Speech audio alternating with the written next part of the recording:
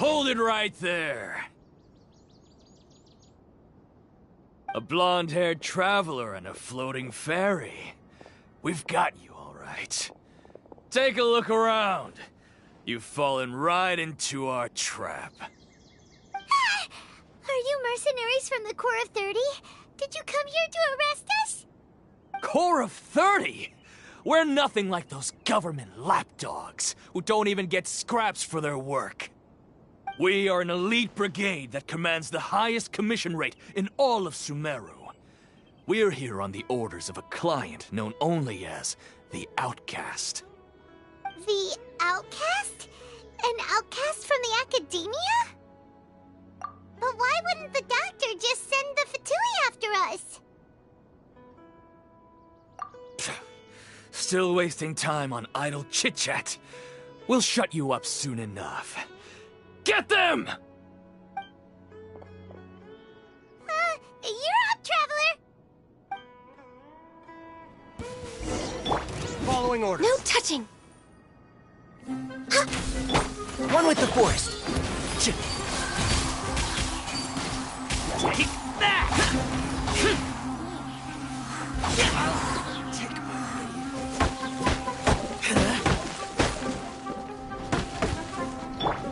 Born of ice and frost. I'll take That's close enough. Can't see? Yeah. Where do you think you're going? Access denied. Need more. I'll be back. It isn't over yet! Here comes reinforcements!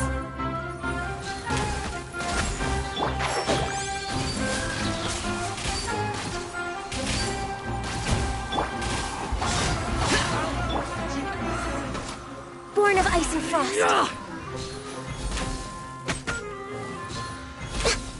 Need more. You want this? That was pretty rough. Is that what elite mercenaries are like? Yeah, looks like we'll have to keep our guards up. But this doctor guy seems like a pretty tough opponent. He knew exactly where to set up an ambush. Did he predict that we would try to find Kainari? Going up against smart people is tough. Anyway, let's keep going.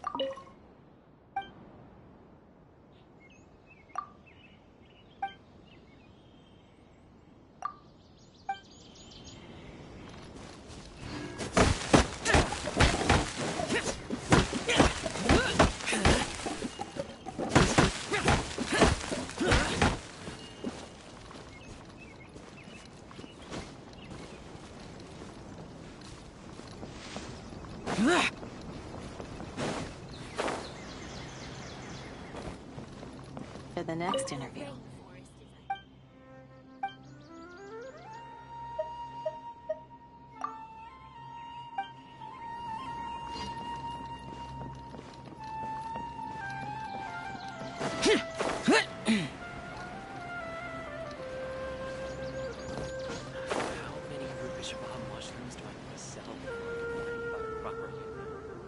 Oh, it's the Traveler and Paimon. What are you two doing back here? Kale! It's nice to see you again. Are you doing alright? To be honest, I'm not doing too well. My Elazar has been progressing at a faster rate lately. I'm finding it harder to complete more intricate tasks. As a result, Master Tainari is taking me off the patrol schedule. He will only allow me to stay here and coordinate other people's tasks. Oh, Kale!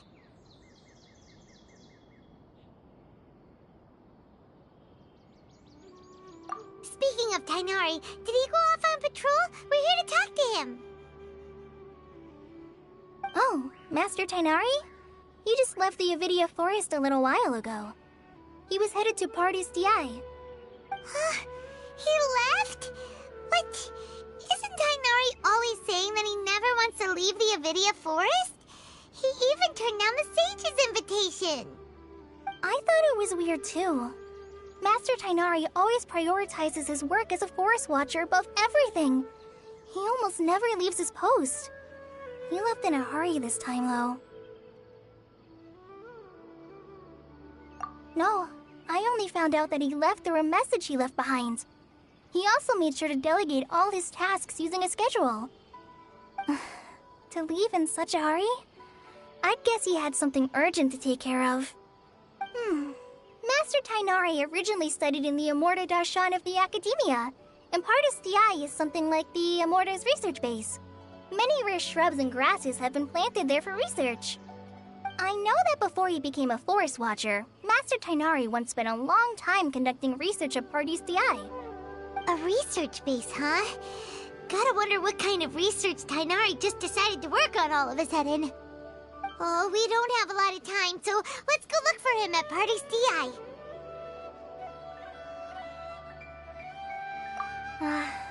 Don't worry. I'm fine.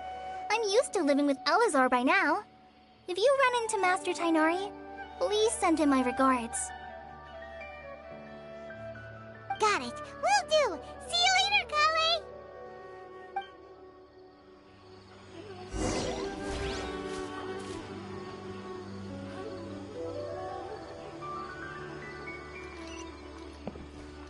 I had already made up my mind, to be honest with you, so I didn't try to hide my current condition. Don't worry about me. He'll be fine.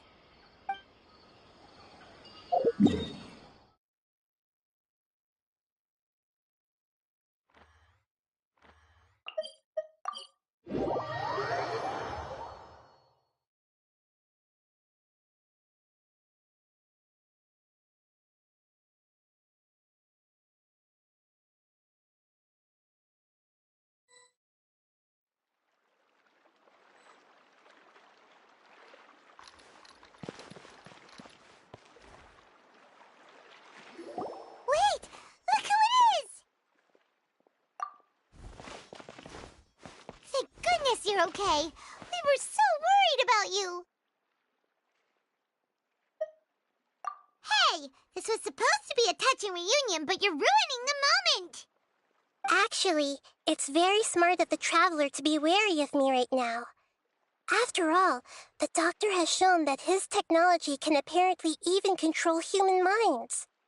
Plus, it's not like you could have known what happened after we split up and I was facing the Doctor by myself. Even a pool of stagnant water after a torrential storm can occasionally pass as a patch of sky. Paimon feels like only the real Nahida could come up with such an obscure analogy. Huh? But I wasn't trying to win your trust or anything. All I wanted was to clarify my point. Well, we understand that point now. Please, Nahida, tell us more about what happened. Are those poor people all right? When you left, I was still in the middle of restoring everyone's minds. Thankfully, when the doctor mentioned depositing information into the subconscious, he didn't mean engraving information into their minds. Instead, he did something closer to creating hallucinations. That was still within my power to fix. Luckily, I managed to finish my restorations and mind jump away from him just as he was about to capture me. Whew. What a relief. The doctor sure pulled out some hidden cards, but good thing we had Nahida with us. I wouldn't be relieved just yet. I gave away my true identity when I restored everyone's minds, which means we've lost another one of our trump cards. Also, the doctor is already an expert at modifying Akasha terminals. Maybe it's only a matter of time until he captures my consciousness inside the Akasha. Would that mean you'd no longer be able to jump between minds? Then how do we stop him? He's still at the Academia, so it's possible he already started messing with the Akasha. Ugh, it feels like he's toying with us. What a nasty piece of work. Plus, the doctor's combat ability alone is apparently enough to make him worthy of being number 2 of the Fatui. We shouldn't give up hope just yet. Let's try to find another way to attack this problem. Actually, Nahida, how did you know we were trying to get to Party's DI? Have you been waiting for us? Yes, I have. I can see the Traveler's elemental energy, so I deduced your destination by looking at the direction you were moving in. You didn't come here for sightseeing, right? Did you find any leads? We're looking for a scholar we know. His name is Tainari, and the sages once tried to reach out to him. Why don't you come inside with us and see what we can find? Okay, let's just hope we won't get him into trouble.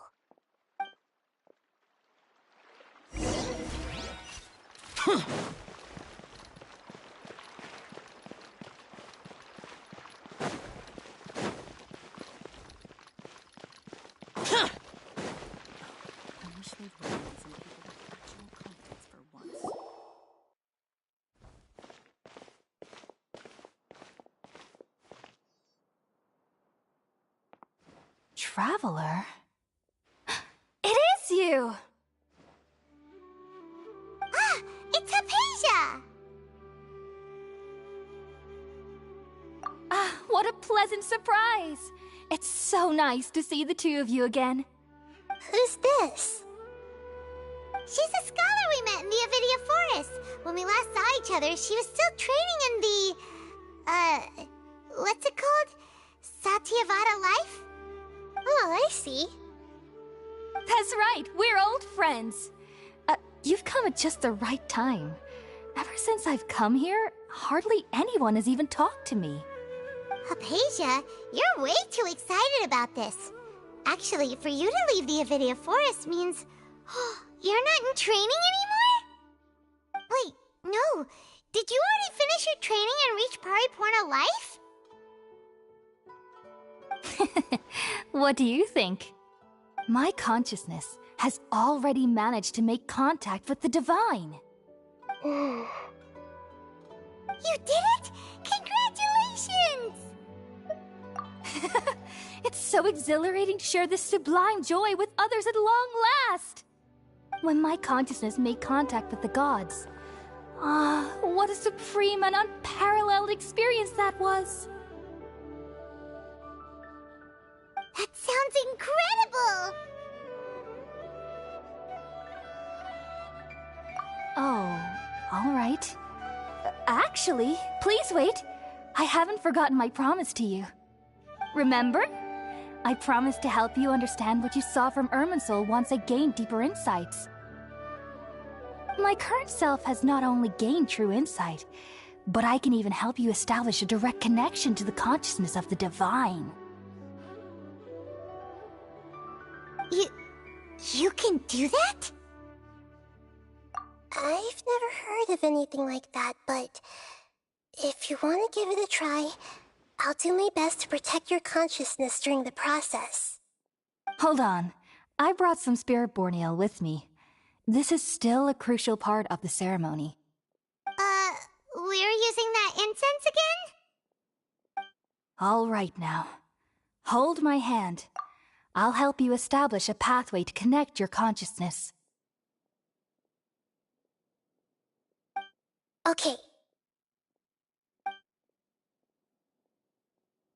Ready?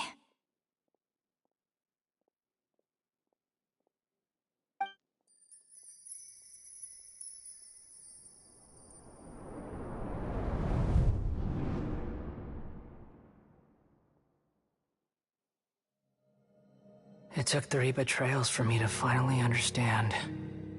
The world is just an elaborate tapestry of lies. My fury will never be quelled. The first to betray me was a god. My creator. My mother.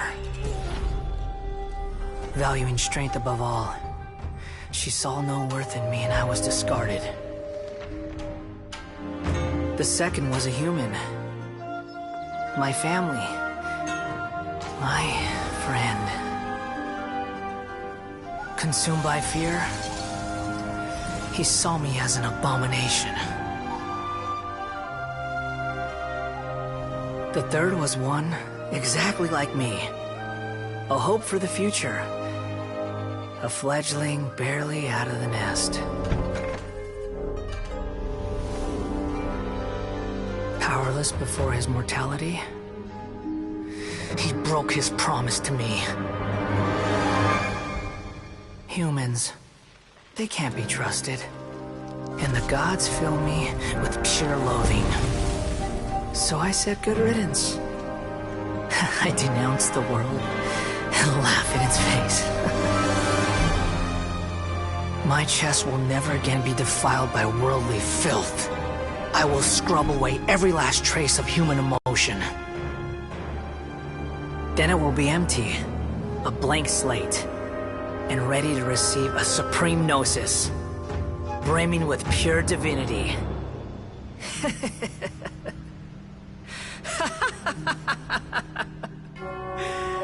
There is no need to fear. The pain will be brief. Your era is coming to an end.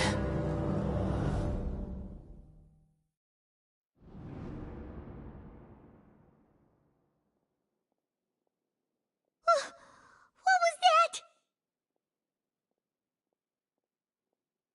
Did we actually just see the Balladier's memories? Everything matches what we know about him.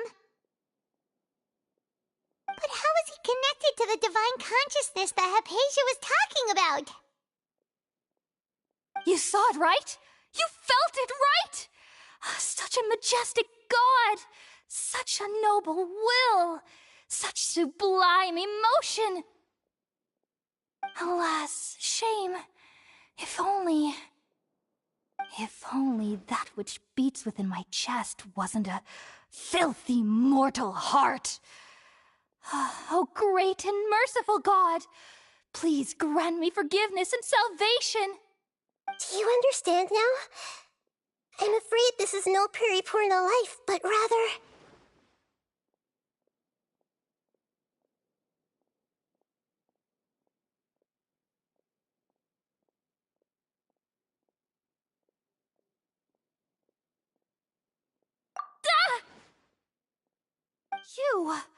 Why are you so mean to me?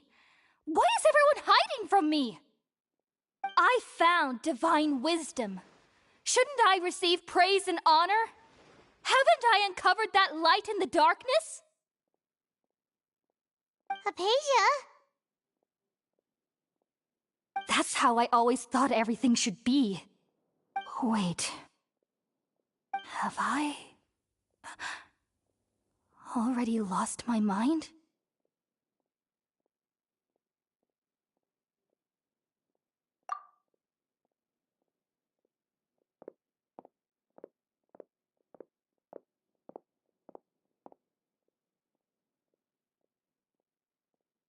Wait, something isn't right!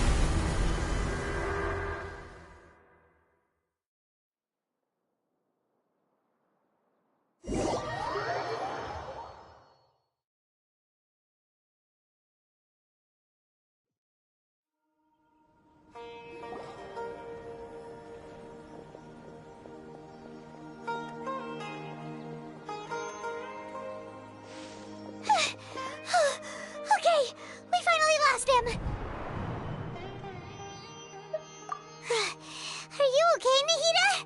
Wait, no. Something feels different. You're back! Oh, the Traveler's back? Nahida was controlling your body for a while. It seemed like she jumped over to you as an emergency measure right before the Catherine puppet was destroyed. After that, Tainari heard the commotion and came over. He helped us defeat the mercenaries and then he ran with us all the way here. What? You swapped places? You mean your consciousness also went into Nahida's body? Wait, then where is Nahida's consciousness? Where is she now? I never imagined that an individual's consciousness could be transferred around like this. Had I not seen it with my own eyes, I would have never believed it. I don't think this can be achieved with current human technology. Also, while we were running, the consciousness in your body told me to pass on a message. She said, "The doctor has found a way to trap my consciousness, so I can't journey with you anymore. But even in a moonless night, a shower of starlight can still drown out illusions and lies." Oh no! Nahida's trapped in the sanctuary of Surasthana for good this time. Was that message all she left for us? It's pretty vague.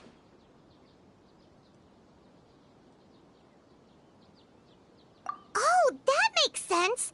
Since the doctor captured her, she won't be able to say anything without him knowing. She's being extra careful. Even in a moonless night, a shower of starlight can still drown out illusions and lies. Huh. Paimon knows the moon illusions and lies are from the alchemical divination at the Sub-Zero's festival. Didn't Nahida use a starlight analogy before? It had something to do with Sataria.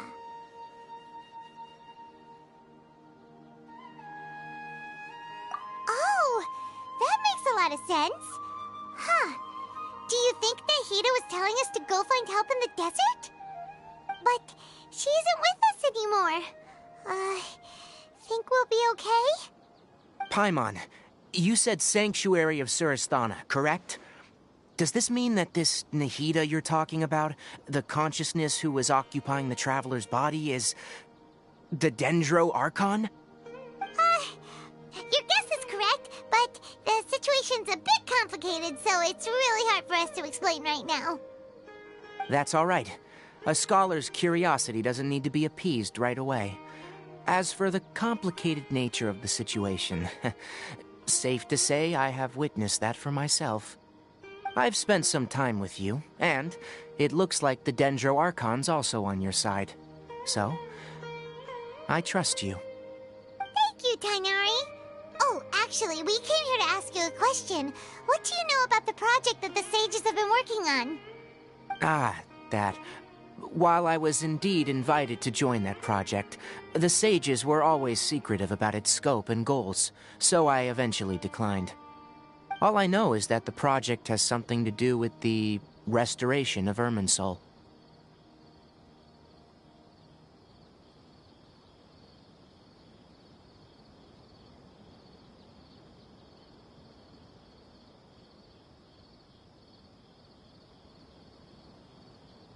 Huh?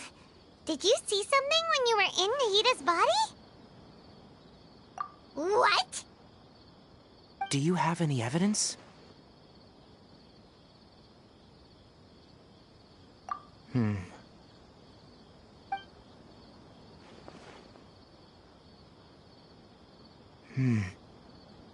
So that's what happened.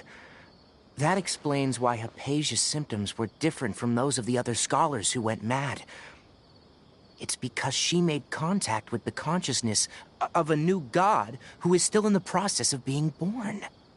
Tainari, did you leave the Avidia Forest because of Hypatia? I did. I noticed Hypatia's mental anomalies, but since her symptoms were rather atypical, I secretly took her to Pardis Di and began searching for a way to return her to her normal self.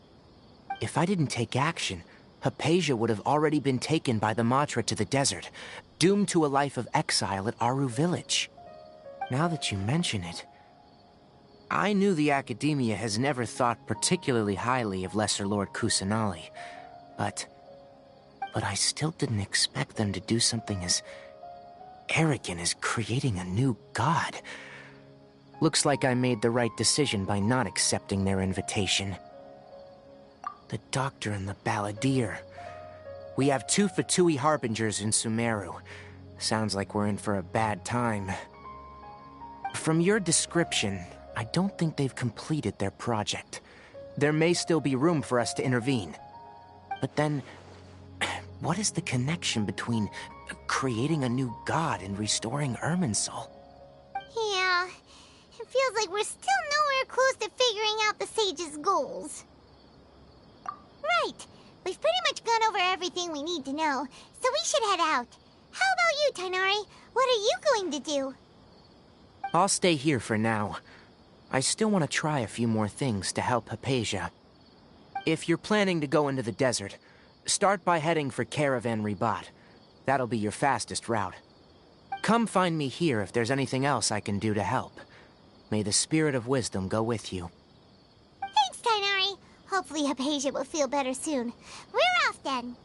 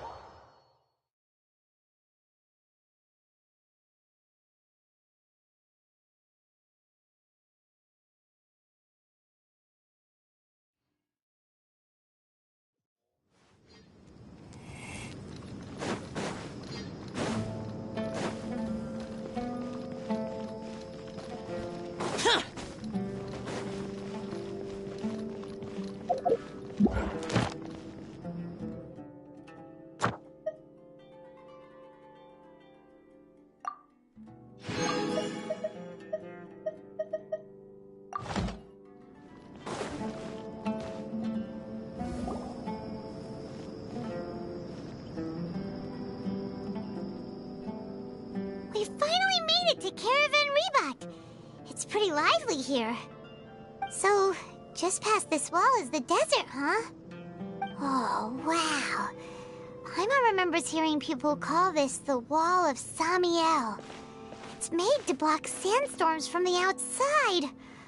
Oh, if it's this tall, it's gotta be the divine work of Greater Lord Rukkhadevata, right?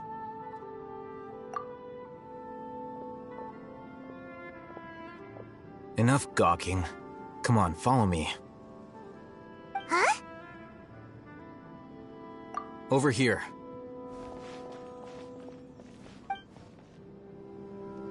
Oh, Haytham went that way! Let's hurry up and follow him. Wonder what he's up to.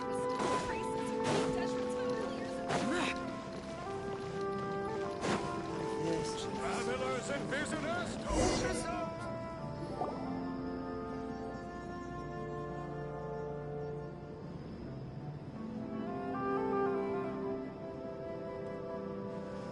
What the... Where did he go? How did we lose him? They were just here a second ago. More Eremite mercenaries? Who are they working for this time? Anyway, Traveler, it seems like we were being followed again. You were too careless. You should have noticed those hopeless amateurs trailing you a long time ago. There's no need to thank me. I've never cared to keep track of personal favors. All I did was correct a mistake I happened to come across. It's a habit I developed at the Academia. You really gave Paimon a scare, Al Haytham. We never thought we'd run into you here. Last time we met at Port Ormos, didn't you say you were going back to the Academia? Wait, don't tell Paimon that you're here to take us back on their orders! Oh, so you've already landed yourselves on the Academia's hit list. I can't say that I didn't expect it. However, had I wished to turn you over to the Academia, Don't you think you'd already be the Eremites' honored guests by now? Oh, right. You do have a point. I have no interest in running errands for that project. As a scholar, I've always belonged to the camp that promotes researcher autonomy. And these days, you're more fascinating than anything the sages can offer. Not quite. To tell you the truth, I'm still investigating the Divine Knowledge Capsule. Unfortunately, I've run into some difficulties. Everyone says the capsule originated in the desert and was eventually moved to Port Ormos. If I am to get to the bottom of this, I must understand how the capsule first came to be. Which brings me back to you, and why you're so interesting. The leader of Ain al-Ahmar used the Divine Knowledge Capsule right in front of you, and upon seeing him, your expression became perplexed, and you were lost in thought for quite some time. To have that kind of reaction, I think you must have realized something. Are you interested at all in sharing what you've been hiding from me?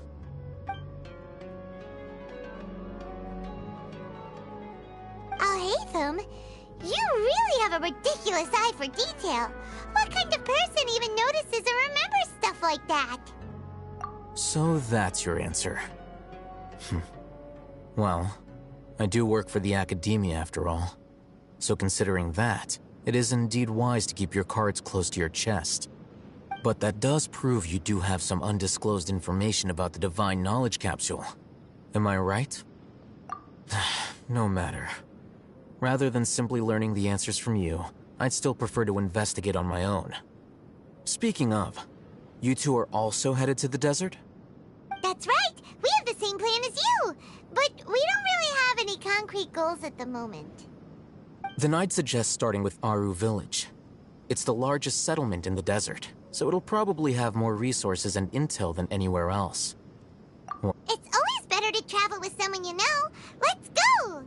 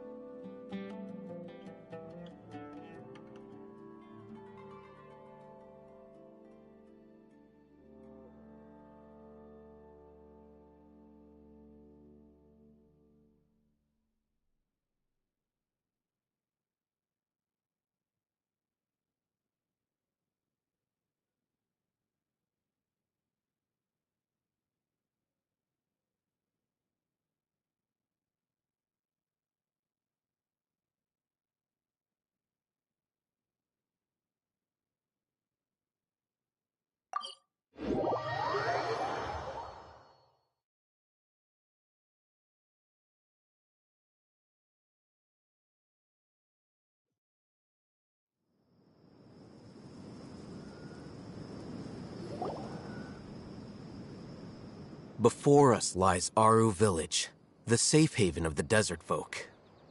Whoa, this landscape is really something else. What a cool place! Let's go check it out!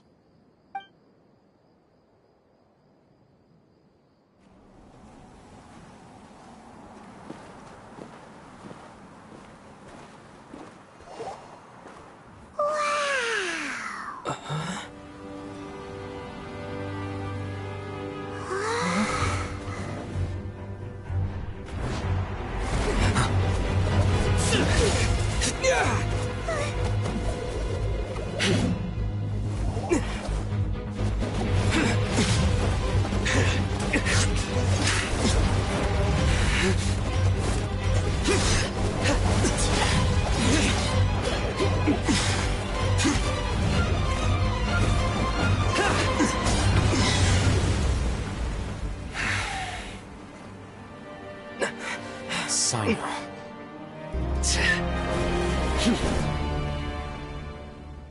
Unless my memory fails me, we have barely spoken 2 words to each other before now at the Academia.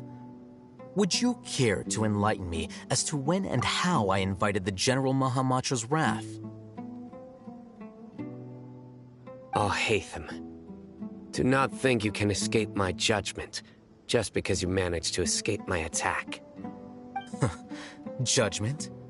So that's how you'd characterize your actions here, is it? Or would elimination perhaps be a more accurate description? Had I used my full strength, not even this traveler would have been able to stop me. Though styled like an assassination, I sought only to ensure that my target would be unable to flee or resist. Standard practice for the Matra, as well you know. Seemed to me more like your own personal touch. Who is that, Alhaitham? Did you call him General Mahamatra? Yes. General Mahamatra Sino, head of all the Matra at the Academia. He's a formidable hunter, and the ultimate nightmare for any who have committed academic crimes. You seem to have placed a lot of trust in Alhaitham, to the point of blocking an attack for him. If I were you, I'd never choose to side with him. I wouldn't believe a single word that comes out of his mouth. I have been pursuing this scribe for a long time. I urge you, stand back and do not seek to defend him any longer. Otherwise, there will be consequences. Has Alhaitham done something wrong? Hyman doesn't think he's as bad as you've made him out to be. I won't waste my breath explaining things. Alhaitham, I saw it during our fight. Take it out. The divine knowledge capsule you're hiding on your person. Unless you want me to retrieve it for myself. Very perceptive of you. Nothing escapes a Matra's senses. Wait, the divine knowledge capsule? Didn't it fall into the Matra's hands in Port Ormos? No wonder you speak with such confidence, Sino. But I must admit, I'm very curious. What does this capsule mean to you? And why, as General Mahamatra of the Academia, are you all alone in the desert? As far as I'm aware, the other Matra have been speculating about your disappearance. Have you been given a mission that's, let's say, morally dubious? If I was the real target of your mission, what was stopping you from simply using your authority and resources to judge me within the walls of the Academia?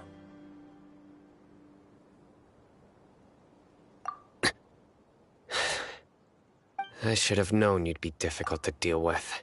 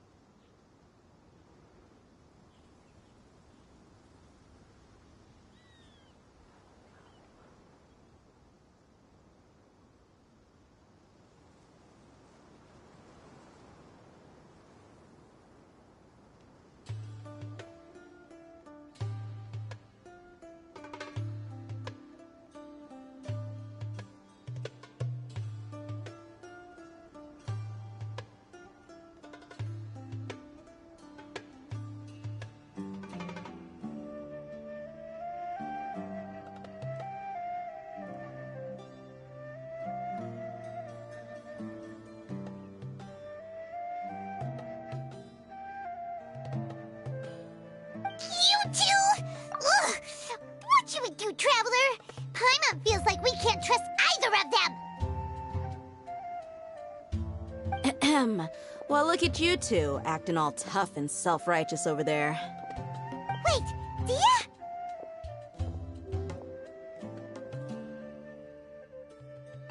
Great! Finally, someone that we can trust!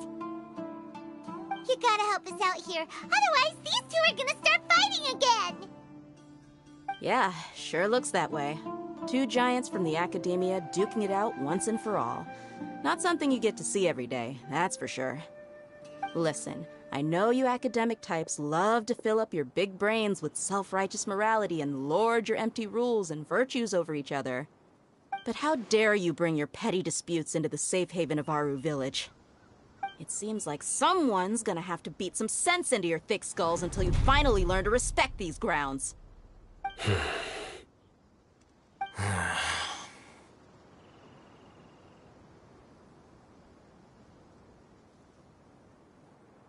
Hey, did either of you hear a word I just said?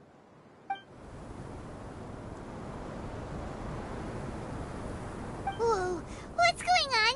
The wind's so strong! Is this a sandstorm? Paimon's gonna get blown away! Another sandstorm? What's up with these recently? Hey! All of you, over here, quickly! We have to take cover! Someone's calling for us! Oh, this wind is too strong! Let's get over there! That sounded like Candace. Come on, you two. Jeez, are all of you academia folks such hard work? Move it! All right, stop yelling.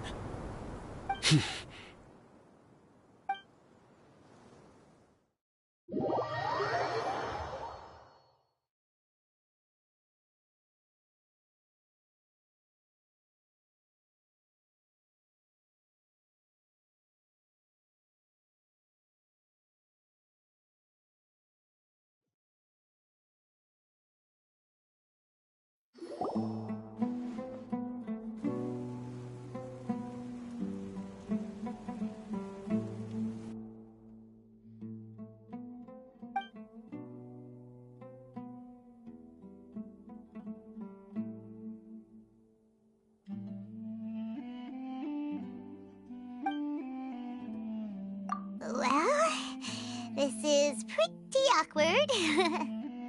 Hey, wanna play sardines with three people who wanna tear each other limb from limb? Sure, why not? Sounds fun.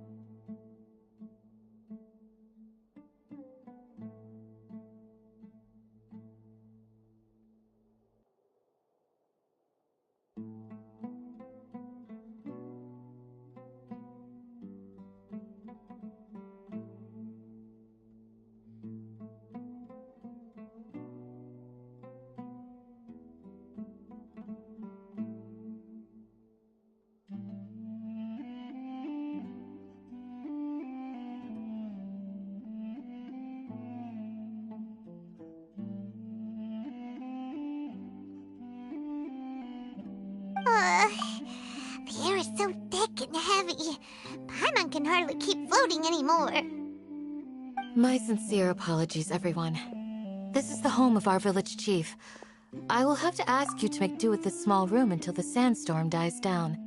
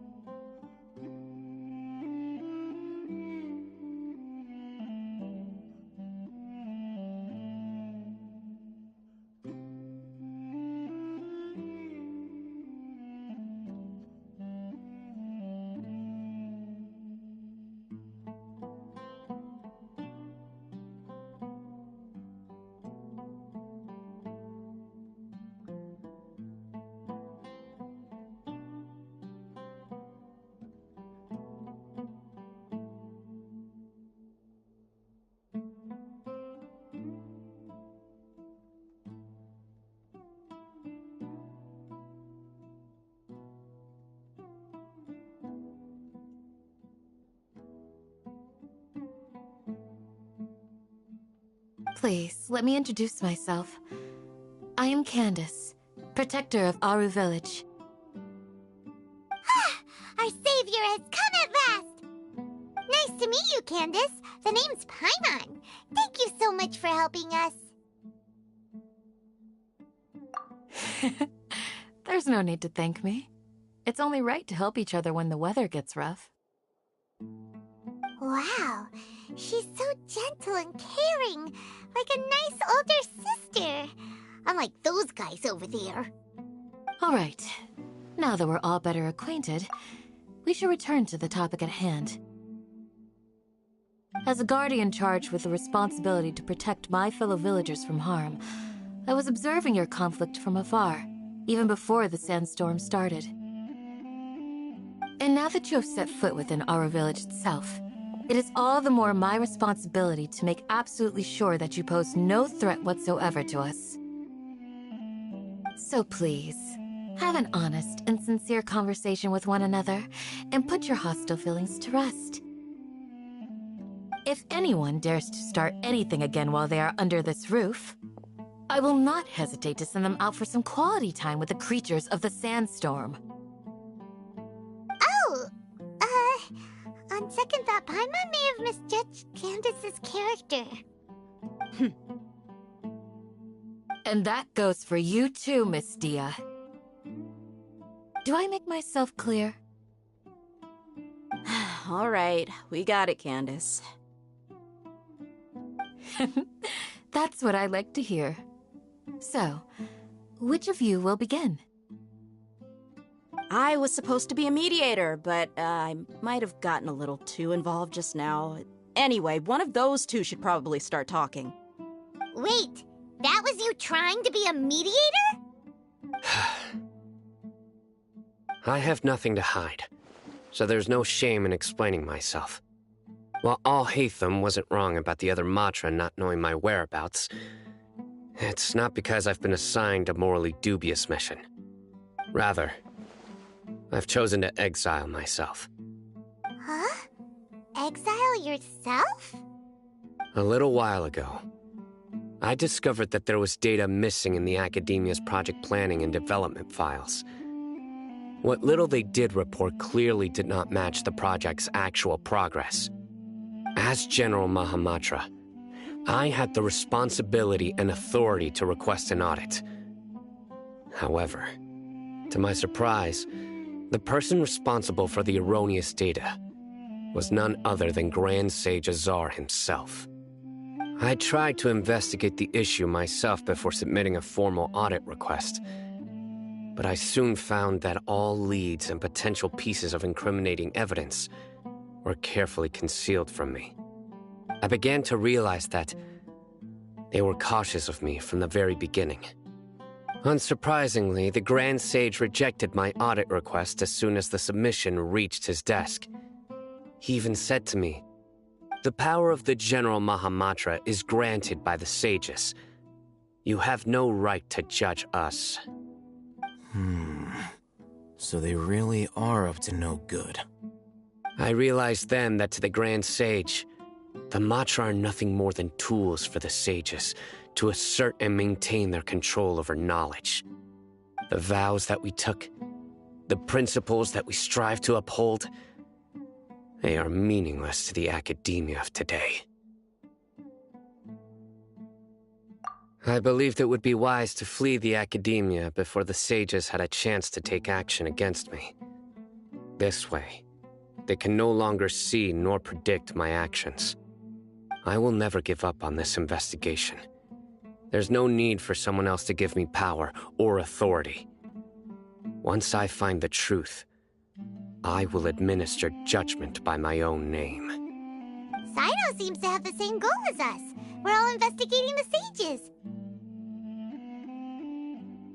Plus, now that he's no longer the General Mahamatra, he somehow feels a lot less scary. Well, Sino, if that's your story, then why did you see Alhaitham as a target? When I was investigating the matter in the academia, I overheard a conversation between Alhaitham and a sage. The sages asked you to investigate a blonde-haired traveler. Do you dispute this, Alhaitham? What? Like many parts of the project, this assignment was undocumented. Now throw in your suspicious behavior with the Divine Knowledge Capsule, and I think we deserve an explanation. Yes. I was indeed tasked with investigating the Traveler. Alhaitham! After all, the promised reward was so great that hardly any scholar could have refused. The sage told me, once you've completed this assignment, I can give you a glimpse of divine knowledge. A most enticing offer. Unfortunately, those academics don't know me at all. Their words contained one key piece of information, namely that divine knowledge indeed exists. That gave me all I needed to know. From my perspective, the sages are far from trustworthy. Think about it. Isn't it a little strange they're so willing to share divine knowledge with anyone, even as a reward? So, I began my own investigation following the lead of the Divine Knowledge Capsule. In the end, I realized my wisdom in committing to this rather than collaborating with the sages. Had I been less guarded, I probably would have ended up like that Ain al-Ahmar mercenary, incapable of remaining sane for long enough to hold a conversation. You mean that the sages originally planned to dispose of you, using one of those capsules that drive people insane? I'd already given up on the assignment by then. I only told the Academia I was waiting in Port Ormos for you to appear so they wouldn't suspect anything. So it came as quite a surprise when I encountered my erstwhile target while investigating the Divine Knowledge Capsule. Criminals do love to talk about coincidences. Even though I ran into the Traveler by chance, I had no intention of providing assistance to the Academia. Also, you should remember, you were the ones who decided to follow me and strike up a conversation after I left that tavern. That's true. Alhaitham helped us out at Caravan Rebat as well. Maybe he's telling the truth. I'm willing to apologize if that's worth anything to you. I took the Divine Knowledge Capsule behind your back because I judged its existence to be a significant risk. I felt that it would be best for no one to interact with it before it had been properly studied. After all, curiosity often proves to be the most dangerous thing in this land.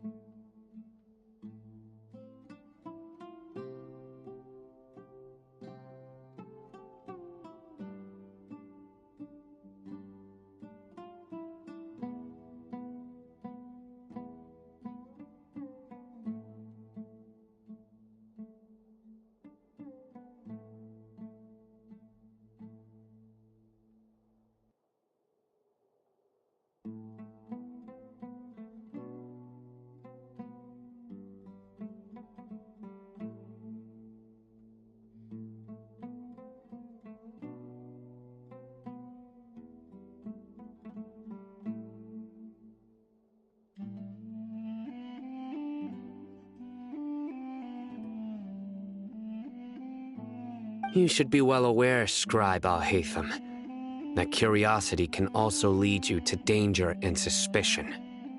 Answer me this. Did the sages share any information about their project with you? Have I not made myself clear?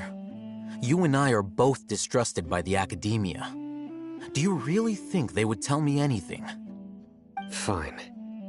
Although you haven't completely proven your innocence, I won't regard you as an enemy, for now. As you wish. Good. I'm glad to see you two clearing up your misunderstandings. And now you, Dia. I believe it's your turn. Oh, sorry. Whatever the boys were talking about must have been so boring that I spaced out.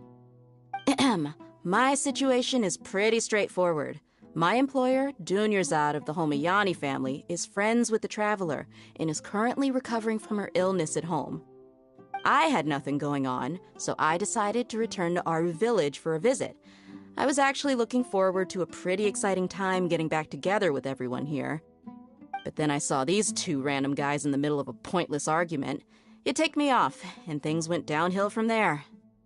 Is that all? Well, I will admit that definitely sounds like your style. In that case, welcome back, Dia. That's more like it. I missed you all so much, Candace.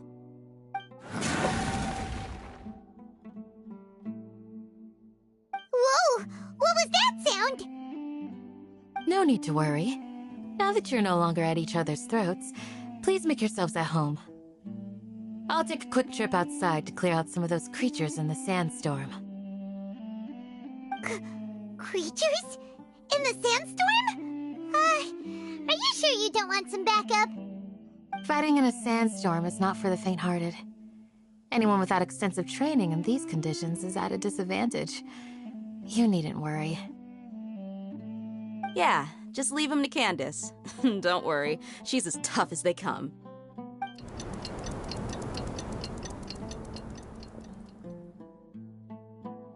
The wind's died down.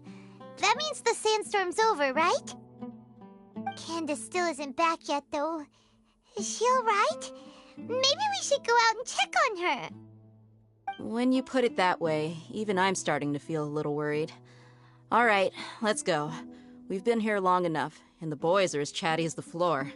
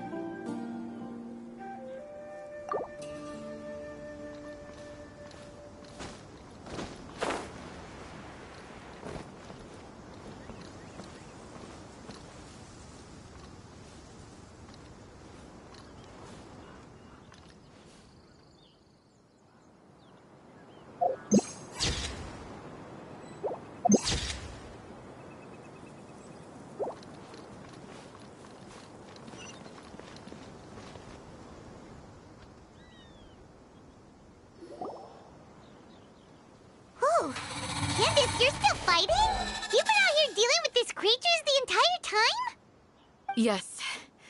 They just keep coming in waves. I've lost count of how many I've defeated. Before I realized it, even the sandstorm had stopped. Ah! Here comes another wave! Leave this round to us. I got interrupted earlier, but now I have something to take my anger out on. It's been quite a while since I've seen the Flame Main in action. I'll leave these to you then. I'll be sure to put on a good show. Let's go!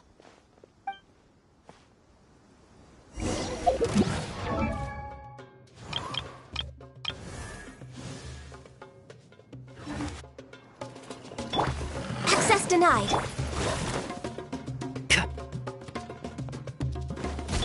Go. No touching.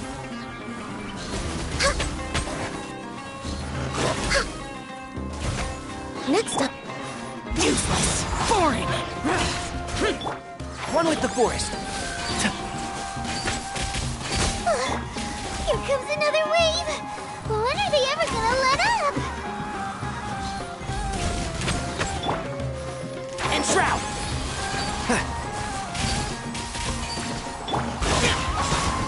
Rise. No touching.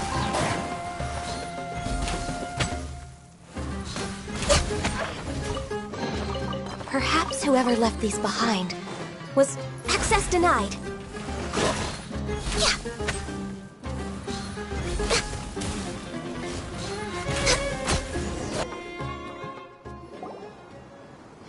The creature stopped appearing. Was that the last of him?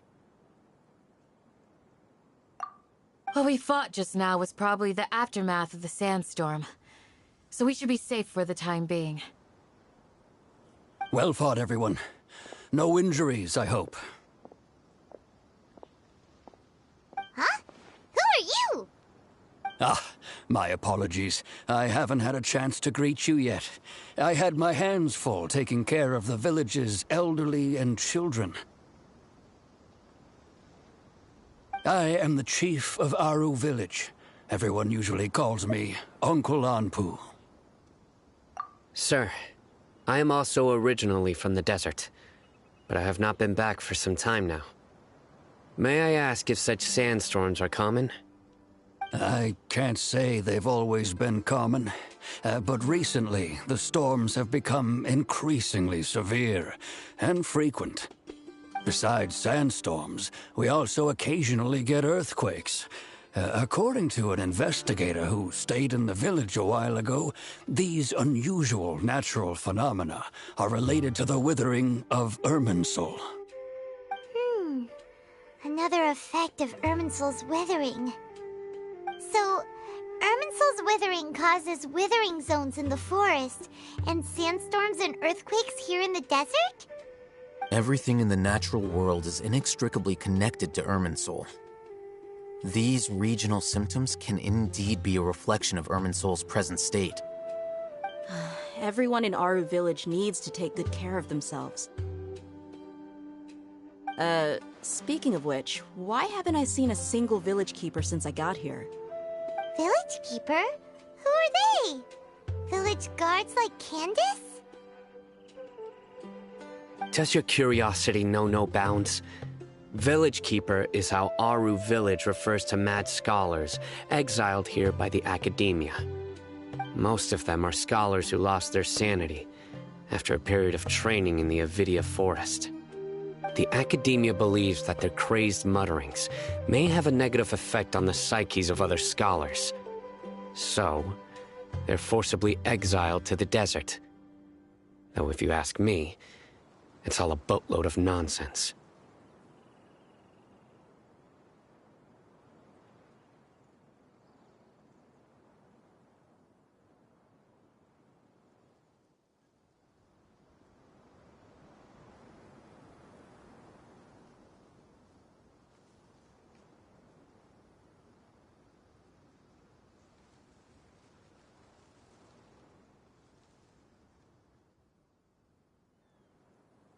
Alas, that's exactly what we've been trying to investigate. One by one, the village keepers have been mysteriously disappearing without a trace. But no one in the village has ever seen them leave.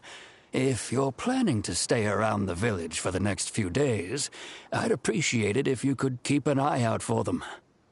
I've had encounters with those people in the past. I'll see what I can do to help. The Matra are the ones responsible for their exile.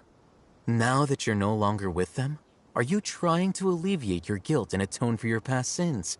I'm fascinated by how you think. Mock me if you will, but if you are guilty, I will eliminate you, regardless of my position or identity.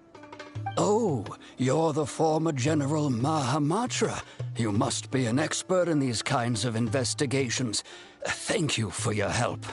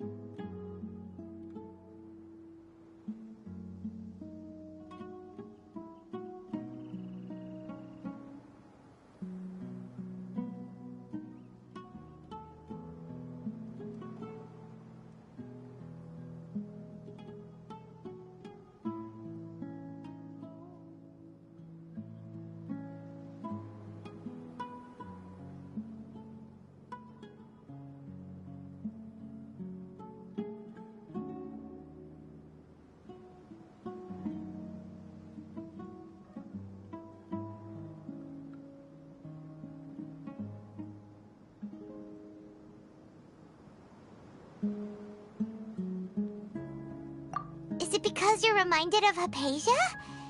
Oh, these poor scholars. First they lose their sanity, now this!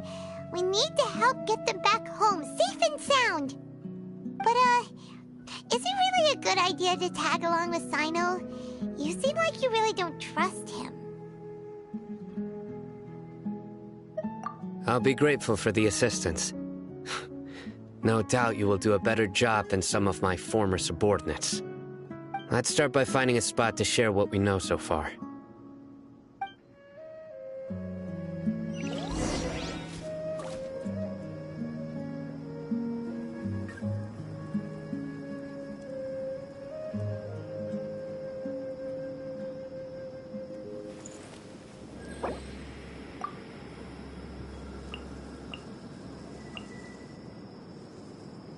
When in Aru Village, please respect the local customs.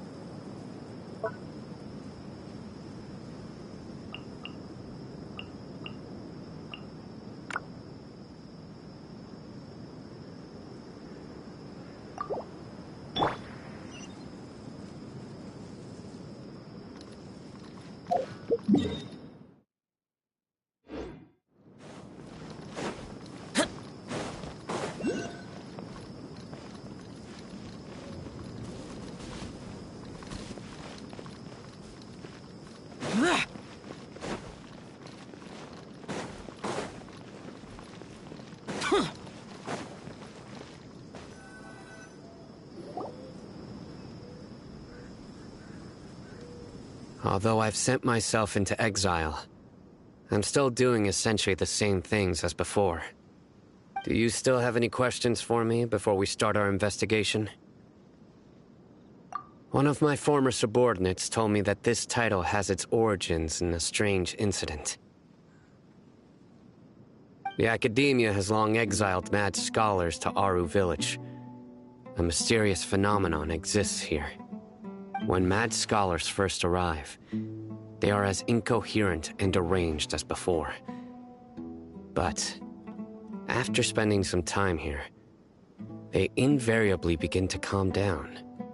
Initially, the people of Aru Village greatly resented having to take in the mad scholars. But a strange incident one night changed that. Aru Village was struck by the strongest earthquake in living memory. Seeing buildings on the verge of collapse all around him, the then chief of the village was preparing to take everyone to safety. Suddenly, he noticed a mad scholar crouching in a corner, caressing the ground with his hands. A soft, green light radiated from him, like a divine glow against the backdrop of night. Despite the powerful tremors that ripped through the ground that night, all the houses remained upright, almost as if they had grown roots reaching deep into the ground. In the end, not a single building collapsed, and no one was hurt.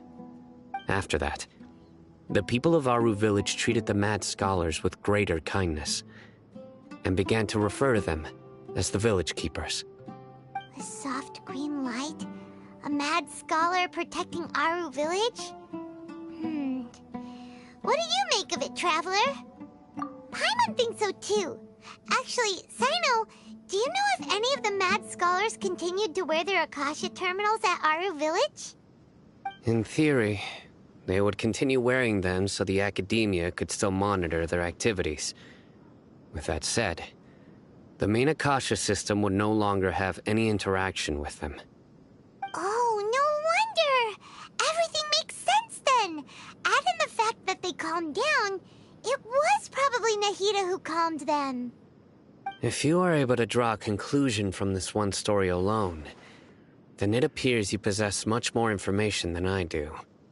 So, what do you make of the story?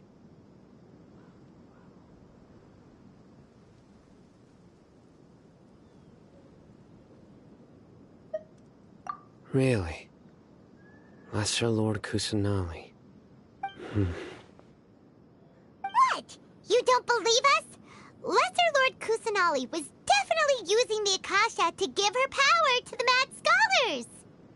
No, it's not so much that I don't believe you. I'm just struck by your reasoning. Lesser Lord Kusanali, the current Dendro Archon. Is she really active in Sumeru? The Academia has always placed far greater importance on the late Greater Lord Rukkhadevata. They've more or less ignored Lesser Lord Kusanali, and I've never had any reason to doubt their views. In addition, I've never heard any stories about Lesser Lord Kusanali and her deeds. To me, she might as well have been a god that never existed. No way! Nahida definitely exists! She's a... how should Paimon put it? She's a good Archon who's kind and wise, even if she says weird stuff sometimes. I've spent many years interrogating criminals, so I can easily tell when someone is lying. Good! Then you should know that we're telling the truth! That look in your eyes. I've never seen that from a liar. You two really must have met Lesser Lord Kusanali. How can this be? To think, our Archon has been amongst us this entire time. Alright, now it's our turn to put our skills to good use for this investigation.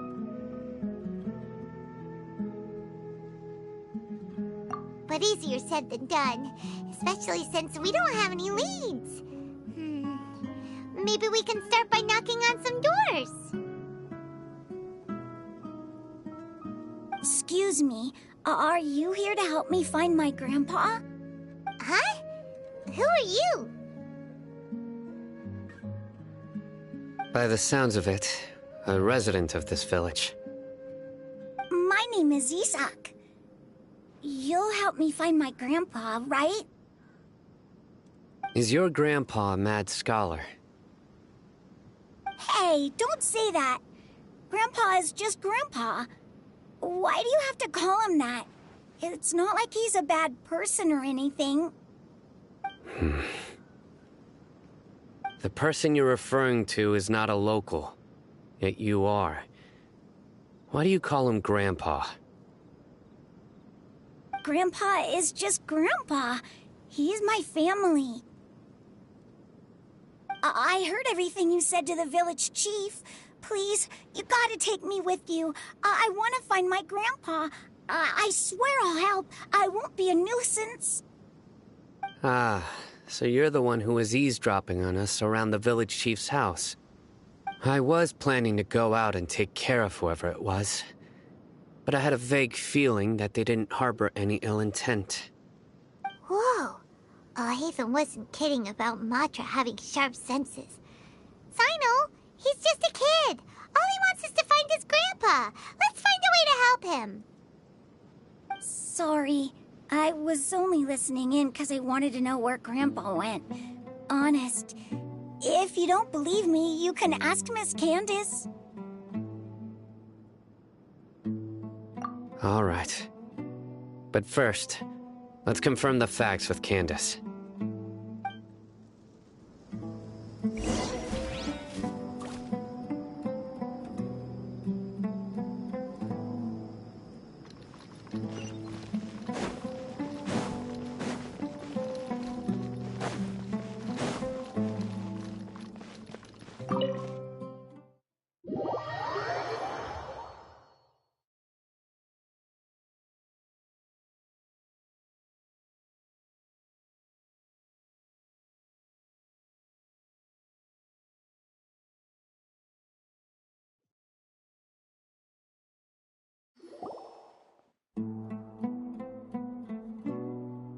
Sino is super vigilant. Is this what all the Matra are like? Ah, you're back already. We just wanted to confirm something with you. Do you know a boy by the name of Isak? I had a feeling he'd go looking for you. Huh? You knew this would happen? Yes. Although he tried his best to stay hidden, I still noticed him eavesdropping outside the window. He really wants to get his grandfather back. Isak's parents were both Aramite mercenaries who rarely returned to the village after finding employment in the city. He was raised by his grandfather. Unfortunately, it was only a few years before his grandpa passed away. Isak was still very young at the time, so various families in the village took turns caring for him so he could survive. Later, an elderly mad scholar arrived at the village.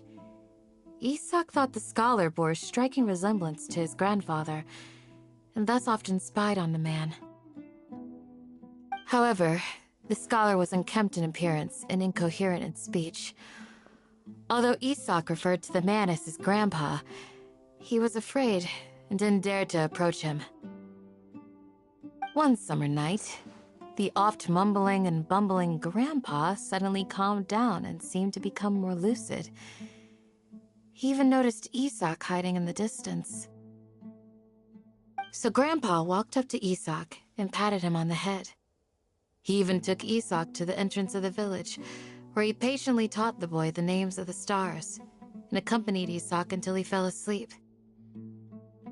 The next morning, Isak woke up and wanted to go find his grandpa again, only to realize his grandpa no longer recognized him. However, even so, Grandpa retained his calm expression.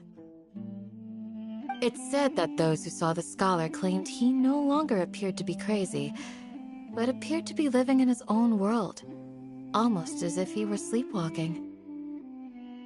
Isak was thrilled that his grandpa was able to find peace and would follow him all the time, asking him things like, "Grandpa, want me to take you somewhere fun?" Or, "Grandpa, could you tell me stories about the stars again?" All this somehow just makes Paimon feel really sad. It seems like they both deserve so much better. Perhaps. Nearly everyone who lives in the desert has some form of hardship or regret. But even so, we must still continue on with our lives. It's also my reason for fighting. I must continue to protect this land.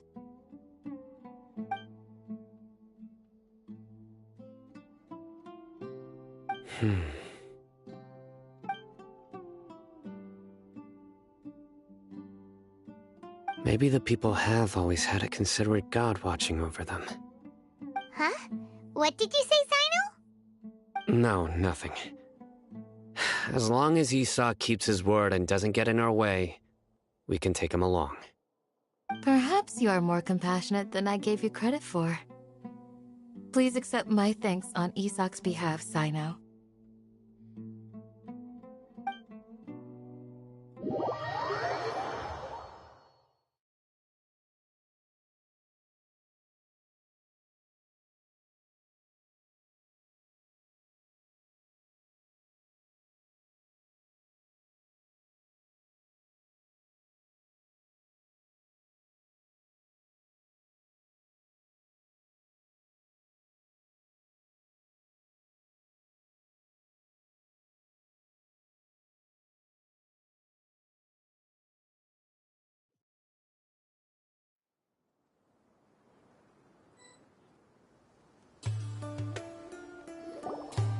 Hey, Isak! Oh, it's you guys! We've cleared everything up. Let's go find your grandpa. Really? Wow! Thank you so much!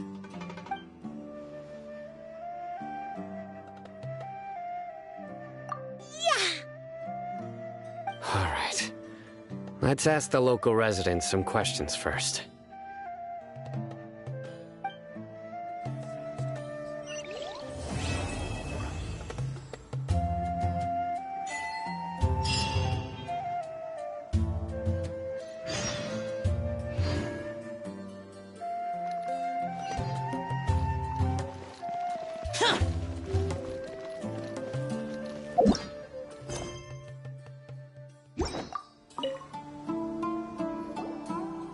Excuse me, did you happen to see where the missing scholars went?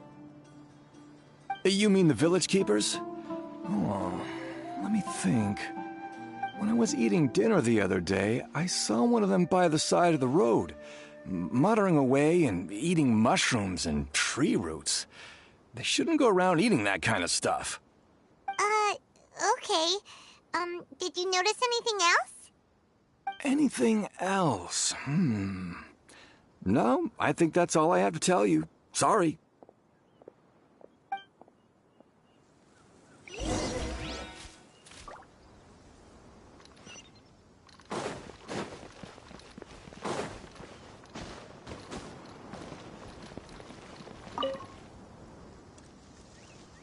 The scholars that have gone missing.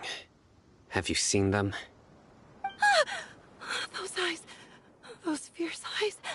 You look like a real fighter. Don't change the subject. Right.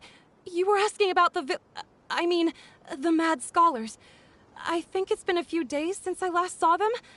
I usually go to bed pretty early, so I'm not too familiar with what goes on at night.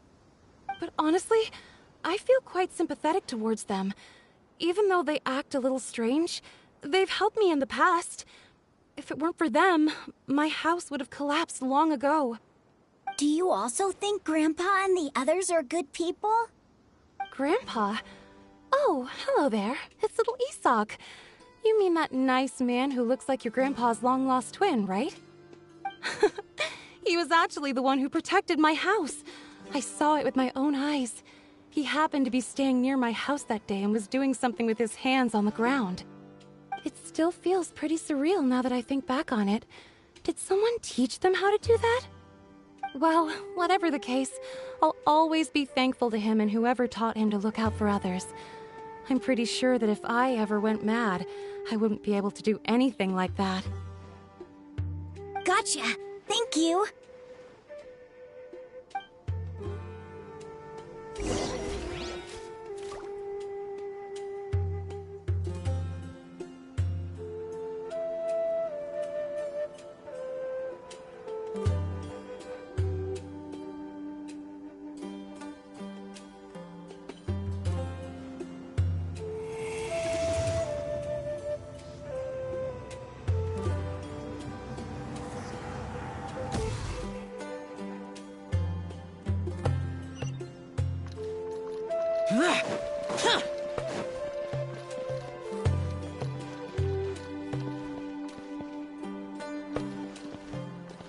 Stay safe. Don't get hurt.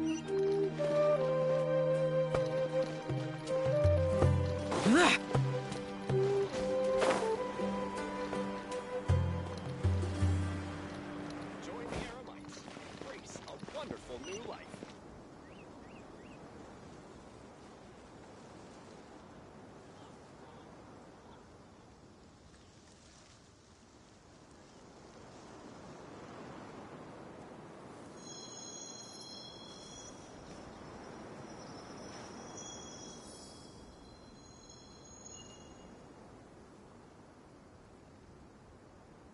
Join the Aramites and embrace a wonderful new life.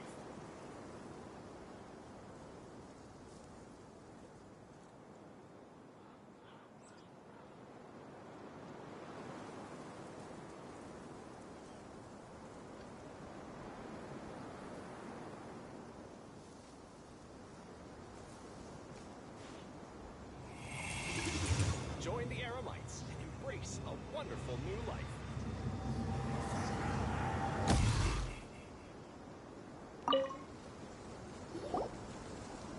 Sir, have you seen my grandpa recently? You know, the one who likes to sit and space out near the village entrance. Oh, well, if it isn't Isak. Oh, your grandpa, huh? It's been a while. The last time I saw him, he was spacing out by the road as usual. I went and asked him if he'd like any of the food I had prepared, despite my wife's protests. Like many people, she's really quite terrified of them. And speaking of my wife, she's still always complaining about how I don't make enough mora. Might explain why she's always mad at me. Oh, thank you. Thank you for taking care of him. It was nothing. You're looking for him, right? Did he go for a walk and get lost? Yeah. That's no good. Well, once you found him, come by my place again and I'll cook a little something for the both of you. I've known you since you were very young, so as far as I'm concerned, you're family. Please feel free to come by anytime. Wow, what a nice guy! Okay, thank you, sir. Huh?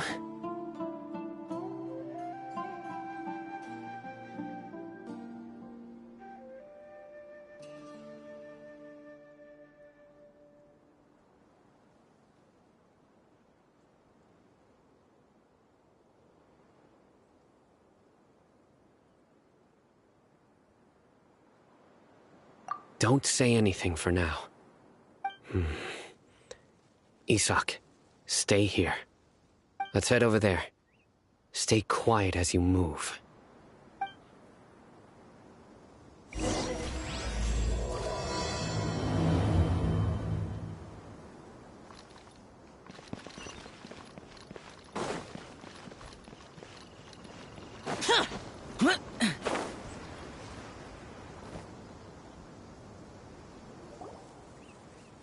Listen, see if you can make out what they're saying. Have you heard? The mighty King Deshret, the sovereign of our faith, will soon return to this world. Yes, of course I have. King Deshret is the one and only true ruler of this land. I've never believed in any other gods. Still, you say he's coming back, but it sure doesn't feel like life's about to change around here anytime soon. What's your proof? Haven't you noticed? The village has been getting more deranged scholars than ever. Delavar was saying that many people also went insane just before the fall of King Deshret's civilization in ancient times. We don't quite know why, but it seems like there's some sort of connection between insanity and King Deshret. Isn't it a sign of King Deshret's power that all the mad scholars have disappeared? If you ask me, they must have been chosen as the final sacrifice for King Deshret's resurrection. Huh. Now that you say it, that does make some sense. Does this mean our lives are finally going to take a turn for the better? Exactly. Those city folks will get what's coming to them. Now, repeat everything you've just said from the very beginning. Huh? Who are you? Where did you come from? My patience is running thin. You heard what I asked.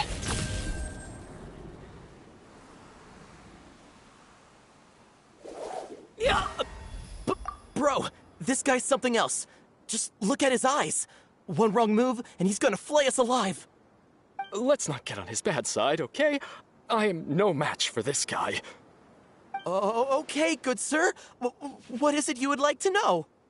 Tell me about King Deshret's resurrection. Well, I only know a few things from hearsay. I went for a drink the other day and heard others talking about a rumor that the madmen will disappear and that King Deshret will return to this land. I'm not making this up, I swear!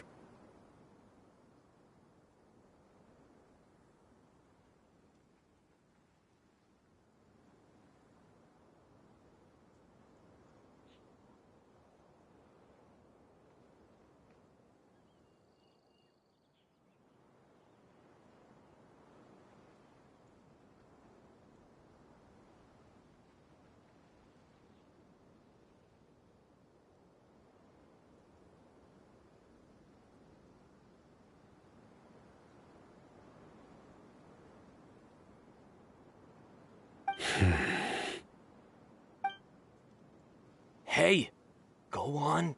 Keep talking. It's true. It's all true, sir. We desert folk have had more than enough of those people at the academia. They keep sending us all their mad scholars and won't let us have a good life.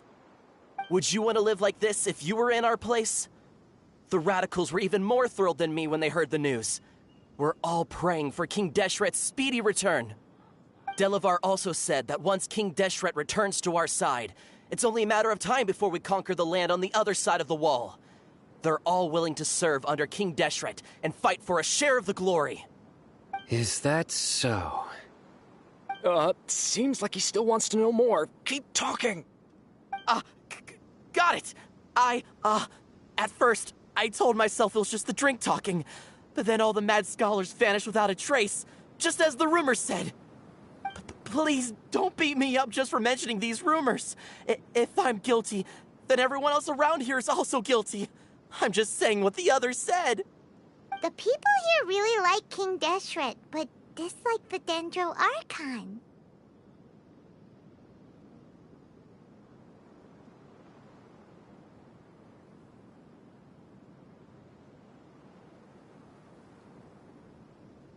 Where is this radical person you talked about?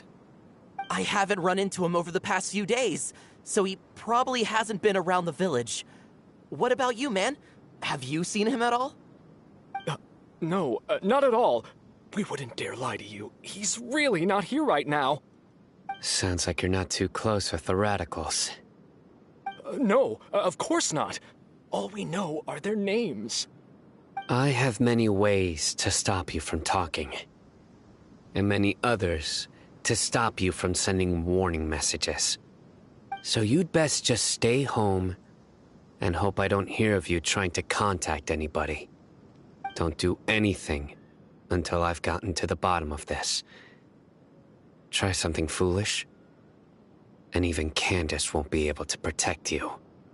Yes, got it. We'll do just as you say. That scared Paimon half to death.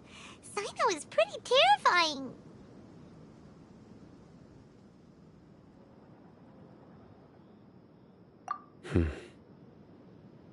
He didn't try to reassure us at all.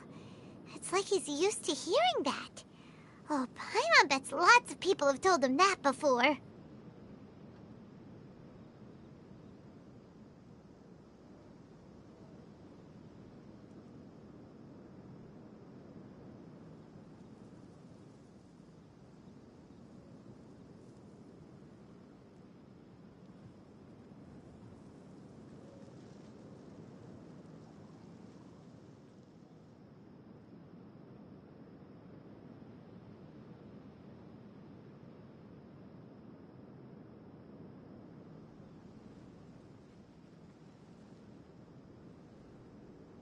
I heard that.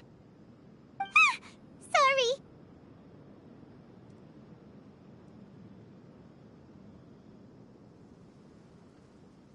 It's part of being a Matra. The rumor we heard just now seems like a strong lead. But we need to check a few more places. Very well. I'm here.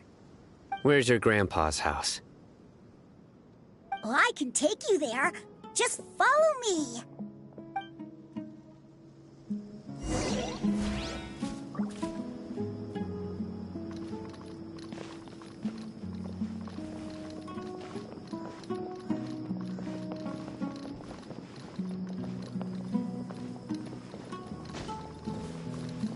Grandpa? Oh, he likes to be alone. Sometimes he stares at the sky in a daze, and other times he just pokes at the ground with his fingers. Every now and then, he yells out at the top of his lungs, so a lot of people are really scared of him. But he's a good person, really. I know he is. I swear, he's just like my real grandpa.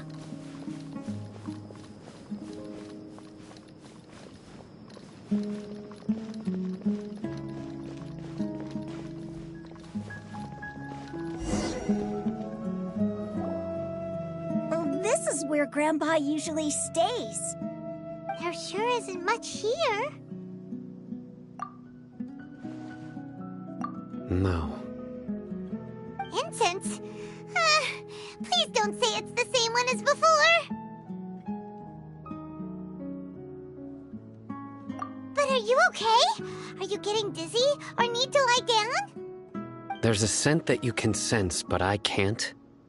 A certain traveler here once passed out from that smell. Thankfully, Tighnari saved the day.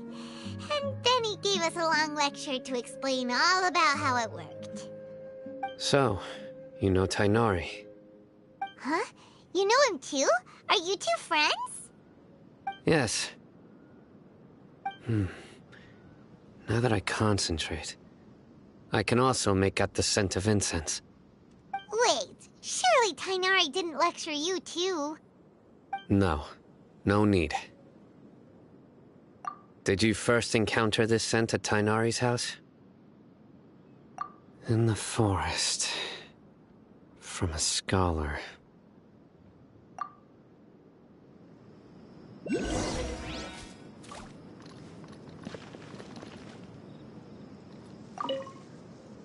Oh, where did Grandpa go? Please come home, Grandpa.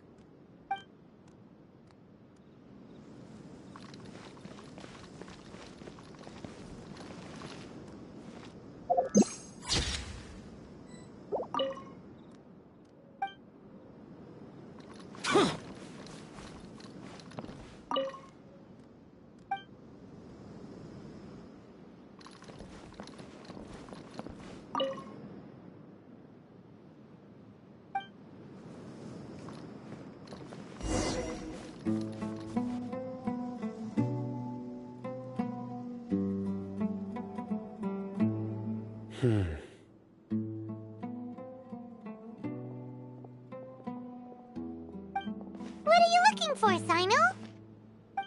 Here it is. Take a look right here. Paimon doesn't see anything. Although the traces have been completely buried in the sand, there are footprints here. From the size and shape, they belong to an adult male. This pattern is a common one from this area. Local shoes. This was probably someone from the village. The scent is quite faint, but still extant. The footprints head in that direction. But who would come looking for Grandpa? He doesn't have any friends. We'd have to ask whoever lured him away with the incense. Huh? So you can lure someone away with just a scent? Hey! What's wrong with liking good food? Everyone's got something they love in life. Exactly. Most scholars are fond of incense, since the smell supposedly helps them clear their minds and discover new knowledge. Even deep within the clutches of madness, they still yearn for their knowledge-seeking days, and will follow the scent whenever it presents itself. No, Grandpa. So, someone's taking advantage of their weakness? Huh. Still, why would anyone want to abduct all the scholars? Are the rumors really true?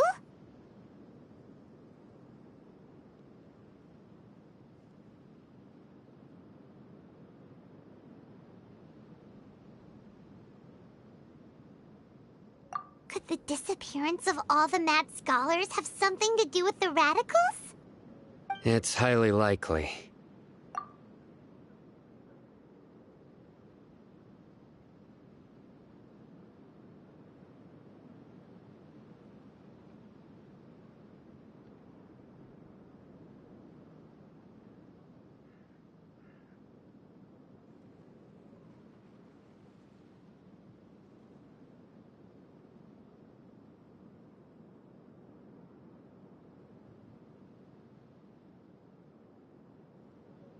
Please, you have to save my Grandpa. Grandpa's never done anything wrong. Please help him. Sounds like we'd better help get him back. Don't you worry, Isak. We won't let whoever took him get away with it. Let's head to Aru Village and inform Candace and the others about what we learned here. After that, we'll set off to find the scholars.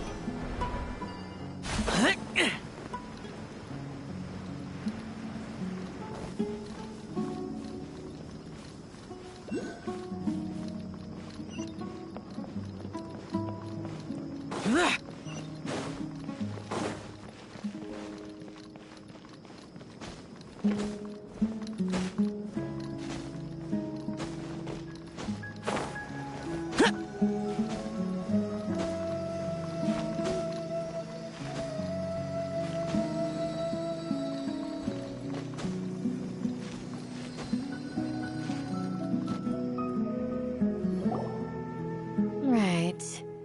The darker fabric definitely looks a lot better. That'd be my choice, too. We're back, Candace! We've got a lot to tell you. Ah, welcome back. Sounds like everyone's friends already. Oh, Dia's here too! You bet. So, everything goes smoothly? Reasonably. Alhaitham didn't go with you? We haven't seen him at all. Huh. I saw him around the village entrance earlier and figured he was investigating with you. I guess he must have gone off on his own. Did you find out anything useful?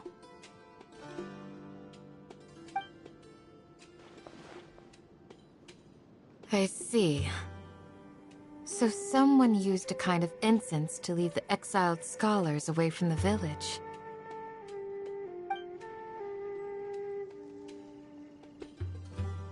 The resurrection of King Deshret? First I've heard of it. Far as I know, the kind of incense you just mentioned is only popular beyond the wall. Scholars are fond of it, but as you can see, there aren't many scholars still studying around these parts. No seller would be able to make a profit here. Not to mention, making incense is a labor-intensive process. You won't see anybody in the desert with the patience to make or sell something that requires that kind of effort. It seems someone from beyond the wall must have been supporting this. Makes sense. So what should we do then? Do we go back to the academia and search for leads there? If it was any other day, that would be your next logical step. But today, you've got me on your team, so you get an extra tip.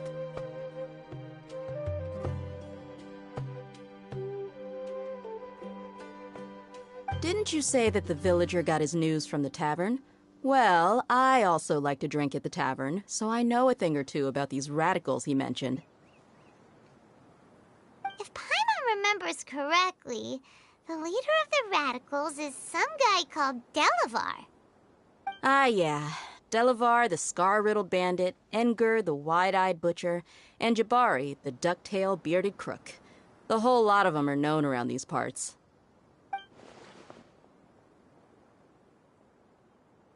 These guys have one thing in common, and that's being broke. The rougher life gets, the more they want to believe in King Deshret. Way they see it, King Deshret's resurrection is their only chance at overthrowing the academia. Throwing all of Sumeru into chaos is the only way to change the way of life here in the desert. Anyway, that's my guess why they've chosen to become radicals. Tia! You're amazing! You really know this place inside and out!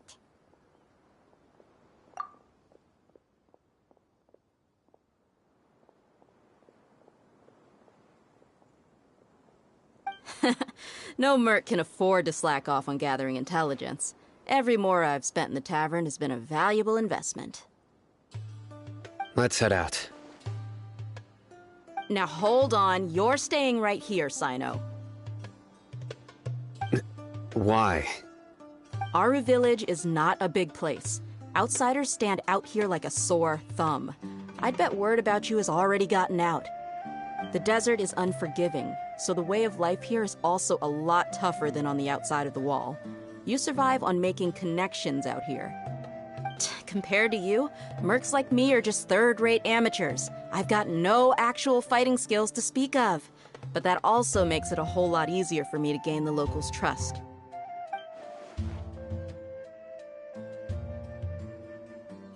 I need to go around and ask some questions, but it'll be difficult if you're with me.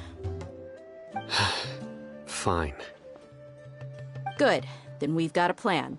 The Traveler and Paimon will go to Caravan Rebot with me, and we'll try our best to figure out where the mad scholars have been taken. Sino, you'll have to stay in the village and continue investigating on your own. All right, sounds like a plan.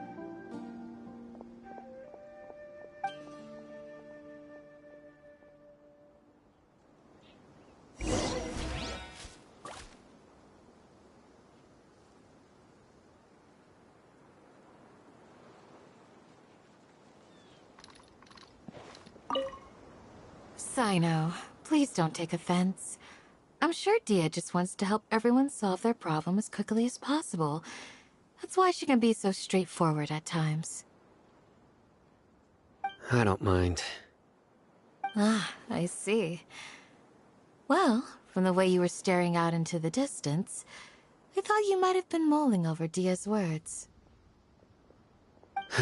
No, I'm used to being treated that way.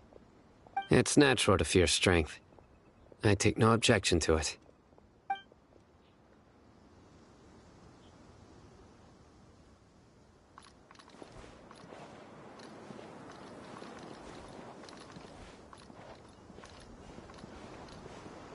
You need to watch out for any signs of earthquakes or sandstorms.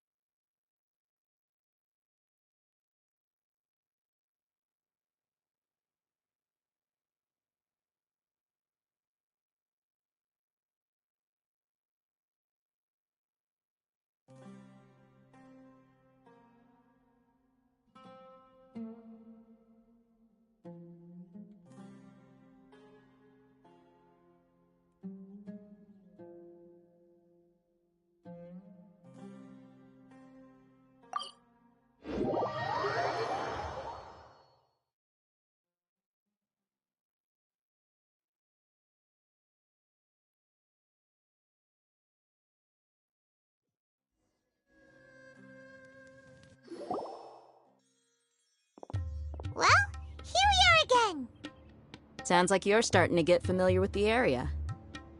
Paimon's amazed every time we see the wall of Samiel. How can a wall this tall even exist? It's almost unreal. I know what you mean.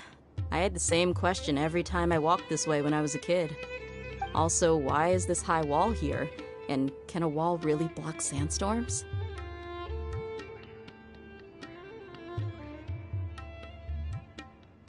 It was only after I grew up that I realized the Wall of Samiel isn't just there to keep out the sandstorms.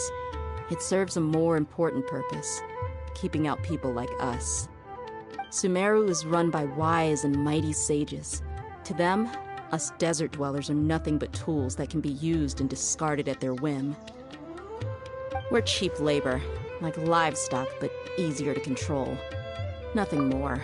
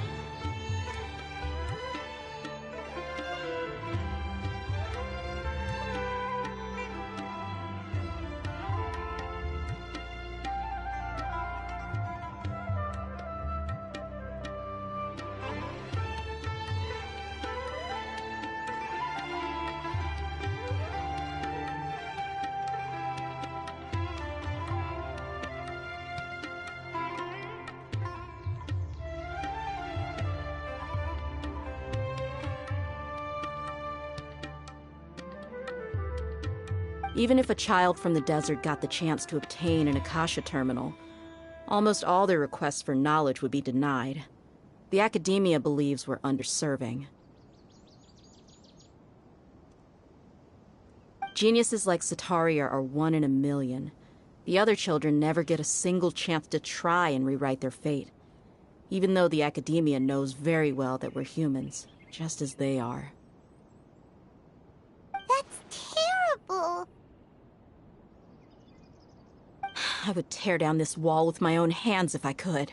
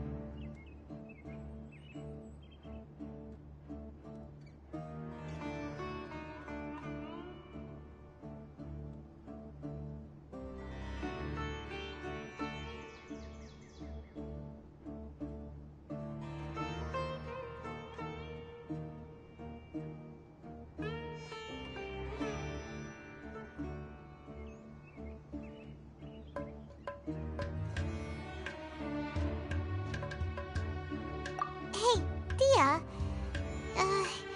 You're not thinking about doing anything scary, are you? No, not at all. This place just gets me thinking, that's all. Besides, we're here to procure information, aren't we? Yep, we gotta catch those... Shh. Caravan Rebot is crawling with people, so be careful what you say. We don't want anyone to find out what we're here for. Our mission started the moment we arrived here. Let's go check out the tavern. Maybe we'll find someone I know.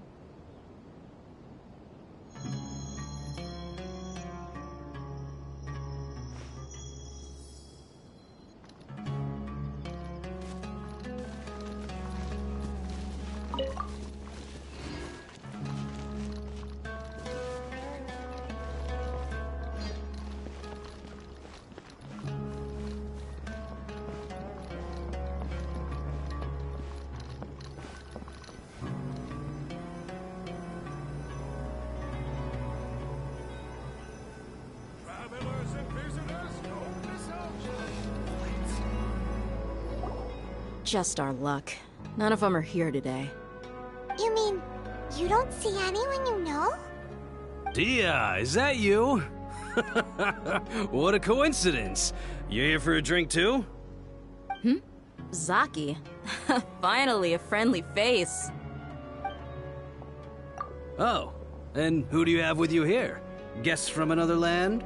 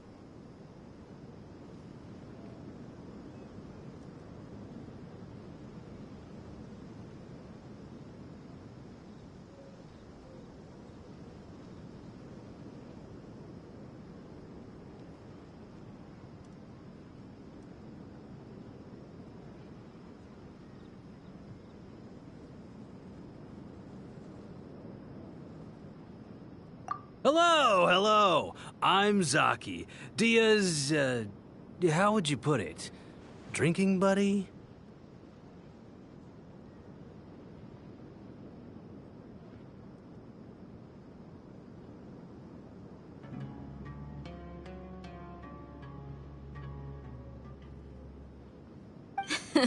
We've had drinks together a few times. You could say we go back a ways.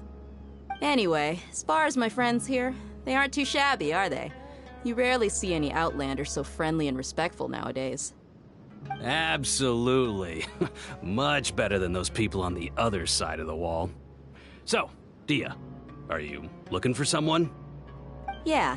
Have you seen Engur, Delavar, or Jabari recently?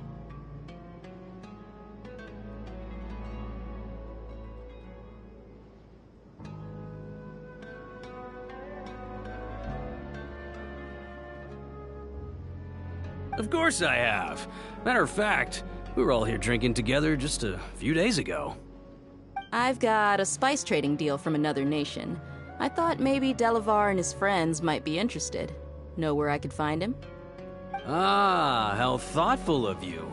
Then I assume you also know that Delavar's been having a hard time making ends meet these days, so you came here to help him out? Hey, keep it down. Let's just say I prefer to keep this deal a secret. Y'all at Caravan Rebot are like family. If there's more to be made, why not do it together? Besides, Delavar and his friends have muscle. They'd be a good fit for escorting the goods. Yes, how considerate of you. Delavar's my friend too, so of course I can take you to him. Come with me.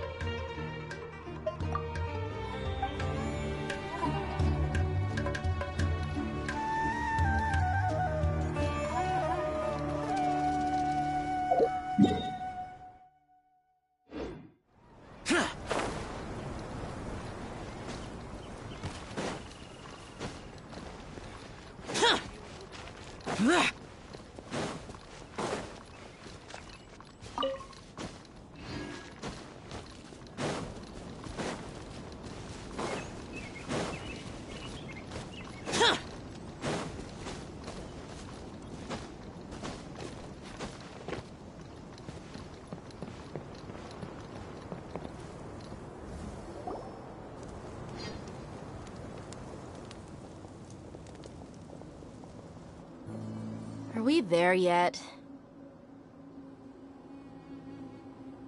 Yep, this is the place. This place is practically deserted. What are they doing in a place like this?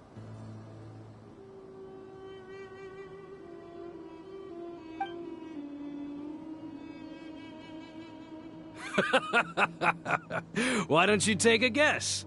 Go on, a wild stab in the dark. You're like lambs to the slaughter.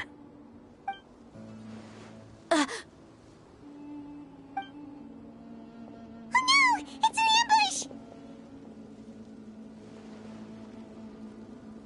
ambush!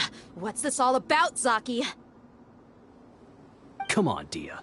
You really think we didn't hear about what you said back in Aru village? The boys have kept a close eye on you from the moment you set foot there.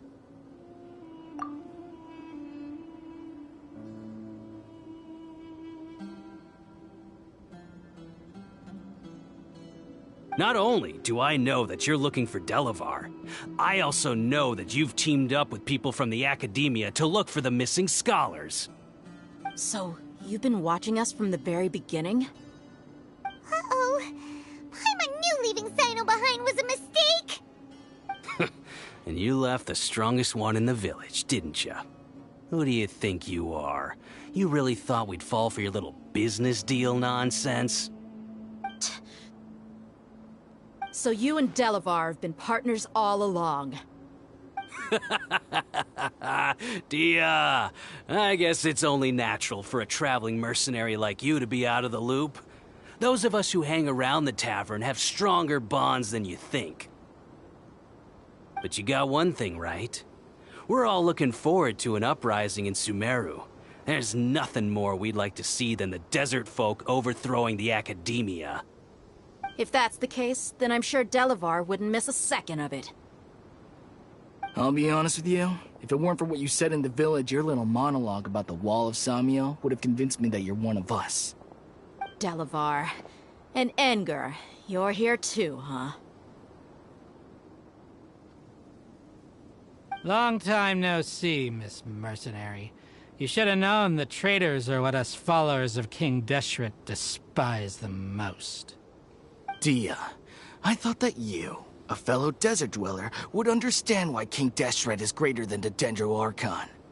Little did I know, you don't deserve to join us. Yeah, gee, what a missed opportunity. Adopting radical views and kidnapping innocent scholars, all because of some baseless rumors. Anything else I'm missing out on?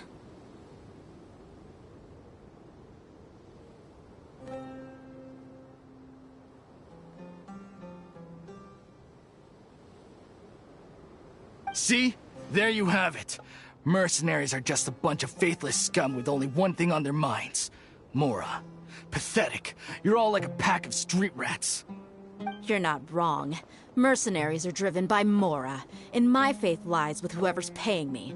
As long as there's a profit to be made, anyone can become my friend. Enough talking! Get him!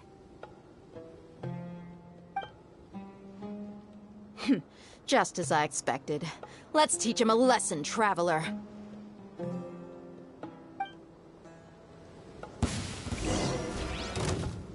No touching! Can't see?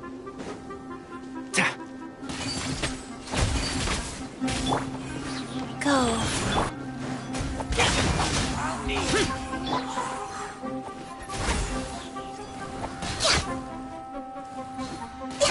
I'll take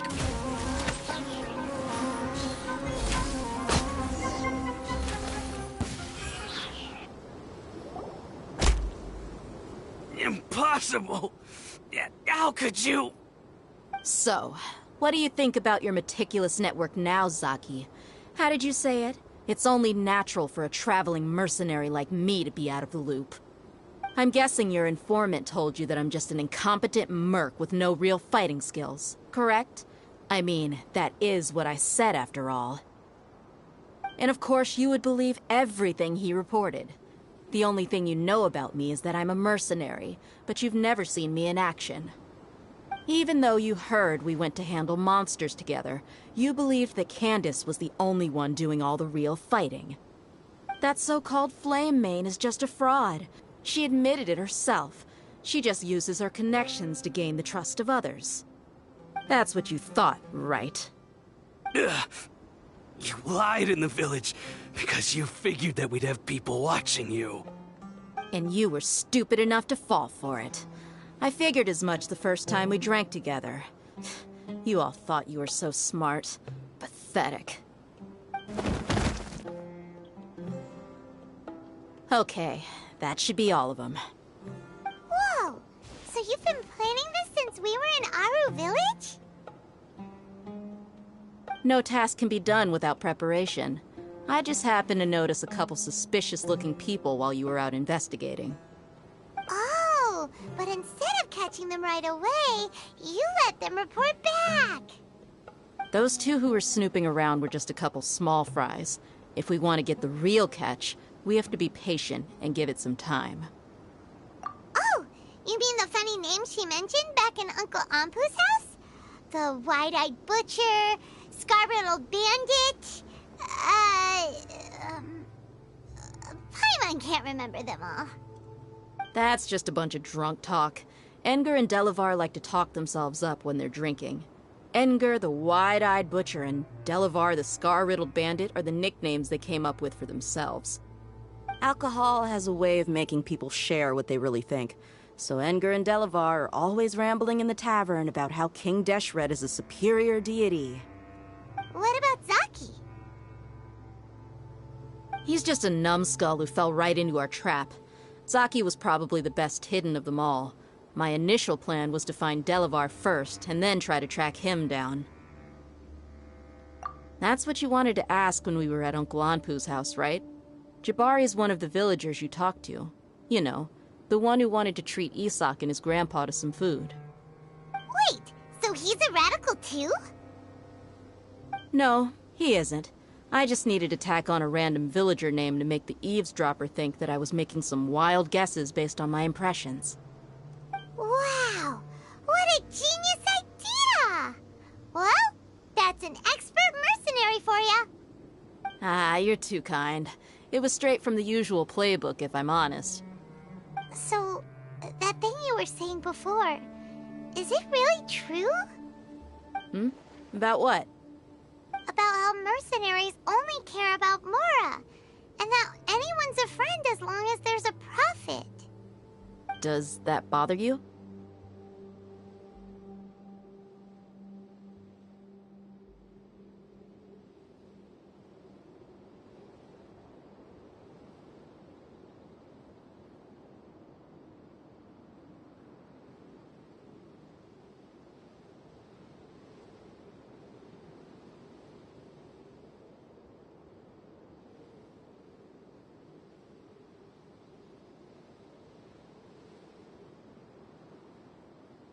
What makes you so sure?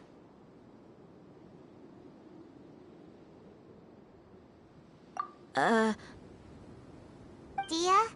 do you dislike the Dendro Archon like the other desert folk? You two are pretty sharp. No, I don't have anything against the Dendro Archon.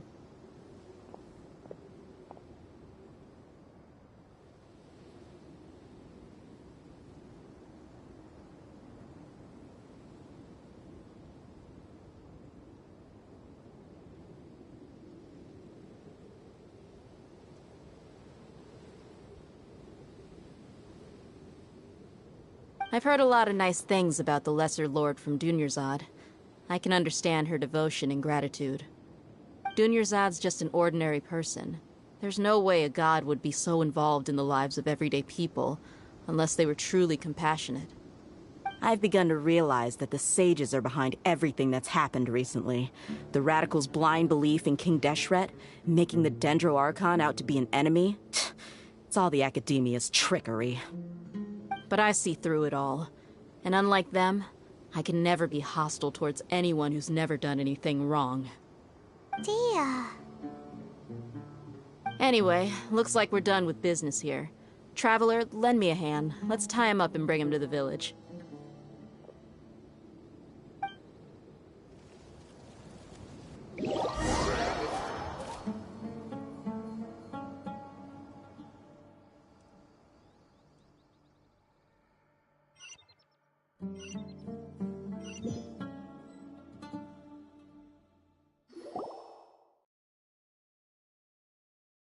This should be all of them.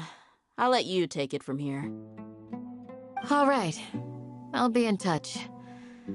Until then, please stand by. Candace, do you need any help? Candace will be okay on her own. I trust her, so you can too. She's been guarding Aru Village for quite some time now. If anyone is qualified to question the offenders, it's her. While I'm questioning them, why don't you pass some time by exploring the area? I'll meet you back here tomorrow morning, Traveler. As for these idiots, let's just hope they live to see another day.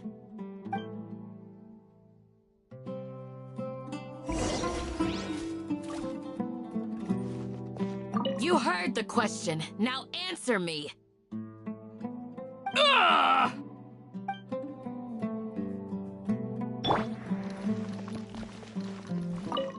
Candace is an expert at dealing with people like this. All we have to do is wait for her word.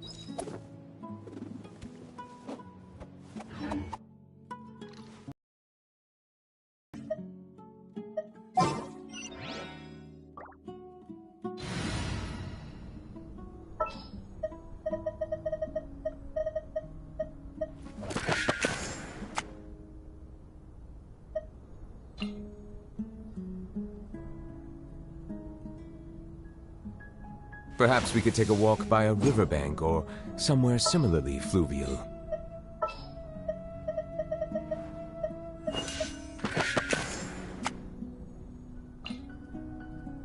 Ho-ho! It's an honor to be here.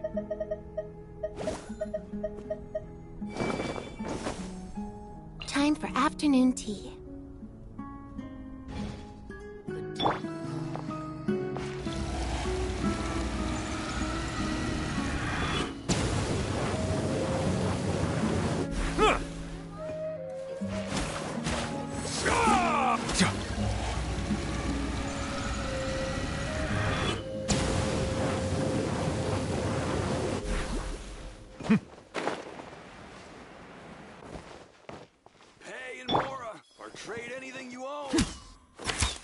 Step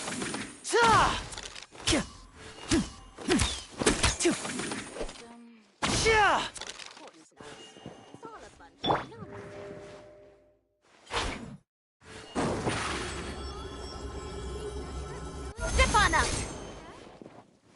Yeah! Hey, and Mora, or trade anything you own.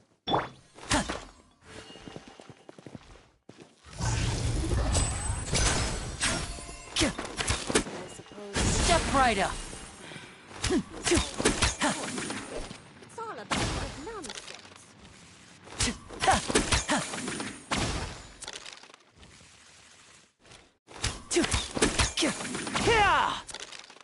Grandma? King Deshret... Bow your head. What's the big... Hey, and Mora, or trade anything you own.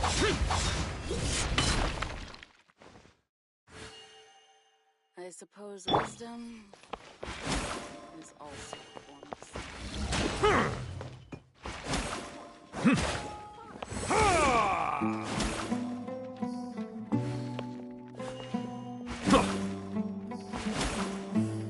What's the big deal?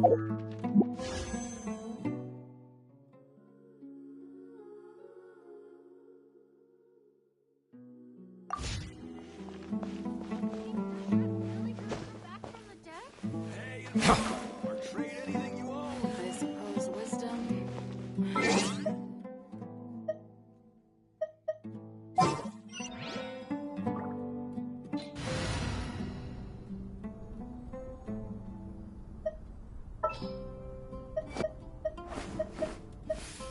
Let's go gather some samples.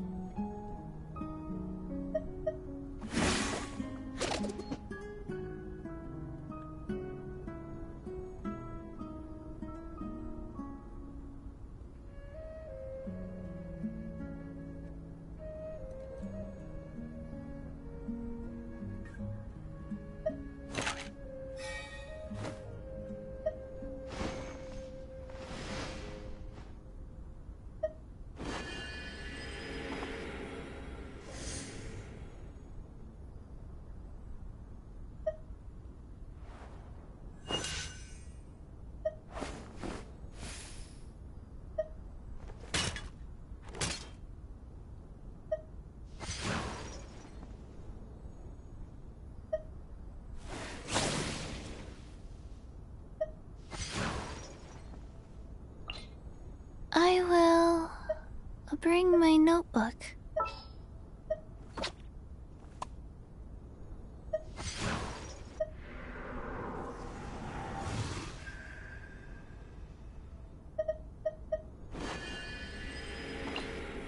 As per our contract. Oh,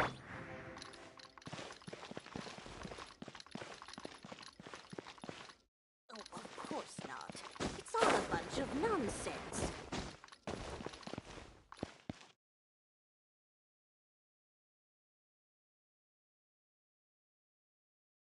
Grandma, is King Deshret really gonna come back from the dead? Anything you own. Is also a form of sin. What's the big deal? Oh, of course not. It's all a bunch of nonsense.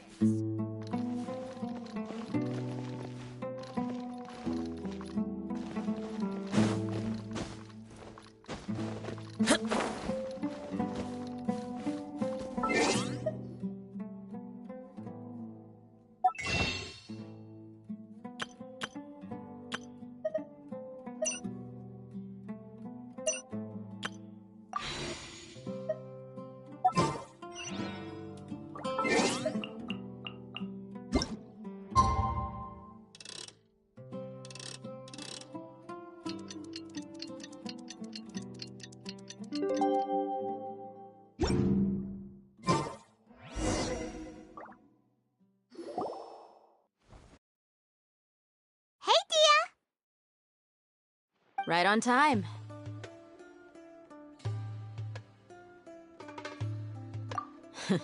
We'll know any moment now. Paimon's been wondering. You seem to know Candace pretty well. Have you been friends for a long time? We've known each other for some time now. She's a pretty interesting person. Even though she's an extremely strong warrior, she never misuses her powers against others. Oh, Paimon knows what you mean. Like a lot of martial artists say, never take the fight outside the ring. Yep, I guess you can put it that way. It takes strong convictions to be as dedicated as she is, and shoulder that kind of responsibility. Us mercs, on the other hand, we pretty much live from one day to the next. Well, Paimon thinks you're great too. Really? Thanks for that.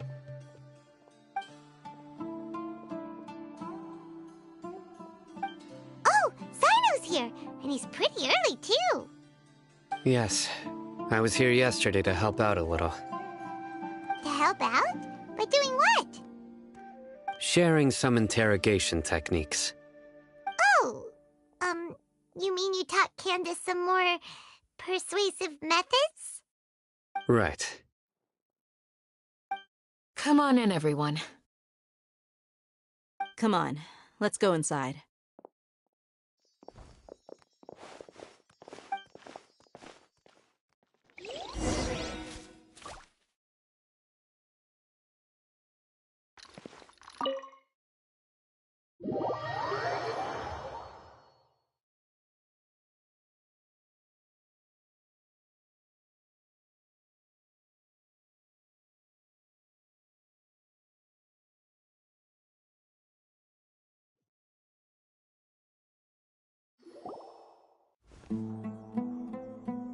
Candace, where? Whoa, you look furious. Do I? Huh. What gave it away? Oh, there's no mask that can hide true bloodlust. Cover up your eyes, and it'll still show itself at the corners of your mouth. Perhaps I need to work on my composure. Still, it's perfectly understandable why I'm angry. I'm sure everyone present would agree. Yes, ma'am. Please, don't beat us anymore. We're gonna die. Well, looks like Sino taught her well.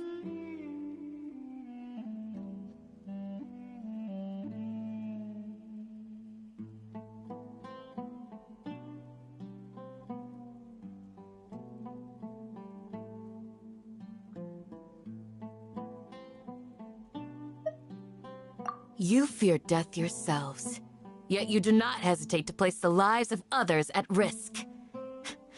The absurdity is mind-boggling. The ones you call mad scholars are known to us as the Village Keepers. They are vital members of our community, and some even count them as family. You come here, to my village, and you treat my people as nothing more than stepping stones towards your goal. Tell me, what would you do to you in my position? Mercy! Please have mercy! You've made your bed. We may all be desert dwellers, but there's one thing that I understand better than you. The resurrection of King Deshret will only result in war. And war serves no one. The people of Aru Village care little about which god is in power. Life may be tough and tiring, but we wish to preserve our way of life. A war would only cause us to lose all that we have. And that is not a responsibility that you can afford to shoulder. We understand. We're sorry. I'll tell you everything I know. Please, just let us go. I'm listening. You might not believe this, but it wasn't us who came up with this idea. Someone was spreading rumors in the tavern. That's how we ended up hearing about King Deshret's resurrection. Some mystery man told us that mad scholars will make the perfect sacrifice to usher in King Deshret's resurrection. They give their lives, and we can get anything we wish for. They're called Village Keepers. Slip up again, and you'll regret it. Yes, sorry. It was all that mystery man's doing. He told us to spread the word about King Deshret's resurrection, and talked us into helping him. In return, he said he'll help facilitate the resurrection process. I'm not sure. That's one. Huh? One what? Strike. You get a total of 3. Then, you die by my hand. Wait, I'm telling the truth. We don't know anything. It was all him. 2. He got us to lure them out of their houses in the night with some kind of incense. We take them to a junction outside the village. Then the mystery guy takes them from there. You gotta believe me, please. I'm telling the truth, I swear. Just ask them if you don't believe me. That was indeed the truth. Traveler, go on.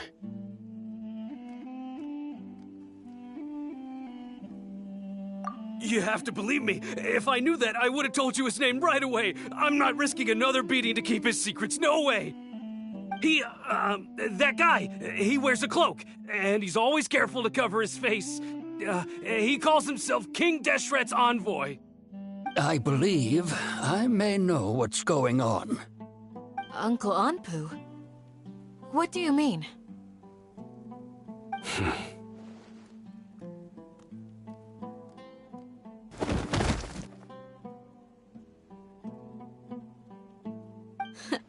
Smooth. Okay, speak.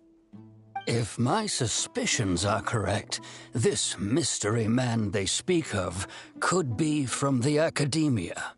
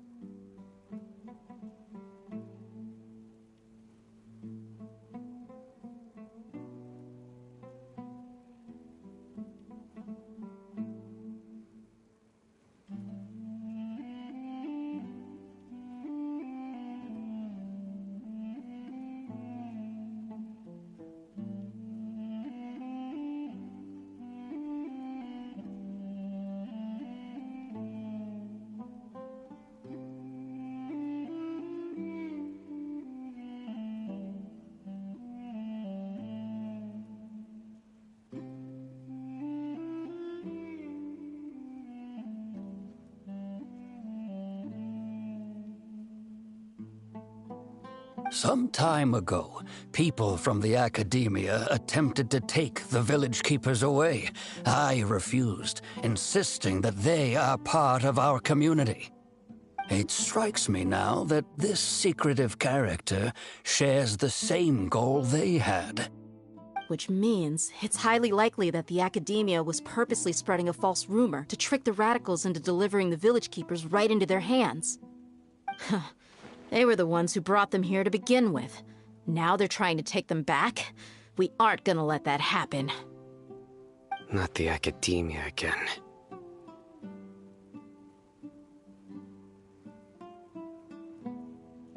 Just as I thought.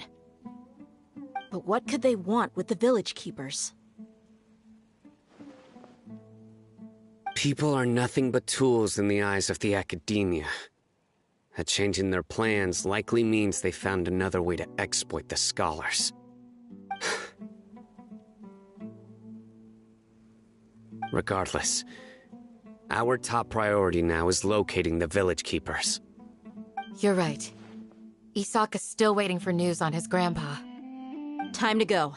Let's leave the village and try to track them down. Yes. Pack up and get ready to leave. You got it.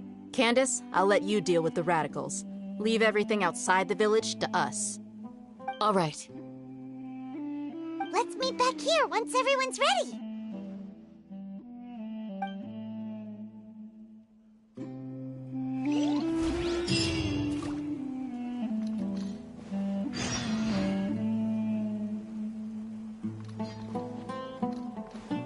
What scheme is the Academia brewing now?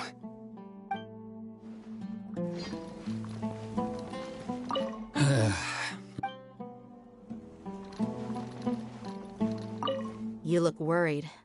Thinking about the village keepers? Yes. I'd look for them myself if I could. As members of our village, each one of them is very important to me. You have a strong sense of belonging here. I guess I'm the opposite. Mercs are stray dogs, wherever they go. Dia, don't say that. You can be a part of this community too. Thanks. I'll let you know when I feel like joining.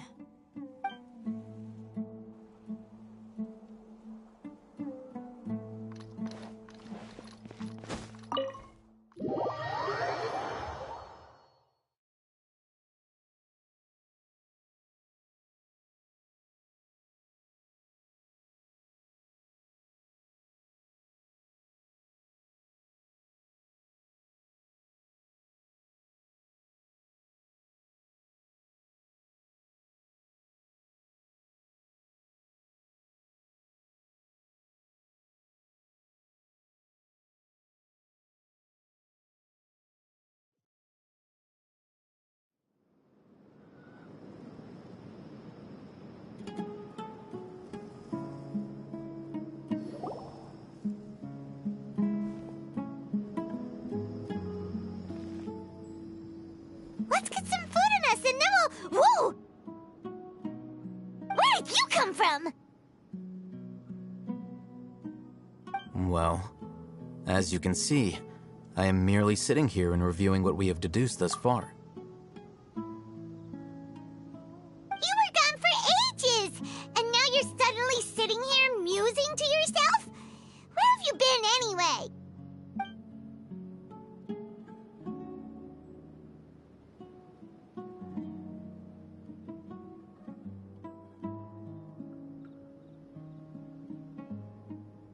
Hey, what's with the silence?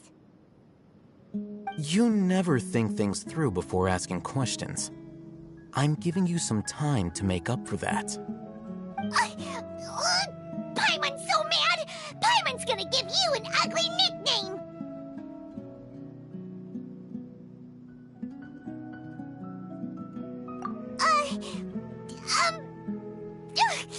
Never mind. Paimon's got nothing. There's just nothing super obvious to pick with this guy. It makes it so hard. Well, you've heard nothing to suggest I left this whole time, so clearly I stayed in the village to investigate. Anyway, You plan to leave Aru Village and keep searching for the truth of this matter, yes? Yep. We're not gonna find out anything more by staying here, so we thought that we might as well take the search elsewhere.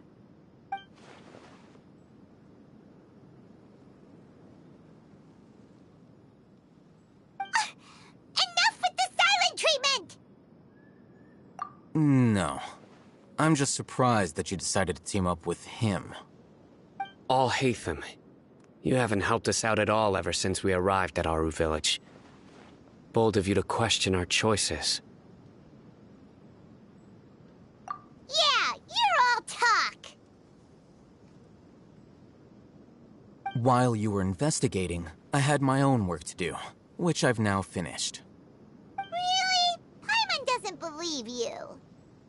To be honest, we aren't really a team, so I have no obligation to inform you of my whereabouts. Not to mention that going separate ways allowed me to find some important information that you all had missed. Huh? Right here in the village? Correct. What did you learn? I'm going to take you to someone. But, before that, you need to understand where she's coming from. What does that mean? How do you think the residents of Aru Village feel about what we're doing? In other words, do you truly believe every single word the villagers tell us? You mean some of them lied to us? Hiding the truth does not necessarily equate to lying. Again, these people have their reasons. Remember what Gandis said? Most people in Aru Village don't necessarily care which deity is in charge of Sumeru. That's because whether King Deshret or the Dendro Archon has power is of little significance to them. By contrast, the perils of their daily lives are ever-present concerns. They won't simply share everything they know with you without good reason. That's why you believed there was no further information to be found in this village. Glad you're following along. Among those you have talked to, there's someone who was consciously keeping you out of the loop. In fact, she's been observing your every move since you arrived. The reason being, to someone who only wants to live their life in peace, any external factors introduce unpredictability into the equation. Those eyes. Those fierce eyes. You look like a real fighter. Don't change the subject. It's quite obvious that she's intimidated by Sino's authority and strength. Right. You were asking about the mad scholars. She corrected herself mid-sentence because she's aware that there are King Deshret fanatics in the village. If she sounds too friendly towards the village keepers, she could easily make herself the radicals' next target. I think it's been a few days since I last saw them. I usually go to bed pretty early, so I'm not too familiar with what goes on at night. Remember? She made a point of denying her involvement in anything that occurs at night. But honestly, I feel quite sympathetic towards them. Even though they act a little strange, they've helped me in the past. If it weren't for them, my house would have collapsed long ago. After speaking to the village chief, it became clear that the village keepers had protected Aru Village at night. In other words, the young miss was very much awake during that time. Then why would she lie? By getting involved with an outsider, she risks drawing unwanted attention to herself. As for why she might be so wary about all this, maybe you should ask her. I'll pass on this one. You said that she is afraid of me. If so, it's best if I stay out of this. We're on it!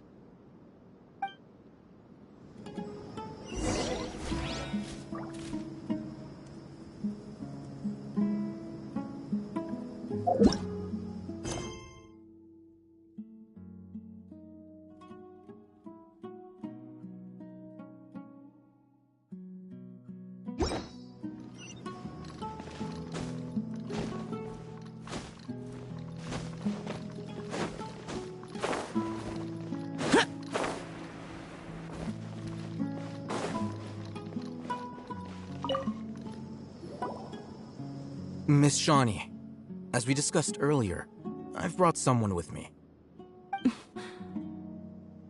Mr. Alhaitham, I'm aware of where you stand, but how can I make sure that your friends think the same as you? Huh? What do you mean? We need to clarify our stance or something? Go ahead and talk to her. You'll get the answers you want. Go on. Earn her trust. Is it really that simple? May I call you Traveler? Hi, Traveler. I want to ask you something. Do you think the resurrection of King Deshret can truly change Sumeru for the better? Why's that? That's very similar to what Miss Candace says. I know you two are friends. That's why I'm willing to talk to you, even though I do have some reservations. Before, I wouldn't even have the courage to ask something like this. Traveler, do you believe our lives will get better?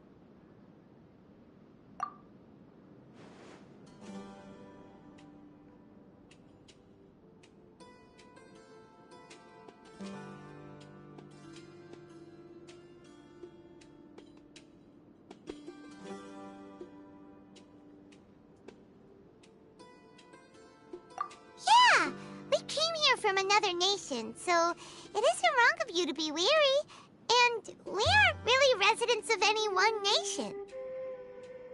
But even so, we've met lots of people from different places, and we've always fought for what we believed in.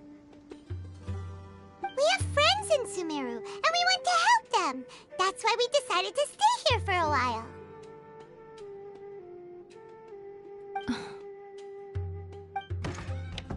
I want to trust you. My apologies for posing my questions like that. To be honest, I didn't expect you to come back for more information. Alhaitham told us you have your reasons. It's okay. We understand. The fact is that only one side of my family is desert folk. I don't really fit in anywhere in Sumeru. Some believe in the Dendro Archon, while others believe in King Deshret. I don't belong to either side, and neither side would want me. Speaking of which, the Radicals mentioned that they despise traitors. Do they just think that anyone who's different from them is a traitor? Yeah. Some people can be so narrow-minded when it comes to bloodline and beliefs. It makes no difference what I say or how I behave. I'll always be suspected of having ulterior motives. Slowly, I just stopped talking to people. I pretended not to hear or see anything. All I want is to live my life in peace.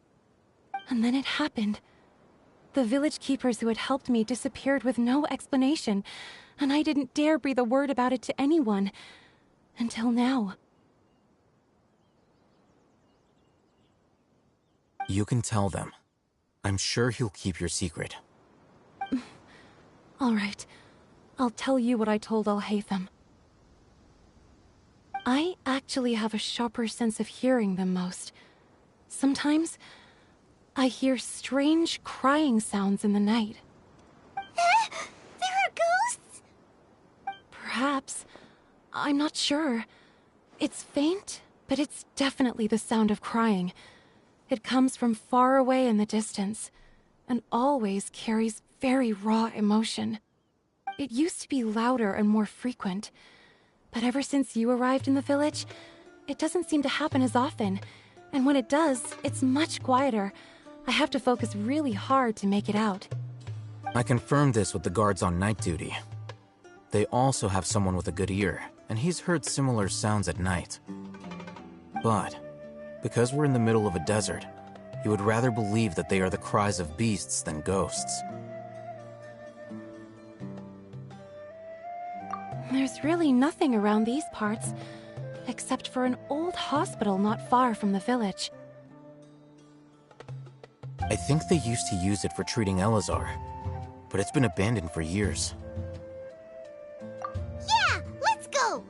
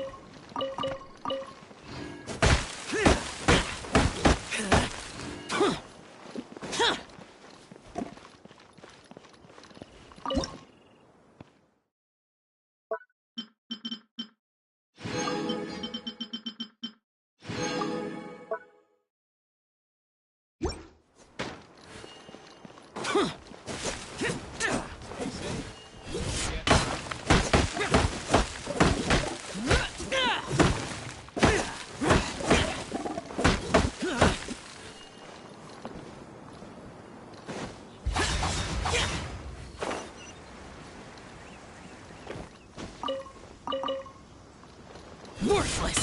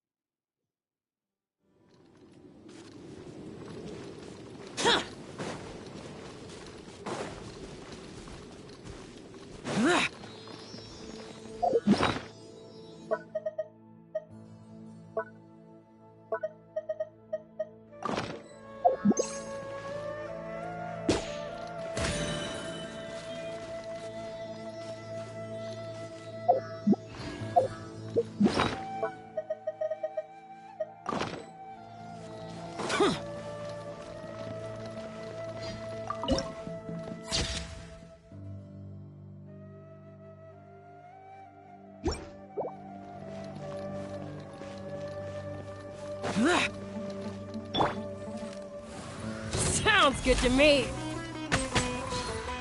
Next, access denied. How heartless. I'll take my leave.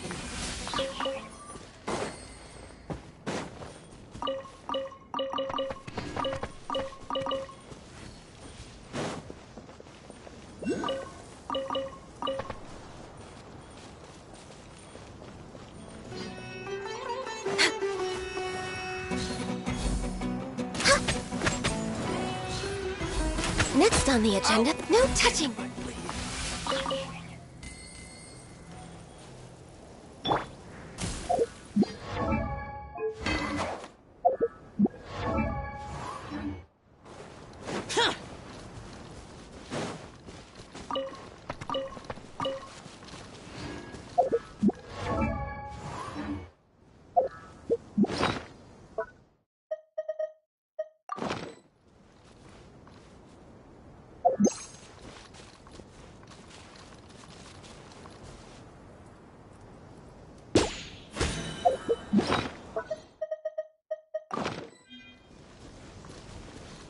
Ooh, is this the place?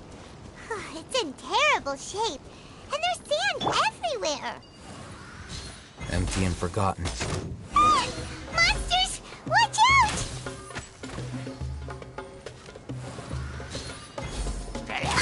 Born of ice and frost. And trap! Yeah.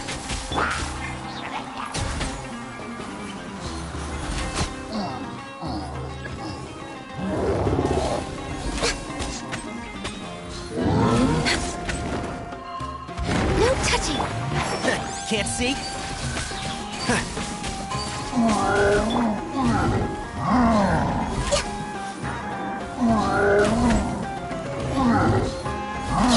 Access denied. One with the forest. Wheel of life.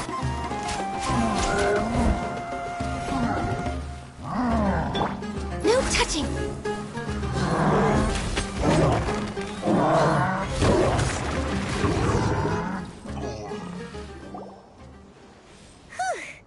They were easier to deal with than Paimon had expected. Super strong bandits?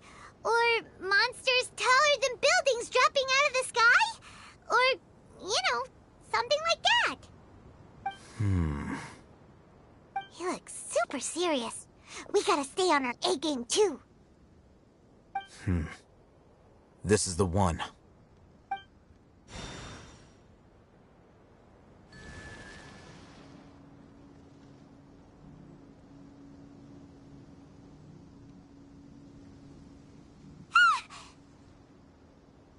Let's go in and take a look.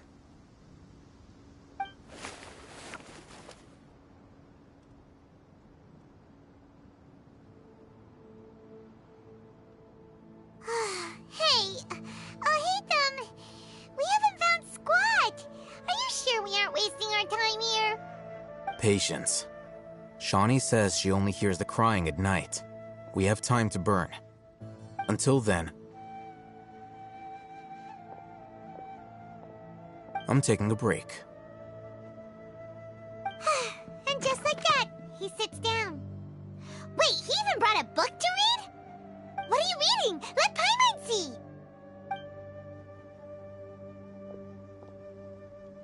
Okay, sure. Huh? The natural position, which is the positional propensity of an entity in natural motion in contrast with an object in forced motion? Huh? When free from external influences, every entity displays the tendency to follow its natural trajectory? So, you got that? Oh, Paimon gives up. You keep reading your book. See ya! How is he so relaxed? Look at him, reading an impossible book in a creepy place like this. Hey! Paimon's your Tibet travel guide. Paimon knows plenty of useful stuff already. And anyway, is that Paimon's fault that the books people read in Sumeru are so complicated?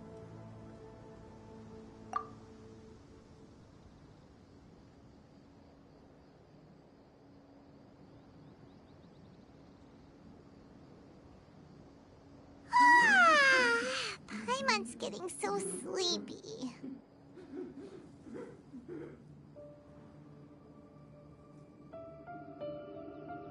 Huh? What was that sound? There it is. It's coming from that direction.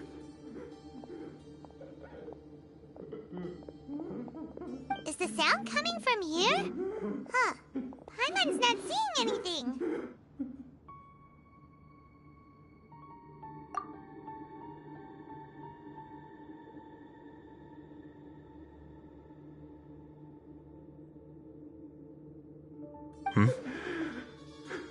It's from below. But there's no way we can get down there. Something is off about the interior here.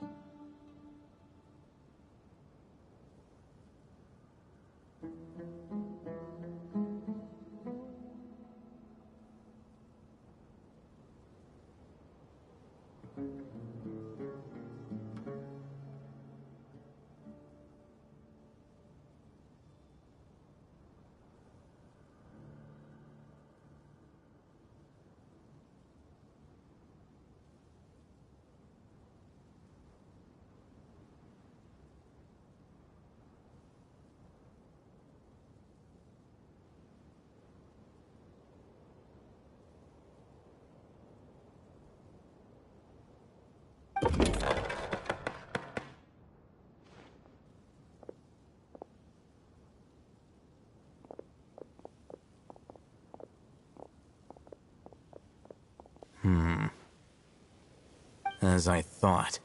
There's a hidden structure. Wow. It's like they tucked another hospital into this one. Oh, it looks like there are other mechanisms around here. Let's keep exploring.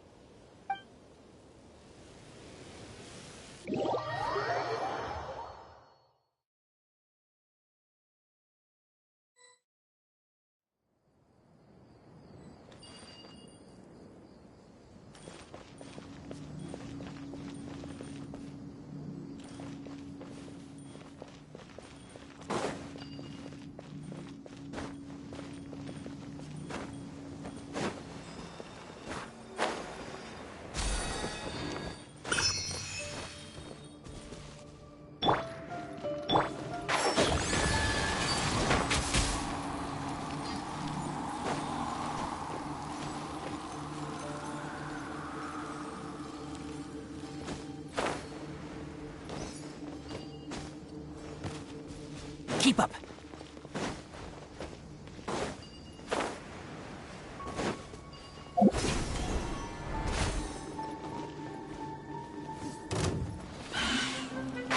Can't see?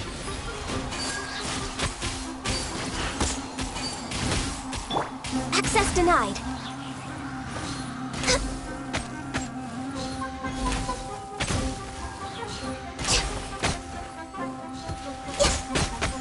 Born of ice and frost.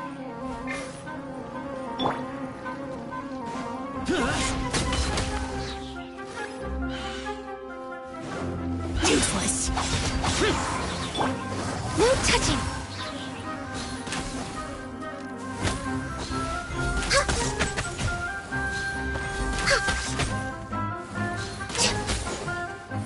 Access denied.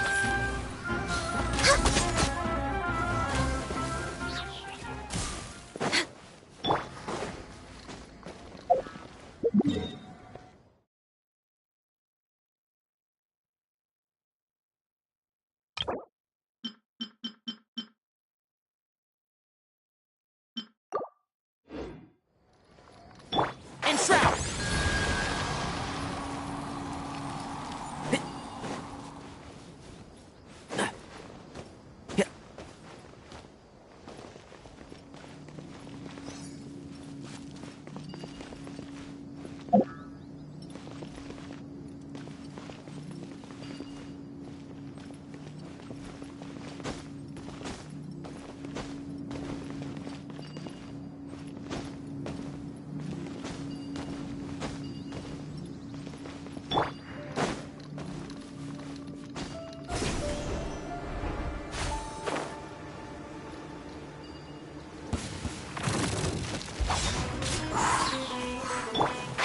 Can't see?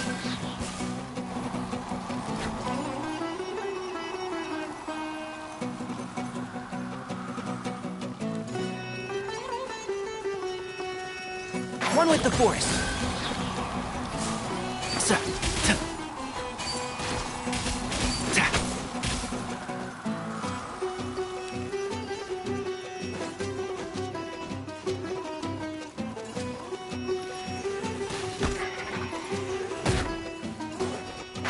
Can't see?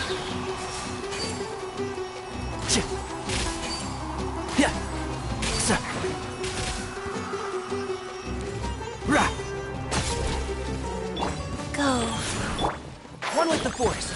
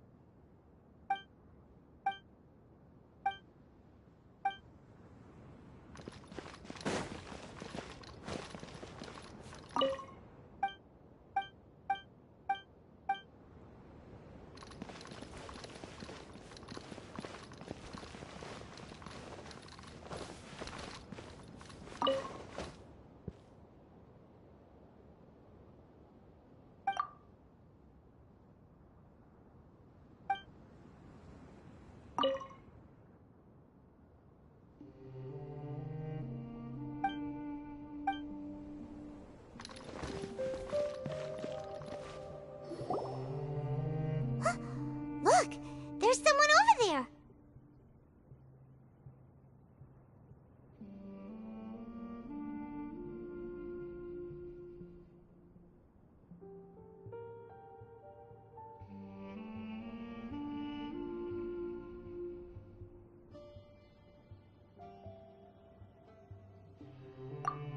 Good idea. Let's approach him slowly without alarming him.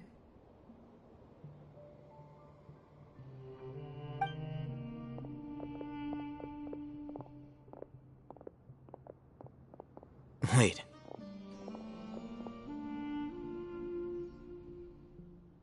You're...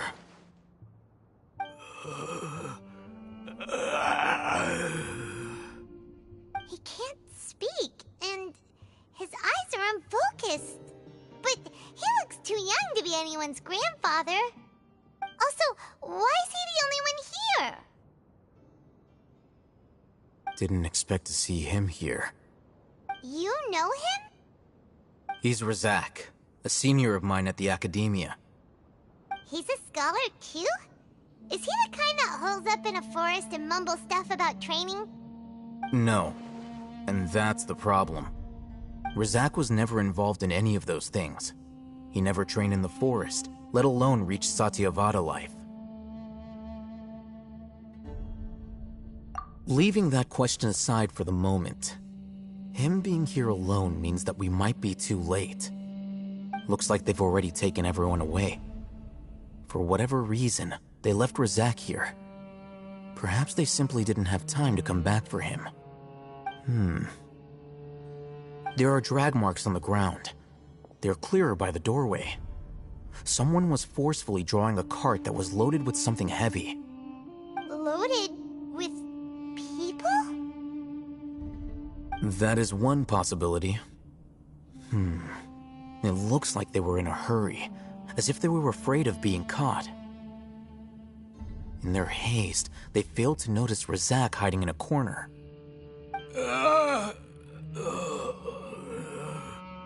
The symptoms are identical. Looks like we found living proof. Huh? Why do you say that? Allow me to jog your memory. Recall your time at Port Ormos. Don't you think his symptoms look familiar?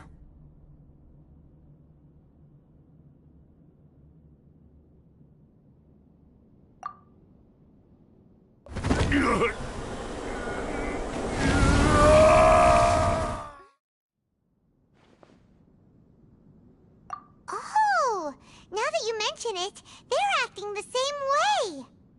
Correct. The Academia is behind all of this. It isn't difficult to deduce their rationale.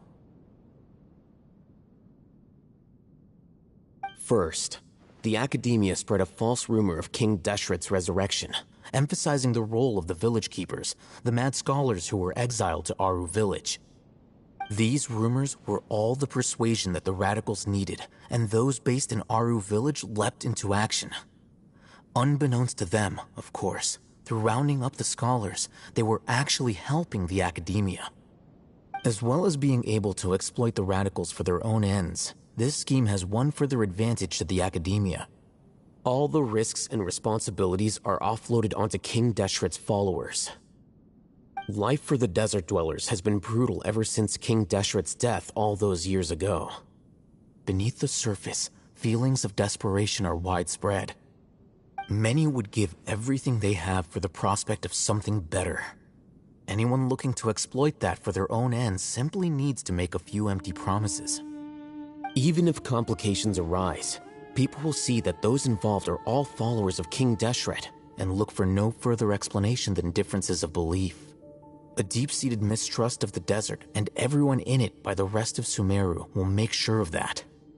The notion of an Academia plot wouldn't even cross their minds. It may seem like a simple strategy, but it is able to work wonders under Sumeru's current circumstances. Oh, that makes a lot of sense. It's in line with the village chief's theory, too. But there's still one very important question. Wasn't it the Academia that brought the scholars to Aru village in the first place? Why does it want them back now?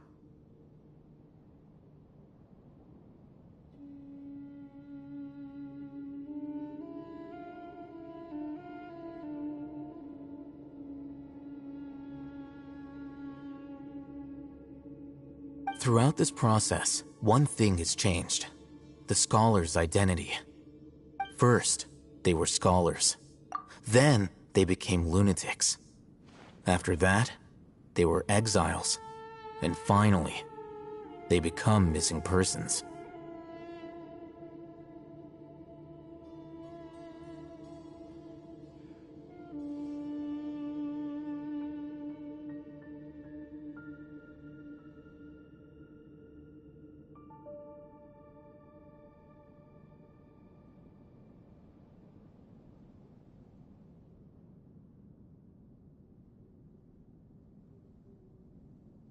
An exile is still patently a living, breathing human being. But when someone becomes a missing person, that is brought into question. If you can't find someone, you have no way of knowing what exactly happened to them. That makes missing people an ideal resource. Resource? For what exactly? One possibility is that the information in their brains could be extracted into knowledge capsules. Extracted? You mean canned knowledge comes from people's brains? With the technology of the Sumeru Academia, it's entirely possible. Perhaps the process caused them great suffering, which is why they cry out in the dead of night, when no one is watching them. So, the human brain... Nope, nah, Paimon doesn't want to think about this.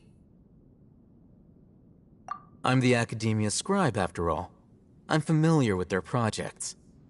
Anyway, judging by Razak's state, the contents of a divine knowledge capsule were extracted from his mind. But something went wrong in the process. Or perhaps his curiosity got the better of him, and he used such a capsule for himself. Paimon's a little confused. Can they just use anyone's brain?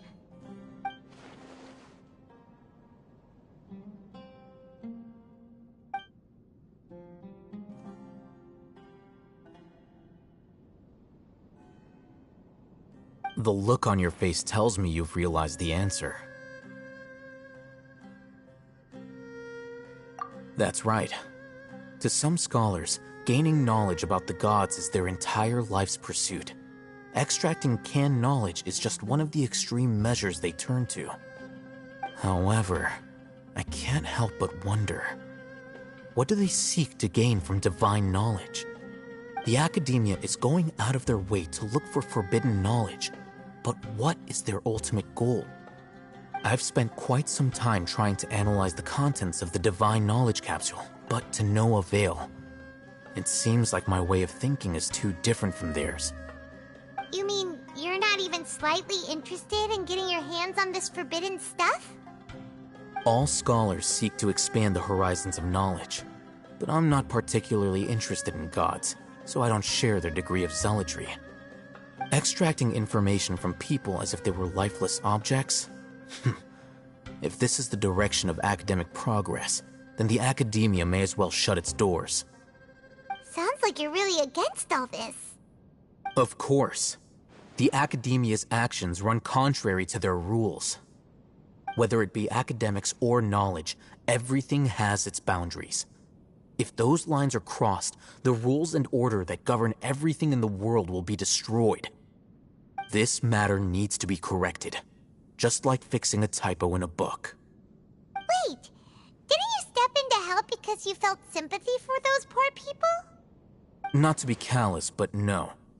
My criteria are a little more restrictive than that. There is no shortage of suffering in Sumeru, and the same can be said for the rest of Teyvat as well. What do you plan to do about that? Save every last person? Probably not. Paimon's not sure. You can say that. Simply put, I don't blindly place my faith into strength or heroism. I do what I want.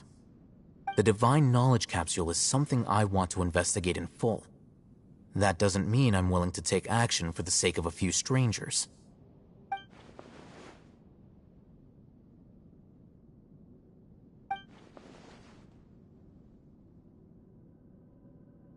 Paimon's been wanting to say this for a while. There are a lot of bad guys in the academia, but you're not one of them. You're their weirdo. You're probably right. Though I must say, I quite enjoy this feeling of being the odd one out. Uniqueness is also an asset, is it not?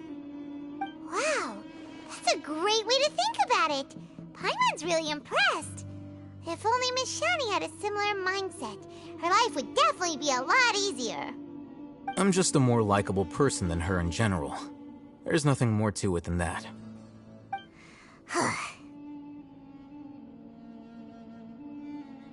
He won't last long if we leave him here. Let's take him with us. We'll work out our next step after we return to Aru Village.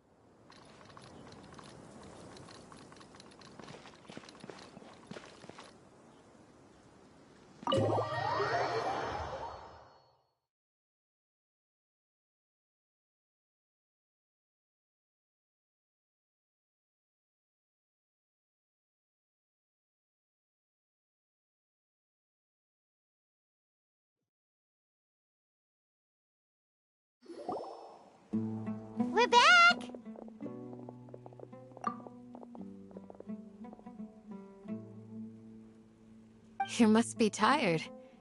You should rest and take some water. What's the situation? Who's this? Unfortunately, somebody who's too young to take on the role of Isak's grandfather.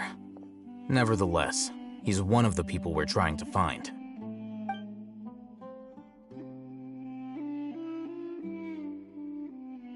So, at one point in time, the abandoned Elazar Hospital served as the Academia's site for extracting divine cant knowledge. Yep, pretty much. Their plan must have been implemented at some point before we arrived at Aru Village, since divine cant knowledge has been in circulation for a while now. Yet, they fled once we were headed to the village, almost as if they knew we were on their trail. Why is that? Yeah, why is that? We may have a mole in our midst. One of us could be secretly revealing our whereabouts to the Academia. Huh? Are our friendships that shallow? Looks like none of you have realized wherein lies the issue. Sino, you're the reason why they can predict our movements. Wait, what's that supposed to mean? Choose your next words very carefully. It is simply a logical inference. I have my reasons. So what you're saying is... Sino's the mole. Interesting. And here I thought you were the most suspicious one, Alhaitham, since you were always acting alone. I know. You have a point, but I realized something as we were returning from the hospital. Sino isn't like any of us. What are you trying to say? Do you still remember who you are, General Mahamatra?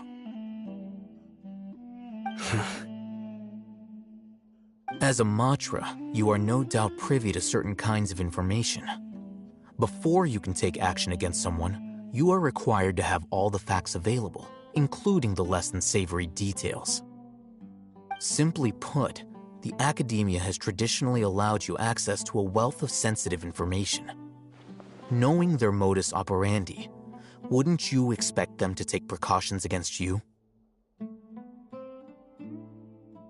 If you want to raise a vicious wolf, you need to make sure that you can avoid its bite. The Academia is monitoring me? It's not that simple. The Academia has eyes all over Sumeru, but they have a special protocol for dealing with you. Every so often comes a Nyagarbaha Day. On this day, the Academia enters new information into the Akasha through knowledge capsules. I remember seeing a thick notebook next to the control panel once. Its contents were all about the General Mahamatra, his activities throughout the day, preferred methods of enacting judgment, everything. You're saying that the Academia entered my information into the Akasha too? But what's the point in doing that? My actions aren't important enough to be added into the Akasha. The Akasha is capable of computation. The Akasha's algorithms are entirely capable of predicting your movements using the data entered. When you would depart, the route you would follow, your destination. It knew all of this. It predicted my every move. The Academia has been watching you longer than you think. However, the fact that you resigned is proof that their suspicions were well-founded. So that's how it is. Sino adheres to his principles so strongly that he's actually a thorn in their side. Tenacity of will and steadfast faith are worthless to the Academia. They need scholars who are easily pliable and mindlessly go after anything they can profit from. Sino, don't take it to heart. This just proves how much of a trustworthy ally you are.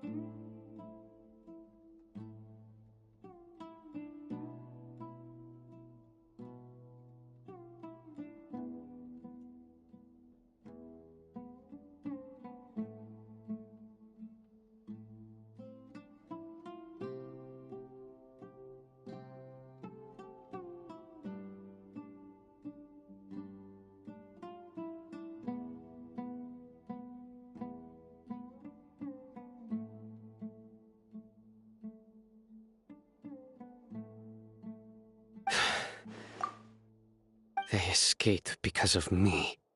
Don't blame yourself. It's not like any of us would have known.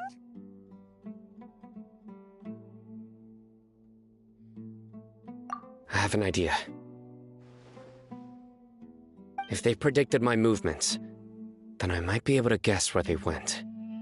Whoa, you bounced back fast. There is always an opportunity for safety after danger passes. Oh, so that's how it is! Paimon gets it now! If the Academia is trying to avoid Cyno, then the safest place would be... Yep, that's right! They'll want to proceed in the direction opposite of where I'm going.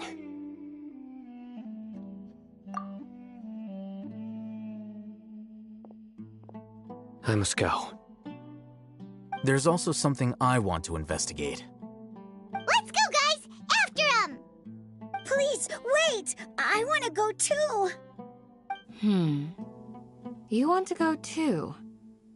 If so, you have to promise you'll stay safe. I want to find Grandpa. I promise I'll be careful and not cause any trouble. Everyone, I leave him in your hands. Yay! Let's go! Remember to pack some food with you! Paimon feels like we're missing someone, though.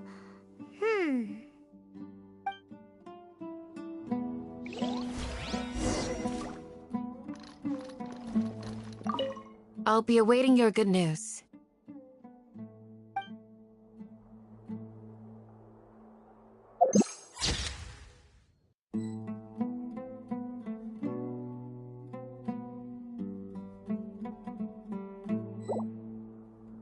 I'll be awaiting your good news.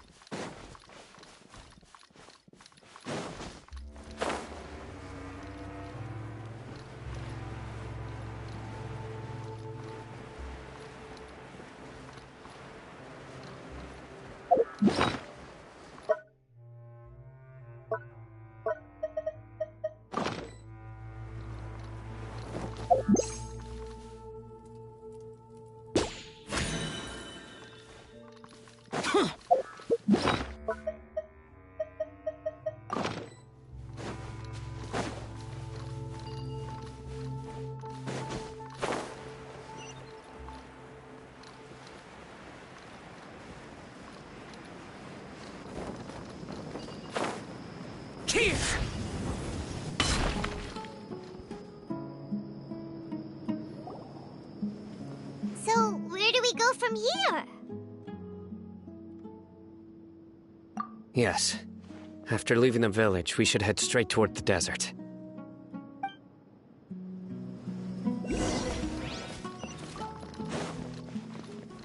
I know the desert like the back of my hand. Is that because you play here a lot? Yep. One time, Grandpa almost got lost in the desert. But I was the one who brought him back.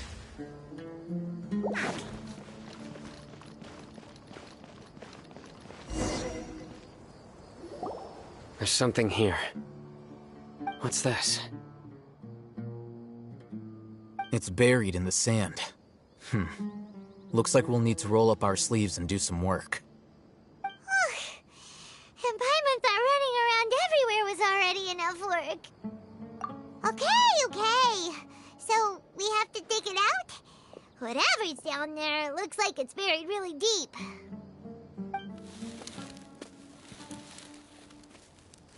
These are likely fragments of an Academia-developed device, something akin to a headset. Looks like there were more than one village keeper. They must have been escorted this way because there are device fragments scattered around here. Let's split up and search the area. Chances are that we'll find other things nearby.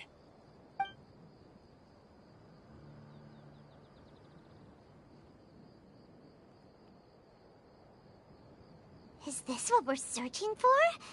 It looks kinda scary. This is definitely a device used to extract divine knowledge. How did it end up buried in the sand? That can't have been part of the plan. They must have been attacked along the way.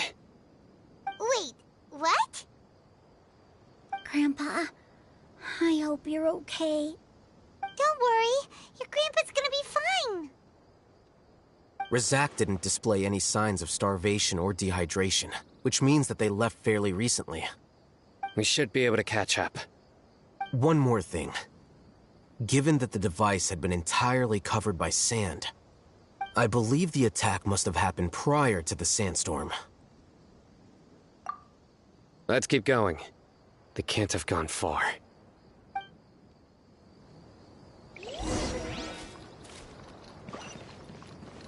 Ugh, but running on sand is so tiring. But you're flying, aren't you, Paimon? Is flying over sand tiring too?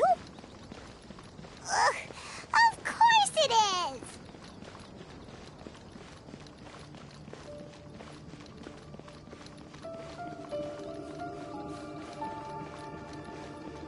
Voices, over there.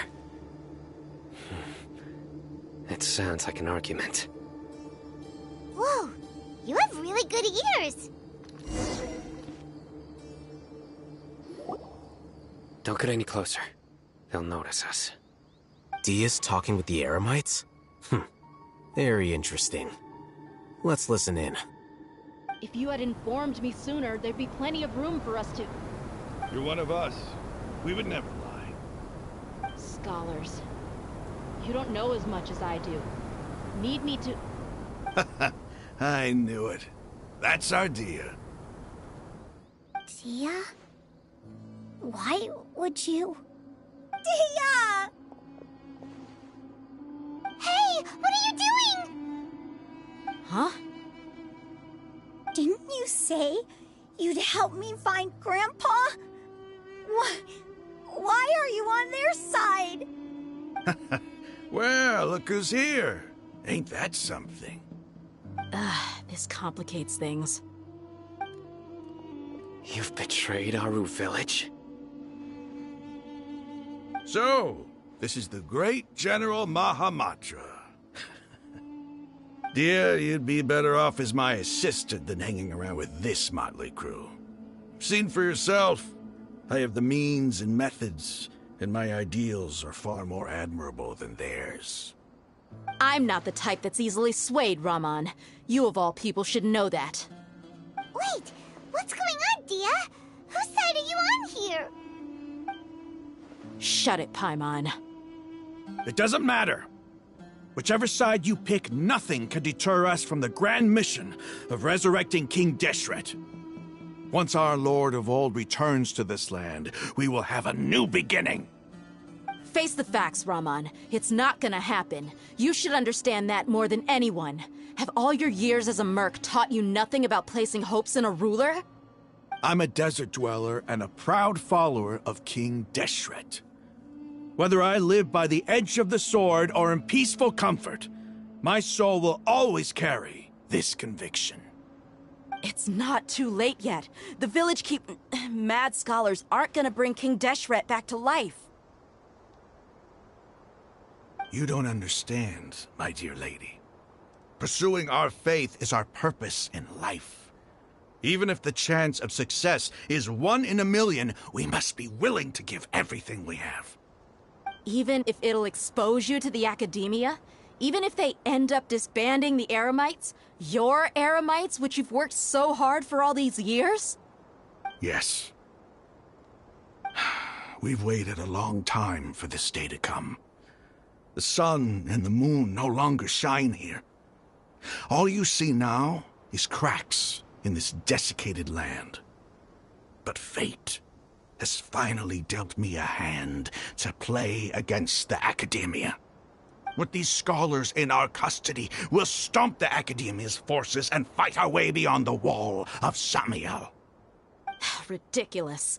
Think about it. The Academia controls the entirety of Sumeru. Your powers are negligible in comparison.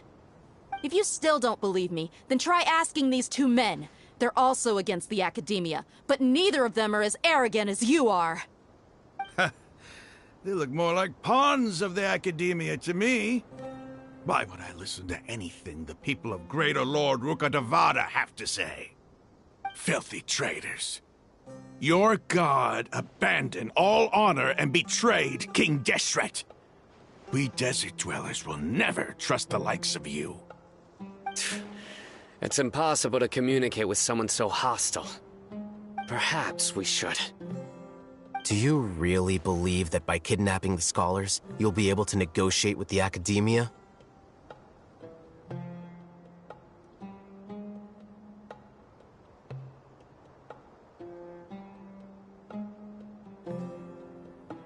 These people have no value as bargaining chips, but I could be persuaded to take their place as your next hostage.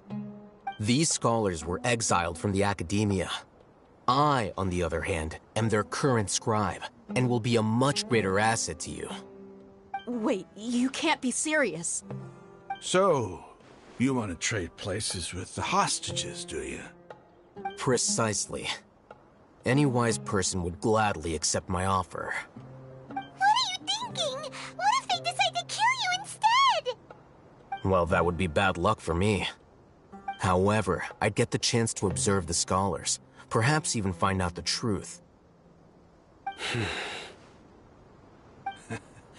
Think you can talk me over with that confident look of yours? I'm not trying to persuade you. I'm using this as a means of joining forces against the Academia. You are the scribe. What do you have against the Academia? Not all desert dwellers believe in King Deshret, and the same applies to the Academia. Why must all knowledge seekers approve of the Academia's way of doing things?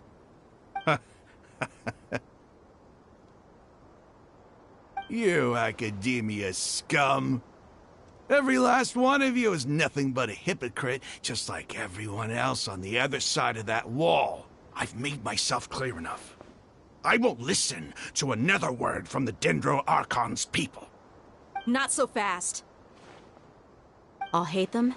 Do you stand by everything you just said? I never make empty promises. You know you're making a dangerous decision, right? I do. Good. Raman, hear me out. These people are my friends. Maybe you can't take the followers of the Dendro Archon at their word, but what about me? Do you trust me? We've known each other for years. Of course I do. In that case, I'm willing to vouch for their honesty with my right arm. Come on, Raman, don't be a coward. If you're serious about taking on the Academia, you need to steel yourself. You can't be afraid. An arm from the Flame Mane. You've piqued my interest.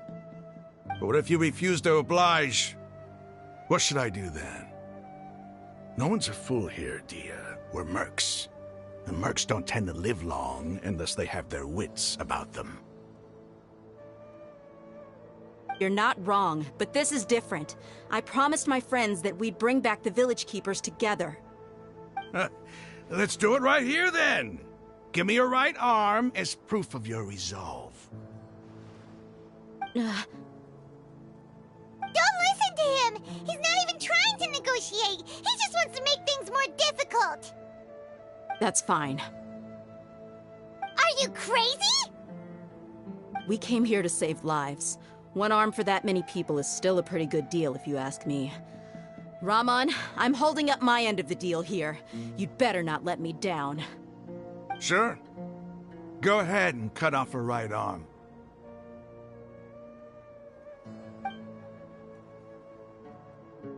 No! Dia! What are you gonna do? Think of something! You don't have to go this far. That's not for you to decide. Do it! Dia!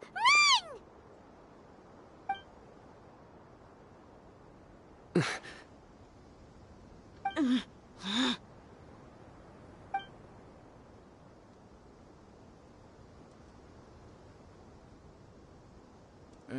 Stop! What's wrong? Can't do it? Flame Mane, you and I are both desert folk. Cutting off your arm is no different than cutting off my own fingers. Where's the sense in cutting my own kin to pieces? You've shown me that you're serious. Go on now, take your friends and leave. Meet me in the desert at noon tomorrow.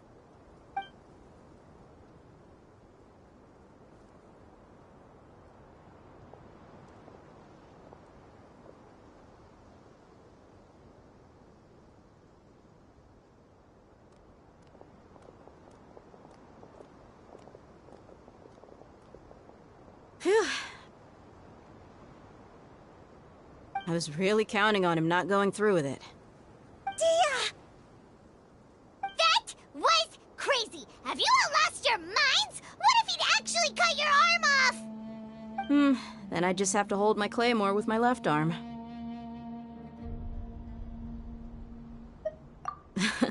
Okay, I'm sorry. But sometimes when you're out on a limb, you gotta double down to seal the deal, you know? Don't ever make a promise like that again. I can deal with the likes of them.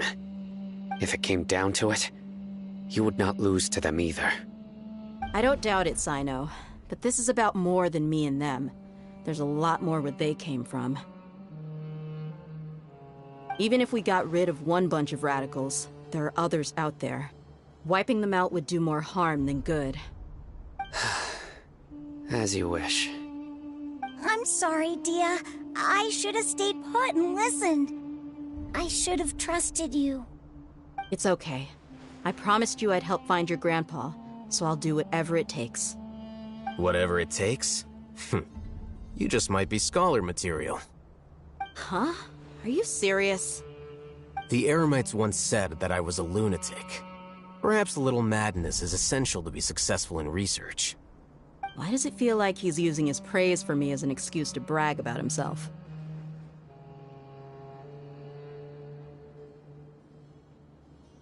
Okay, let's get moving.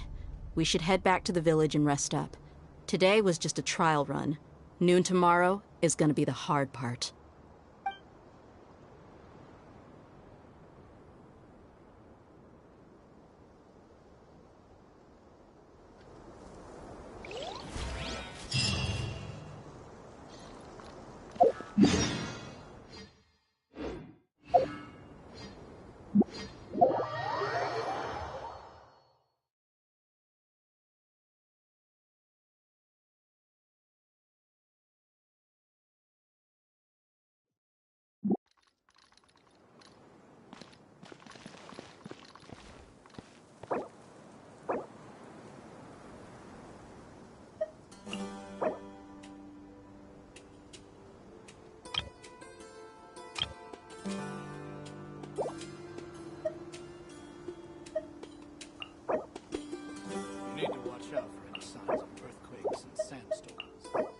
Reduced to just standing around. How absurd.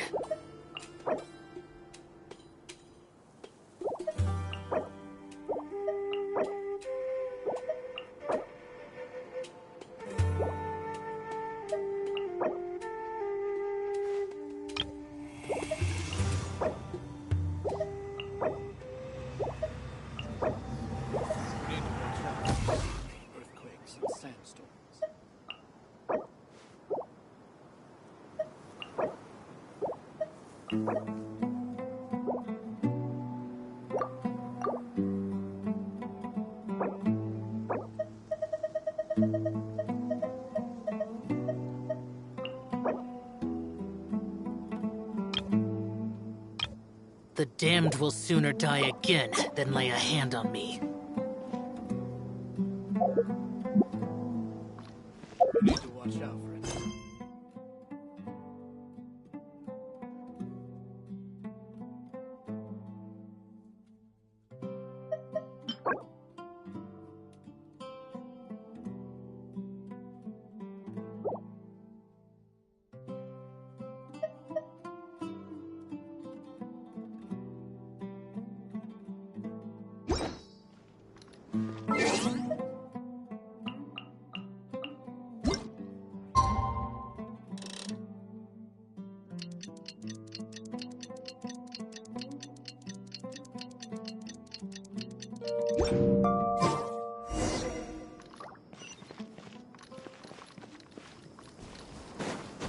Useless! Boring!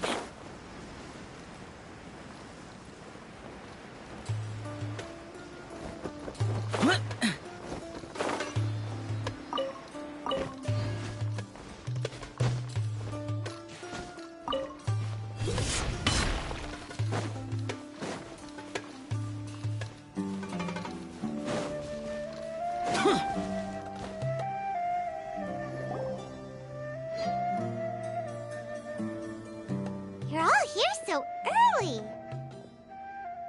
Looks like we have everyone here. Isak, are you sure you want to come with us? I'll watch from a safe distance. Dia, I want to be there to bring Grandpa home. Okay, let's go then. Dia, wait. What's the matter? I heard that you were quite reckless yesterday. No more of that today, understood? Or I'll be very upset with you. Fine.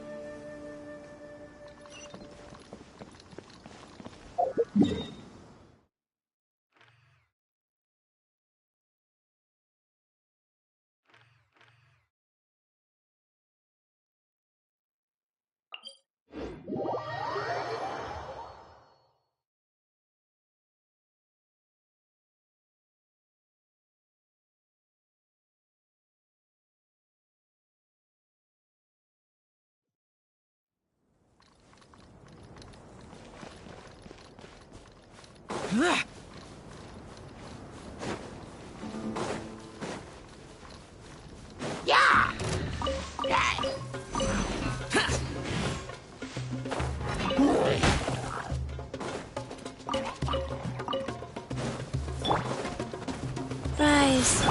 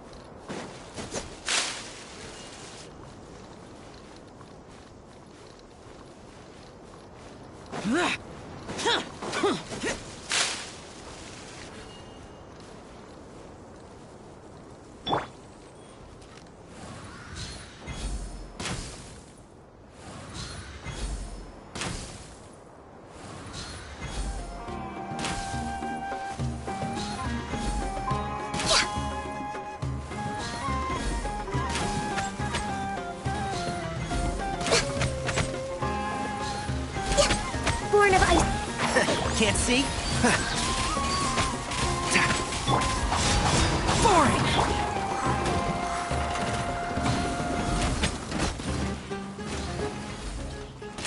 Next on the agenda.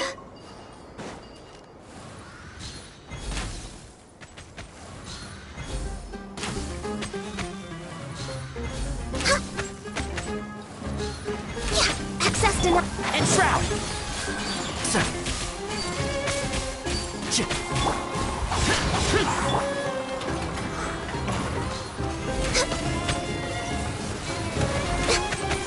No touching! One with the forest! Go.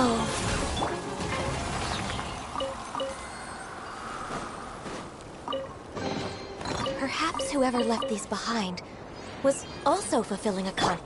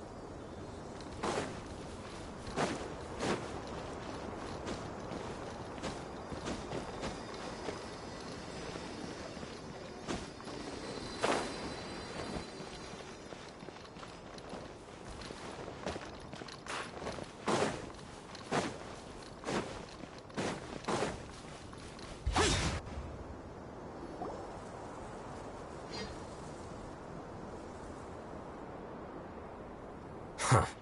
They got here before us. Uh-oh. Is it because Paimon overslept by 5 minutes and held everyone up? Is everything ready?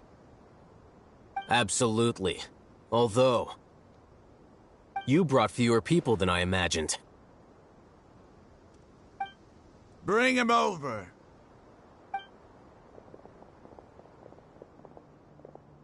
Grandpa! Why is there only one of them? Rahman, I've always thought of you as a man of his word. What's this about? It's a 1-for-1 exchange. Sounds fair, don't you think? And let me put it this way. Agreeing to any kind of deal with the Dendro Archon's people is already a huge compromise on my part. Don't you think you've asked enough?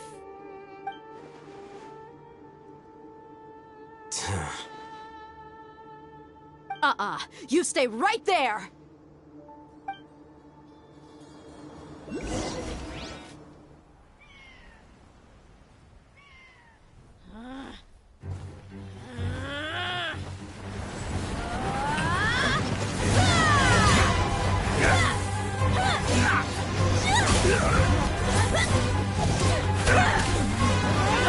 Boy, what do you think you're doing? Grandpa!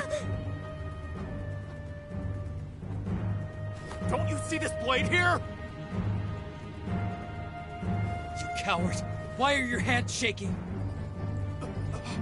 Wait a second! It's a earthquake! Grandpa!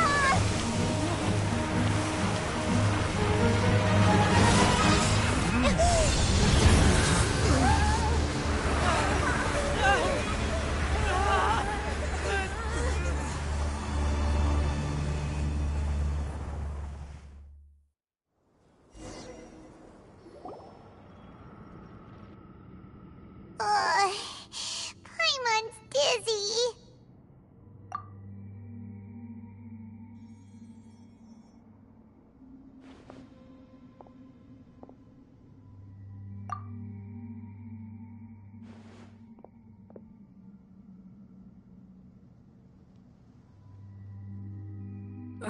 This day's going just great. What a nuisance. The sand dune collapsed. I saw an energy field. The village keeper protected us. It glowed green with dendro. Just like you said, it may well have been the remains of Lesser Lord Kusanali's power inside the scholar's body. The Dendro Archon. The present one. Grandpa? Grandpa? Oh no, he's getting confused again. Hey, look around you. There used to be a temple here?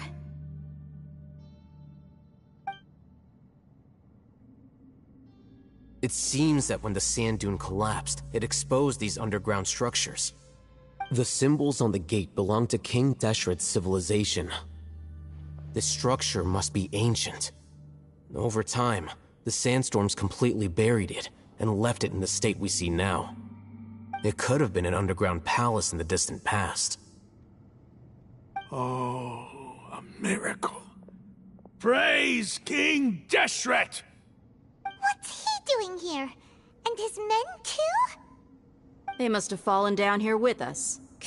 Pretty lucky if you ask me. Most of them seem in really bad shape. Except for him. He got off lightly.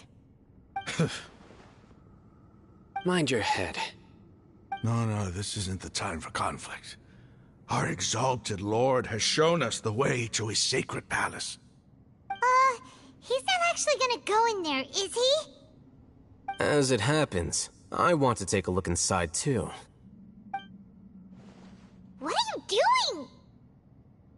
Don't you think it's curious?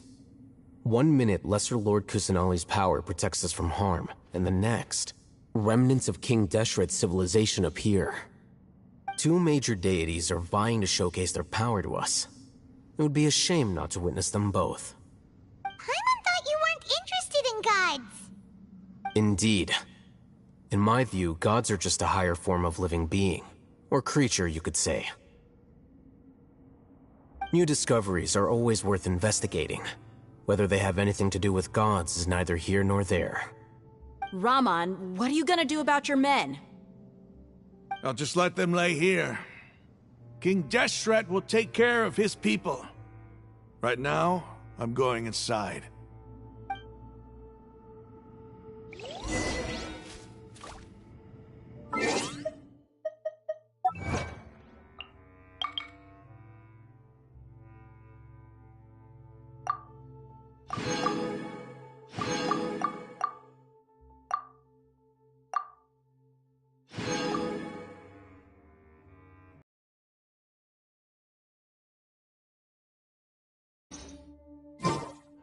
Reduced to just standing around.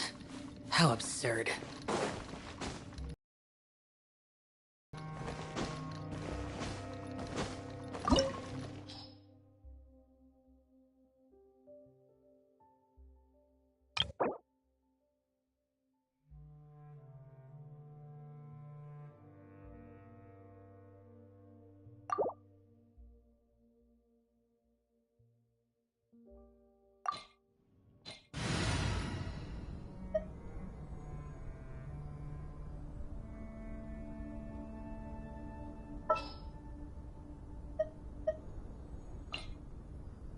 The threads of your fate lie in my hands. Ready for trial.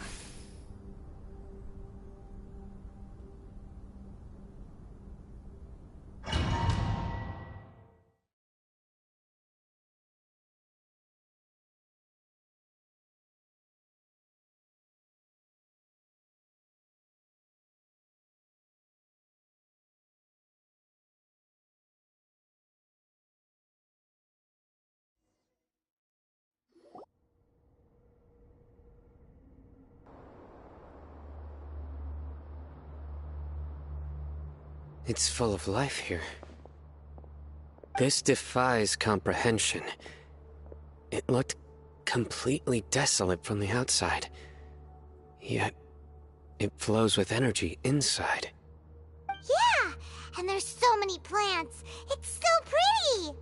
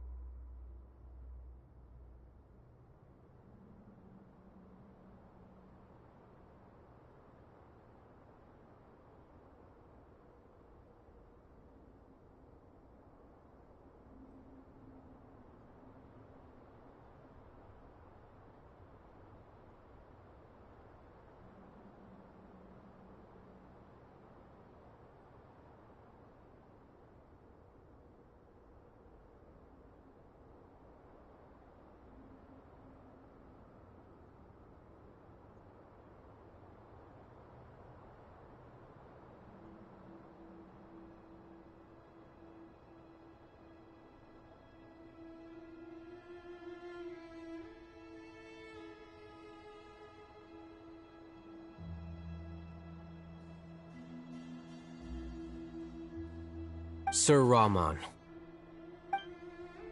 Huh? Me? Do you see another Rahman here? Are you mocking me? What do you mean, sir? Interpret it however you want, but there's something I'd like to draw your attention to. While this structure is clearly left over from King Deshret's civilization, the energy that flows in here is that of the Dendro Archon. Whatever you say. It's not like I have a vision. There's nothing to be angry about. Think of this as an academic journey. It does seem kinda strange. If that's true, then we might have to explore this whole area to find an explanation.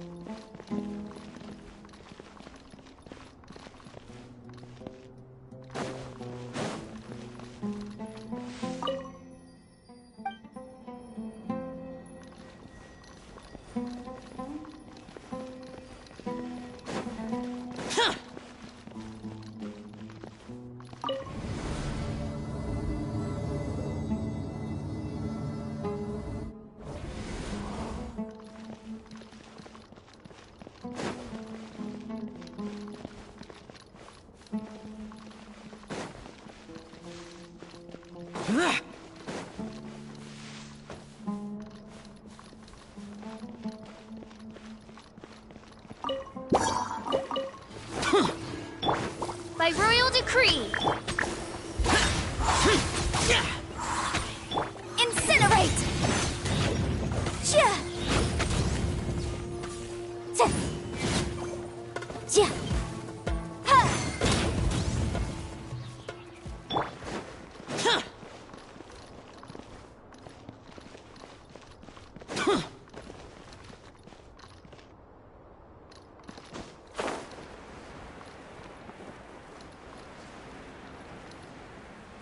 Worthless!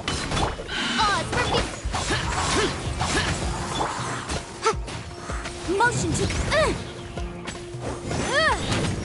Life goes on. Boom boom!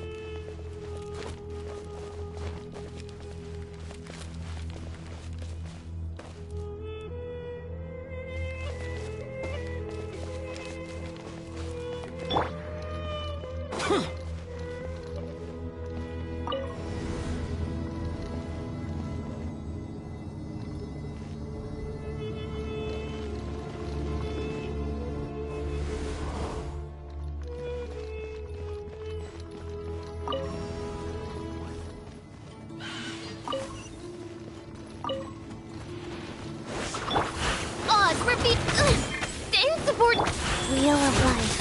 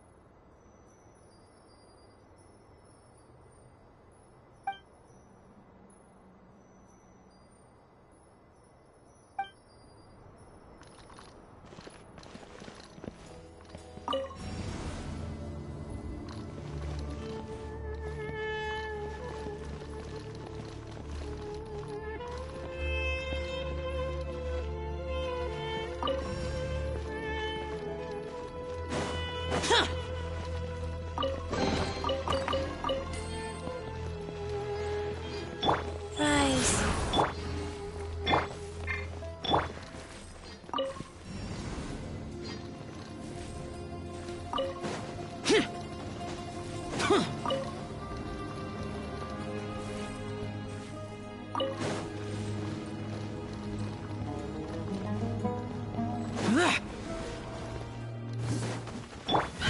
By royal incinerate!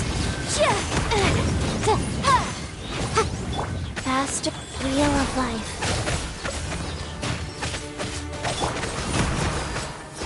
Motion to compel.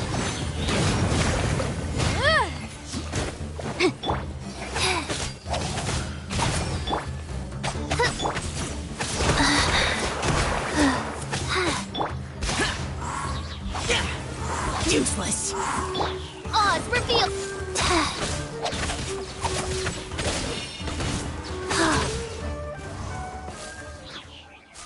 Life goes on.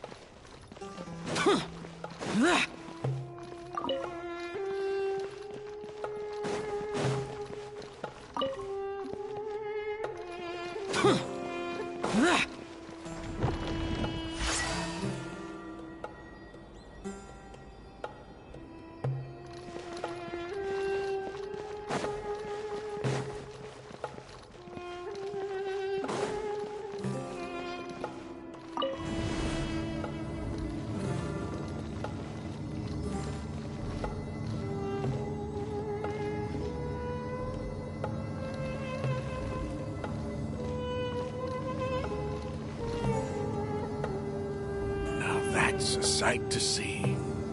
King Deshret's splendor surrounds us. There's so much vegetation here. It's different than what I expected. Sure are a lot of plants for a desert. That's what I call divine providence of King Deshret.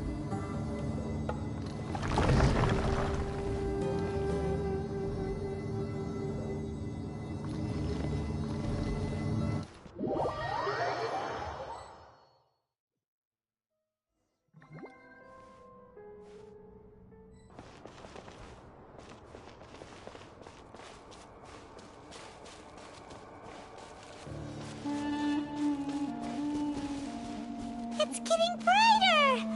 Oh, it looks so beautiful!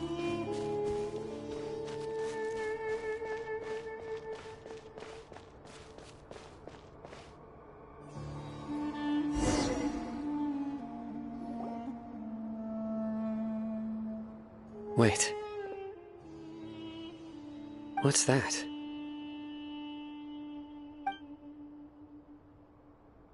A load of flowers. And it looks like there's something among them. These are King Deshret runes. They left something behind. Yes. It's an elegy written in an ancient script. What does it say? Here lies our faithful priest Kasala. His wisdom is a miracle among the people, deserving of high praise and admiration. You can read ancient King Deshret script? Of course. Every student needs to master at least 20 languages before they graduate. He's not serious, right? There's still something off about this place. The elemental energy here is too concentrated. The scent of life. Is it trying to tell us something? Is this it? Analyzing.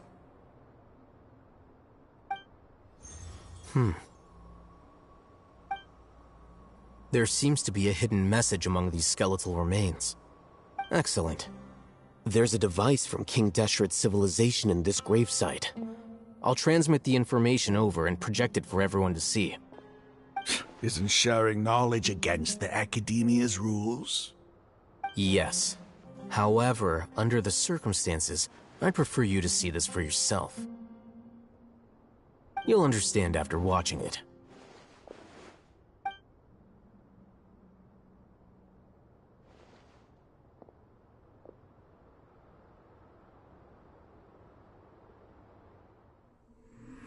Civilization is born of knowledge, but so too can knowledge be its demise. A disaster caught us unaware. It was knowledge that did not belong to this world. King Deshret brought this forbidden knowledge into our world, and it quickly spread like a plague. People's minds were filled with crazed whispers. Dark gray scales spread across their bodies. Even the land was stripped of its vigor. Only a desperate, deathly silence remained. Were it not for greater Lord Rukkhadevata from the forests, the damage would have been irreversible. She summoned the priests to build temples and infused into them the divine power of life. The disaster was miraculously tempered, and the embers of our civilization were preserved in Aru village. Alas, the miracle could not last.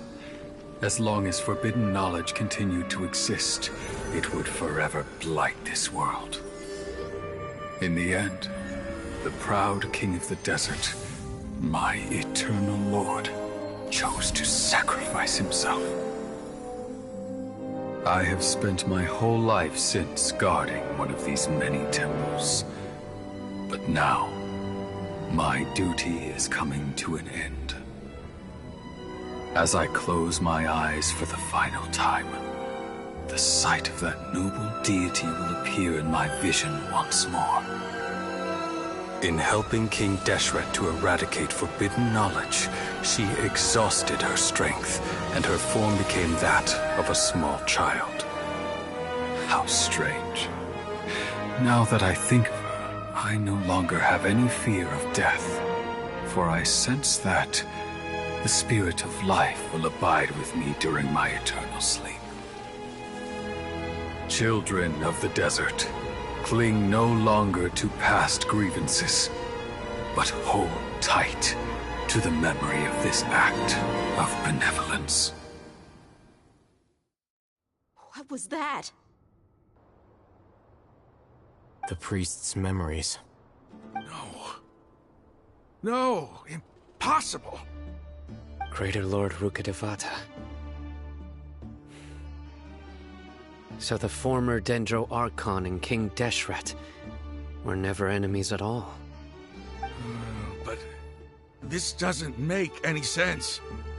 The Dendro Archon's followers, they're clearly... Was that the former Dendro Archon? She became so tiny in the end.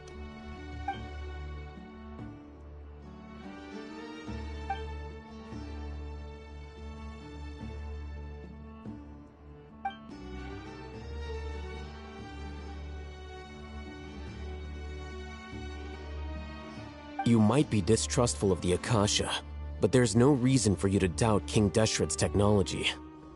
You've just witnessed his priest's last words. I've never heard about any of this before. The surviving followers of King Deshret all gathered in Aru village. Our god did not make mistakes. We refuse to believe any of the rumors. King Deshret's death, the all but total annihilation of our civilization. It was all Greater Lord Rukkhadevata's doing. We saw her as nothing more than a traitor, who stabbed us in the back in our moment of crisis. Just like us humans. Fighting, feuding, double-crossing each other to survive in the desert. You were blinded by your prejudice.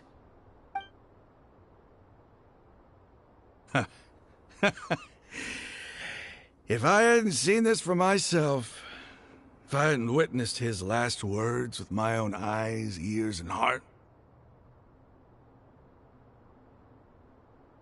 how could I ever begin to accept this? The truth is so far from what I've always known. Am I really supposed to believe that after all these years, all this time seeking revenge, suddenly now my enemy is my savior? Raman, that's enough.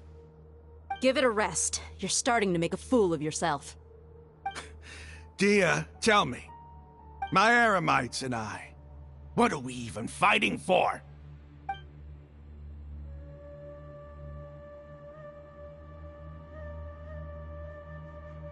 Hey, how you doing? I'll live. Thanks. I should probably go. Can't just stay here forever. What's your next move gonna be? Oh, I know what you're going to ask. I feel deeply ashamed of everything I've done. You'll get everything you're asking for. But please, give me some time. After everything that's happened here today, somehow I need to explain it to the others. It's not gonna be easy. Well, I guess that's for me to deal with. Dia, this is where our camp's located. Make a note of it. When would be a good time for us to go? Tomorrow, I'll convince everyone that we're all on the same side. And I'll return every last one of your your village keepers. We'll share our other resources with you, too.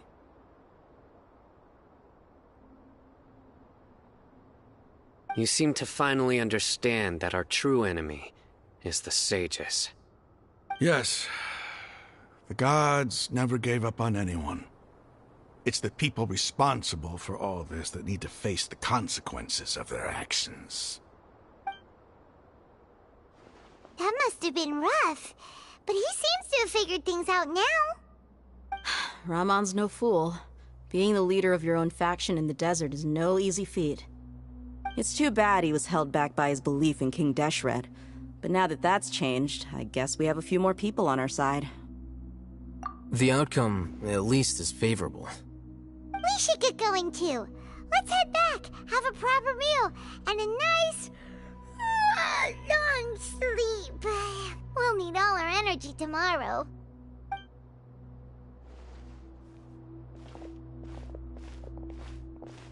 Sino,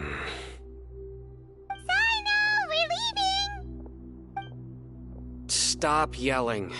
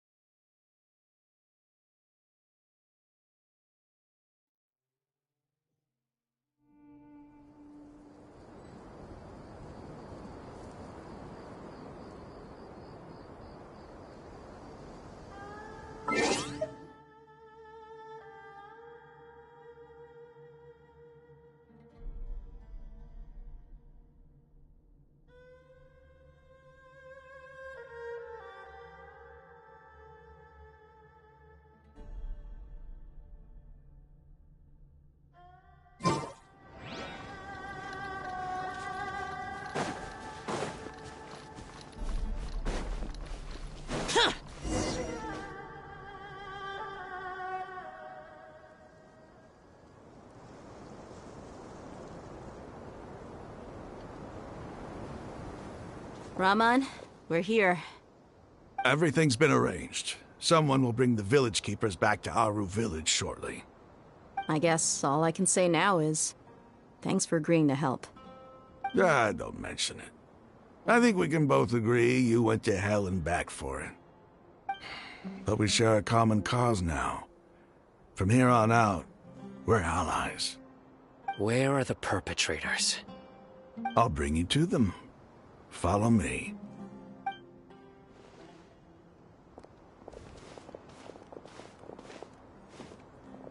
So these are the people who kidnapped the village keepers. Oh no, it's the scribe! There's no need to yell. No one can help you now. We've been all over the desert trying to find you! That's right.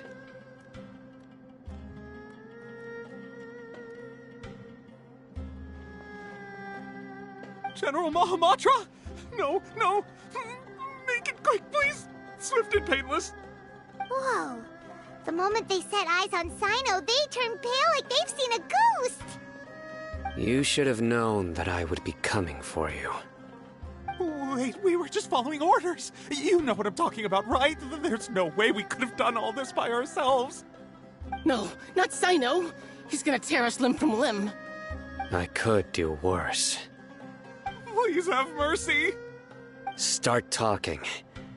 Otherwise, I'll have to resort to other methods. So, your superiors have kept you quite busy recently. Why? What are they trying to accomplish? They wanted to extract canned knowledge. Don't play dumb. You know what I'm really asking. They extract divine canned knowledge. Then what? I really don't know how to explain it. Well, you better start talking or you'll be sorry! You don't want to make things any more difficult for yourself, do ya? Be my guest. Huh? Huh? Uh-huh. That sure didn't sound like a fancy metaphor or anything. You're serious, aren't you? How did you know? There's no use hiding it now. Yes, you're right. The Academia is working on an important and potentially world-changing project. They are creating a new god. A god that will belong to them and to the people of Sumeru. It may seem as if Sumeru's academics are thriving, but ever since the death of Greater Lord Rukkhadevata, scholarly breakthroughs have been few and far between. The withering of Irminsul has been getting worse recently. The sages have tried everything they could think of, but nothing's worked. I'm always hearing them say things like, if only Greater Lord Rukkhadevata was still with us. Continue. And then, someone from the Fatui showed up. They called him the Doctor. He brought a gnosis and said he wanted to borrow the Academia's research facilities. The Doctor was previously expelled from the Academia. At first, the sages looked down at him in disdain. But when he said those words, everyone's expression changed. He asked them, "Do you wish to create a god?" This is what the arrogant ignorance at the extreme end of academia looks like. First, the Academia spent a long time constructing a divine vessel, which was based on an exquisite humanoid puppet. After that, they harvested dreams via the Zeb-Zerus Festival Samsara, maximizing the Akasha's output. With the Doctor's help, and the Akasha now functioning at maximum efficiency, they were able to use it to extract the power from the Gnosis and convert it into a divine core. Next, they decided that their new god needed to possess divine wisdom. For that to happen, they needed a huge quantity of divine canned knowledge. It adds up. But how do you determine whether the knowledge extracted is of divine origin? Call it an educated guess? The Academia has been trying to figure out the exact source of the Scholar's madness for centuries, but to no avail. Nobody can explain the cause of this phenomenon. Surely you can see what that implies, Scribe Al-Haytham. If it's knowledge no mortal can comprehend, then it must be something only gods are able to decipher. In other words, It's the source of the God of Wisdom's omniscience and omnipotence.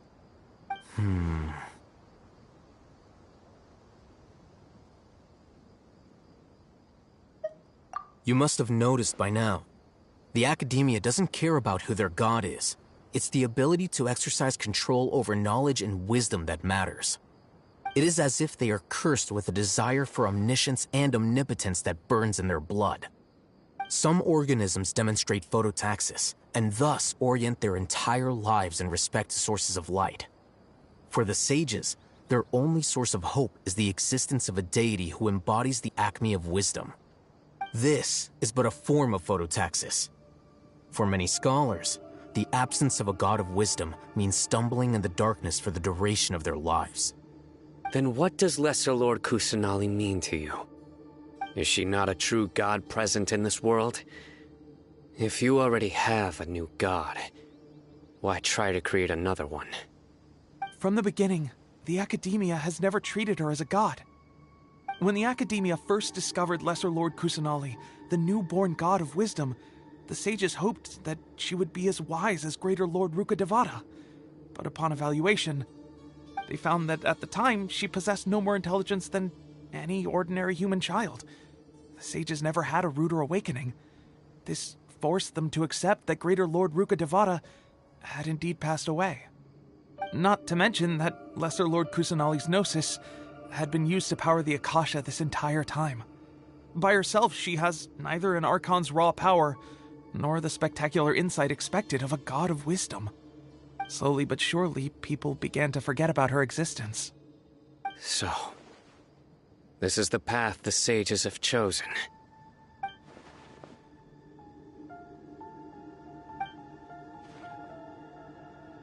All right, let's try to keep our cool. If everyone's in a bad mood, then let's change up our scenery. Rahman, give me a few men to help us escort the village keepers back to the village. And these two scholars, they're coming too. Sure, as you wish.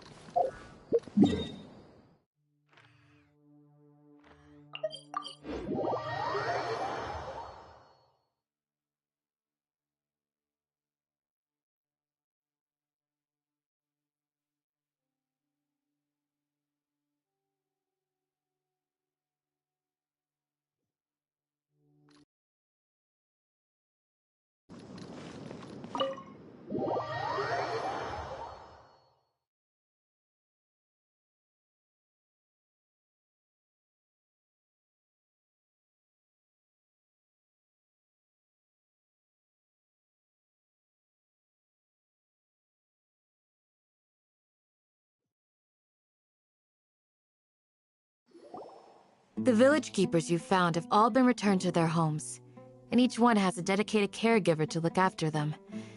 The 2 new scholars are being kept under close supervision, too. Really great work, everyone.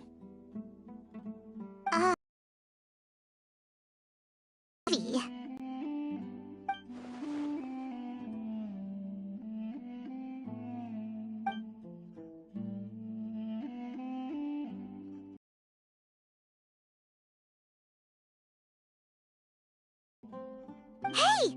Say something! Stop spacing out! Come on, is there nothing left to talk about? In that case, let's all get some water and try to think about something else. Do you have any plans, Traveler? Gods above, you're not talking about work, are you?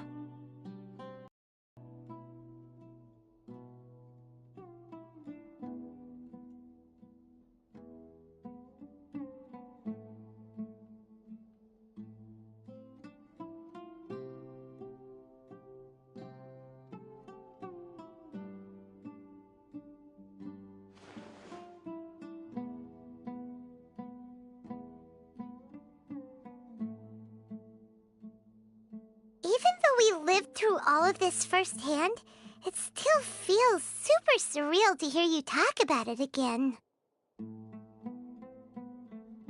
What a whirlwind of a story. Still, now's a good time to make our next move. Now that Ramon's joined us, we'll be an even stronger team. It's time to make a plan.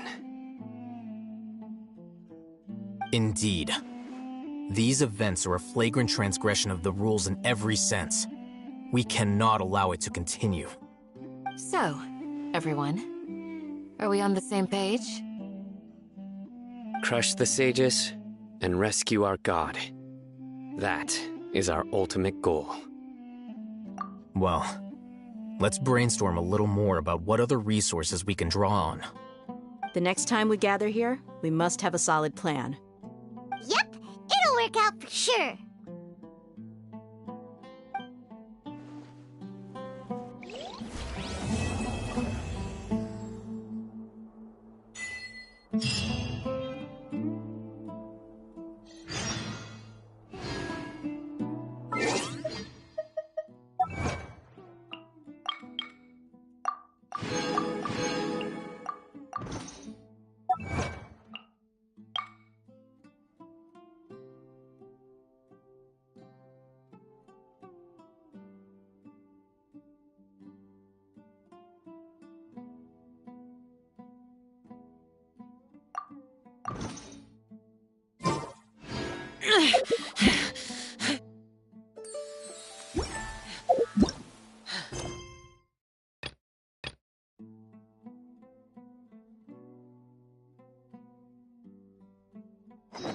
Those memories.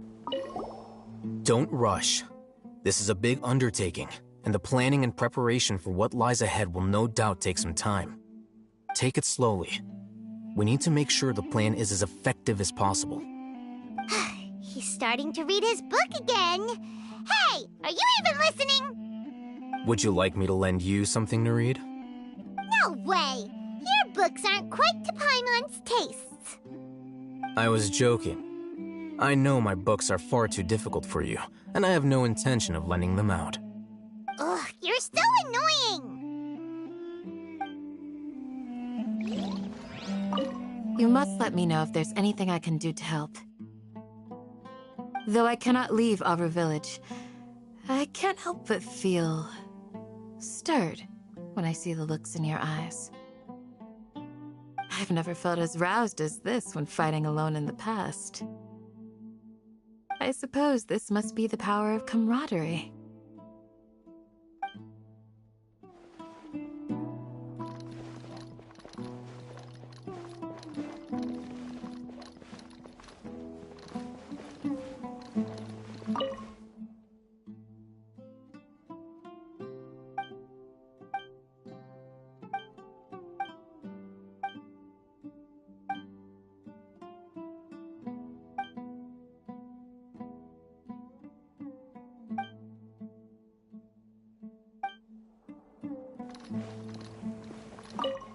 The past few days have been some of the most challenging work I've ever taken on. And none of it'll earn me a single Mora. I can't believe it. Look on the bright side, Dia. Maybe we'll get a huge reward after this is all over. You've got a point. Hey, what would you do if you woke up tomorrow with more money than you could ever spend? Paimon would buy boatloads of tasty snacks. That's it? And maybe some tasty drinks as well? How adorable. Well, here's to all our indulgent fantasies. If there's a chance they can come true, I'll give it my best shot. And here's hoping that everything we do from now on will change this world for the better.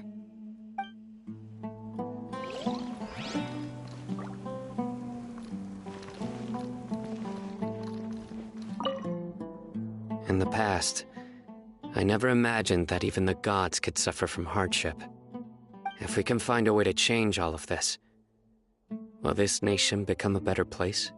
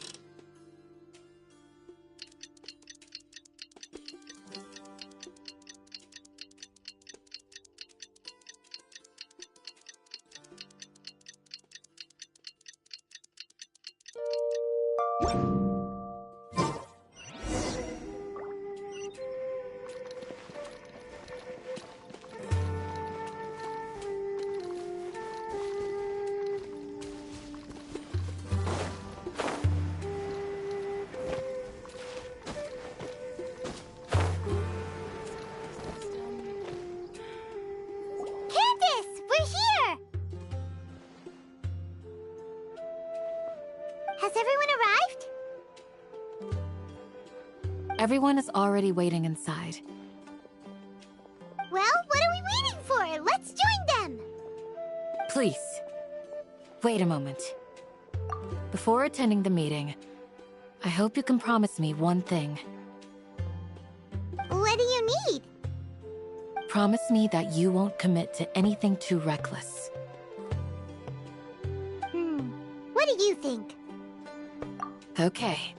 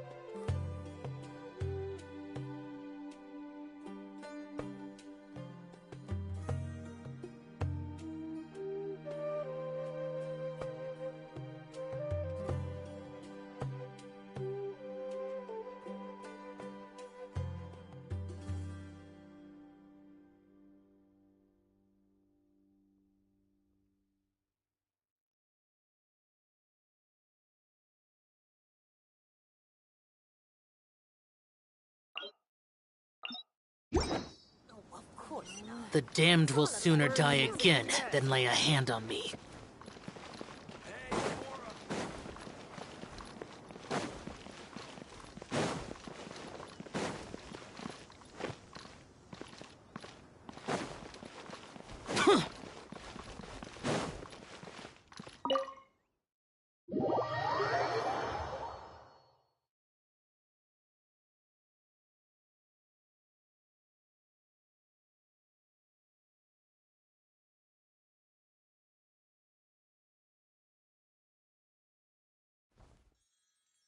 Everyone's here so early! But why isn't anybody talking? We already discussed things a bit. Hey, where have you been? I've missed you two. Are you ready? Very well.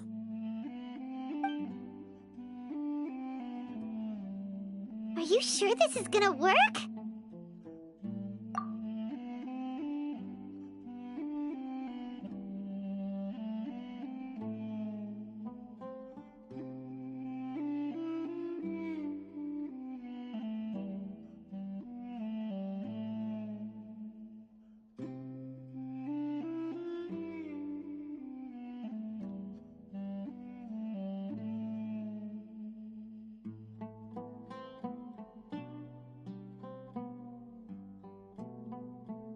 I gotta admit, it's bold. Color me impressed. It's worth a try. The point of discussion is to arrive at a solution. Let's cut the small talk and move to the next point. You're making Paimon nervous.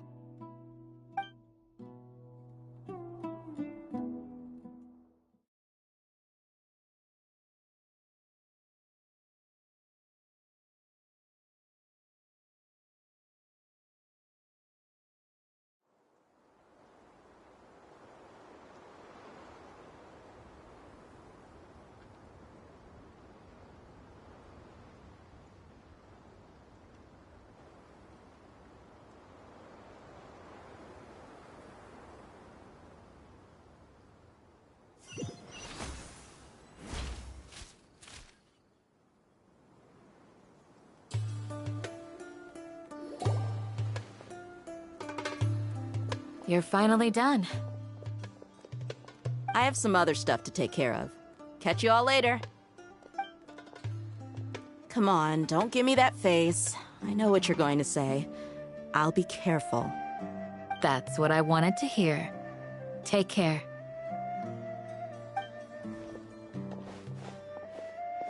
Well, Traveler, Paimon, judging from your expressions, the meeting must have been quite productive. You can tell? I'm not that good at scheming or strategy, but I can sense people's emotions. And based on your reaction, things must have gone quite well. Paimon's a little worried. Hopefully nothing will go wrong. To be honest, I feel the same. But you're already some of the most capable people I know. So you have my trust. Candace gave us a compliment! Your deeds speak for themselves. Candace, we stayed behind to tell you that, although you won't be coming with us, we'll be sure to remember your words. I'm very glad to hear that. I've said the same thing to everyone here today as I said to you when you arrived. Your safety is the most important thing. Only when you're safe can the plan be successful.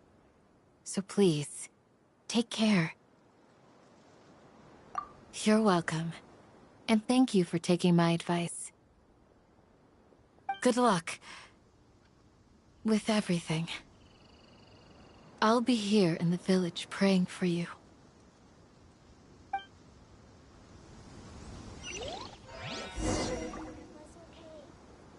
Stay safe, everyone. I'll be here, praying for you. Good luck.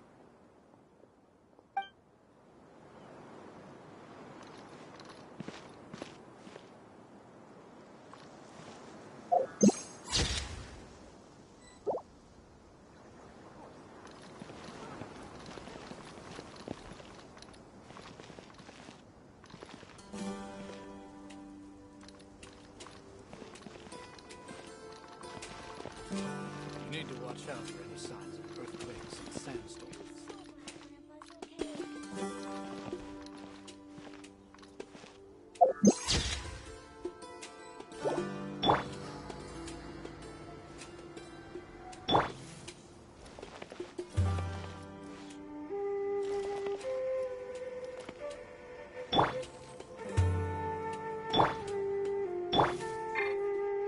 You need to watch out for any signs of earthquakes and sandstorms.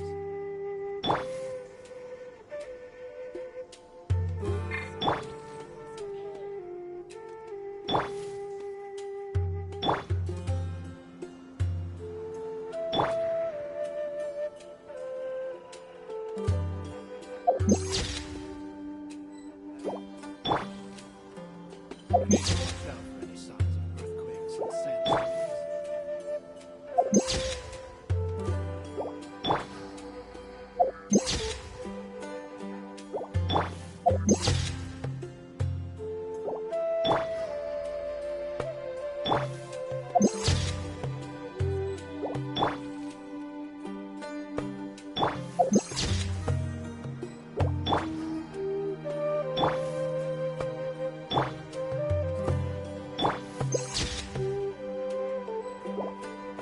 You need to watch out for any signs of earthquakes and sandstorms.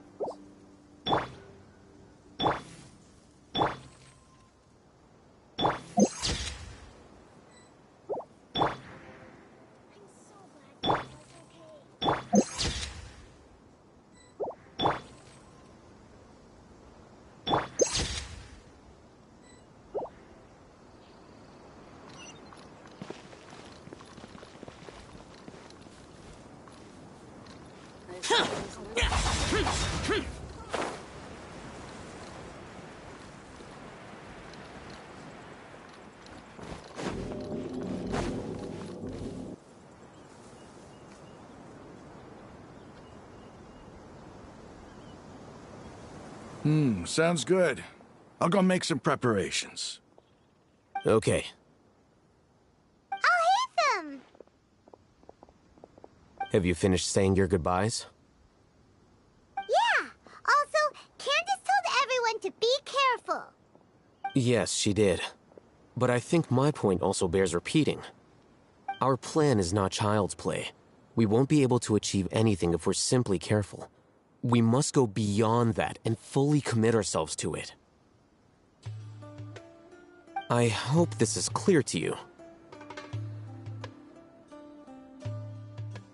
Huh? Shouldn't you be saying something more cheerful to boost our morale right now? Didn't we already do that during the meeting?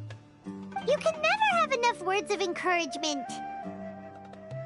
In that case, Candace can cuddle you to your heart's content while I continue to remind you of the seriousness of our situation. We all have our jobs to do, after all. It's like how some people can be put in charge of logistics while others will fight on the front lines. Speaking of the front lines, you don't look anything like a soldier. Of course. Compared to the mercenaries, I'm merely a feeble scholar. But the advantage of not being a mercenary is that I get to stay in a safer place and offer my strategic insight. Just think about that mercenary who lost his mind. Mercenary groups are facing constant danger every single day. Well, being a scholar is also a high-risk occupation, and you are a scholar. I'm not like the rest of them. Even among members of the same species, some will exhibit far more potential than others. This guy. Paimon still remembers when those mercenaries in Port Ormos called you a lunatic. All intellectuals are lunatics in the eyes of fools. I'll take that as a compliment. That reminds me.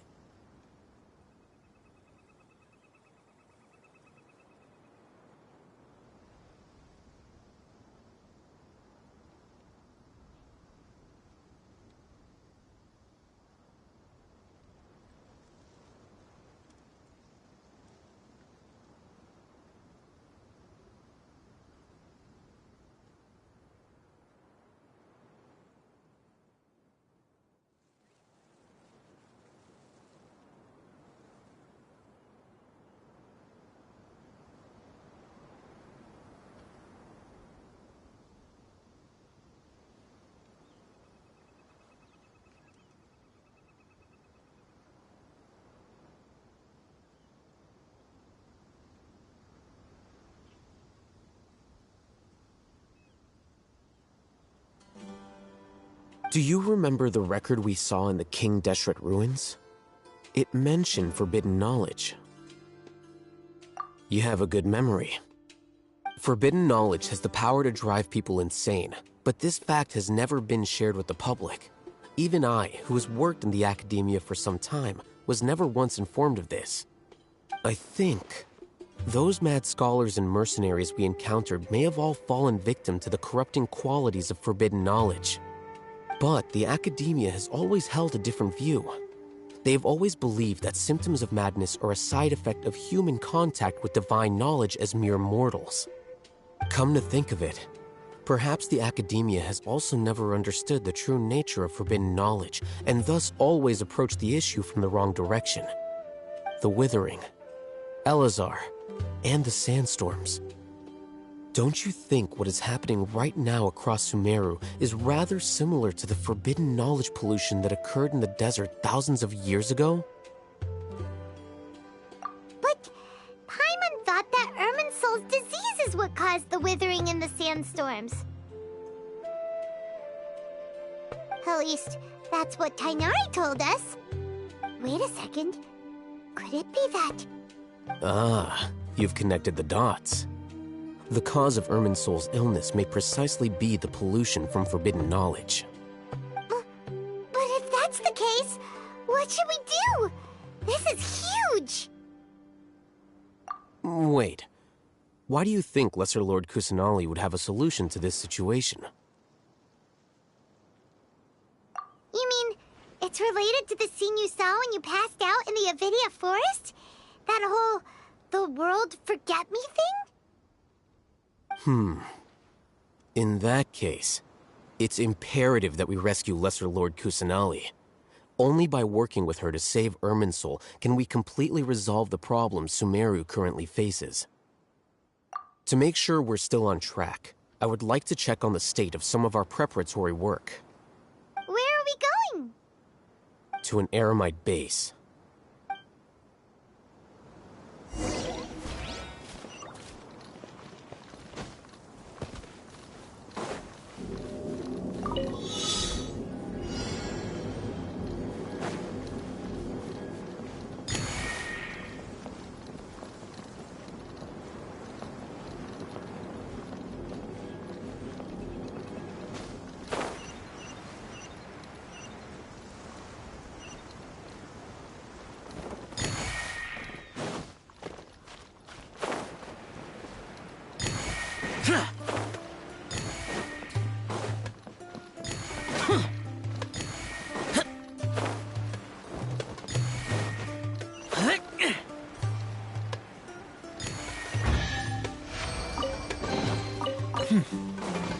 There's quality here.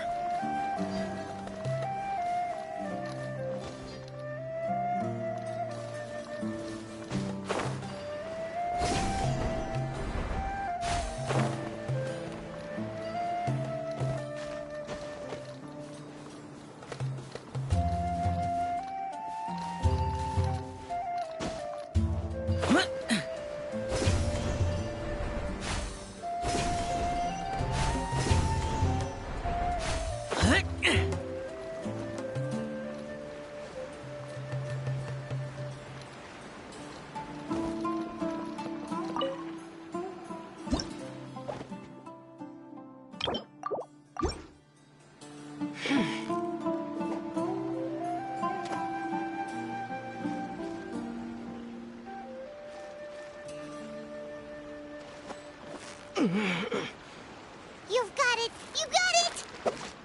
Whoa! Nice catch! What's step 2? One is closing the roads.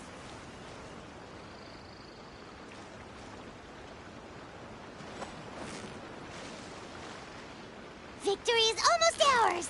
Whoa! Nice catch!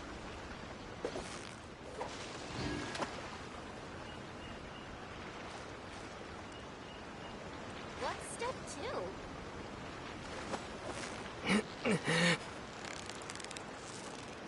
Steady now! It's the final stretch! Step 1 is closing the You made that look easy!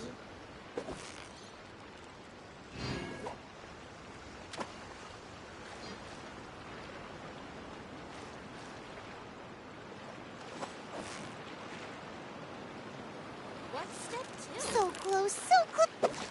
Wow, Paimon's stomach is rumbling already!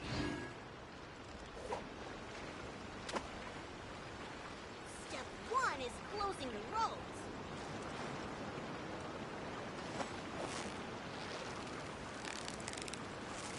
Victory is almost ours! What is it? What is it? Is it another Paimon?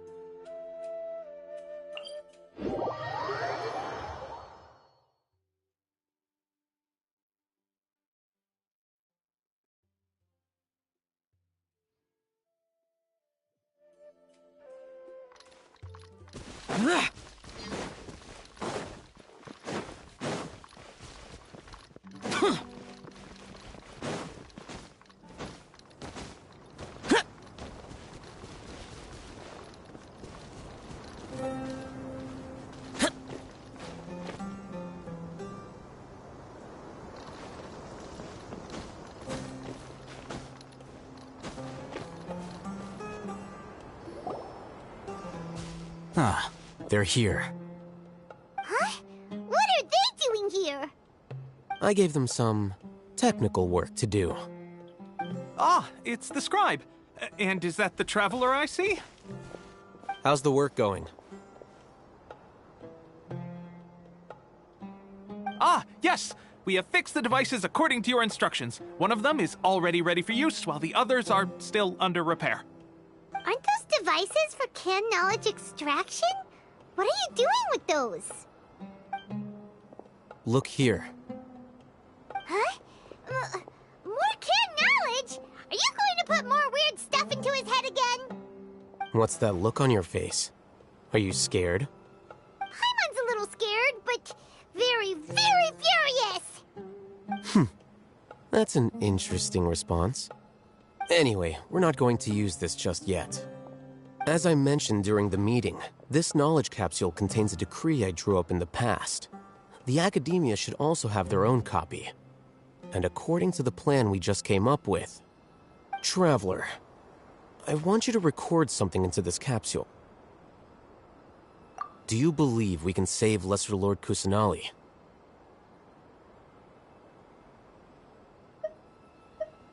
Good. Conviction is the most important part of all of this. Now, please get ready and put on this device.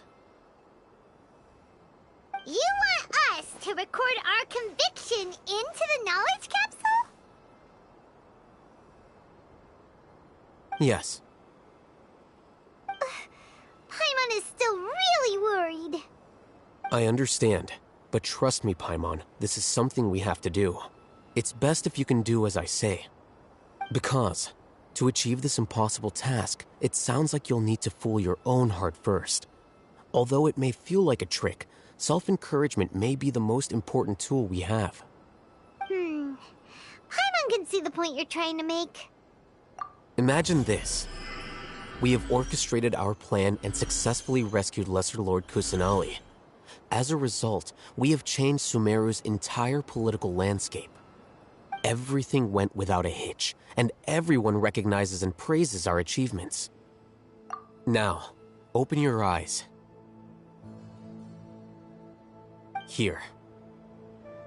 What's this? Read it out loud.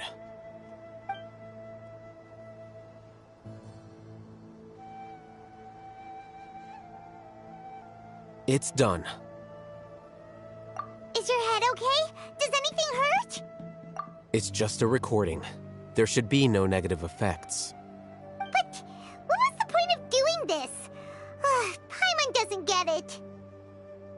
And that's perfectly fine. In any case, these capsules aren't meant to be used by you. Huh? What do you mean? Have you forgotten? Our plan needs to account for those who have long relied on the Akasha. You may find it hard to believe, but for those people, everything the Akasha transmits to them is nothing short of absolute truth. Imagine if you've been using a device like the Akasha since the day you were born, and this device has always supported you during times of need. After all that time, what do you think you'd become? A fool? A machine? A slave to orders. And that's why rules are so important. In addition, those who understand the rules can delineate boundaries and identify gray areas. But why would you need to identify the gray areas? You could say that those kinds of ambiguous zones can be very interesting. One might even say they're advantageous in the right hands. Things you're interested in are really out there. Are all Sumeru scholars like this? Anyway, that's enough chit-chat. I'm going to take those two to work on some small projects. You can head to Caravan Rebot and start preparing for the next step. Small projects? We're going to tinker with the Akasha terminal and make a few modifications.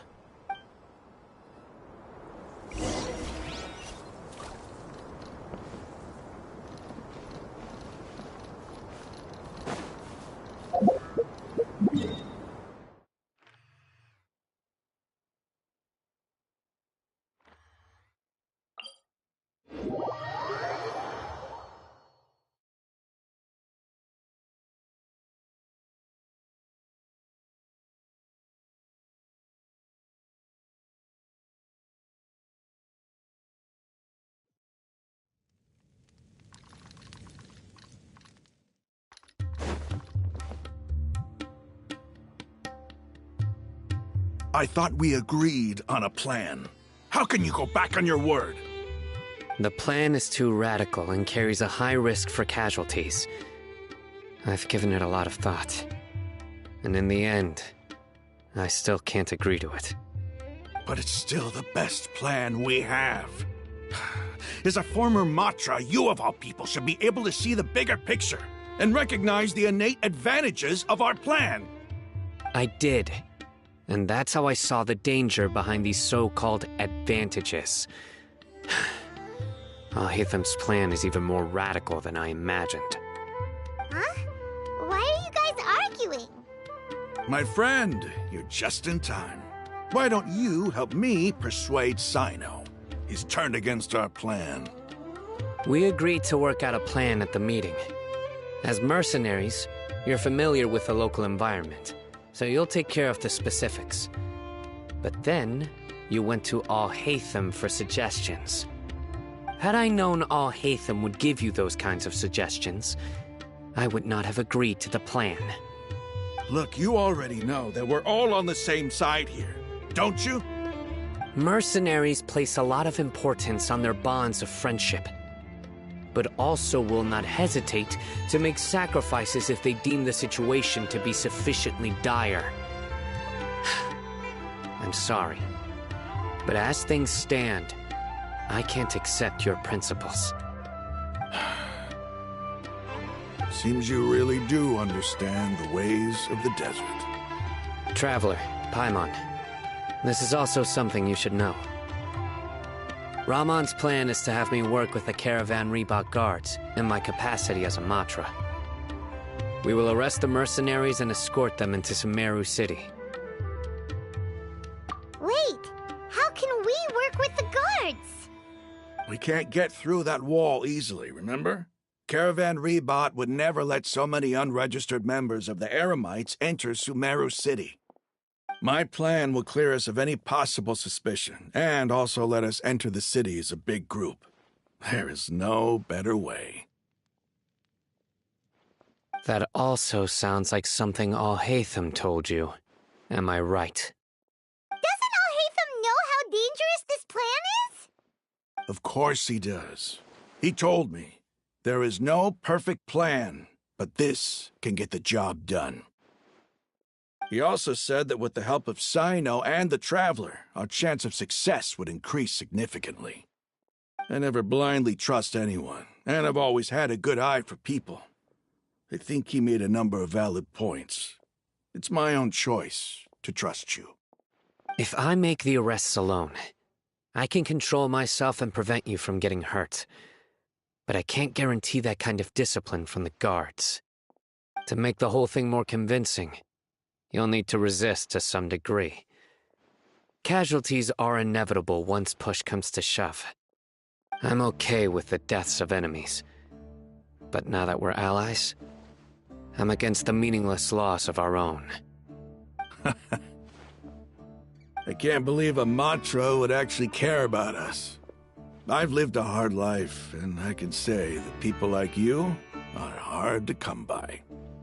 I've always treated my allies with honesty and respect. They have the right to know important things like this. Now you're making this hard for me. Hey, is there something we can do to help?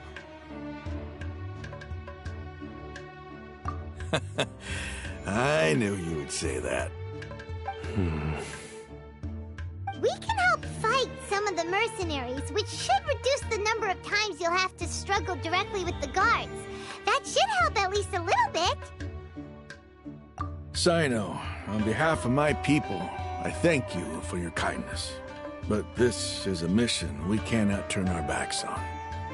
We strongly value the lives of our friends, but the goal we are about to achieve is even more important. We have no fear of casualties, because we crave the spoils of victory. So please, lend us your support. We will show you the determination of us desert dwellers. Well, now that you've put it that way, I can no longer refuse. But remember, you need to follow the plan and not do anything reckless. Candace made it very clear that we can only achieve our goals if we can ensure our safety. Since you and I both recognize the significance of this operation, there should be no more animosity between the followers of the Dendro Archon and those of King Deshret. Everyone's life is equally important. Okay, you have a deal.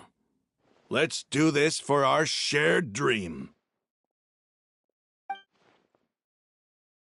The guards should be stationed in the courtyard nearby.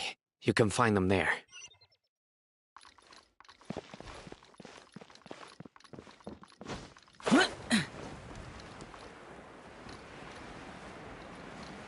There must still be traces of King Deshret's failures. I want to take no commission from Sumero City so bad.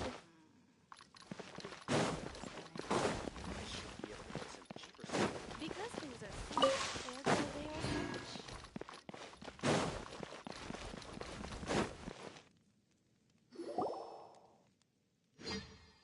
Guards! General Mahamatra! To what do we owe the honor? Keep your voice down. This is a secret operation. I'm going to arrest a large criminal gang near this location. According to the Academia's Guide and Regulations on Secret Operations, I have the right to ask for the cooperation of Caravan Rebot. Ah, of course, of course. Mahamatra Sino's order is the Academia's order. Just let us know what you need. But who exactly are you planning to arrest, and how many people are you expecting? Depending on the scale of this operation, we may need to report it to our superiors. They're a squad of Eremites whose number is comparable to Ain El Akhmar in Port Ormos. They're involved in the theft and resale of supplies from the Academia. As many as Ain El Akhmar? This should definitely be classified as a joint operation. Then I suggest that you report this to your superiors as soon as possible, and treat it as a top priority desert operation. I will need personnel. Got it. Please wait a moment. I'll contact them immediately.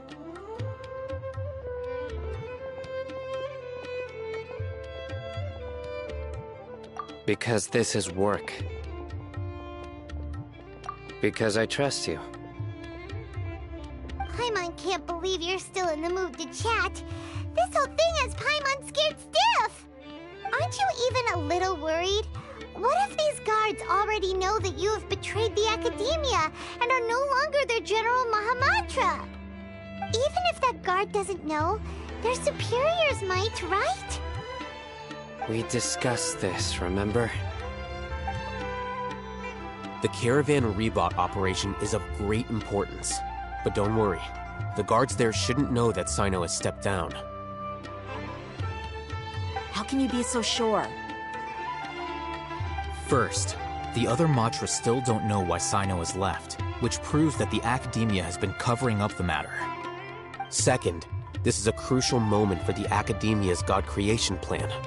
If something were to happen to the General Mahamatra, it's bound to attract a lot of unwanted attention. No matter how you look at it, they don't seem interested in sharing the news of Sino's departure. A reasonable inference. I agree. Which brings us to our next issue. I'm sure some of you have been wondering if the prediction function of the Akasha will affect our operation. The Akasha is still in operation, so I must remain on high alert. Actually, considering the power of the Akasha, it's quite strange that it hasn't already tried to interfere with my actions. I've given that a lot of thought. For now, I don't think you'll need to worry. If you remember, when you first came to Aru Village, all your actions and routes were predicted by the Akasha. It even gave that information to those who kidnapped the village keepers. But things like that never happened again after we met up with the Traveler. That's true. But why? Look at it from a different angle. Why do you think the Akasha will predict your actions? Because my personal data has been entered into the Akasha. That's true, but the key to this question is, how well can the Akasha make predictions about a person? Haven't you ever thought about it? Just how can it do this in the first place? Because the Akasha controls the entirety of Sumeru. The Academia firmly believes that all human actions can be explained through logic. By sorting and analyzing entered data, the Akasha can derive behavioral logic and predict the actions of those who fit an existing logic model. However, at the risk of sounding like an advocate for fallacies, can everyone truly be considered logical at all times? Emotions are part of our behavioral logic, but can you guarantee that every experience of the same joy or pain would be equally intense? How can our feelings and opinions be predictable down to the letter in every single instance? Sino, in the past, you've always worked alone. In the absence of another person who could sway you or your thoughts, the Akasha could produce predictions that were similar to your real-life behavioral principles. Decisive and principled, you were used to solving problems alone. That's why the Akasha could figure you out. But now, you've joined a team. And I believe the Akasha hasn't yet figured out the full composition of it. Our thoughts and logic have intermingled and weaved themselves together to become a complicated, chaotic mess. Any one of us could potentially disagree with another. The Akasha lacks data on these interactions, and it's impossible for it to predict your actions in the future based on your decisions in the past. After all, there's probably a limit to just how much we can be modeled or controlled by data. So, in my opinion, you're probably safe for now. Makes sense to me. I agree. The Akasha is not alive, and I don't think we can be completely controlled by something without a mind of its own. Is that so? I guess there are things that even the Akasha cannot calculate, and people will not be forever trapped by the past.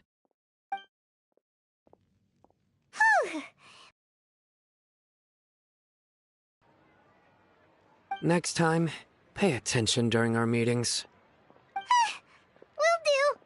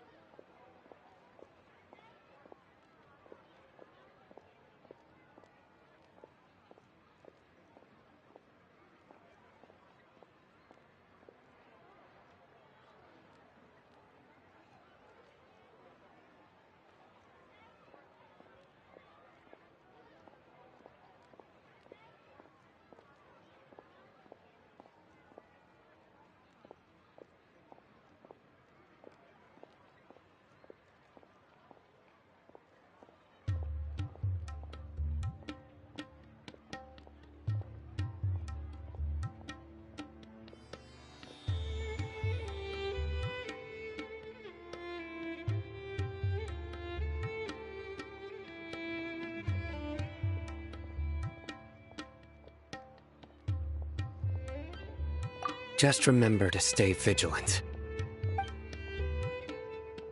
Ah! Footsteps! General Mahamatra, we were not expecting your presence here. I'm the security officer of the Great Red Sand District. My name is Luxembargo. This is my assistant, the Traveler. He will be... Next to him is for his work. Beep! Construct, beep! What a great honor to meet you. Your golden hair is as bright as the sun. And, is this the latest technology from the Academia? Have you made a decision regarding the matter I mentioned to your subordinate? It seems to be a dire situation, so of course you will have our full cooperation. To be perfectly honest, I've always longed to go on a mission with someone as well known as yourself.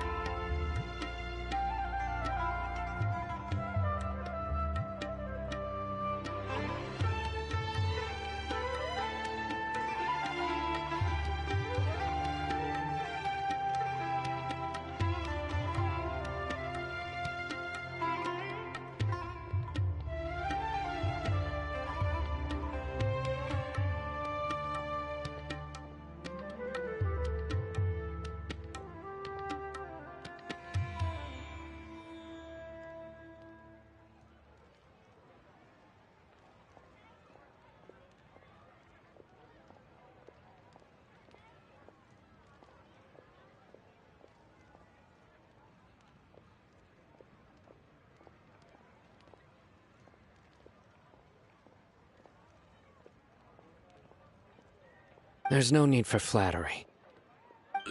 Yes, sir. Take your most elite platoon and follow me to the eastern side of the district. We will carry out the operation there. Understood. Map. Hurry, bring the map!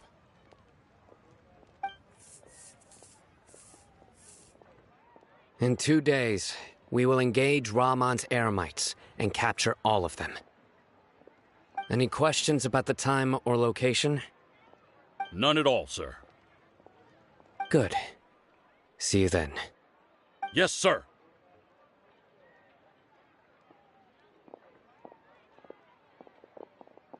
Maybe hanging around the General Mahamatra isn't so bad after all. Everyone's so respectful towards us. This is all due to the absolute authority of the Academia. And now, we're going to strike back against that massive pillar of power. Get ready. We will move out in 2 days.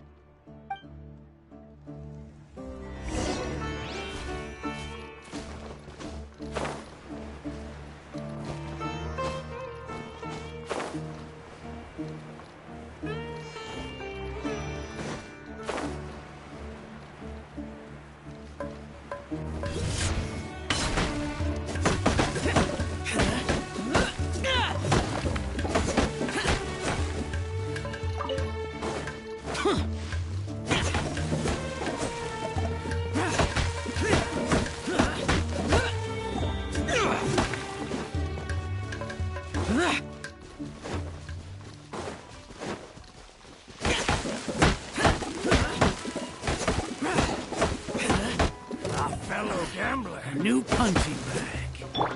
Incinerate! By royal decree. Boring!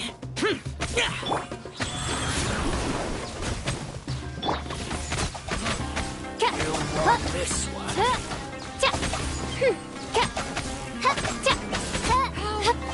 Need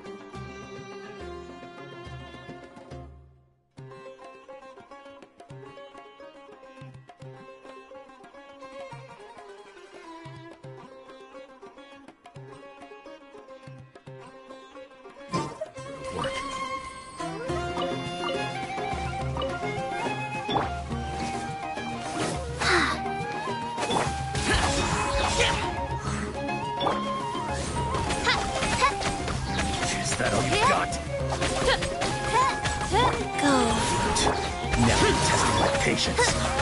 We'll meet again.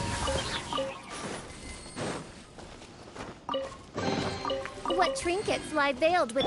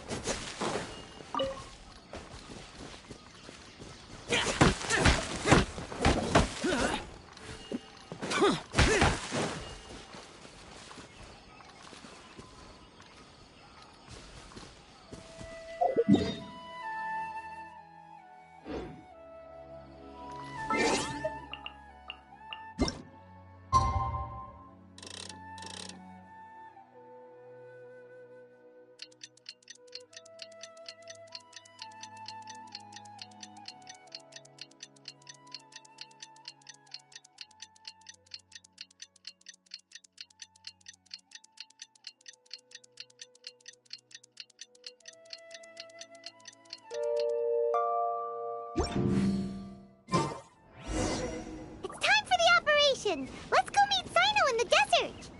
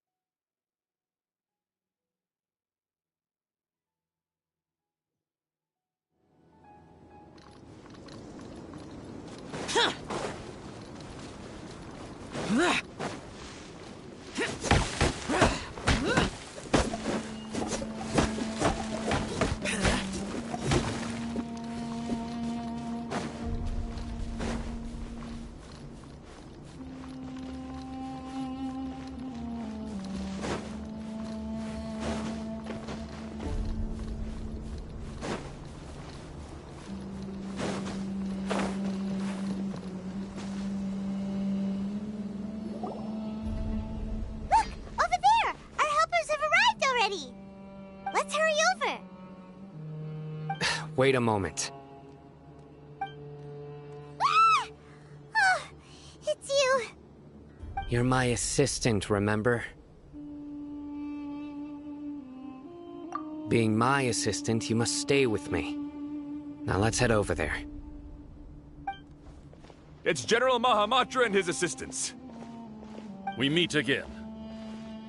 Huh. You're here early. It's to show how important we think the operation is. Since this is a big case for the Academia, we are prepared to give it our best. I'm glad to hear your sense of resolve. Remember, we must capture them alive. They are our only leads for the case. If they die, we will be unable to continue the investigation. Understood.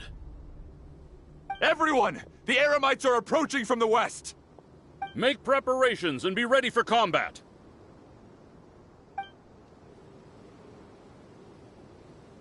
Halt!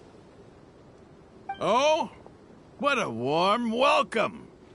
What do you want? Judging from those shiny weapons in your hands, it seems like you're not interested in a deal. Rahman, the Academia has caught wind of your smuggling and illicit sales. If you value your life, I advise you to surrender. Who are you supposed to be? A Matra from the Academia? I can't believe you came all this way just to catch us. I'm not here to talk. Oh. Nobody's given me this much time of day since I became a mercenary. Brothers! For that slight, let's wash our blades with their blood. Let's show them we Eremites are not to be messed with.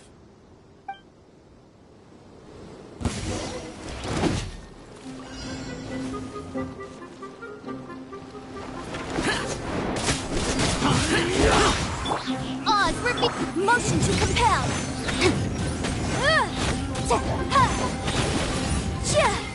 Wheel of life.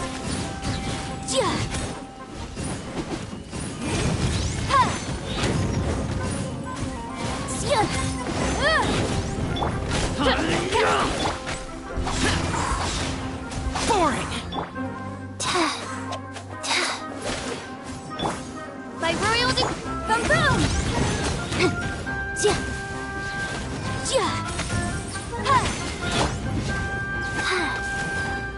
Go. Useless.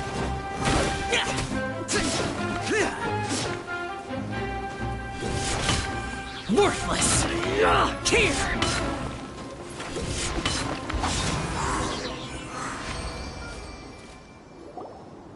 It's over. We have subdued them. The operation is now over. All Aramite mercenaries and related personnel in the area have been arrested. You pitiful Dendro Archon dogs! You'll regret this! I'm afraid you'll regret it first. King Deshret will curse you, and you will all! Silence! Oh,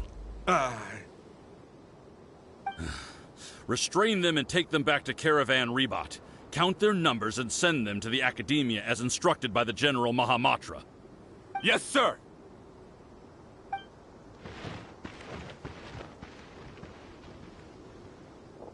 Mahamatra Sino, I will now take my leave. If you need further assistance, please come to Caravan Rebot and ask for me. Understood. You are dismissed. There they go. Let's talk elsewhere.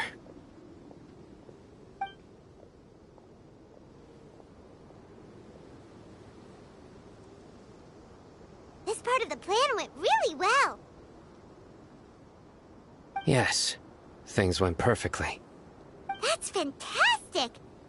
And that punch you gave Ramon there sure looked convincing enough.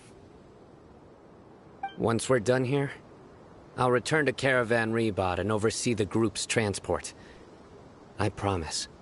I'll get everyone into Sumeru City safely.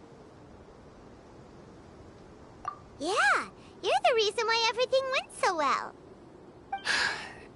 It's not the time to celebrate yet. I believe Dia should already be waiting for you. Go join up with her. She will need you to introduce her to Tainari. Speaking of which, is it really okay for us not to share the full plan with Tainari? What if he'll feel miffed about it and refuse to work with us?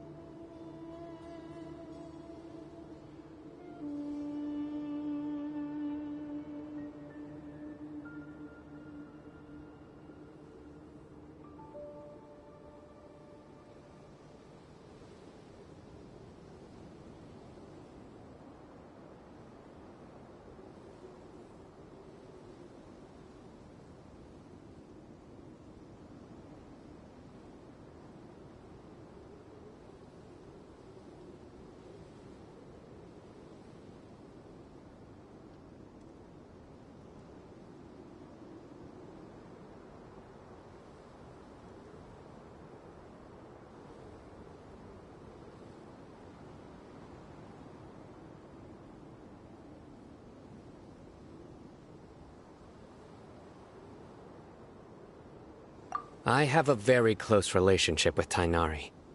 Given how well we know each other, I believe my message alone should be enough to bring him to our side. He knows I won't make jokes about things like this. If we need help, Tainari is the best option. Get ready for the next phase of the plan. Don't keep them waiting.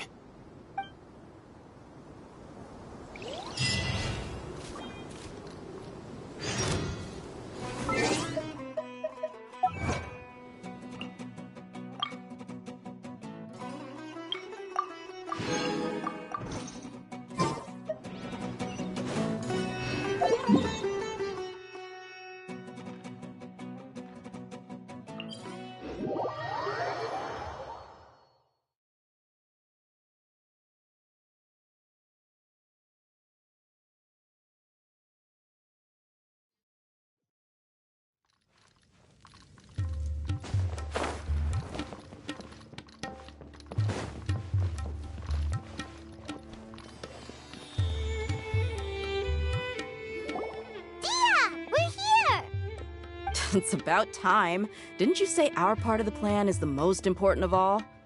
And here you come rolling in late. In the time it took you to get here, I already did 5 laps around the place, downed 7 drinks, and even did some clothes shopping. Sorry. We didn't mean to keep you waiting. I just wanted to fix your attitude and rub it in a little. After all, you took your sweet time getting here, and we've got important stuff to take care of. I just like seeing that serious look on your face. All right, I'll stop. All joking aside, I'm glad you're here.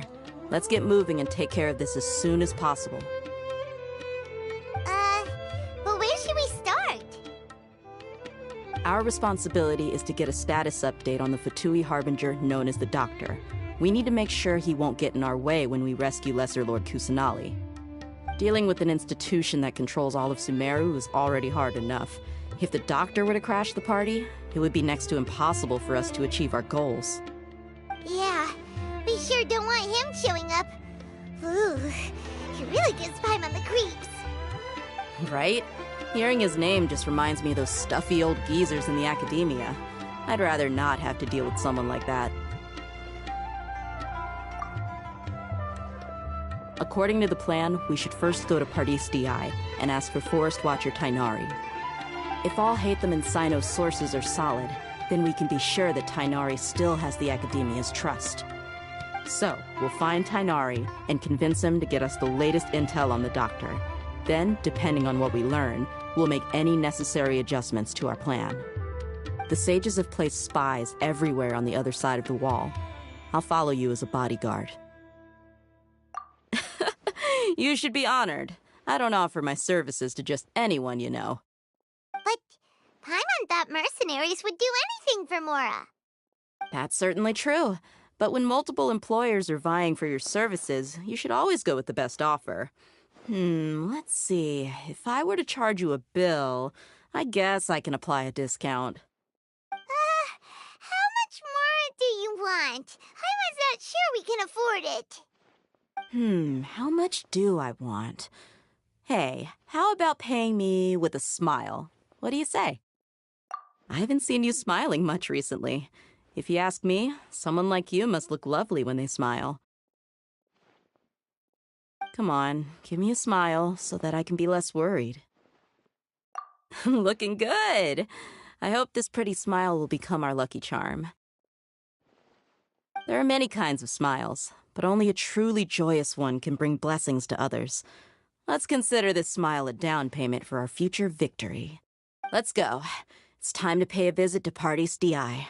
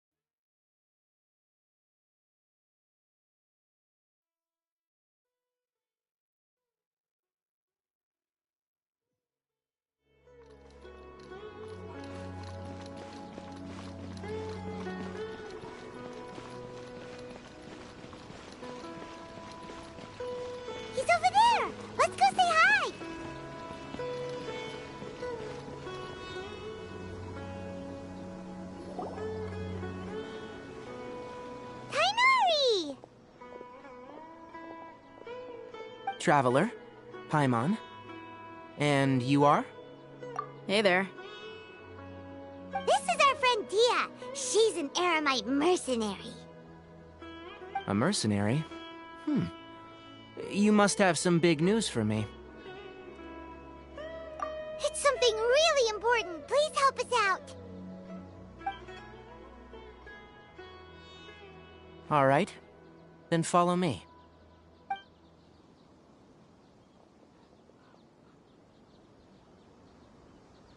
This place is better. We won't be disturbed by any passerby. Okay. What is this important thing you want to ask me? The doctor. He's that strange-looking Fatui Harbinger with the mask. Paimon thinks he has blue hair. Yes, I know him. Actually, he left Paradis Di just a little while ago. He left already? Yeah. He came looking for me. Can I ask what it was about? Sorry to ask you like this after having just met, but your answer is very important to us. For now, all we can share with you is that your friend Sino is working with us. Sino, you say?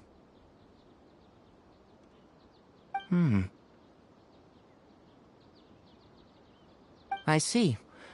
So that's why he hasn't been at the Academia. Okay. I'll answer your questions and will assist you any way I can.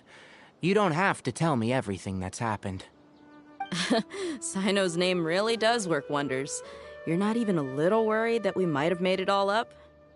Despite having just met you, I can sense that you're the serious type. Between you, the Traveler, and Sino, none of you strike me as the type that would conspire to deceive me. You don't need to tell me anything you don't want to. I'll also get straight to the point. The Harbinger you mentioned came to me because he wanted to take the scholar Hypatia away with him. Hypatia? Why would he want her? And what do you mean by take away? Is he planning to leave Sumeru?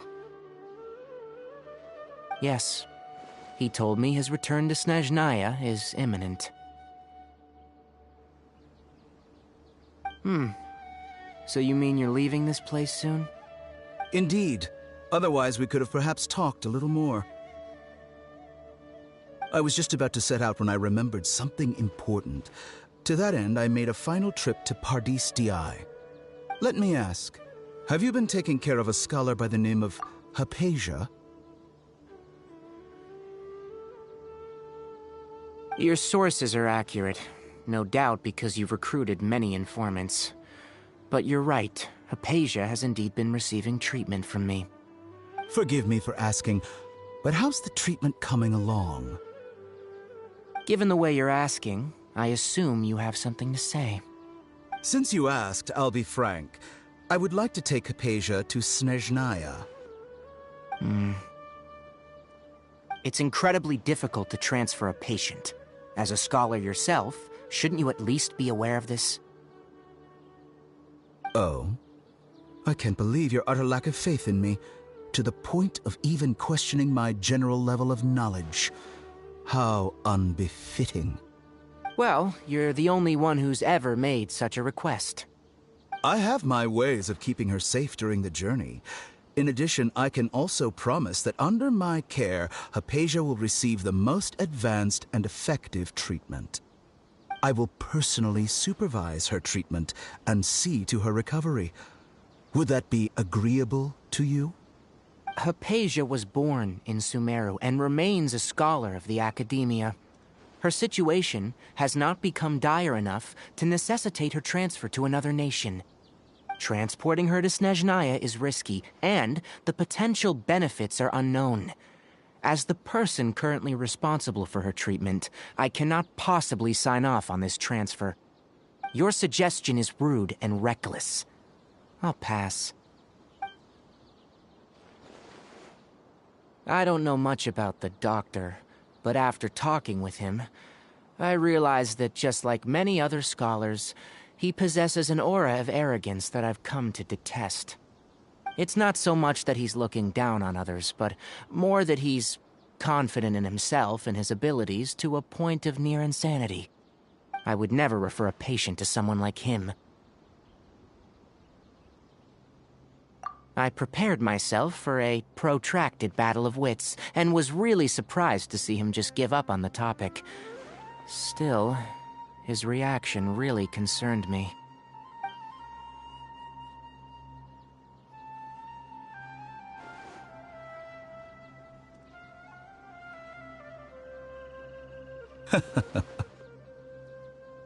I see, I see. Of course, your opinion makes perfect sense. You're still young, but already quite stubborn. I must say, you are not like what I had expected. Under normal circumstances, I wouldn't just let you off the hook like this. But unfortunately, I'm in a hurry today, what with Her Most Noble Majesty the Tsaritsa calling for our return. Luckily, there is still some time left for me to take care of everything before I leave. It's just as the Academia said. You're a responsible and gifted scholar. Sadly, even with all of that, you're still lacking a bit of shrewdness. And that's also why people like you can never realize that sooner or later, everyone must pay the price for what they've learned.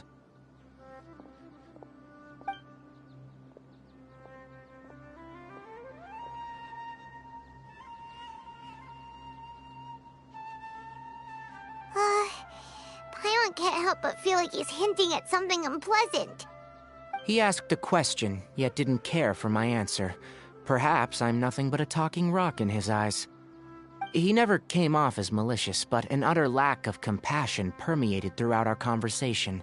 From his tone, I can sense that he's always looked down on others.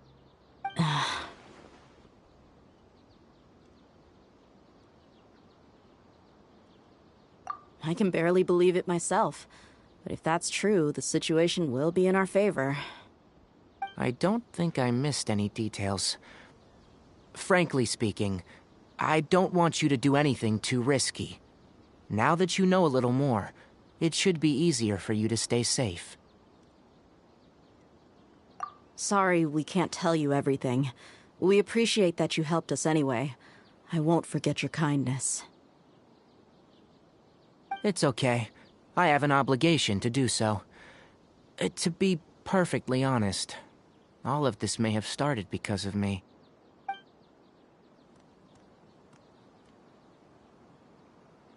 Recently, my master wrote several letters to me, asking me to return to the Academia and assist him with his research.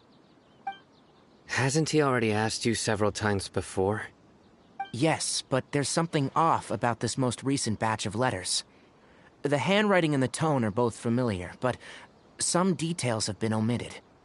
My master will occasionally leave a few dots on the back of the letter. 1 dot means that he wrote the letter on a sunny day, and 3 dots stand for a rainy day. This has been a habit of his for many years, but I didn't find any dots in his recent letters. I believe something may have happened to him. I get it. Since you are always at Gandharvaville, you would like me, someone already working at the Academia, to investigate this matter, right? I'd like to ask you to do that for me, if you can keep yourself safe. Please withdraw immediately at the first hint of danger. I can do that, but I have a feeling it won't be that simple. The Academia has been working on a big project. I'm not quite sure what it is, but your master might be involved with it.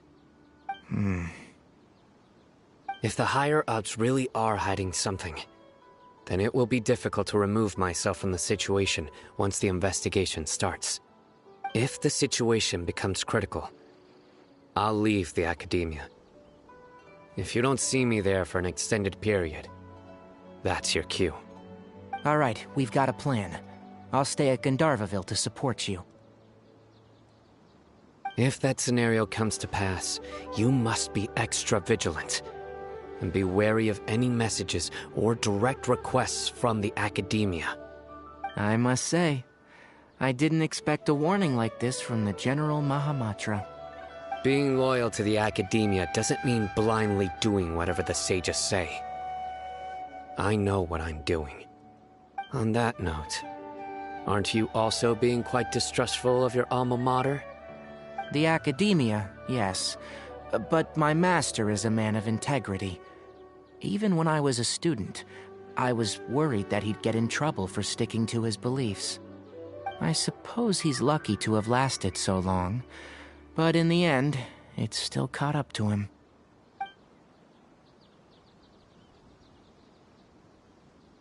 I see. So you noticed something was up with the Academia from the very beginning. This may well be how Sino became involved in all of this. In which case, I must keep my promise and help you however I can. Also, if you run into Sino again, please help me pass on a message to him. Trust your own senses and experiences. I think this may be something he needs to hear right now. Okay, we'll find a chance to tell him. Thanks. Right. Now let's go hunt down this Harbinger. Oh, by the way, which way did the doctor go when he left Pardis Di? That way. Gotcha. Thanks so much. We'll be on our way.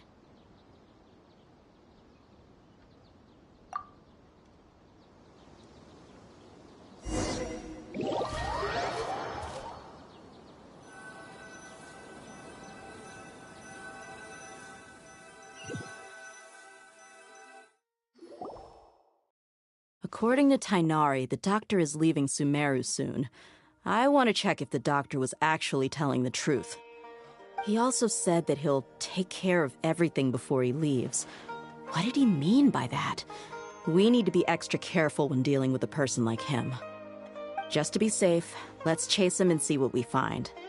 But we have no idea where he went! How can we start chasing him? We'll do it the mercenary way. I'll find leads as we go. All you have to do is just follow me. That Harbinger may have tried to cover his trail, but he still left some traces. Or perhaps he never even thought about concealing his whereabouts. Maybe that's just how arrogant he really is.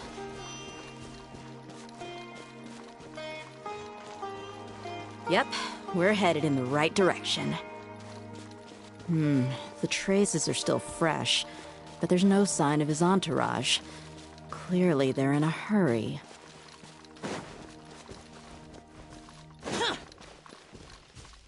It's just as I thought.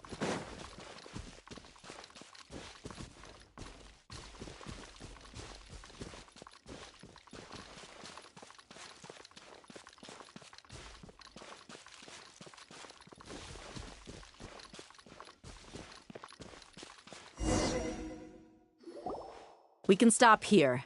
I think I know where the doctor went. To the south of here is Port Ormos, which seems to be where they're headed.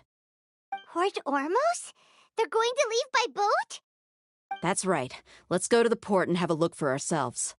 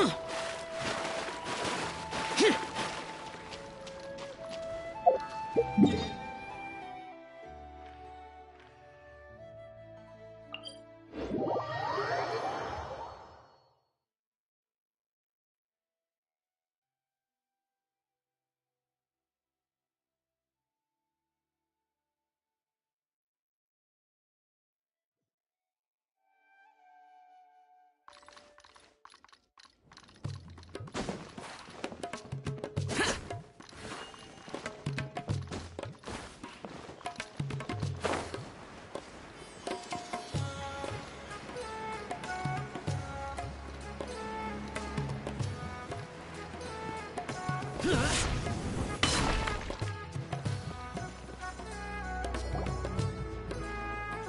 Fatui soldiers! Thanks to Dia's tracking skills, seems we found the right place. Shh! Don't draw their attention. The port is crawling with Fatui soldiers. Let's keep going and see what we can find.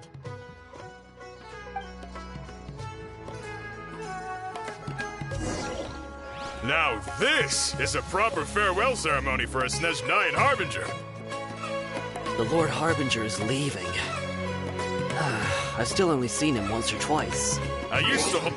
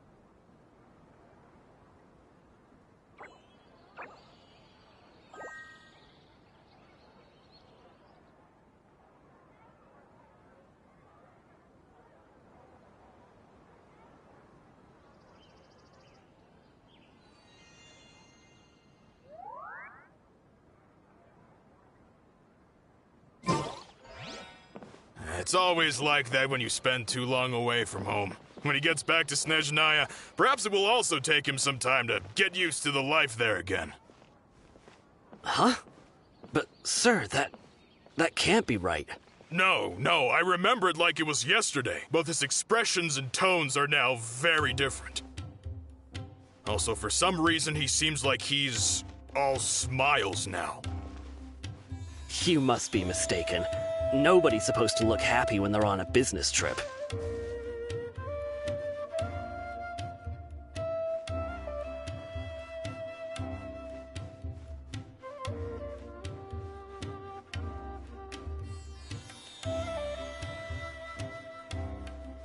The doctor is on that boat. So he told the truth after all. He is actually leaving Sumeru. Let's get closer and find a place to hide so we can observe him.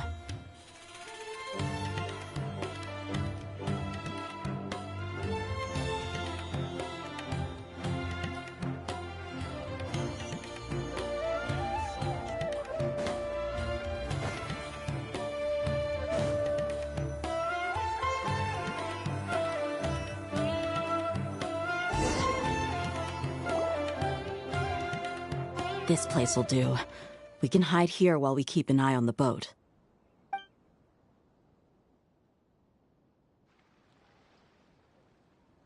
Huh? Uh-oh! He saw us! Huh? Is he waving at us?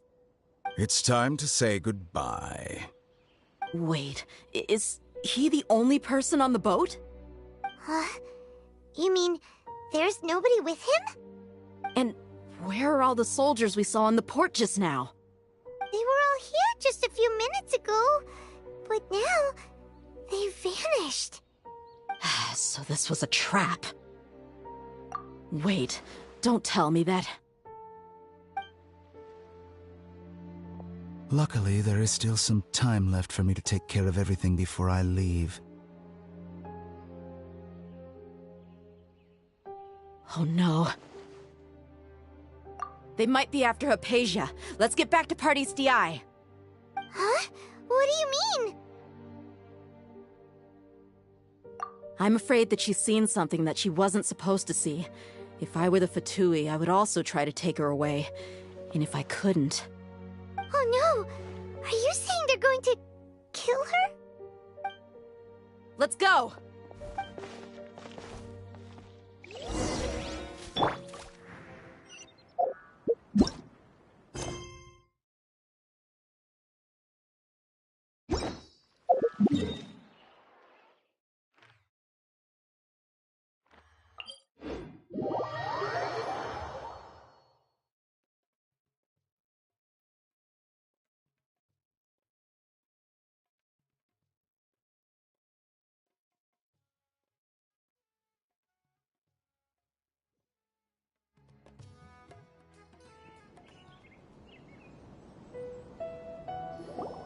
Pardis Di is not a place you Fatui can just show up and do as you please. I believe we've already made ourselves quite clear. Our superior gave us permission to search for and collect medicinal herbs in Pardis Di for research purposes. But you've been in Sumeru for some time already. I find it coincidental that you chose to only come here today. Even the Grand Sage himself may not have the right to question our research, much less an ordinary scholar like yourself. I've done my duty to inform you. Don't make things difficult for yourself. It would seem that my words have fallen on deaf ears. You can keep trying to deny it, but coming to Pardis Di now, I'm pretty sure you're not just looking for herbs. With all due respect, your baseless speculations will only lead to unnecessary trouble. Well, you only have your Harbinger to blame. He knows nothing about keeping a low profile. I may be staying at Pardis Di as a scholar, but that doesn't mean I'm no longer a Forest Watcher. It is still my duty to protect the peace and safety of the scholars who have contributed so much to Sumeru. Then it seems our conversation has hit an impasse. No one will lay a hand on you, Hypatia. Not on my watch. Tighnari! Are you alright? I'm fine. These Fatui have really crossed the line. Time to teach them a lesson.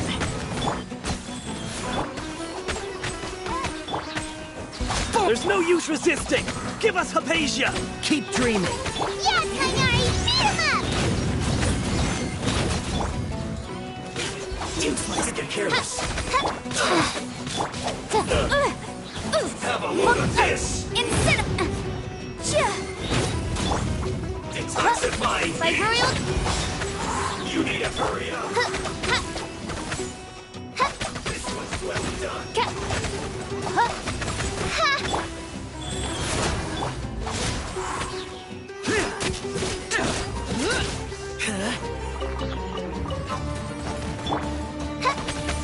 You need to hurry up. The doctor's orders are absolute! Yeah?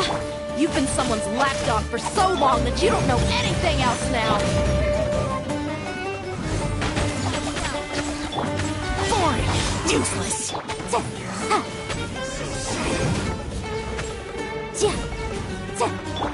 Wheel of life. Incinerate!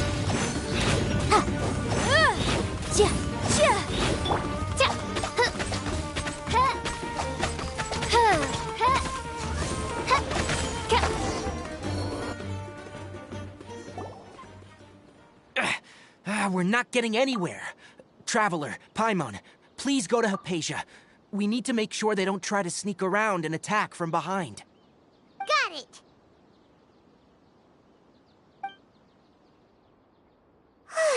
Hypatia's still here. Doesn't look like anyone's broken in.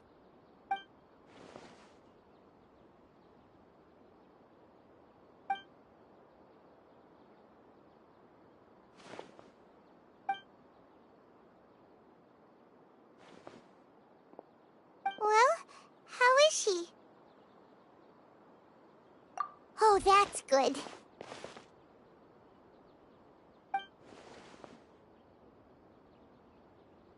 So, you think this is over?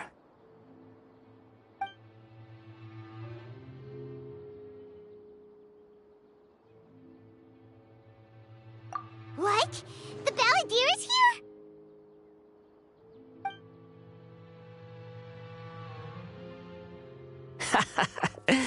I've missed that look of abject horror. You've given me that look every time we meet. But, where is he?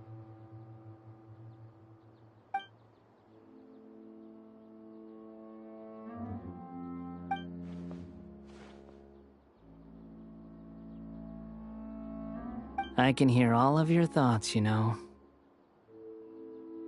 Don't you remember? I already saw you the first time you came to Party's DI and made contact with Hypatia. I didn't need to do anything. It is her honor to be able to connect her consciousness with me. Who are you talking to? It can't be the Balladeer, right? That's impossible. I know you must be curious. I might as well tell you that I decided to enter Hypatia's consciousness the moment I sensed your touch. I wanted to observe you on a fool's errand.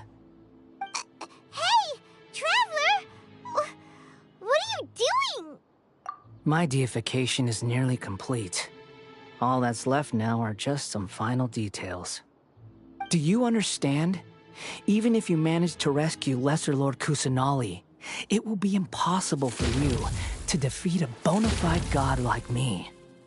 Is it wise to force that childlike god into a divine battle against me? Scholars consider the God of Wisdom to be the sum total of their faith. It's how they can justify reverence for a god as they construct it. But this also shows that humanity's worship of gods is a combination of blasphemy and exaltation. It's truly laughable. Yes. What is it?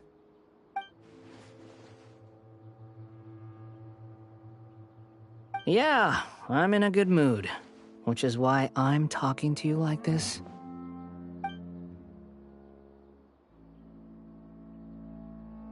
What do you mean?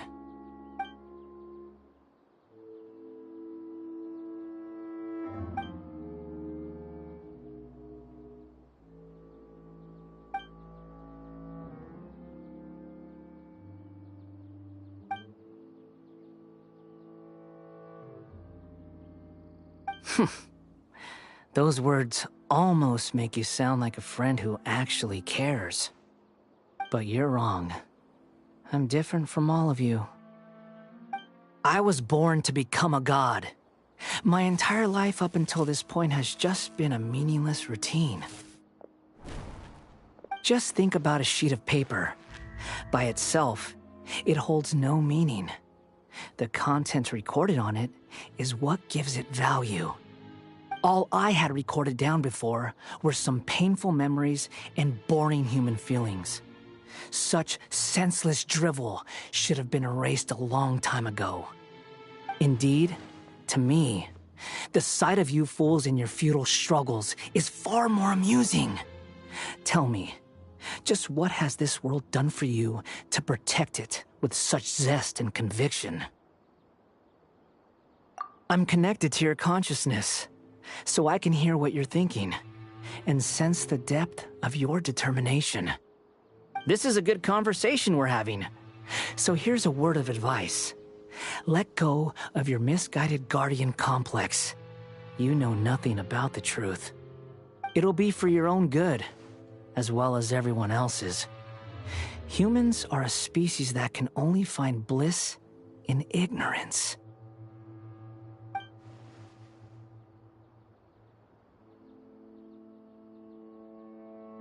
Ah, you've seen my affection for her.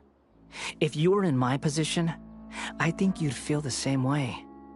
She peered into my consciousness and saw my past. Someone like that is qualified to become my first follower. All gods need followers. So Hypatia has been chosen. Her appearance heralds my imminent arrival at the throne of divinity, while her worship shall become my glory.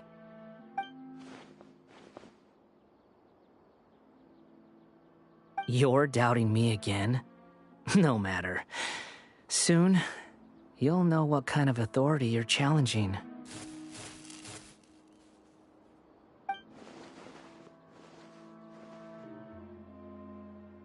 Who wants to hurt my devout follower?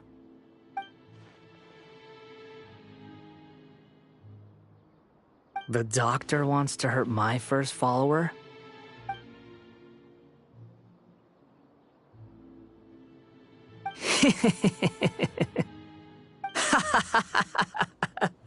How very amusing. Has anyone ever told you that you're not good at sowing discord? The doctor has never known his place. Even now, the puny human thinks himself capable of interfering in the business of the new god. You're still too naive if you think a few words will be enough to convince me to destroy the doctor. But I'm willing to give you a gift, just like my expression of affection towards Hypatia. It is an honor for you to be able to stand here and speak with me. As my listener, you will be rewarded.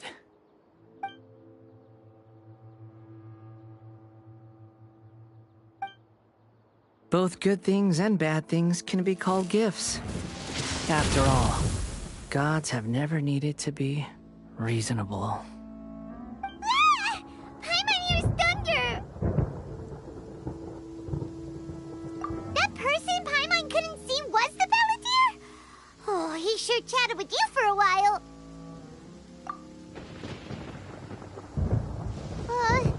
Where is the storm headed? That means anyone outside is in danger! Let's go! Tighnari and Dia still must be fighting!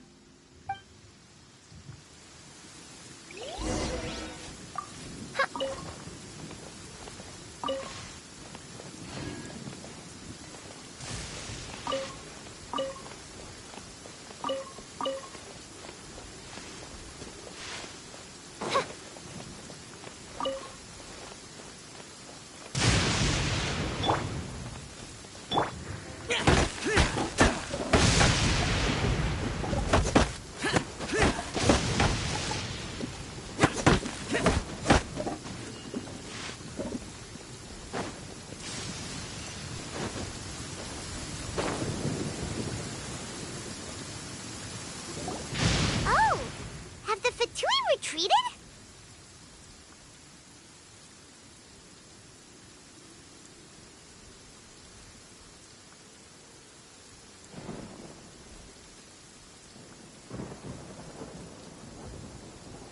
Hey, what happened to you? He's hurt. I'm fine. Ow! Don't move. I've seen Eremites get struck by lightning before. You need to rest. Struck by lightning? We were fighting, and just as things started looking grim, the weather suddenly became extremely strange. Lightning started attacking everyone, almost as if it were alive. Luckily, there were only two of us, and both of us were nimble enough to dodge most of the strikes. There were a lot of Fatui, though, and they were being torn to shreds by the bolts of lightning. With that, all the Fatui soldiers were forced to retreat. Why are you sorry? It's all right.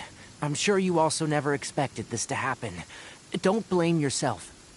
My wound aside, you look like you've seen something unpleasant. Is Hypatia all right?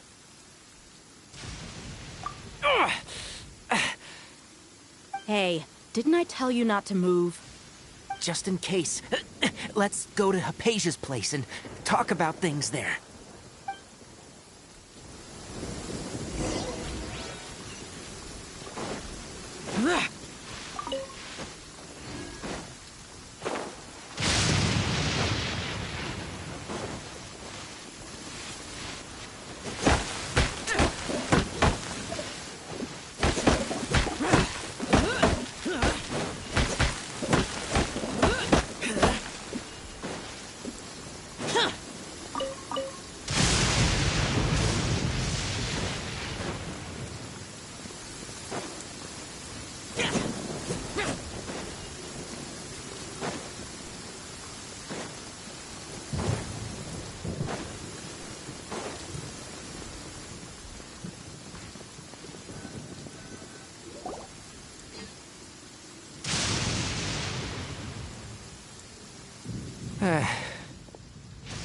Thank goodness, she's fine. Hey, how about taking care of yourself first?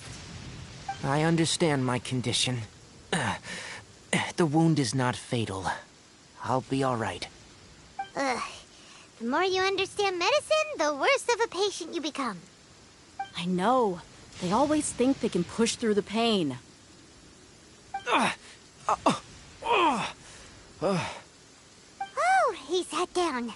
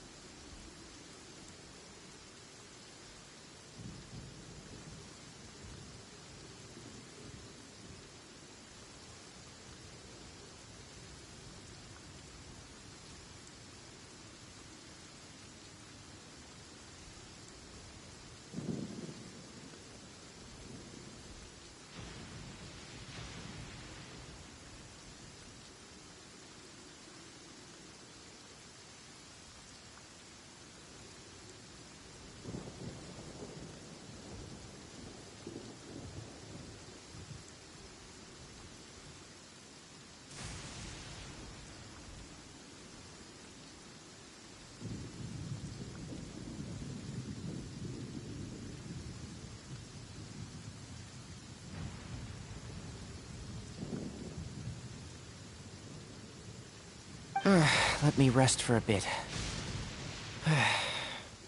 Sorry, traveler. Now you may start.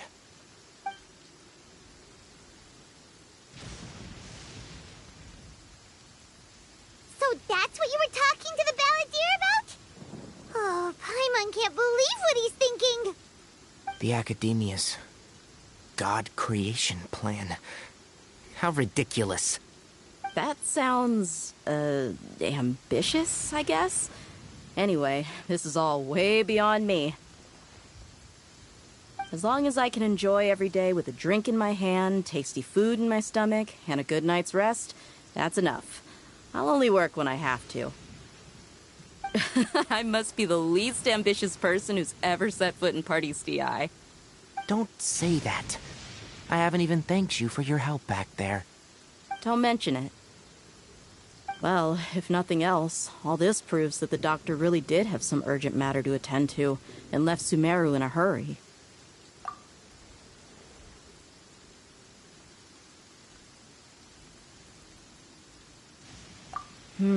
Maybe the Fatui want to cover up some secret of the balladeer. Is that why they tried to seize Hypatia? You said the balladeer claims that Hypatia has seen his past. So, what could be there? Have you noticed? The balladeer is not happy with the doctor's actions. He thinks the doctor has no right to consider himself as his equal. So, if the doctor was to show up again, would the balladeer zap him with lightning? Based on what the traveler has said, I think he would. Having the doctor gone benefits him as well as us. In other words, we've successfully completed this stage of the plan. The doctor is out of the picture now. Yay! That's a big accomplishment! I'm also happy for you. Thank you for the help, Tainari. Make sure you rest up for now.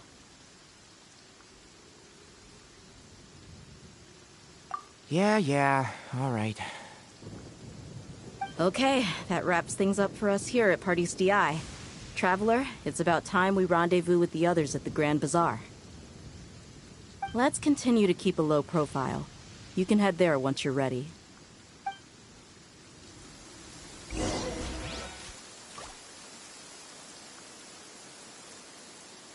You can just focus on your plan. Leave Hypatia to me. My wound is not going to get in the way. Okay. Guess I'll sit still for a little while longer.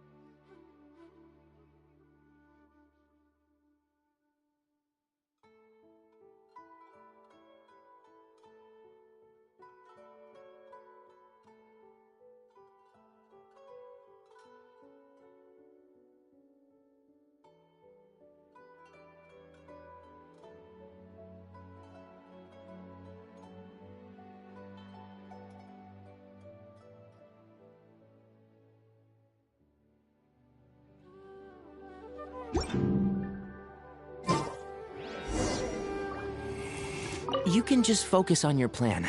Leave Hypatia to me. My wound is not going to get in the way. Okay. Guess I'll sit still for a little while longer.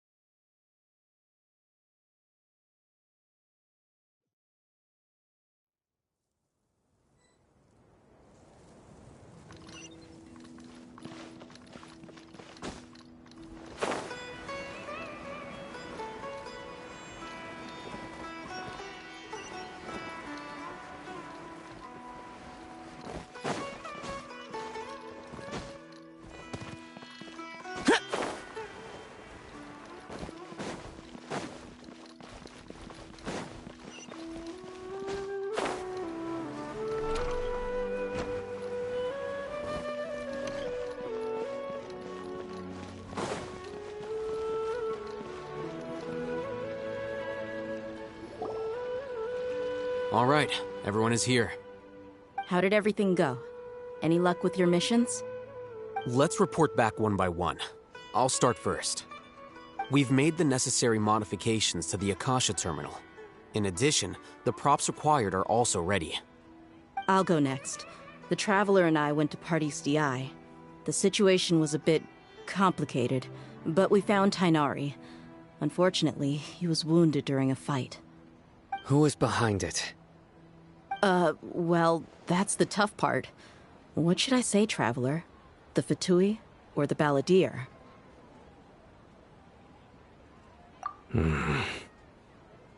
After some back and forth, we confirmed that the doctor has left Sumeru by boat.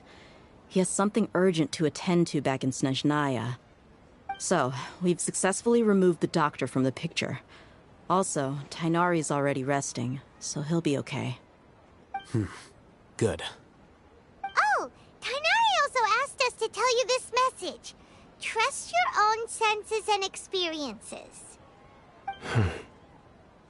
All right. I'll remember that. Everything also went smoothly on my side. The Eremites should have arrived at their destination by now. To avoid alerting the quarry, they will stay there for now. I can't believe you actually got so many Eremites into Sumeru City. It's all thanks to Rahman and his brave team, as well as their bold strategy. It appears to have been very effective. I'm glad to hear it. Well, is that everything? Okay, this meeting is adjourned. Huh? Wait, you mean that's it? Well, what else is there to discuss? Shouldn't you end with some words of encouragement? You know, to fire us up now?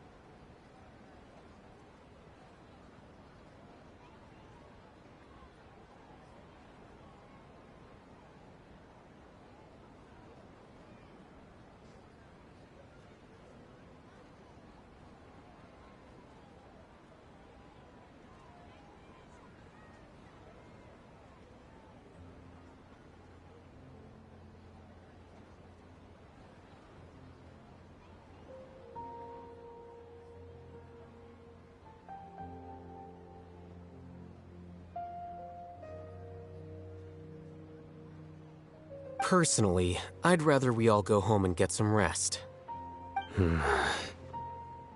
I'll hate them. Ugh.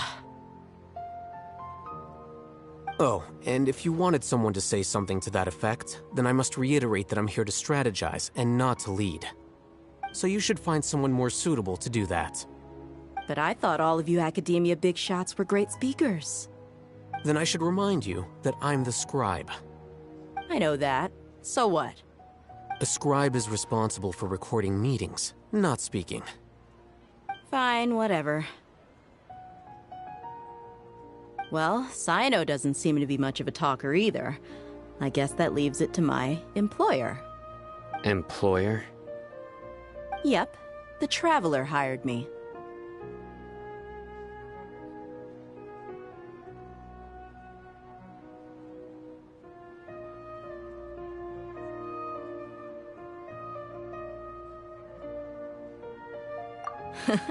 That's right.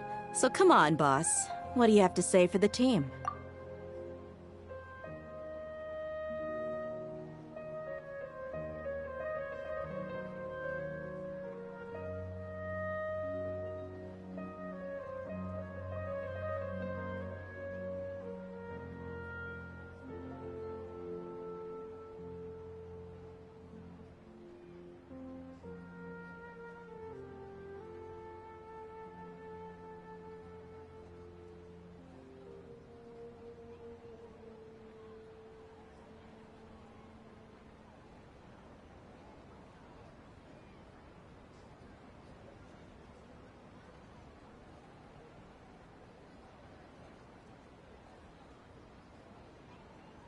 Yeah! Say something to boost morale! Huh? What are you all doing here? Oh, it's Nilu! Hey, everyone. I'm not disturbing you, am I? Not at all. I was actually just about to go find you. Judging from the group and all your serious faces, you were discussing something important, weren't you? But you also look like you're up to no good. Seems pretty interesting.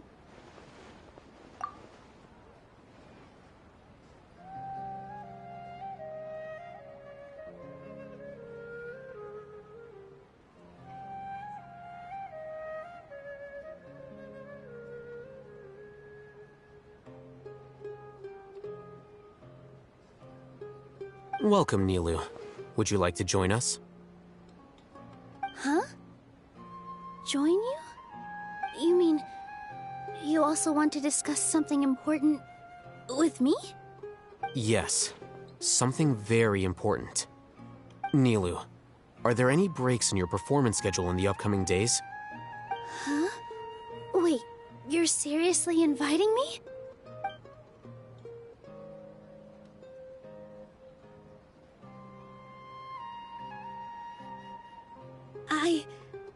I can't believe my ears.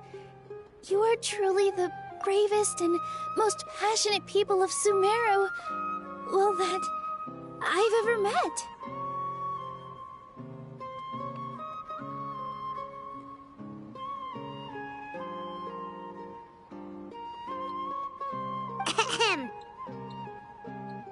Oh, right.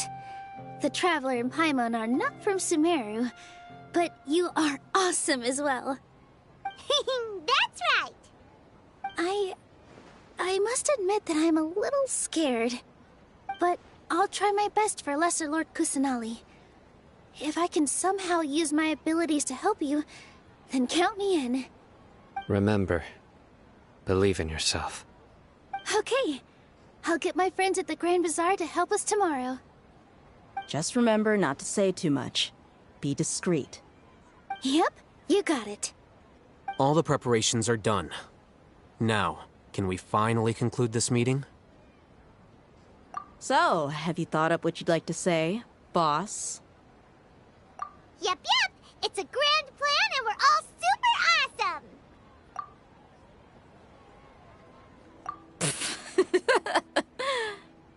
Well said. A good night's rest before an operation can be the difference between success And failure. Thankfully, I've had my place to myself recently. It's been nice and quiet.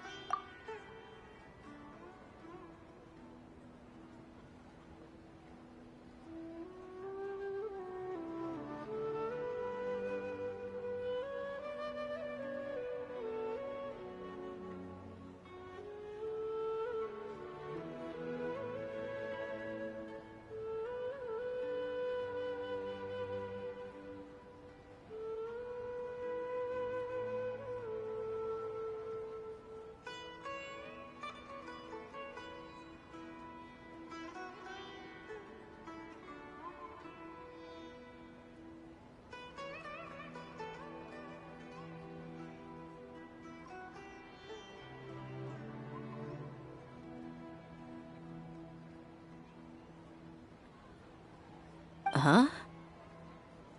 Oh, nothing. Alright, let's all go home and get a good night's sleep so we can be up early tomorrow. Okay. So I guess that means it's time to say goodnight now. Yep! Good night, everyone!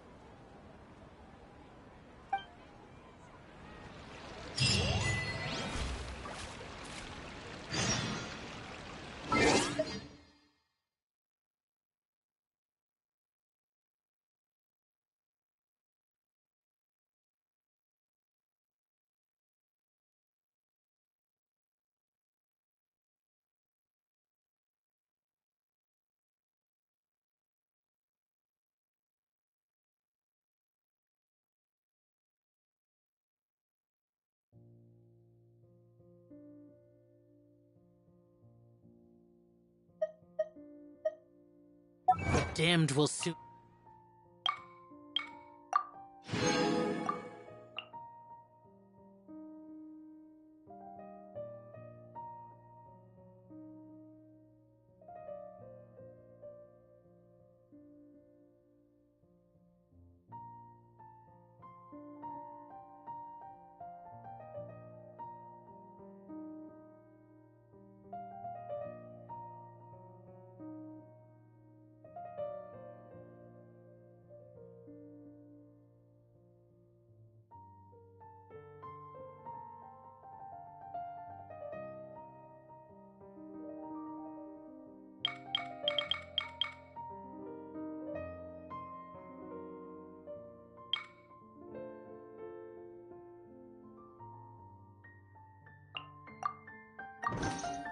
Die again, then lay a hand on me.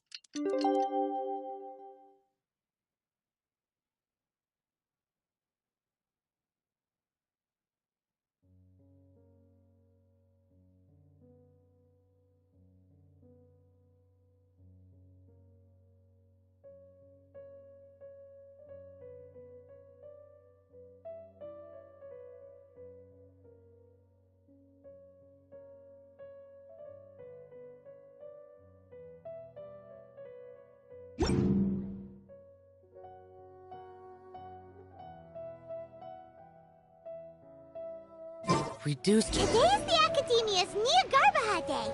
We can finally put our plan into action. Al-Haytham should be waiting for us. Let's go to the Academia and find him. Dad, let me dance.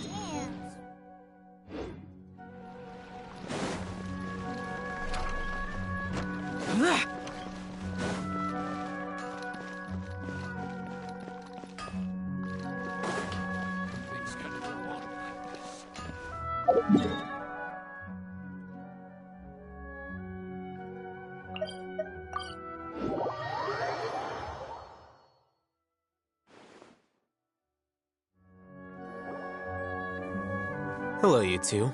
Sleep well? Not really. Paimon got too nervous thinking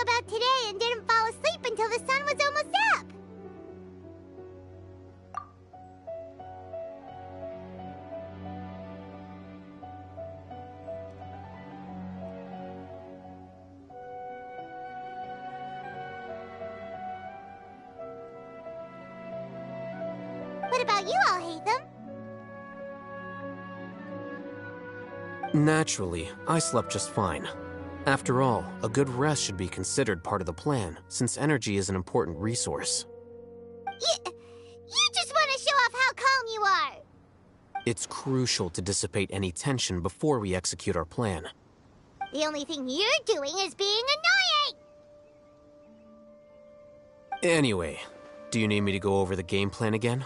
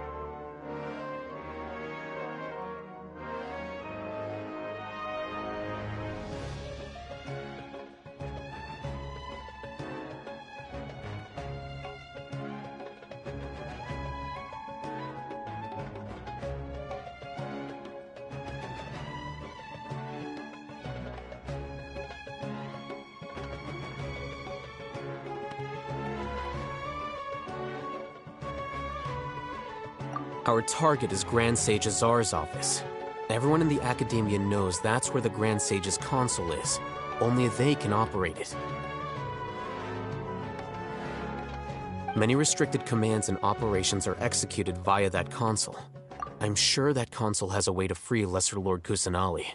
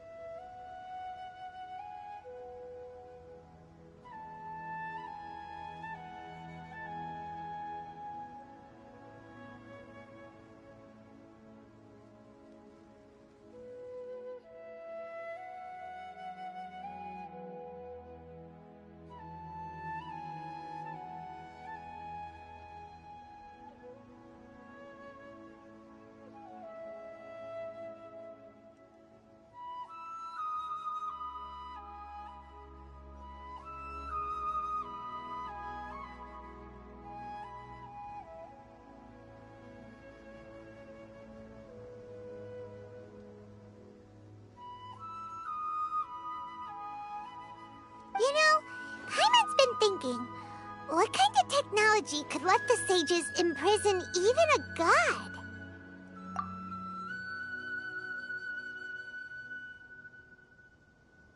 That isn't something they could have accomplished with their scholarly talents alone. In the sanctuary of Surasthana, there's a device of Greater Lord Rukadevata's that she once used to isolate herself while meditating.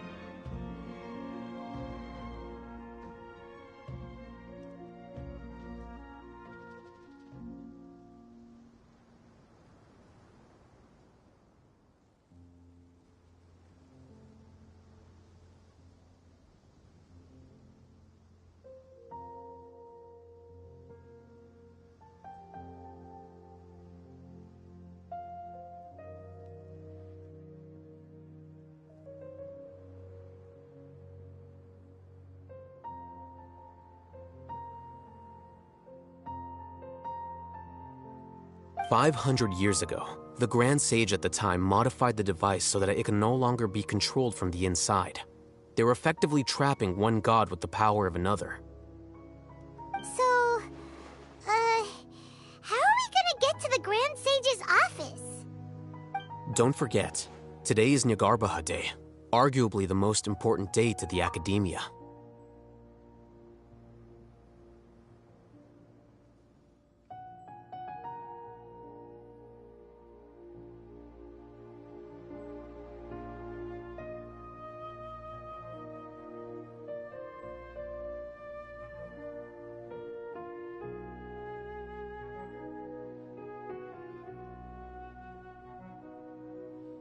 The Sages and core Academia personnel are busy loading the latest batch of research developments and legal decrees into knowledge capsules so that they can be entered into the Akasha.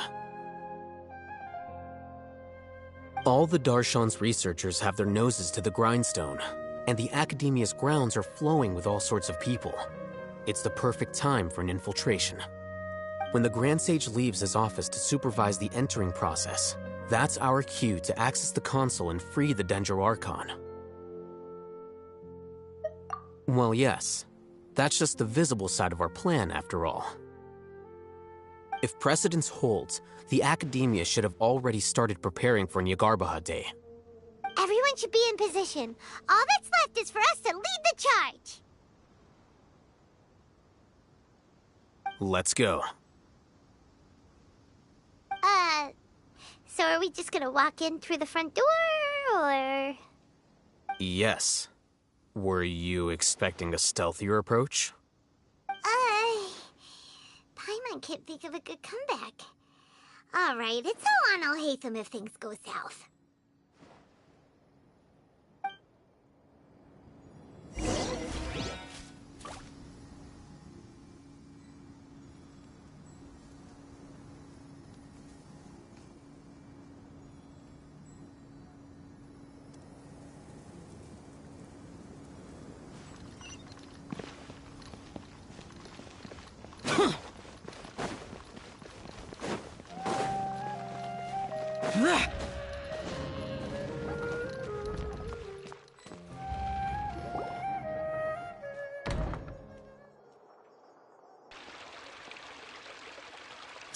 Scribe? Please, wait. Are you Scribe Alhaitham?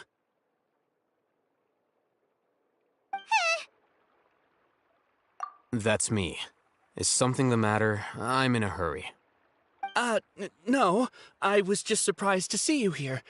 I had heard that the sages were looking for you not long ago, but I didn't know what for. And, also, please don't bring outside guests into the Academia. Outside guests? How did you arrive at such a conclusion? Your groundless inference shames the Haravatat Darshan. What did you say? I'm the top student in Haravatat, and I earned 3rd place at the last Inter-Darshan debate. Don't look down on me! That wasn't my intention.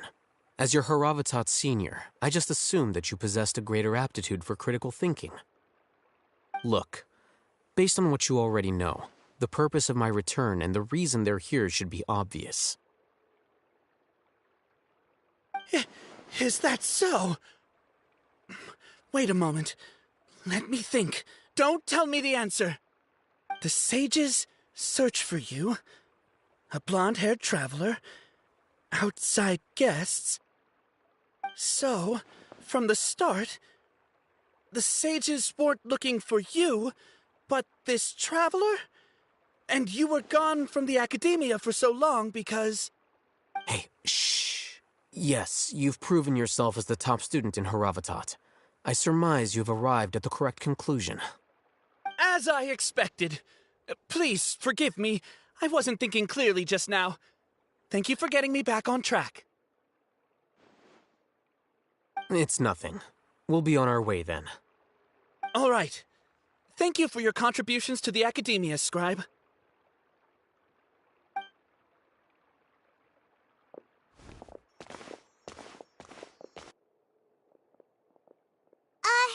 What the heck just happened now? What did he just I'm afraid I don't know either. You have no idea? Mm-hmm. He convinced himself of whatever truth he came up with. That is the so-called pride of a scholar. If someone questions their academic facility, they will instantly feign understanding to keep up appearances. Nowadays, the academia is rampant with this type of scholar. Their obvious farces of intellect only serve to highlight themselves as fools. Wow, so there are special ways to deal with smart people. We don't even need to make up our own excuses. We shouldn't waste any more time. It would be problematic if we missed our window of opportunity. Let's go.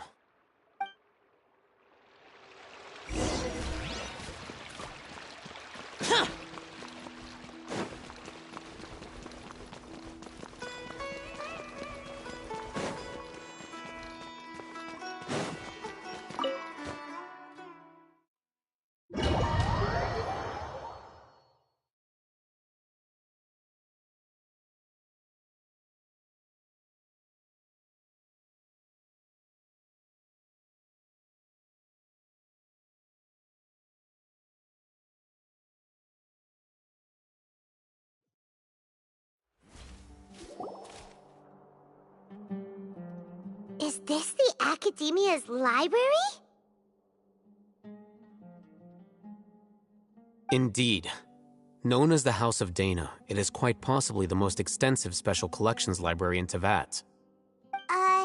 There are a lot of students going through here. Is it really okay just to waltz right in?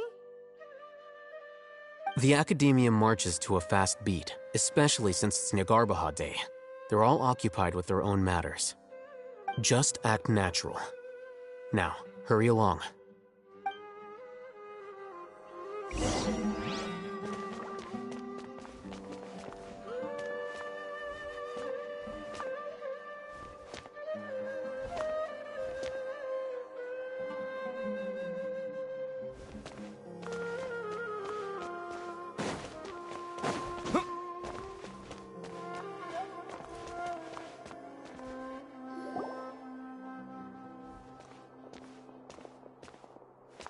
What's this platform for? It's a lift that Academia personnel use to access higher floors. Are we gonna take it then? The Grand Sage's office is up there somewhere. No, not right now. We can't guarantee that we won't run into the Grand Sage. Let's step back and observe for now.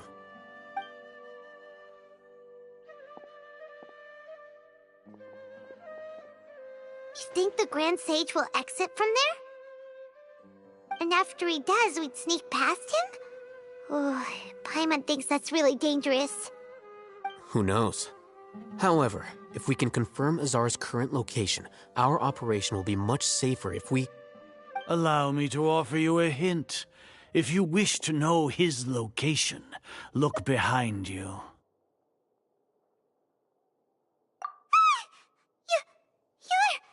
What's Grand Sage Azar doing here?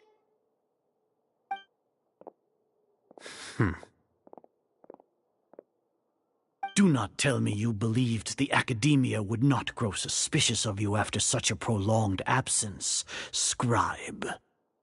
An eyewitness had informed me of your whereabouts, so I came to personally welcome you.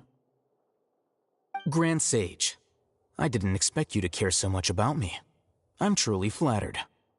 I'm sure, but compared to you, I am far more interested in these two unexpected guests. You are the Traveler and Paimon, correct? It's a pity that only now have I been afforded the opportunity to formally meet two of Sumeru's most esteemed guests. I do apologize for my lack of decorum. Excellent. You immediately initiated discussion instead of attempting to prepare some perfunctory excuse. You clearly understand the situation at hand, and have no intention of making a reckless stand. The foot traffic here renders this place unsuitable for discussion. Please, follow me to my office.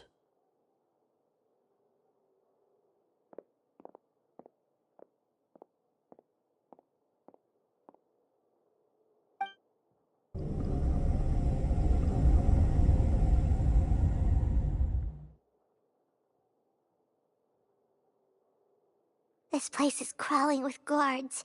There's no way out for us. All right then, traveler. What did you wish to discuss with me? Today is Niagarbaha Day, so I still have many responsibilities to attend to. There is little time for idle chit-chat before I detain you all. You seem to know quite a bit about our endeavors. If that is so, then you should be praising our great work, rather than using your trivial misgivings in a futile attempt to sway me.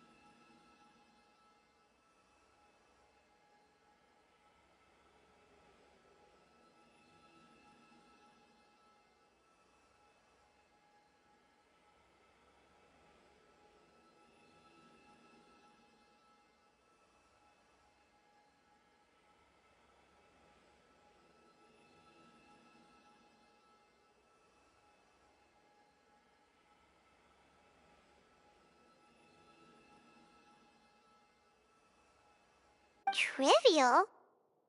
Then tell me, what do the Fatui want from me? Worthless. Those are all completely worthless. Benefits, divine power. These materialistic words do nothing but debase our great work. Creating a god. Yes, we are using human wisdom to create a god. If humanity cannot attain omniscience and omnipotence, then we shall create a god to reveal them. This is the pinnacle of human wisdom. We shall regain a god's guidance at long last. No longer will we flounder in the interminable void of consciousness and knowledge. Even Irminsul will be freed from its plight. For our nation of scholars, this is the ultimate aspiration. No cost is too great to realize it.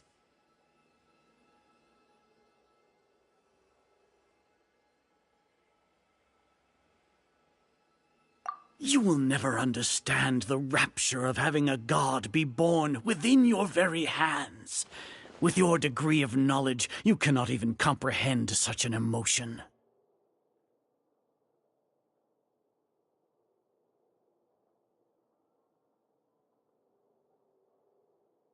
Gods exist on a plane that far eclipses humanity's. Lesser Lord Kusanali. What can she even do? Care for the people? Fend off sandstorms? Fabricate silly fairy tales? These are but child's play for the academia. Does that make us equal to the gods? We are a people favored by Greater Lord Rukkhadevata. Though I may have personally not seen it, our forefathers bore witness to true wisdom. The ascension of the Lesser Lord has brought nothing but bewilderment to the scholars. They all ask, is that truly what true wisdom is supposed to look like? With that in mind, it is better to keep her isolated in the sanctuary of Suristhana, so our academy will not become embroiled in turmoil. What a pathetic justification! Do you really think that only the super smart or powerful should be able to call themselves gods?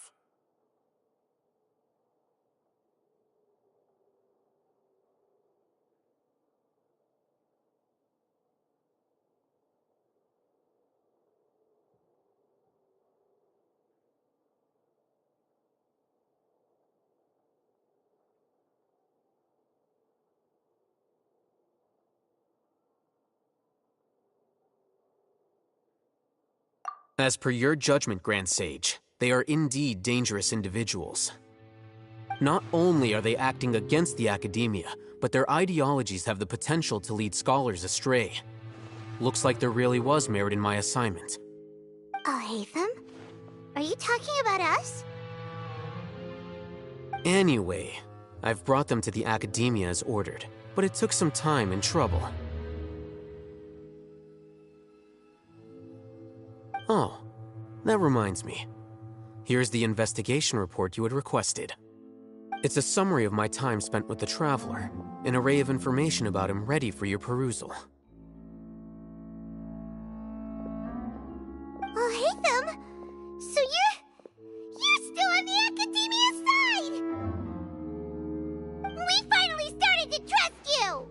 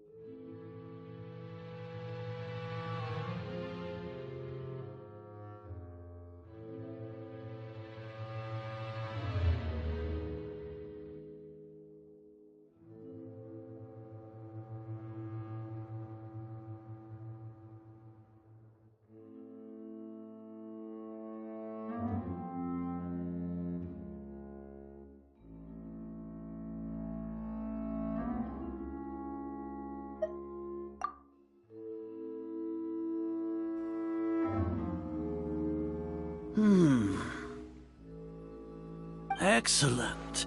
Detailed contents with no errors. I would expect nothing less than an immaculate report from the scribe.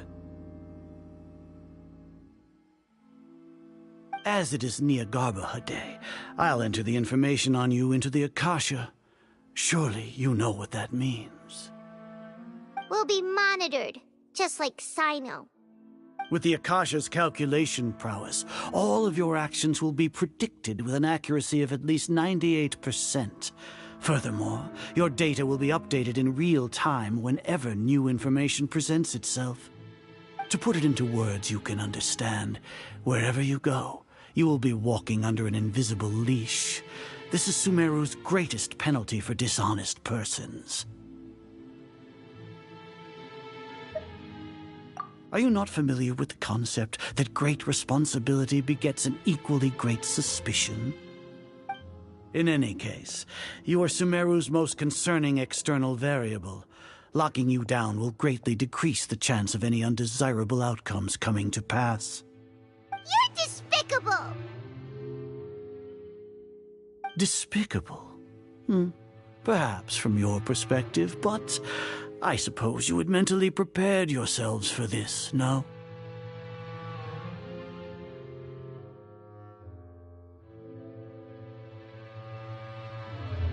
Your ploy was to sacrifice the traveler here, was it not? Lord Azar, I know what you're trying to say, but I've been following your plan this entire time. Why are you doubting me at this juncture? Must I delineate your entire plan? Very well, I will spell things out. First off, I received an eyewitness report that you were spotted with the traveler to Caravan Ribat. However, you immediately departed for the desert and escaped surveillance range. Judging by the time, you all likely encountered the truant General Mahamatra in the desert. Am I correct? Maybe Paimon shouldn't have mentioned Sino just now. The Academia had not received correspondence from its scribe for a prolonged time. You were also in the company of the Traveler, a close associate of Lesser Lord Kusanali and General Mahamatra Sino, who had defected from the Academia.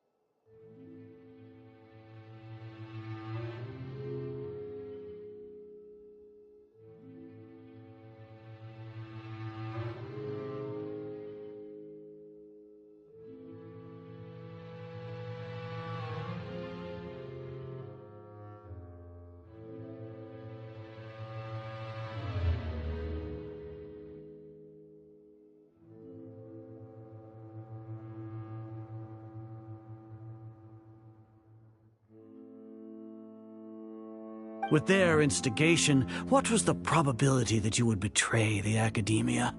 Rationally speaking, 50%? 70%? What do you think?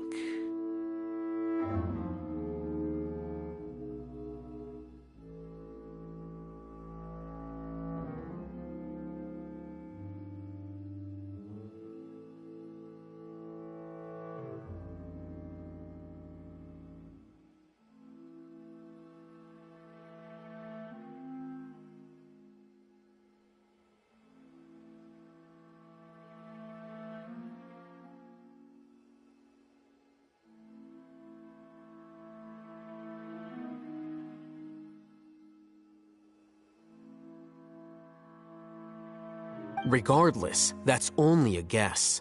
The facts are that I've brought the Traveler right before you, and I gave you my report. Indeed, your boldness deserves praise. To think that despite status as an outlander, the Traveler is still willing to sacrifice for the sake of your plan. If I'm correct, you have a contingency plan to save Lesser Lord Kusanali and ruin our great work.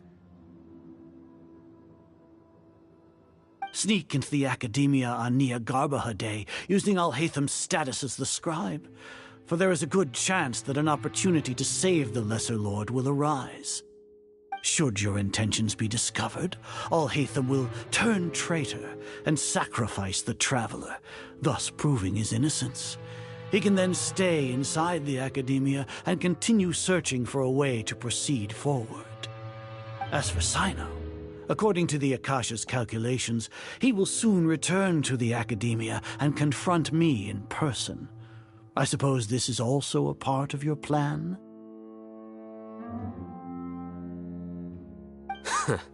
You'll see me as a traitor regardless of what I say, no? Even if you impugn me, it would have little effect on you all. You misunderstand. Losing our scribe would irreparably damage the Academia's regular operations and the development of Sumeru's future academic systems. However, under the current circumstances, even that is trivial compared to what we stand to gain from our great work. You said that I betrayed the Academia, but you, Azar, you've betrayed all of Sumeru, betrayed its Archon. So flight has turned to fight at long last. Guards!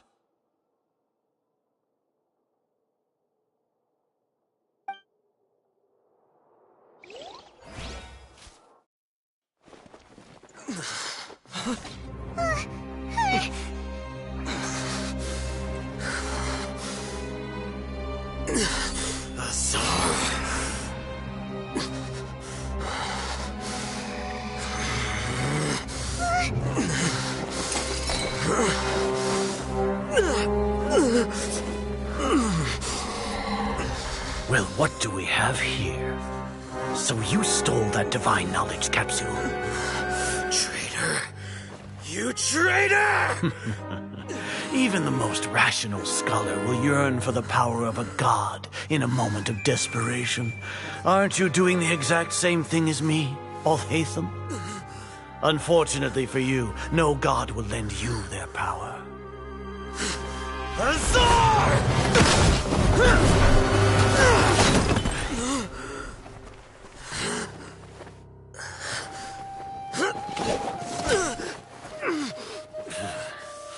He has gone completely insane.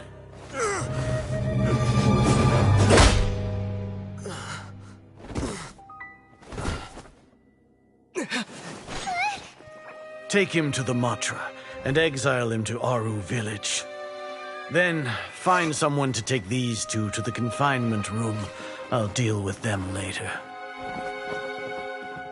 Grand Sage, we've finished all required preparations for Nyagarbha Day. We may begin to enter the capsules now. Excellent. You may begin.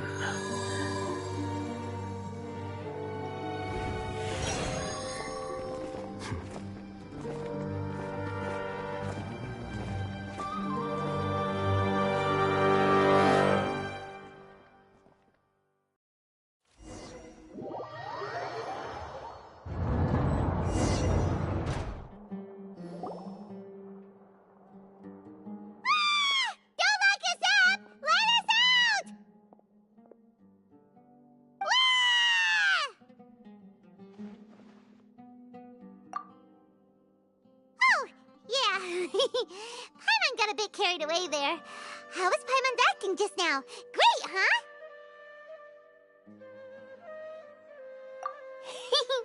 Everything's going according to plan so far. We made it into confinement, and Alhaitham's probably done with his part too.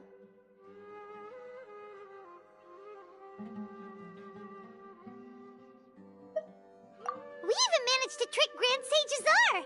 Alhaitham sure knows how to cook up a plan. What are we doing next? Paimon has trouble remembering things when she's worked up.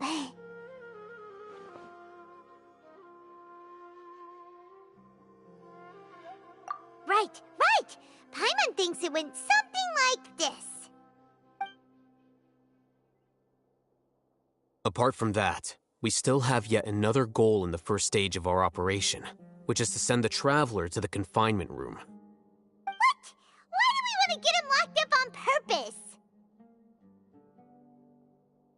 He's always been the person the sages are most afraid of, as well as the greatest obstacle to their successful implementation of their plan. They are very aware of the risk he poses to them. Once the Traveler is imprisoned, the sages will likely think that everything is under control. And with their guard down, the next phase of our plan will have a much higher chance of success. I can already see the... Oh, that's a super tricky plan. But Paimon still thinks it's not really worth it. Lesser Lord Kusanali has sealed off her consciousness in the Akasha ever since she was captured by the Doctor. That way, they can't pry any more information from her. Even if we break into the sanctuary of Surasthana, it will take time to awaken Lesser Lord Kusanali's consciousness. We need to do that in advance. So our job is to wake up Nahida! Okay, totally worth getting thrown in jail for. The confinement room is inside the Academia, close to the sanctuary of Surasthana. It's a completely enclosed space, and you won't be receiving any visitors. I'll work with Raman scholars to make some modifications to your Akasha terminal. Once you're in, get as close as you can to Lesser Lord Kusanali and try to connect to her consciousness. However, as for whether she'll actually wake up, that will depend on our luck.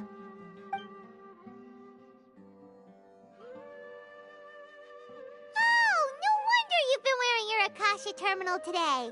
It's the one that Alhaitham modified. Paimon thought they'd take our Akasha terminals when they locked us up in here. Were they being careless?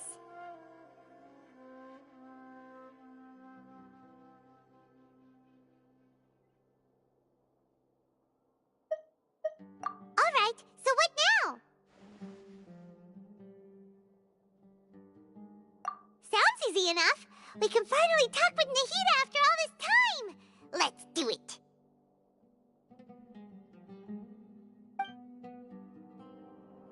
There's a light flashing on your Akasha terminal. It's almost like... the faster it blinks, the better the signal!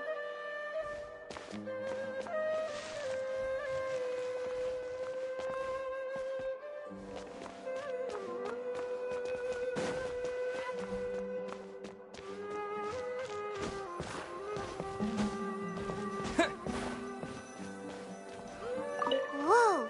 It's Mora! Ooh, Mora! No, Paimon, we're not here to hunt for treasure!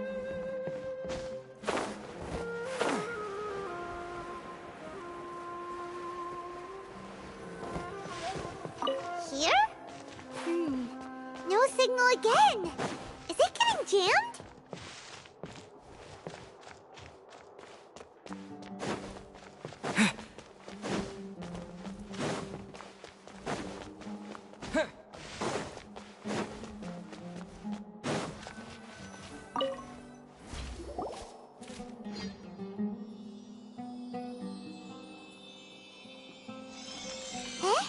Is this the right spot?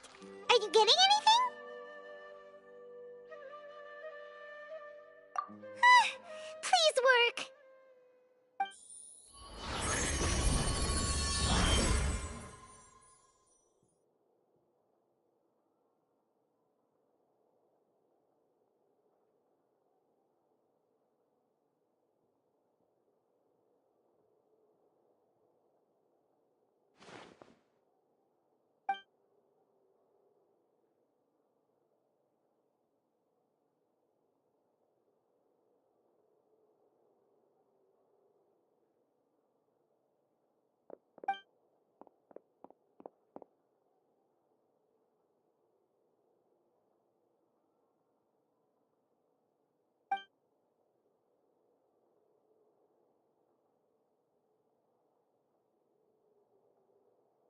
Nahida!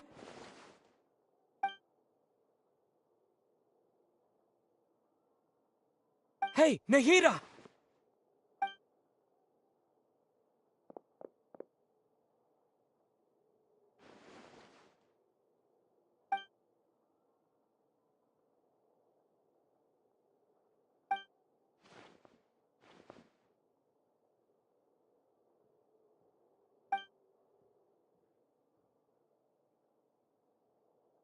When did it first start?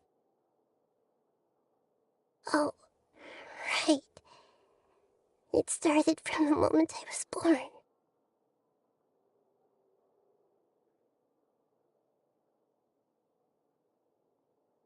I want to become a worthy Archon.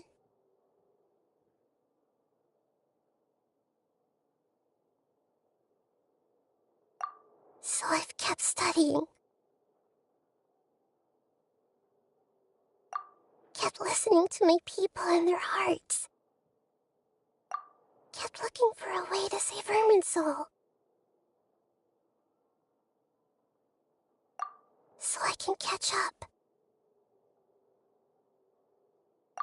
Catch up to Greater Lord Rukkhadevata.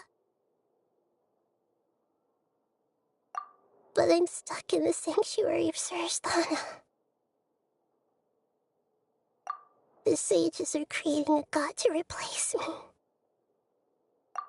And I'm forced to lock my consciousness in this boundless darkness. Nahida!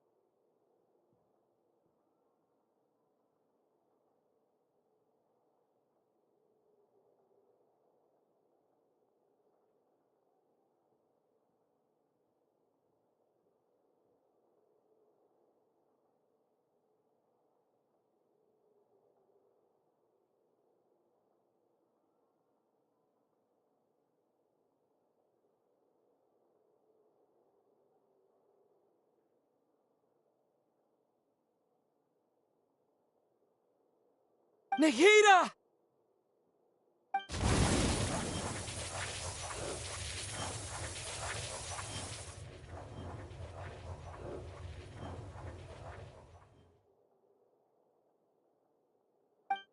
It's so quiet here.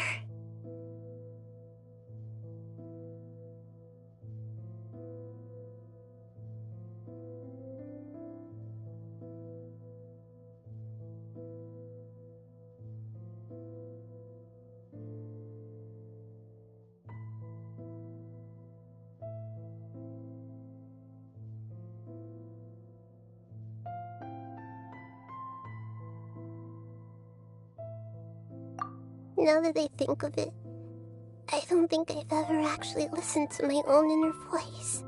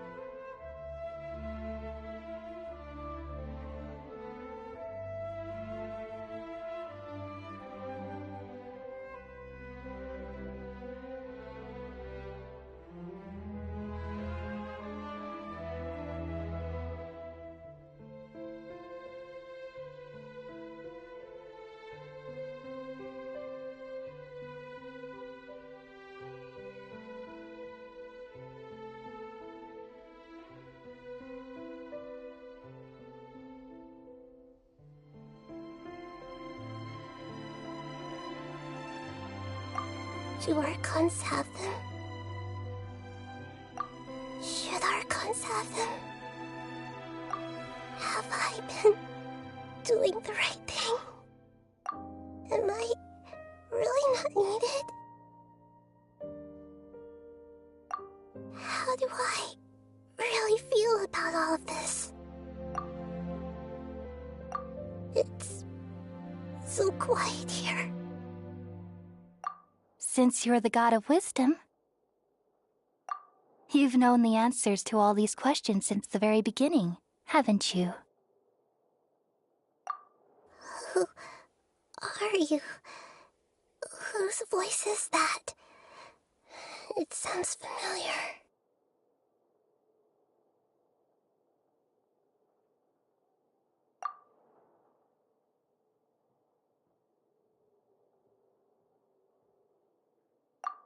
You're right, though.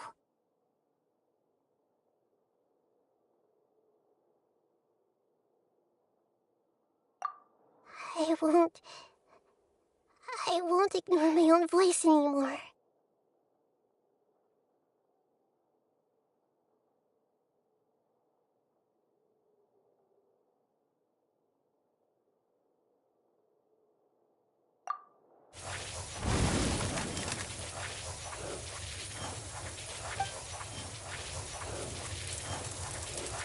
Nahida!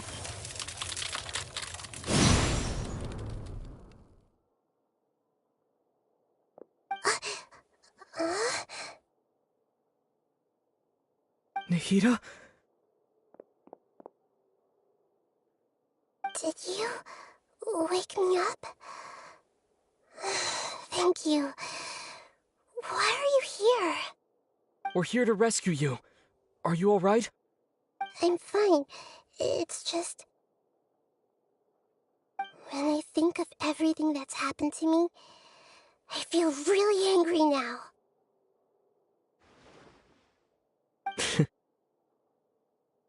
You should have been angry ages ago.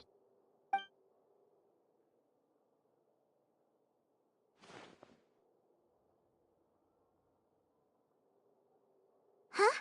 Oh, you're back! How's everything? That's wonderful news! Great! We weren't locked up for nothing! When you went to wake up Nahida, Paimon was listening for any sounds outside. You were out for a long time. There are fewer and fewer scholars going about now. You think everyone's done with their Nyargarbaha day stuff?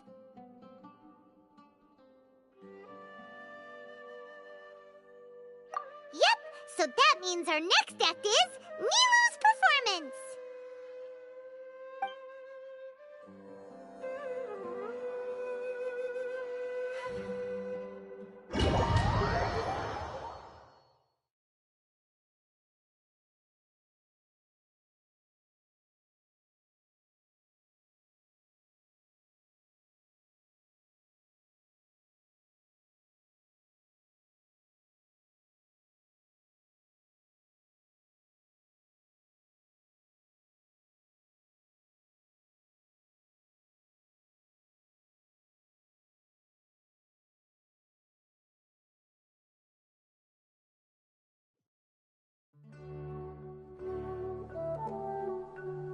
Nilou, are you sure about this?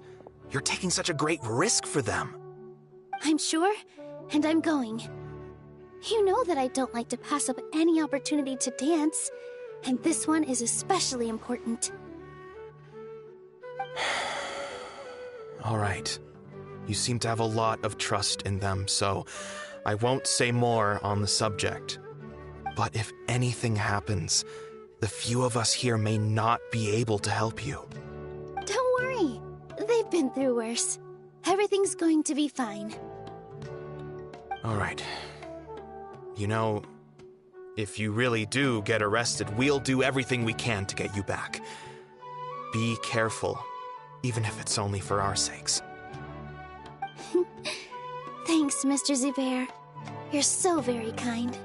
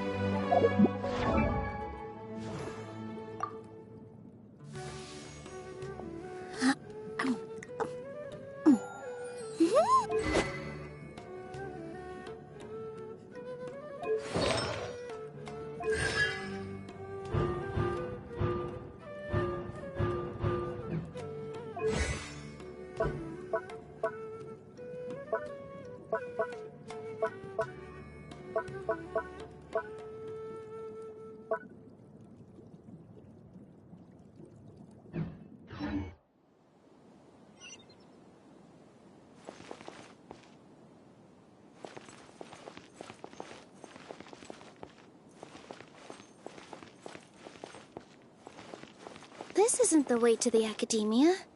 Better stick to the plan.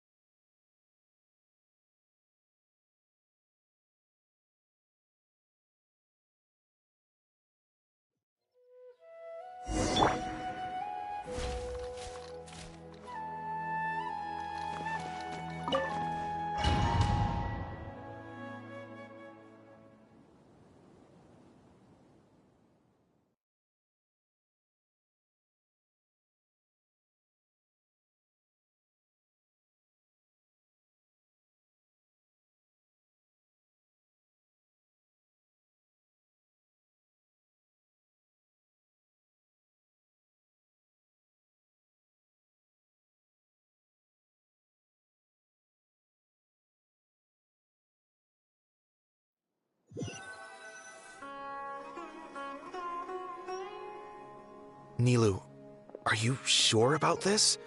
I'm sure. But if anything... Don't worry.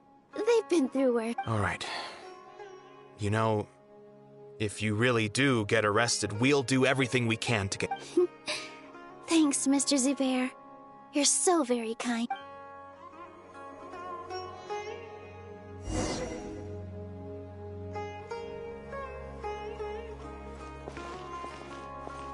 This isn't the way to the Academia. Better stick to the plan.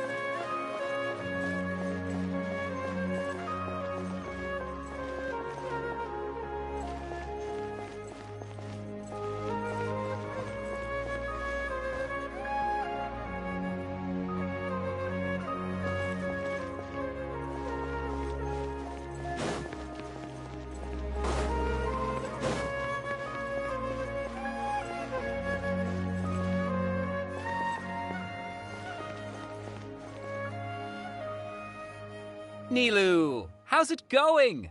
Nervous? Definitely more than usual. But it's because I'm worried I won't dance well enough. It's okay. Just focus on your performance. We'll take care of everything else. You sure know how to talk. Taking all the credit, even though we came here together to help out. Well, thank you both. I'll have to treat you to a meal after all this ends. I really, really appreciate... Ooh, that sounds great. Ha! How can we say no to that? All right, let's get back to business. Nilu, We'll be here to keep people from going to the academia so they don't interrupt your performance. I was planning on telling them something like, the Academia's been conducting a weird experiment, and some of their test subjects escaped. It's really dangerous there, so stay away. Oh, you couldn't think of anything better? Oh well, I guess it does sound like something the Academia would do. I think it sounds great. I'm counting on you guys. Don't worry, it'll be a piece of cake.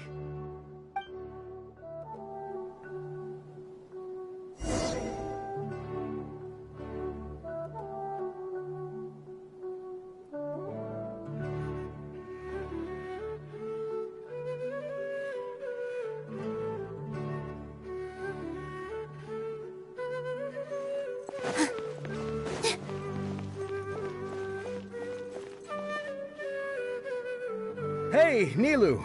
Sorry, it's great to see you, but I'm really busy right now. Our Bait People Away with Yalda Candies plan is working beautifully. Do you want some candy? We have more than we can give out. Vihar, thank you so much for doing all of this. And even dressed up as the Knight of Flowers, no less. I'll pass on the candy, though. I cut back on sweets in the period leading up to a performance, and I'm about to start one. You have a point. The stage is cleared and everything's ready, so you can start your performance at any time. Yeah, thanks to you. I'm really grateful. All right, time to hit the stage. You're welcome. The honor's all mine, since I'll have such a great view of the show.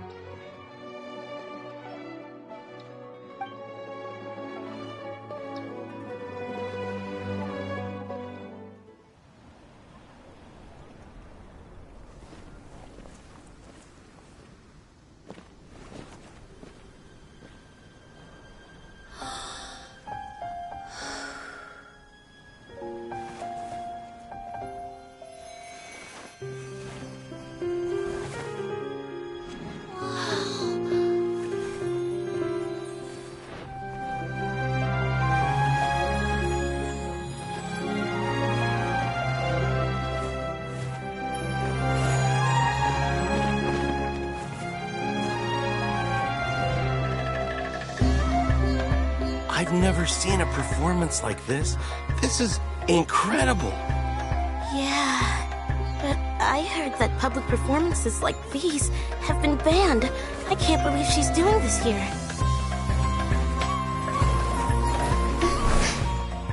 Grand Sage, there's some commotion outside. How uninteresting. Issue the new Prohibition Act from the Akasha to the guards. They'll know what to do. Do you think we should, stop her? Let's just watch for a little bit longer.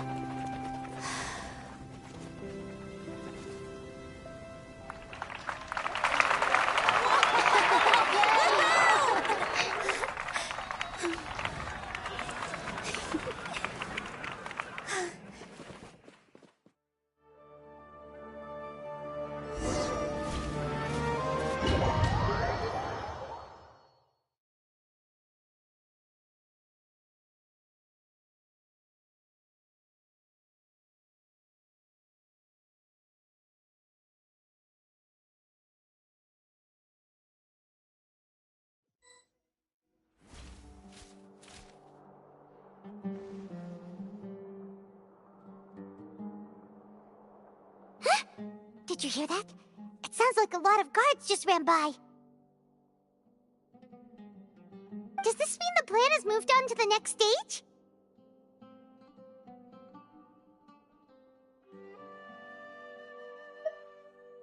Yep. It's great that everything seems to be going well.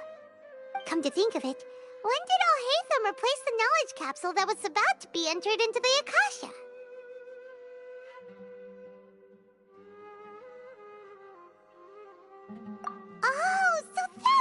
did it! Paimon was too nervous to notice. Speaking of, didn't Alhaitham also yoink the Divine Knowledge Capsule from that mercenary leader in Port Ormos when everyone else was distracted? It's a time-tested trick of his.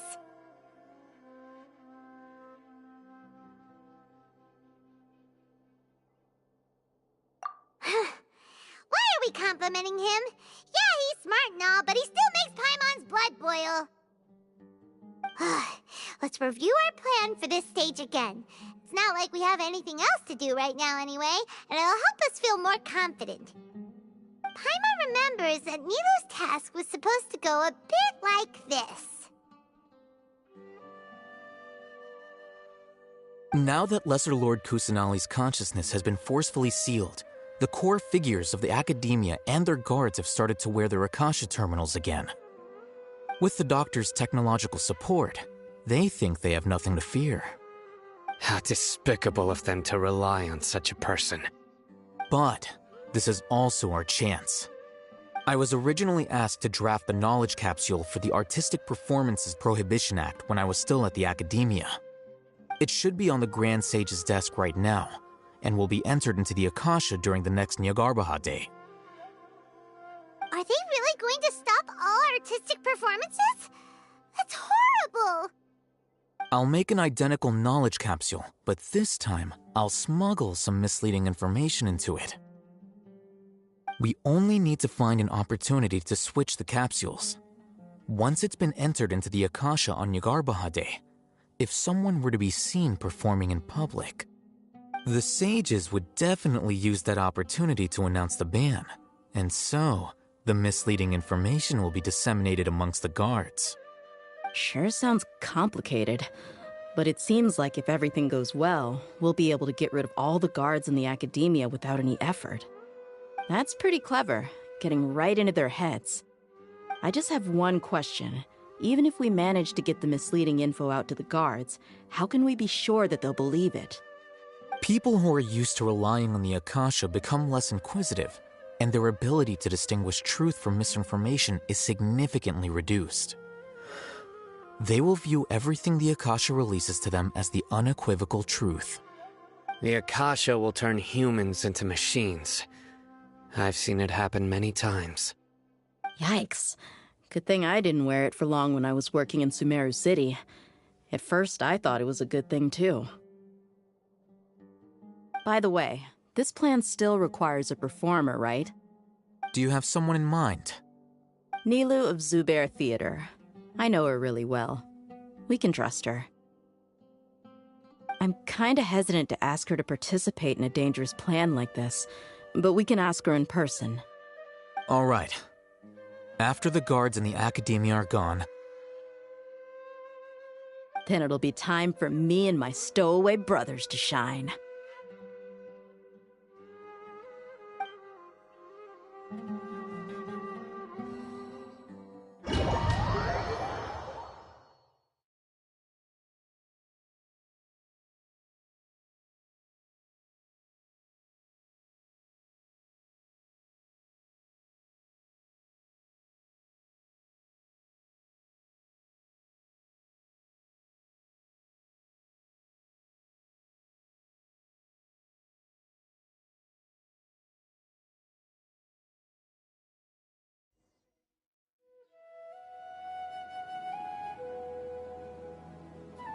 Here they come. Did you see that, Raman? They came out from the Academia in droves.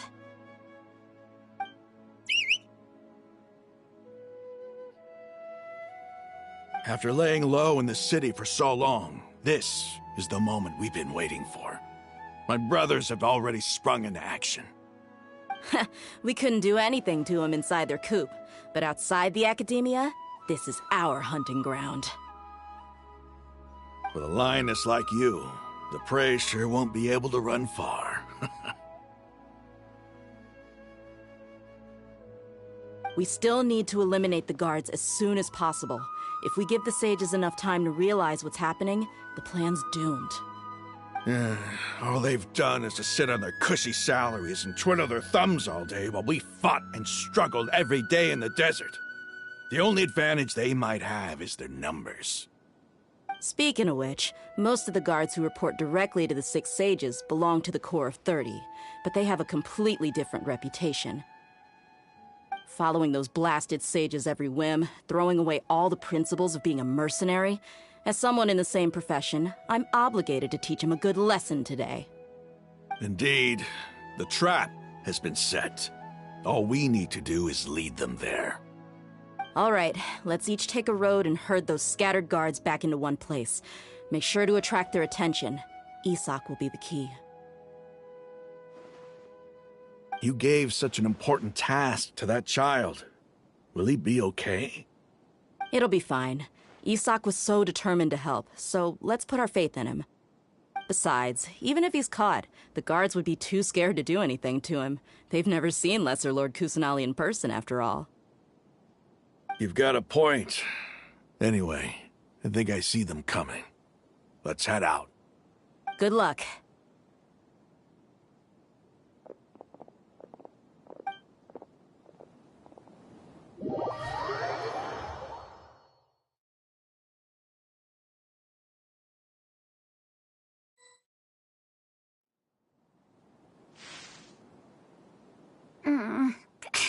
This outfit. Hey, do you remember what you need to do, Isak? When the guards get here, you'll pretend to be Lesser Lord Kusanali and run away from them. Oh, yeah, I remember. Of course I do. I'm just a little nervous. Relax. Don't think about getting caught. Even if that happens, we won't leave you behind. You only need to think about getting the guards' attention and leading them to the Grand Bazaar. Leave the rest to us. Okay, got it. I'm here to pay back Lesser Lord Kusanali for helping Grandpa. I won't get cold feet. Hey, they're here. I can see the Academia guard.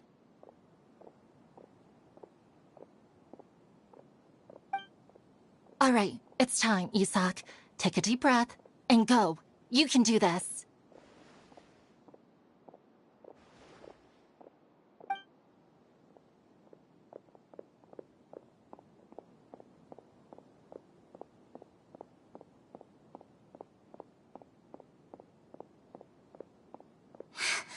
Why is there a guard over there? Did he already run ahead of me? This is different from our plan. But there's no time. I need to make a choice.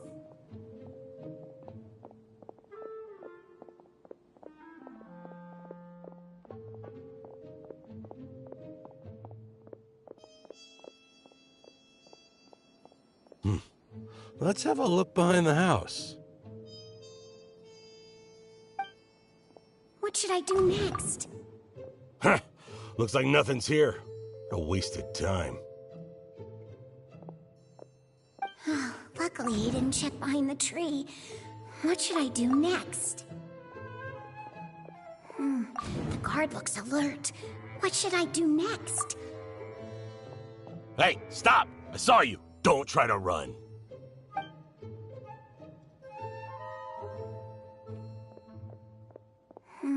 The guard looks alert. Doesn't seem like anything unusual's around here. Looks like the guard finally left. I need to go.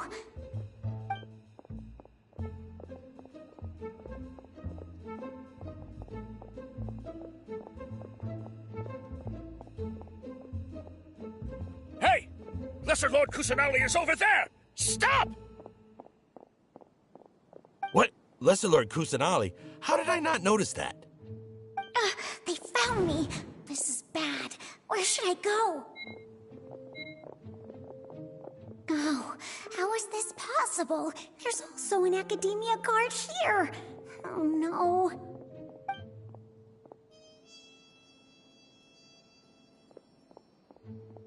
Hey! Lesser Lord Kusanali is over there! Stop! What? Lesser Lord Kusanali? How did I not notice that? They found me. This is bad. Where should I go?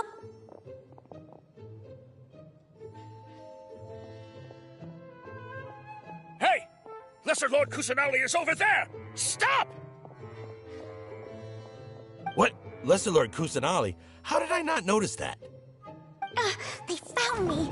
This is... The target suspected to be Lesser Lord Kusanali has escaped into the Grand Bazaar. Assemble and arrest her!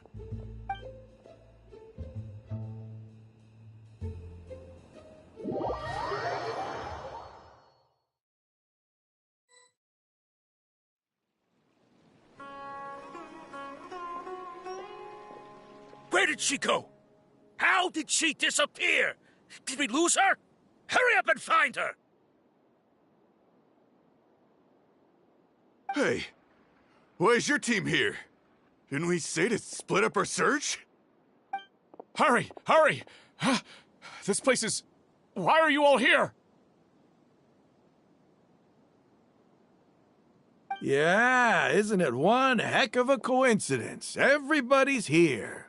What on earth is going on? I suppose that's all of you? Who are you? Did you set us up? What are you planning? Phew, that was rough. I almost got caught. Little brat! So you're not actually Lesser Lord Kusanali.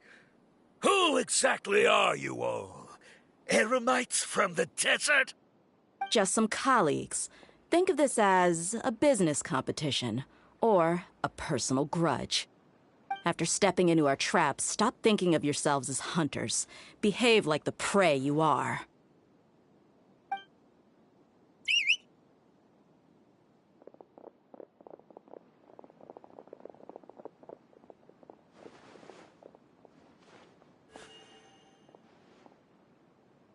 An ambush? How's that possible? This is Sumeru City, but mercenaries from the desert somehow ambushed us! You've spent all your time hiding away in the academia. This place has long since become our hunting ground. Brace yourselves!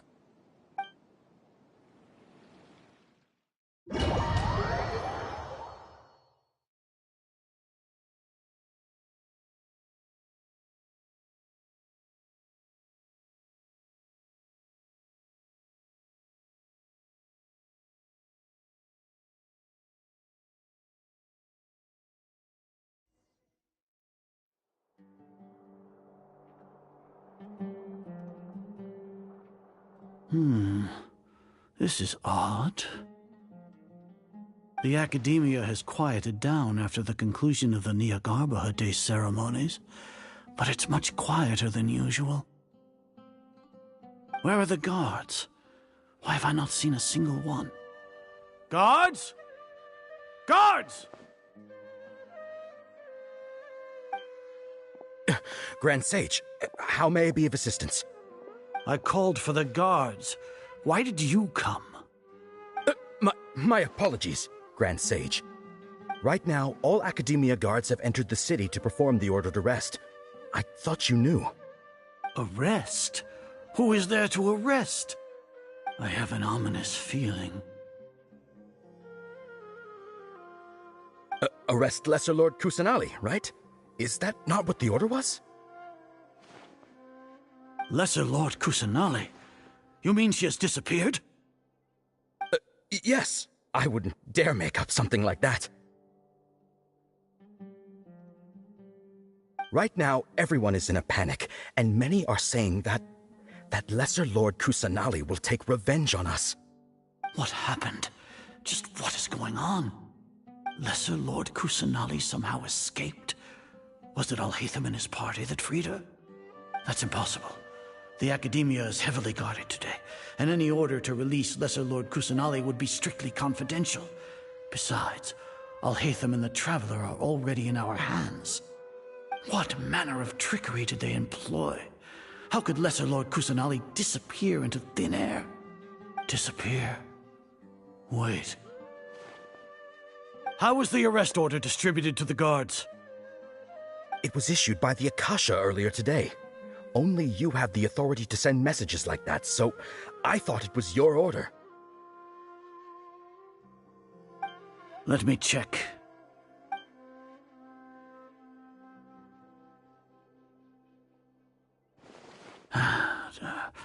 Here. Lesser Lord Kusanali has escaped from the sanctuary of Surasthana. Go to the city and arrest the escapee immediately. The Akasha indeed contains this information, and it clearly appeared in my mind. How did they bypass my permissions to issue this kind of message?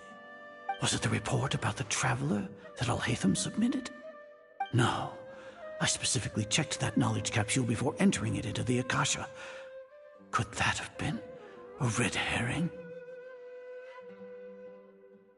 Well, even if I figure it out now, it won't make any difference. The important thing now is to confirm Lesser Lord Kusanali's status. Have you been to the sanctuary of Surasthana to confirm that Lesser Lord Kusanali has indeed escaped? Confirm? No, I haven't.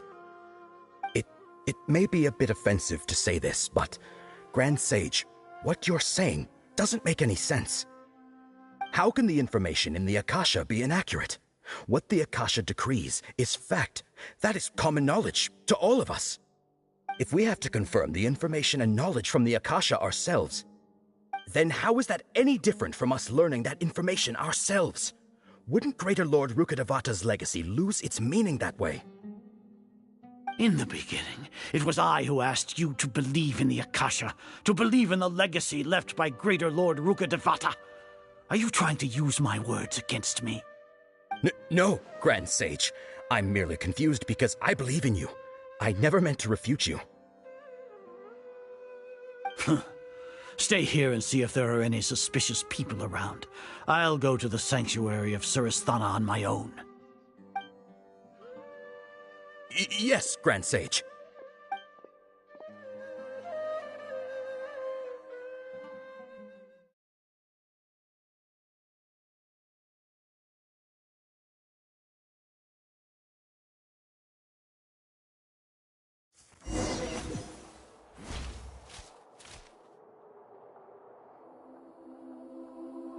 Lesser Lord Kusanali has escaped from the sanctuary of Surasthana. Go to the city and arrest the escapee immediately. How can that be? Stop thinking about it. Stop. It must be a trick of theirs. As long as I personally confirm it. Ah! Impossible. That's impossible. There must be something wrong with my eyes.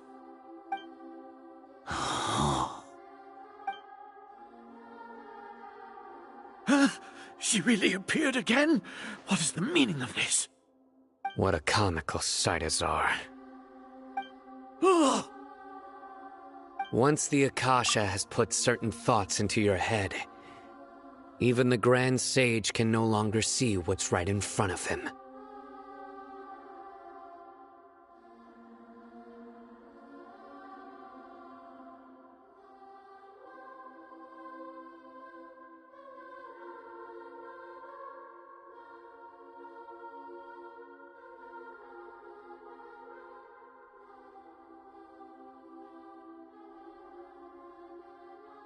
You all can only see the world in your mind, the one you think you know.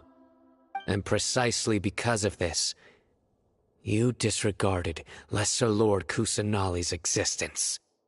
She has been a wise and worthy Archon. Sino, have you been waiting for a chance like this? The Akasha predicted that you would return to the Academia to confront me. But I didn't expect it to turn out like this.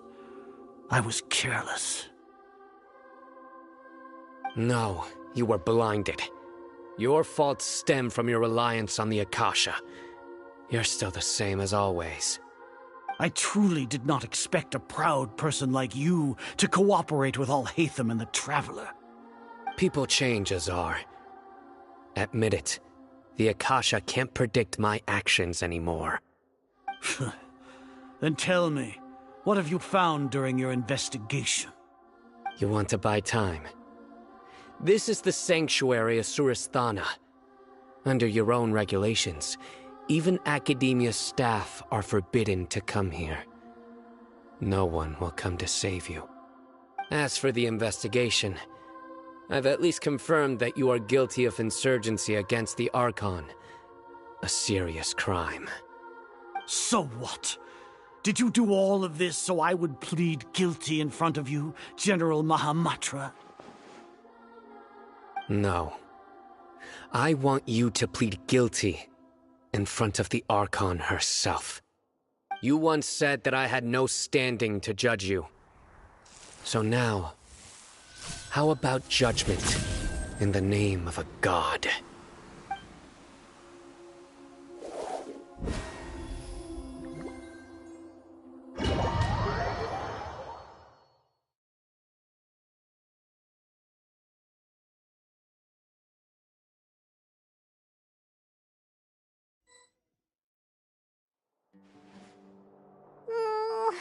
How long do we have to wait?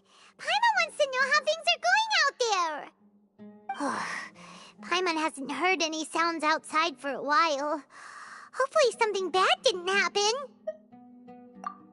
Yeah, but aren't you scared that we might be locked up in here for the rest of our lives? Thinking about it, at least Paimon has you. We could still chat like this. When Paimon thinks of Nahida being imprisoned alone in the sanctuary of Surasthana, Paimon can't help but feel sorry for her.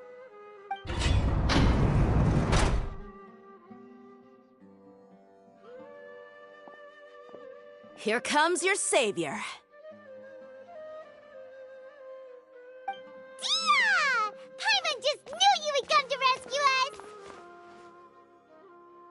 You two really owe me some big thanks. I had to search through who knows how many guards to find the key here. It felt even more tiring than whacking them. I'm exhausted. Thanks a lot. Need Paimon to rub your shoulders? No, that's, I'll pass. What are you afraid of? Oh, are you ticklish? Now isn't the time to talk about being ticklish. Things in the city and on Sino's side are both going well. The guards that stormed out of the academia are all taken care of. The Corps of 30 is in charge of the city's defenses, but we already talked to Asfand. They've been fed up with the sages bossing them around. As long as it doesn't break their employment contracts, they'll turn a blind eye. That's probably because you've been super great friends with them for a long time. So, how's Sino doing? The Grand Sage is in his custody.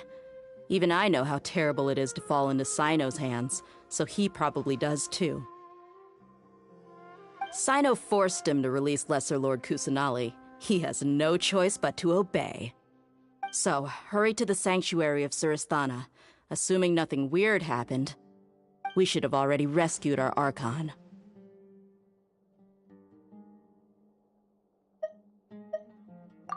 Honestly, I didn't expect our ragtag bunch to do this well. We just came together last minute to save the Archon, you know? Alright, you two better go. I still have to clean up some messes in the city. See you around.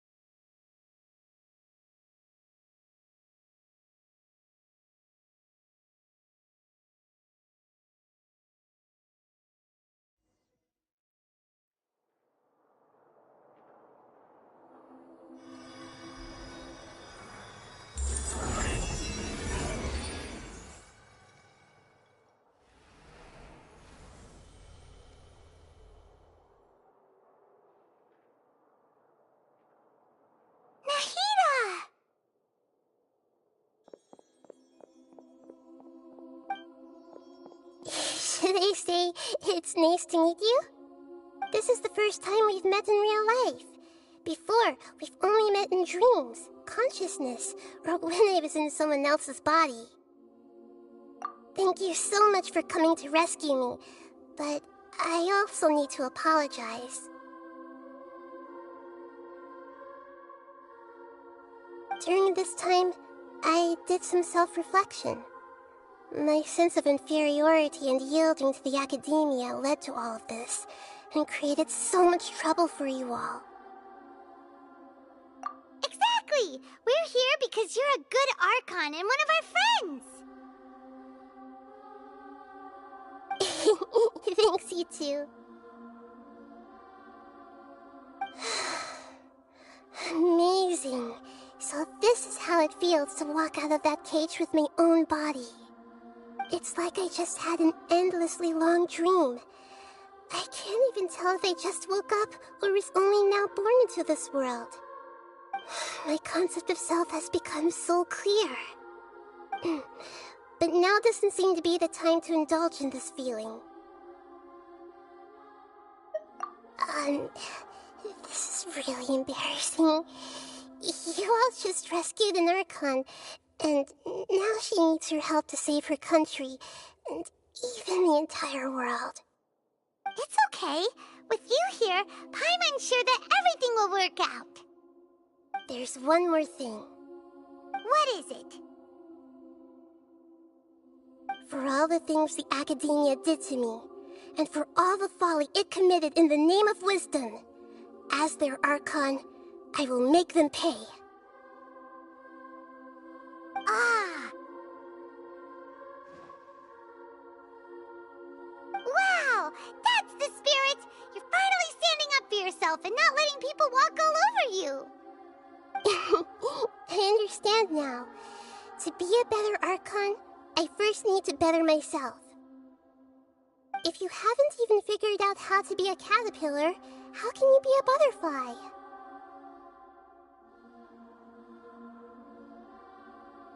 Yes, true. That reminds me. I wonder how far along the Academia is with their god creation plan. We need to hurry and prevent the birth of that false god. I need to make some preparations. Since I'm now free, I can establish a direct link to the Akasha and control it. First things first, I need to remove the restrictions that the doctor put on me in the Akasha. After that, I'll make some adjustments and revoke the sage's permissions. The Akasha will then be like how it originally was, only operable by the Archon. After all, the Academia betrayed Greater Lord Rukkhadevata's trust. This might take some time. In the meantime, you should also work on your own preparations. If we don't stop the god creation plan in time, we'll be in for a tough fight.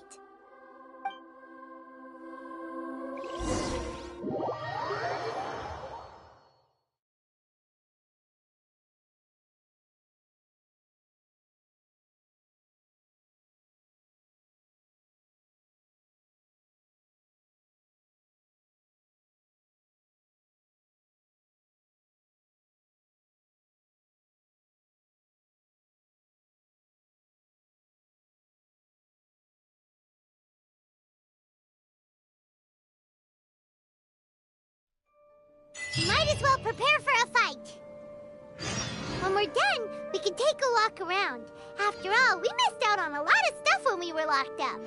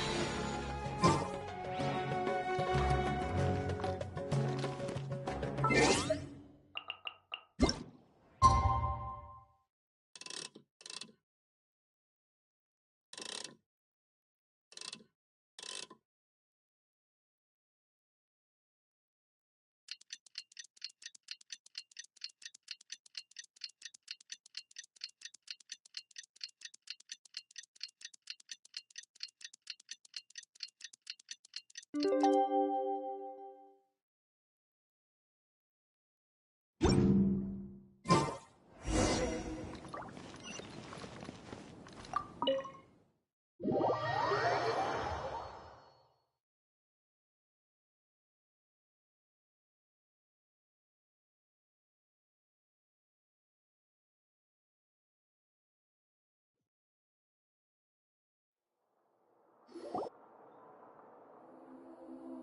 it going, Nahida? I'm done with the parts that needed my involvement to complete. Although it's my first time working with the Akasha like this, its internal structure and operation procedures are easy for me to understand. Greater Lord Rukkhadevata's design is truly brilliant. Oh, also, this is for you. Huh? What's this little floaty thingy? It's a small device I put together just now. You can think of it as an upgraded Akasha terminal.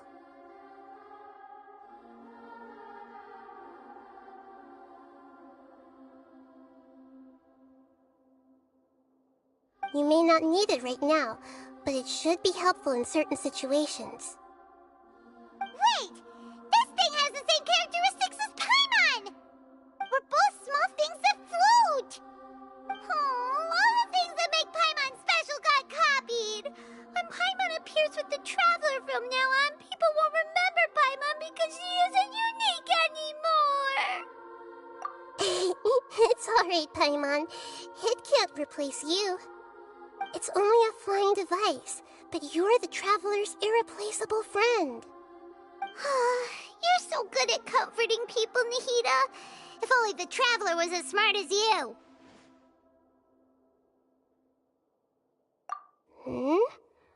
I was simply telling you what I feel to be the truth. I wasn't trying to comfort you. Nahida, you're a natural at this. What you just said made Paimon even happier. By the way, there's something I need to confess. Even though I'm the Archon and in control of myself again, I'm not very good at fighting. You may have heard that an Archon's power is derived from their people's faith. However, I'm not as well loved as Greater Lord Rukkhadevata. If we get into a situation where combat is our only option, I'll have to count on you, and I'll do my best to provide support. I'm glad I can rely on you. So the God of Wisdom isn't good at fighting? That actually sounds about right. I've located where the false god is. Time is of the essence, so let's skip to it.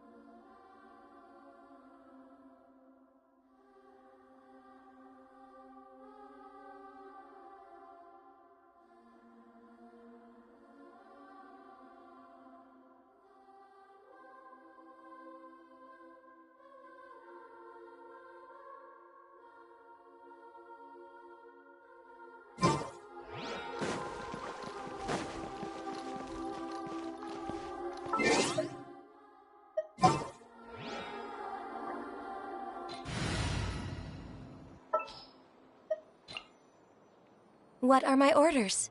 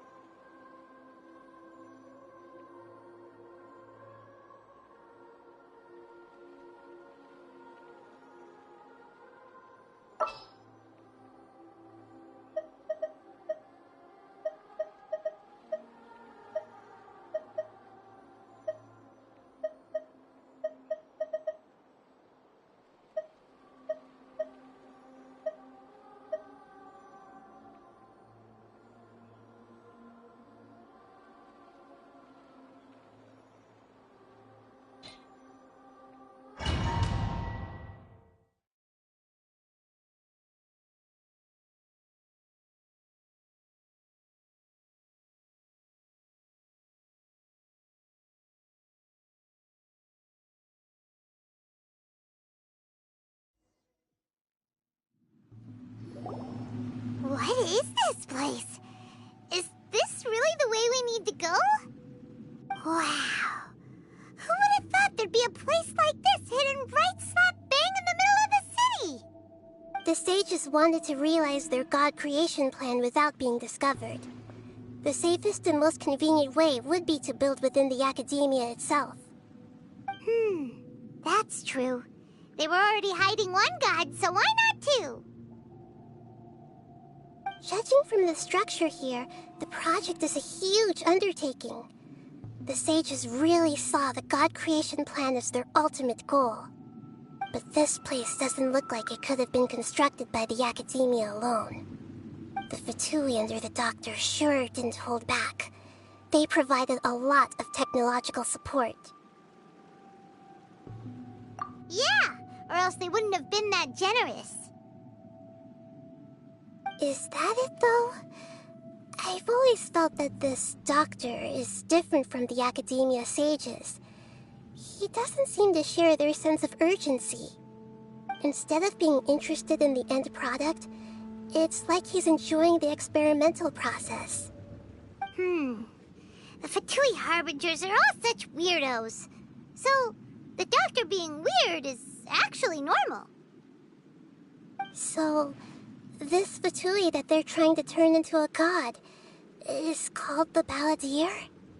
We had previously come into contact with his consciousness. He harbors particularly strong obsessions. One is the desire for a gnosis, since he was created to be the vessel for one.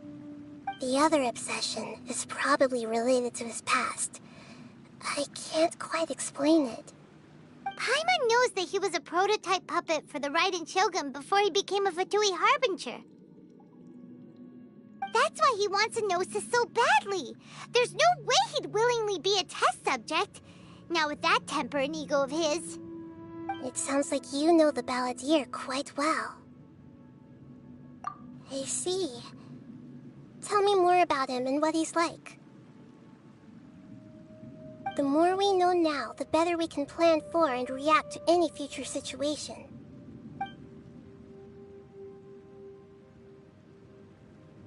Ah, I see. How fascinating. Alright, time to go.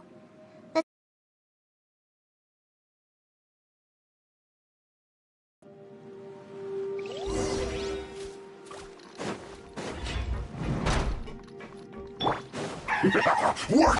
Thanks for... Go. My duty.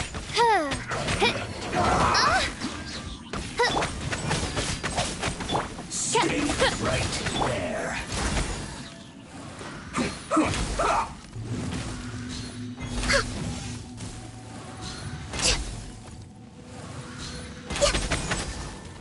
Let's end this. We're wait. Access denied. Next on the agenda. This is it.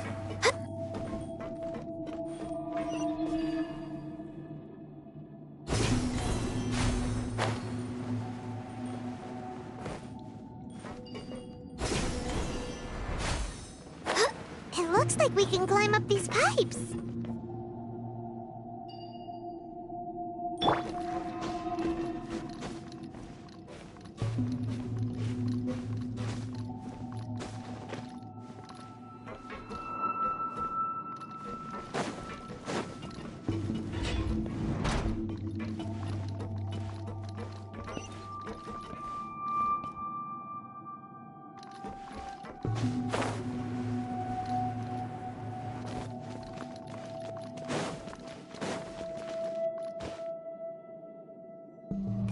On the ground seems all messed up.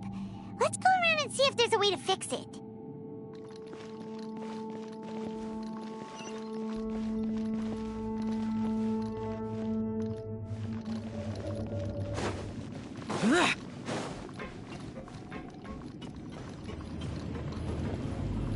It seems to have stopped. Let's continue.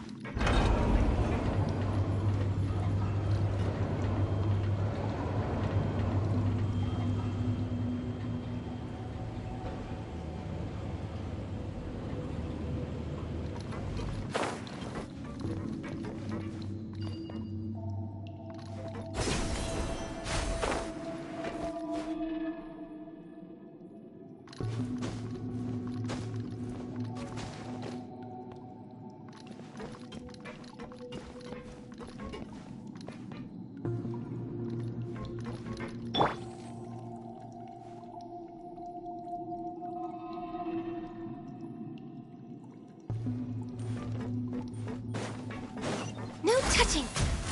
Let's begin!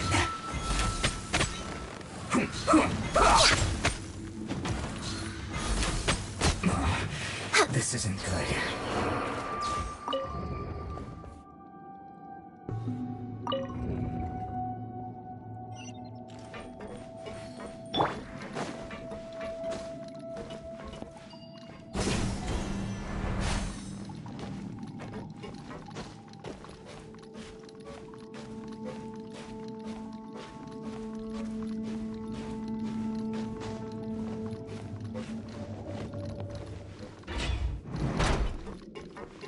You'll get frostbite. Oz, reveal them! Frozen. Useless!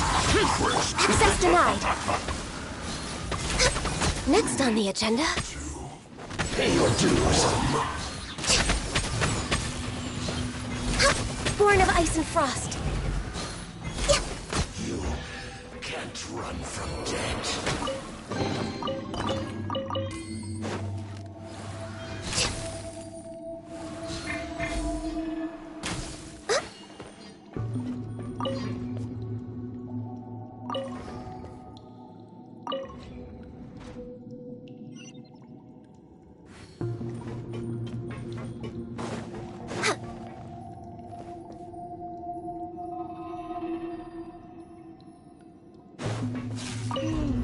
The cart is stuck. Maybe there's something wrong with the tracks. Let's try adjusting the direction of the device to clear the tracks.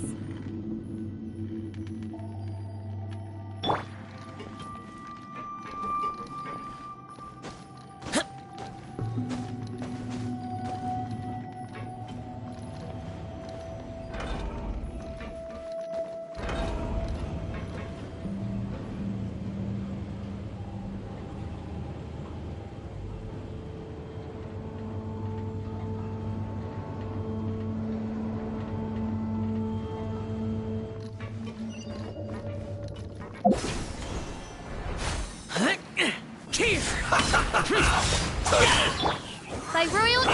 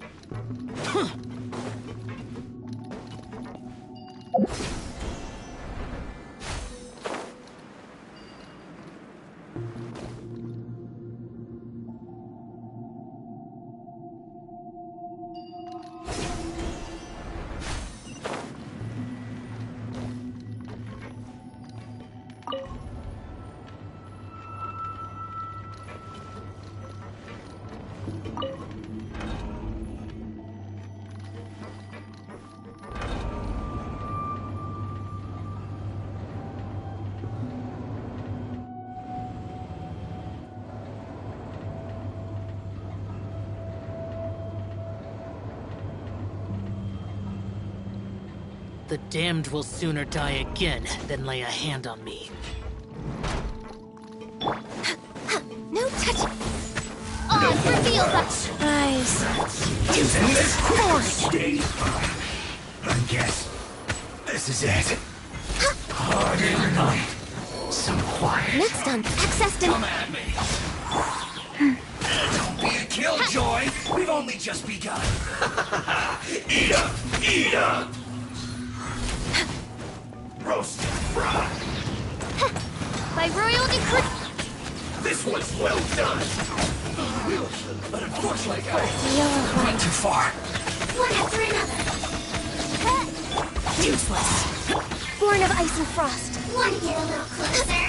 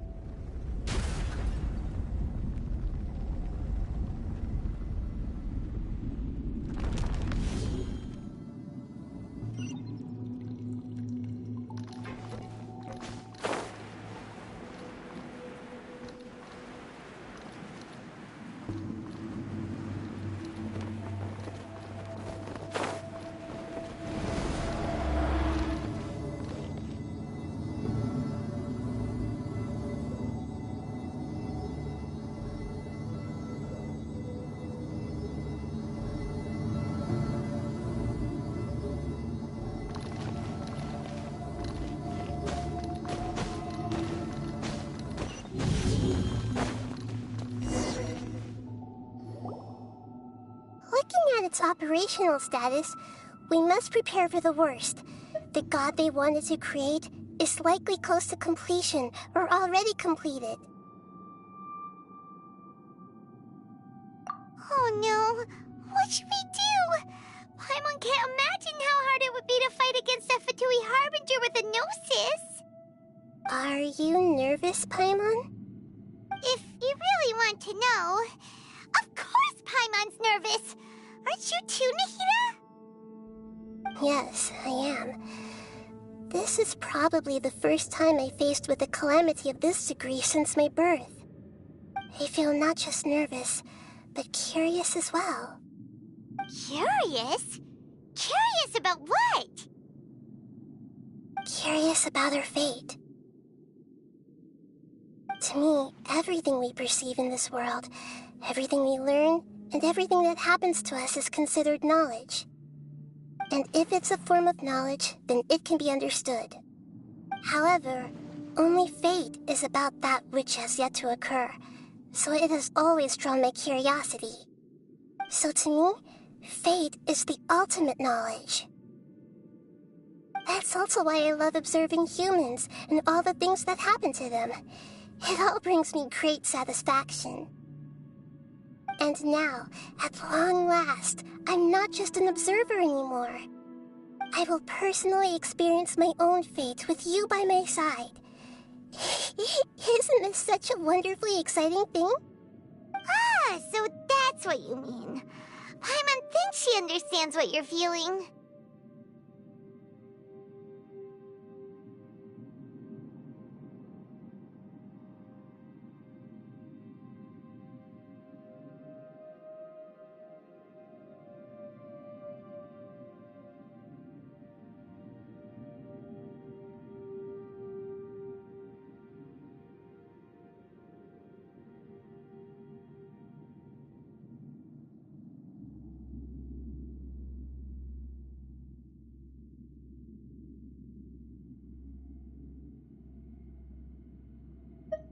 Agreed. Okay, let's continue on. I can sense his aura from here.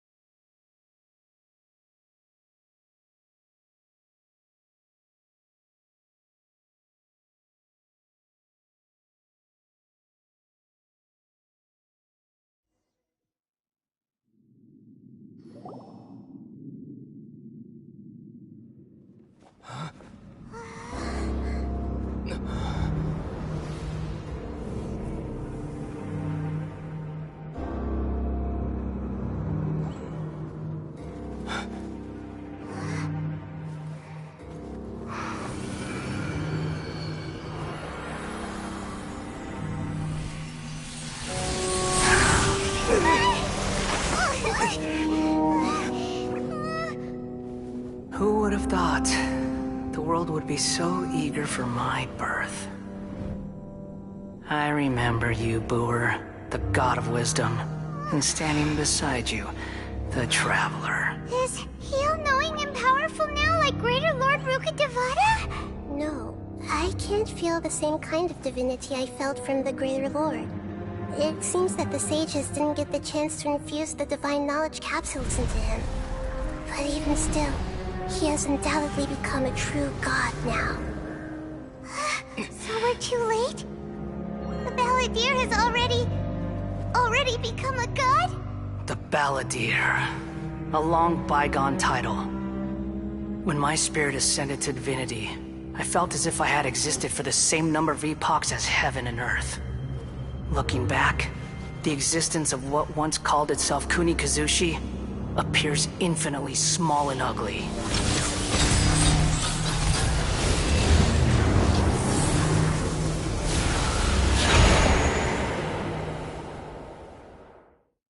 This imposing aura, it really feels like the gods! A body that capitalizes on the Balladeer's original construction as a mechanical puppet, with the Gnosis serving as a constant power supply. How much effort and resources did the sages put into this? From a purely technological perspective, it's a commendable achievement indeed. It's no exaggeration to say, this is the culmination of human wisdom.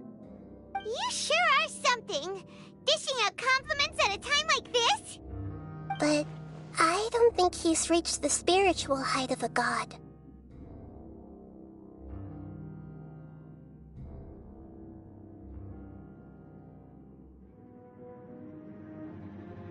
Strife is engraved upon every god and every gnosis brought forth into this world. Can you feel it? The exhilaration of such power, and the thrill of anticipation for our contention. Nahida wouldn't feel the same things as you! Do you not realize that you are interrupting a conversation between gods? Lowly creature, know your place! The strife engraved upon a gnosis. You're talking about the Archon War. Tevat's current peace was not easily won. I didn't personally participate in the Archon War, but the way I see it, all those losses were meaningless, driven by the demands of the laws. There's no point in bringing it up again. Is that so? Yet I am deeply disappointed that I was never allowed the fortuity to personally participate in the Archon War. This is a first. Encountering a god in this world who does not crave power. No wonder your own people have abandoned you, god of wisdom. Your judgment is as your existence, unsubstantial. This is where everything ends, Booer, the god of wisdom. You should know that wisdom cannot solve every problem. Like now, where your only option is to face me in combat.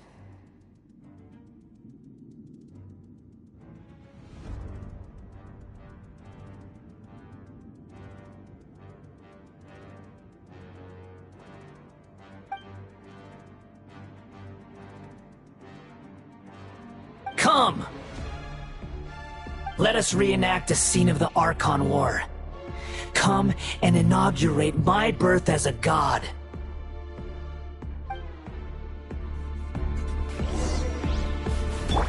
No touching! Churn!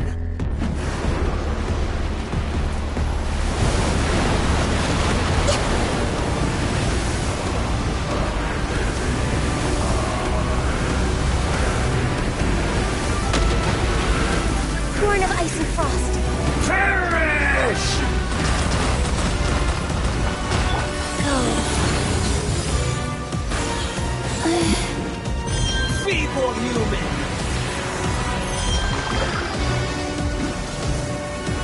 Faster? Okay, faster.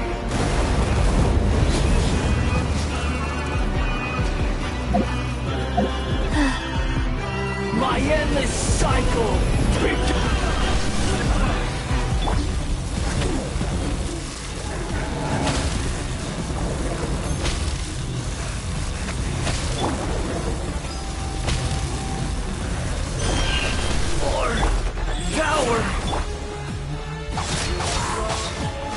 No touching!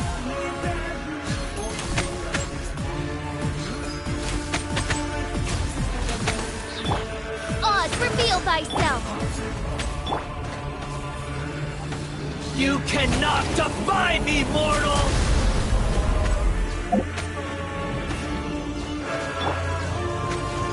Faster? Okay, faster. At my command, you shall fall! Rise.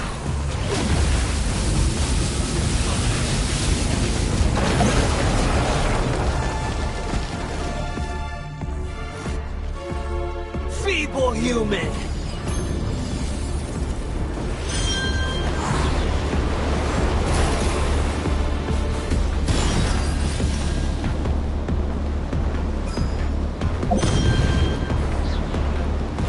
Insignificant past!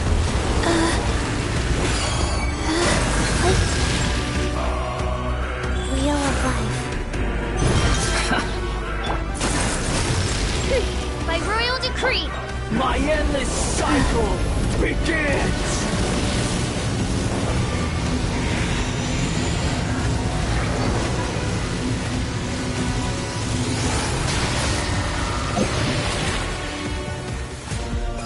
Faster?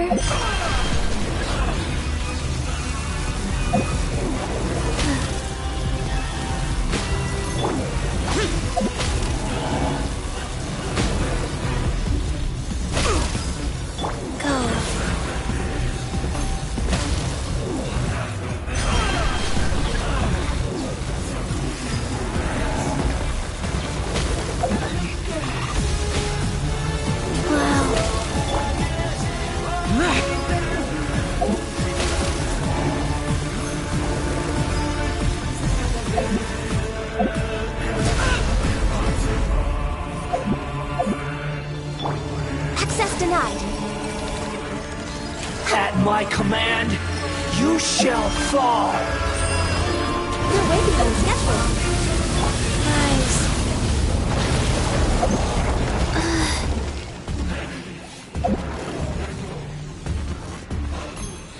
Feeble human!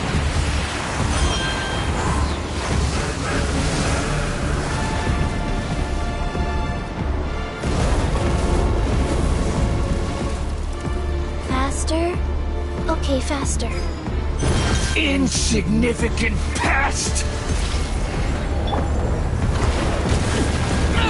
Get out of my... Life goes on. Oz, reveal thyself! My endless cycle begins!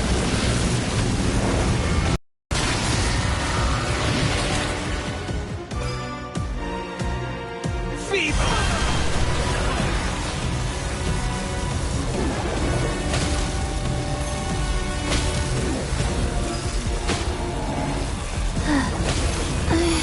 I didn't feel that. More power! Born of ice and frost!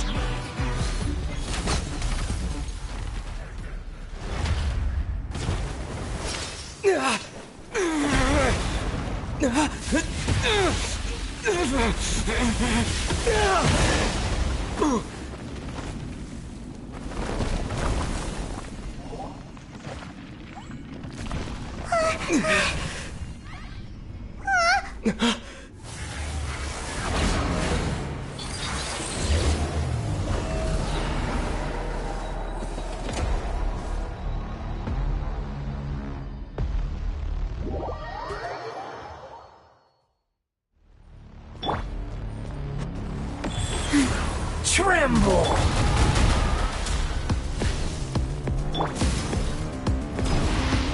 Burn to oblivion!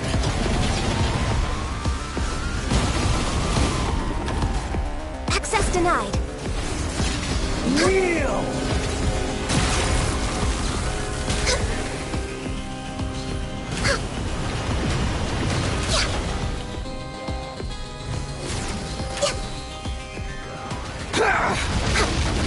Born of ice and frost.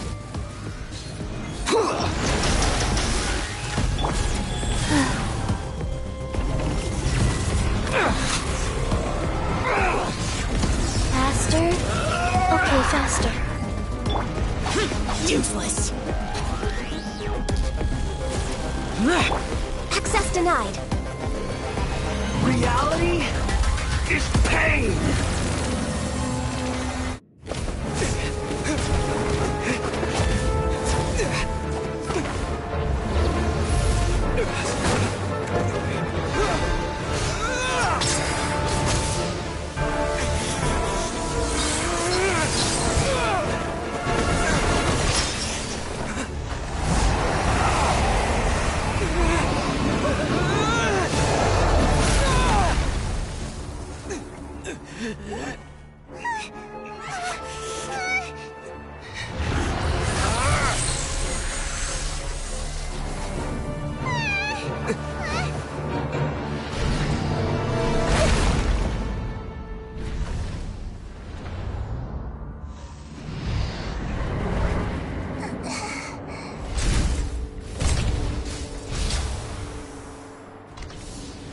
This is supposed to be a battle between gods, yet you choose to hide behind a mortal.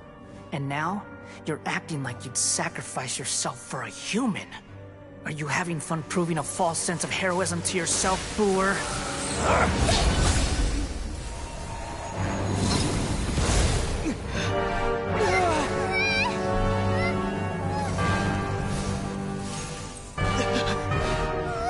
The data collection is almost complete. Do you even know how many times you've tried to take my gnosis from me?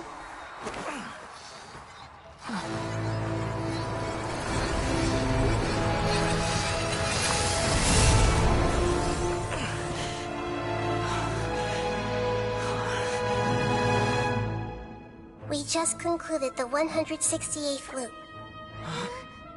Did you know that in the effort to create you, the people of Sumeru were forced to live through the exact same number of Sub-Zerus festivals and Samsara cycles? The power of dreams. When did you use it on me?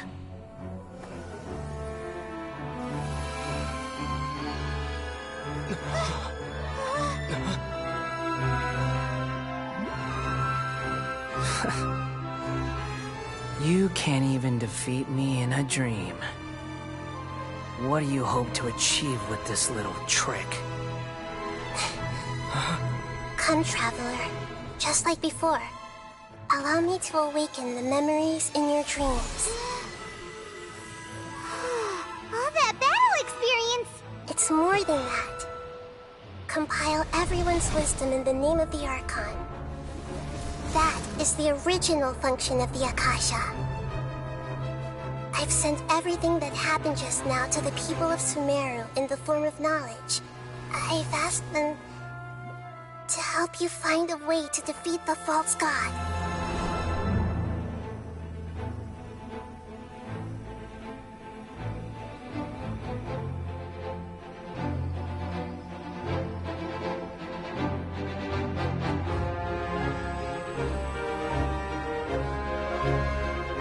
Now, all of Sumeru's wisdom, is at your disposal. Meaningless tricks won't save you.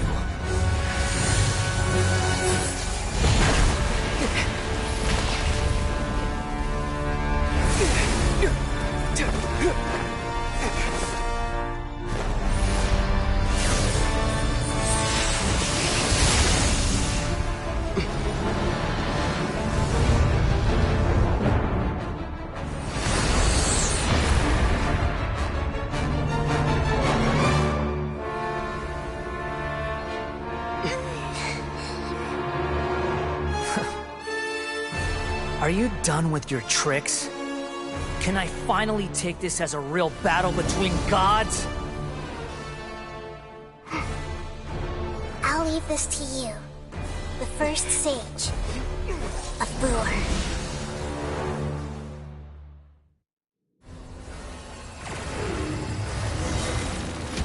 I am the all-knowing...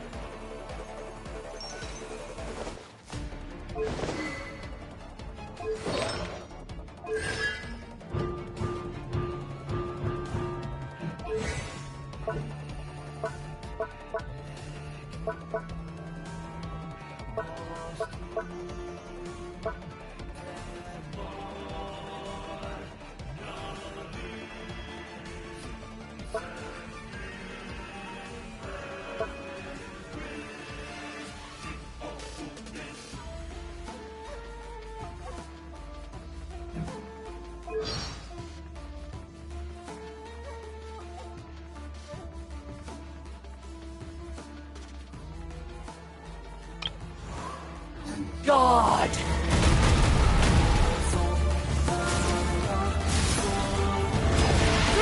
Burn to oblivion!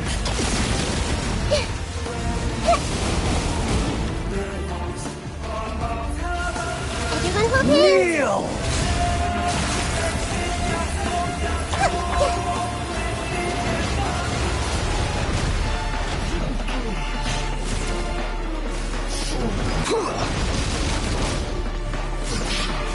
By royal Next time. Tremble!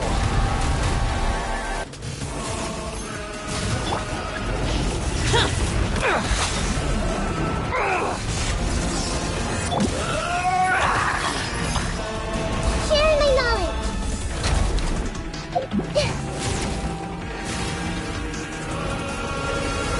Reality is pain!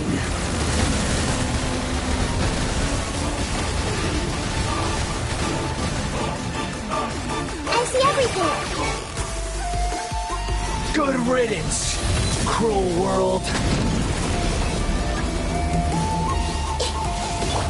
No touching. Nice.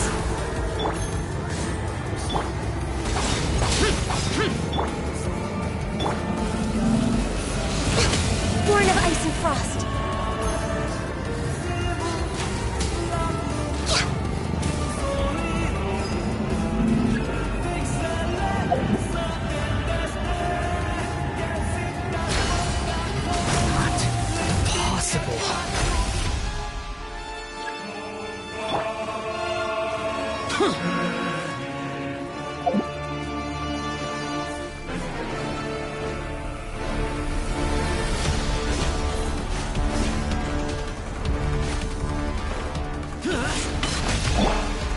Make yourselves at home. Committed to memory. Blaze over. No touching. Oz, reveal thyself.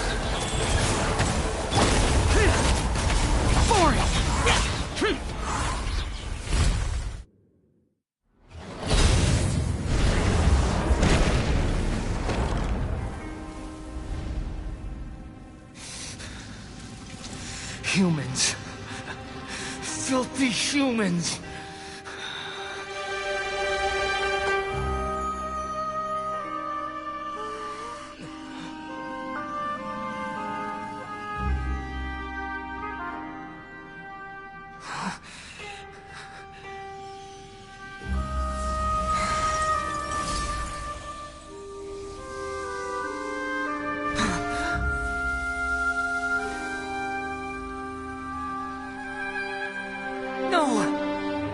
Wait! Please! Anything but the Gnosis!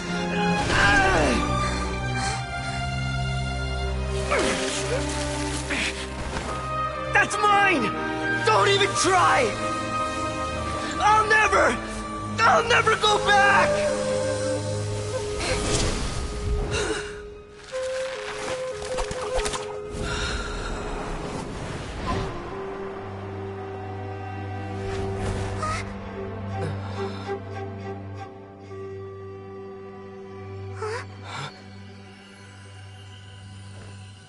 We haven't yet found the answer to the most important mystery.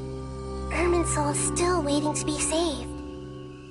With the power of another Gnosis, we may now finally understand the last memory of Greater Lord Rukkhadevata.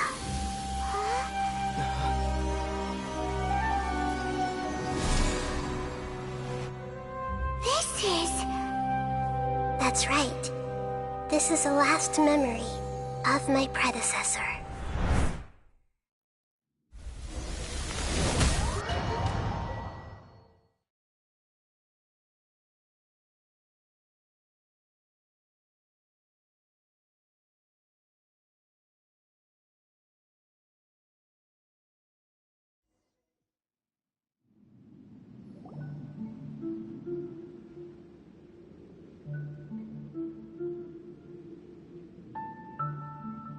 Huh. This sure seems very different from what Paimon imagined. Shouldn't Irminsul be in this realm of consciousness? Yes, that is our destination. But I didn't expect the remaining consciousness of Greater Lord Rukkhadevata to be as polluted as this.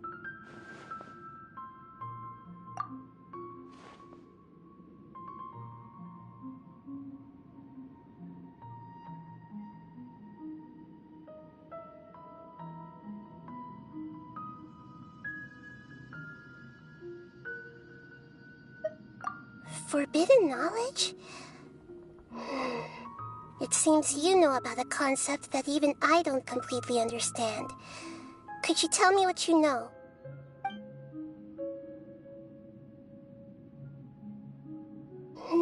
Your inference seems logical enough.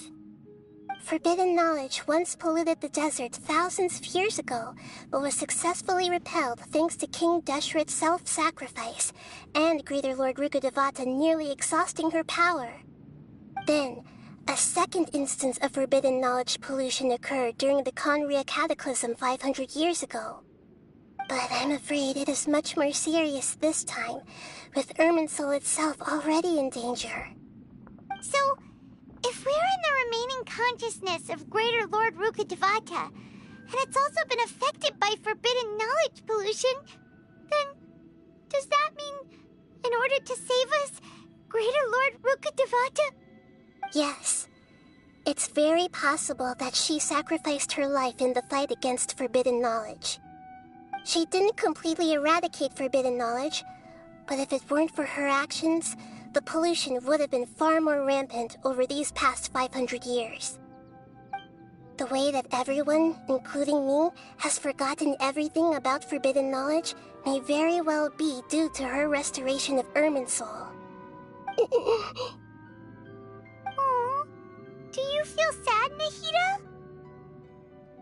I'm just sharing her pain. The pollution of her consciousness here is severe. There is madness, chaos, and pain all around us. Did she fight to resist the forbidden knowledge pollution in such terrible conditions, all the way up to her last breath? She even used her last remnant of lucid consciousness to leave a clue for us to follow. Yes, her words were distorted by forbidden knowledge, so that's all we could hear. But now, we have a chance to find the answer to this mystery.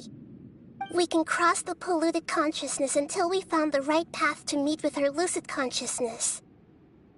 And then, we'll let Greater Lord Rukkhadevata tell us the truth in person. Each of us need to be mindful of the state of our own consciousness while we are here. Even with the Gnosis's protection, we must always keep a clear mind. Otherwise, we could go mad at any moment. That's so scary. Don't worry, it should be easy enough for you to keep that mind of yours clear, Paimon. Let's go.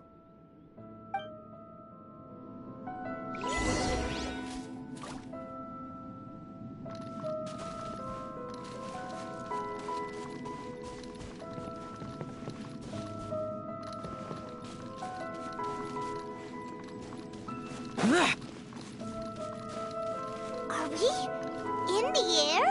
And why is there a huge boat? That's the boat of consciousness, which symbolizes reason here. Its course is the direction our consciousness is traveling towards. If we lose control over our consciousness, we will fall into madness. So let's make sure the boat stays on course.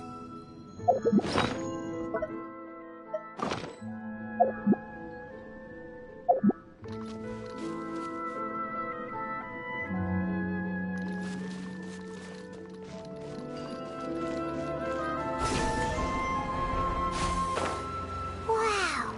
What are these? The monsters seem to have been affected by them. Born of ice and frost.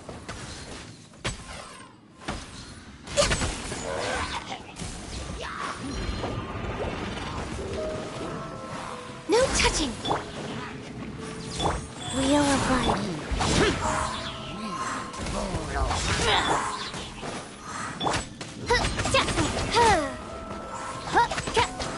Born of ice and frost. Odds revealed by...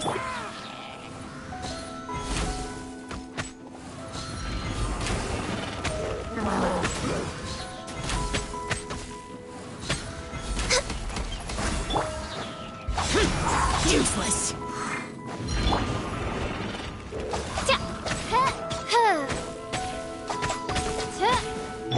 Access denied.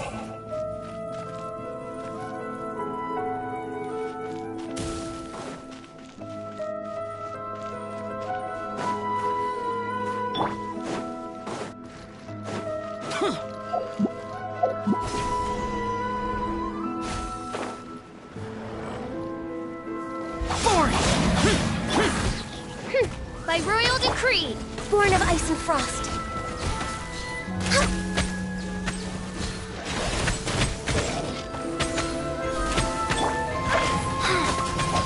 Tough guys.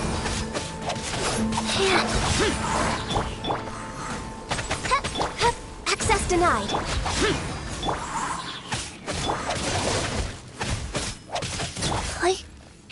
Odds reveal thyself. I summon thee. Born of ice and frost.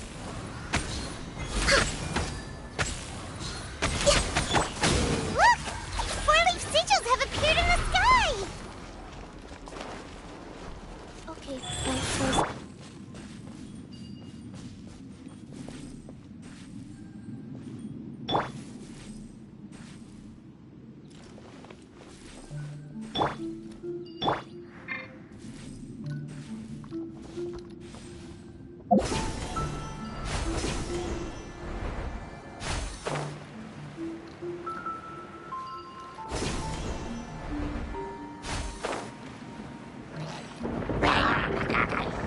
Worthless!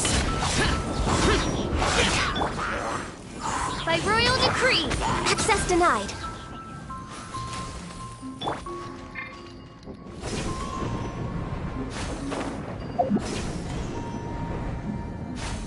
Here! Foreign! No touching!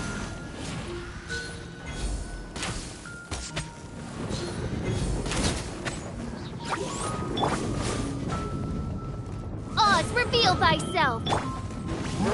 Access denied. Wheel of life.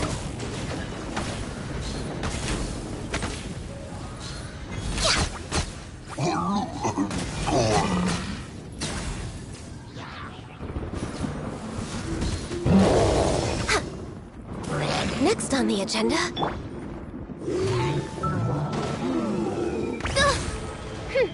By royal decree!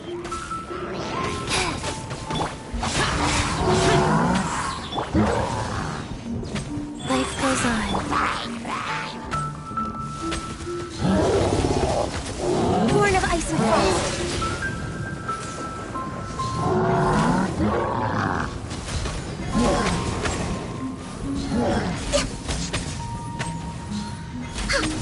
No touching! Oz, reveal thyself! Insubordination! To control the boat of consciousness, we need to find the helm first.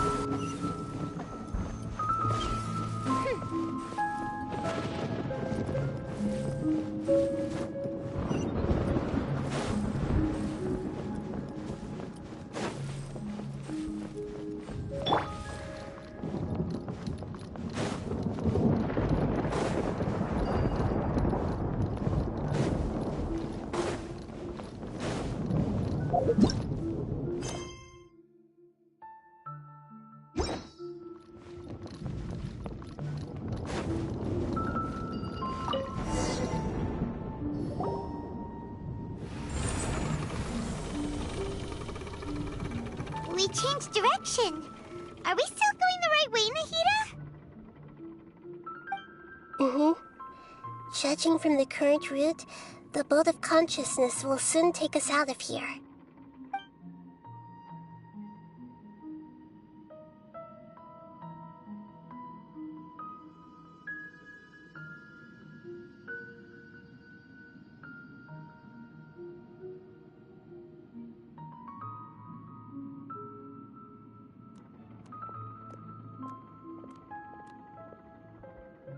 We'll be arriving at our destination soon. How are you feeling? Are your minds still intact? Huh? But everything's been completely normal for Paimon. Hopefully there won't be any more interruptions. This time, we should be able to meet Greater Lord Rukkhadevata. Are you saying you've never met Greater Lord Rukkhadevata before? No.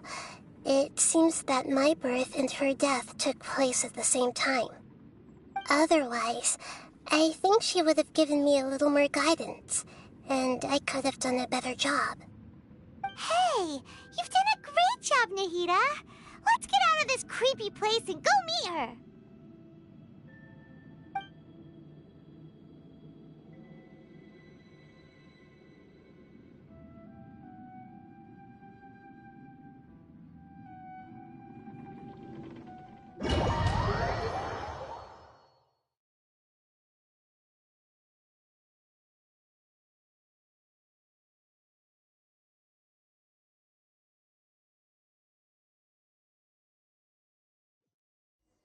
So, is this the place you were talking about? The base of Irminsul?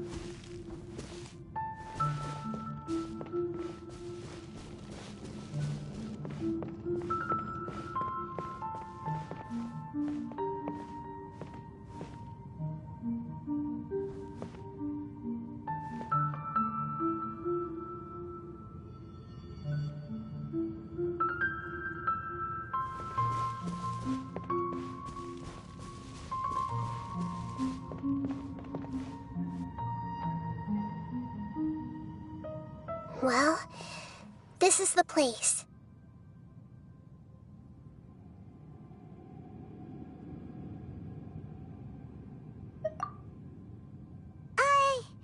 We're here to find Greater Lord Rukkhadevata, right?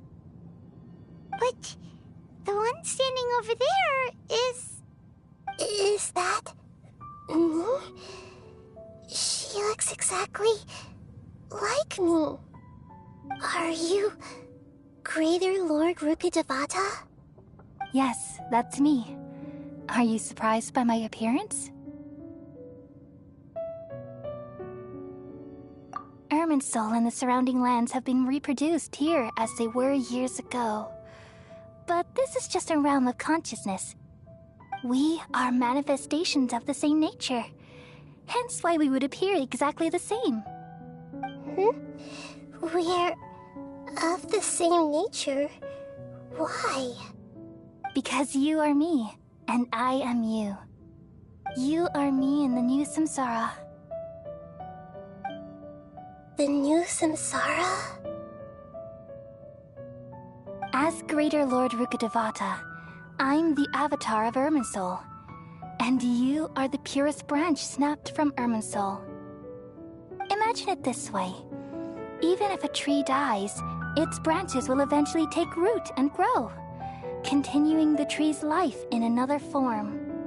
I'm merely the remaining consciousness of Greater Lord Rukkhadevata. The real me has presumably died a long time ago.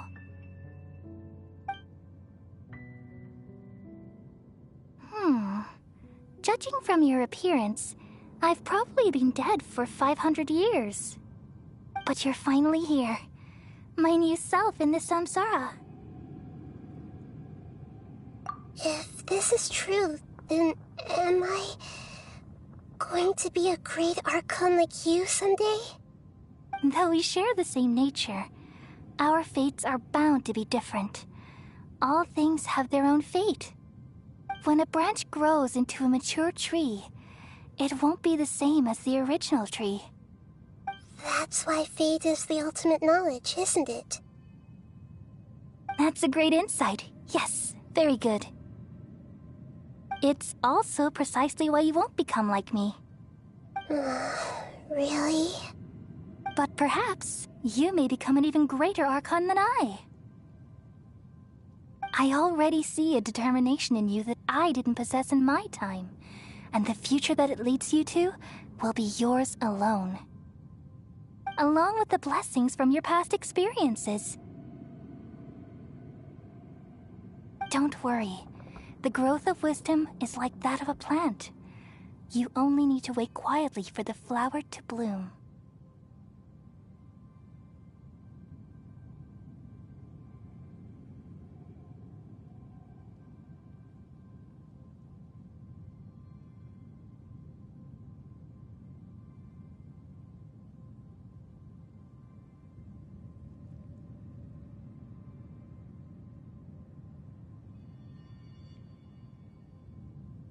Come to think of it, the sages never had the faintest inkling of the meaning of wisdom. Thank you. Nothing makes me happier than discovering that the Archon I always admired was in fact myself in another fate. It's so nice to speak with you, Greater Lord Rukkhadevata. I've always wanted to meet you. The feeling is mutual. From the moment I snapped the branch off Irminsul and created you, I've also looked forward to talking with you. Could you tell me why you wanted to create me? And what exactly happened when you died? Ah, I see. You're here seeking answers, right? Everything that day, even the sky itself, changed into a color like this. At that time, the seven were all summoned to the nation of Conria. Except for me. I had a more important task to attend to. I had to protect Irminsul. The disaster occurred together with the pollution of forbidden knowledge. At that very moment, with my consciousness connected to Irminsul, I sensed something was wrong. The pain started to torment my mind. By the time I reached Irminsul, it was already displaying signs of corruption. Had I not repelled the pollution of forbidden knowledge with King Deshret thousands of years ago, I might have felt even more hopeless and lost.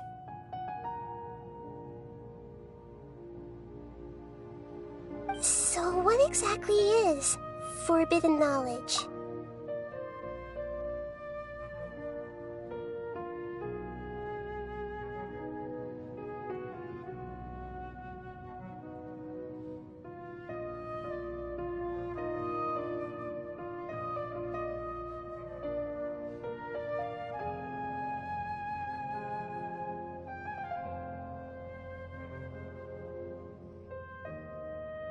It's a kind of knowledge that doesn't belong to this world, and a form of truth that can't be understood.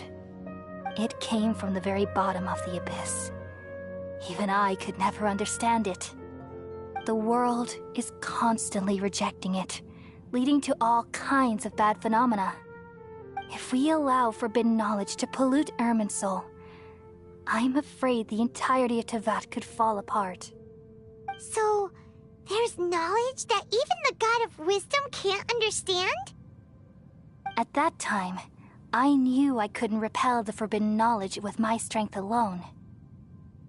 Which is why I created a device that compiled human wisdom and named it the Akasha. It's truly the world's most amazing invention. Thank you.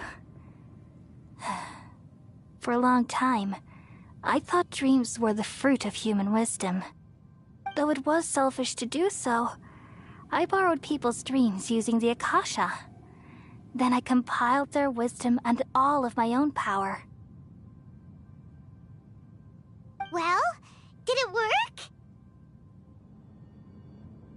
Thanks to the wisdom of the people of Sumeru, almost all the forbidden knowledge was cleared from Irminsul. But things didn't go as smoothly as I thought. I had a terrible headache, which gave me an uneasy feeling. And then I remembered that my consciousness was also connected with Irminsul. It brought me knowledge and wisdom, but vile corruption as well. From the very beginning, my existence had been polluted by the forbidden knowledge. Oh no! How could that happen? I've experienced that pain in your consciousness. It must have been a horrible experience. Yes, but my feelings weren't important. The important thing was that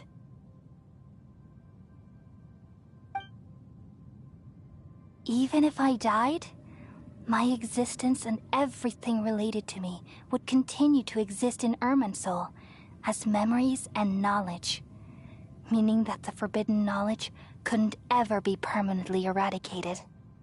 And there's no way for me to eliminate myself. It would be a sort of paradox. So, I took the purest branch of Irminsul as my incarnation in the next samsara, and left a trail of clues.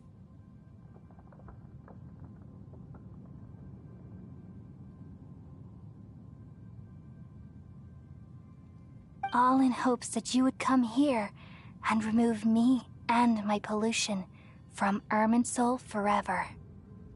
Wait, no, I can't. So you realize what that implies? You are very smart indeed. Irminsul has all the knowledge and memories of this world. And as you've realized just now, removing me from Irminsul means I essentially will never have existed in this world. But this is the only way to save Irminsul. People love you so much, and they've missed you so much over the past 500 years. I am exactly the same. So how can we just forget you like this? Is there really no other way? There must be something else I can do. You're the god of wisdom, Buer. You should know that there is no other way. But this is so cruel. I don't want to forget you. No need to feel so sad, Buer. As someone who delights in wisdom, you should feel joy at finally finding the answer. These are the words in their entirety. The answer you've been seeking all along. Let the world completely forget me.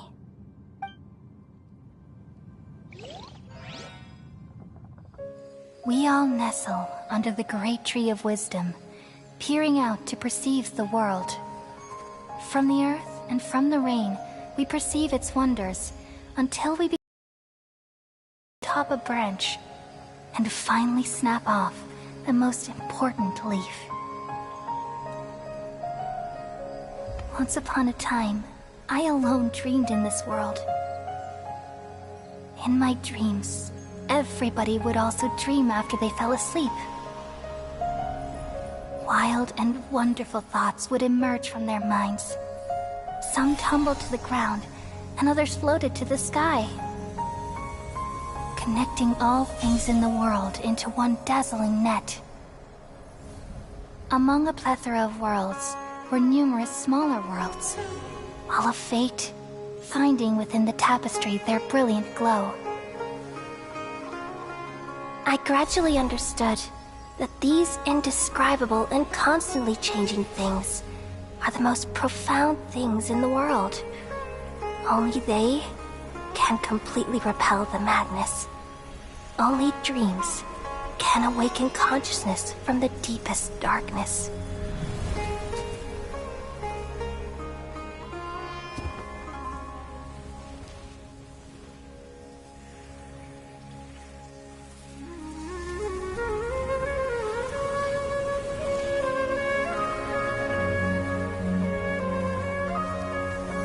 I'm the one who posed this question, yet also the one who sought a solution. Saving the world with the dreams of the people used to be my answer. And now, you've also found your own answer, and I shall return all the dreams to the people.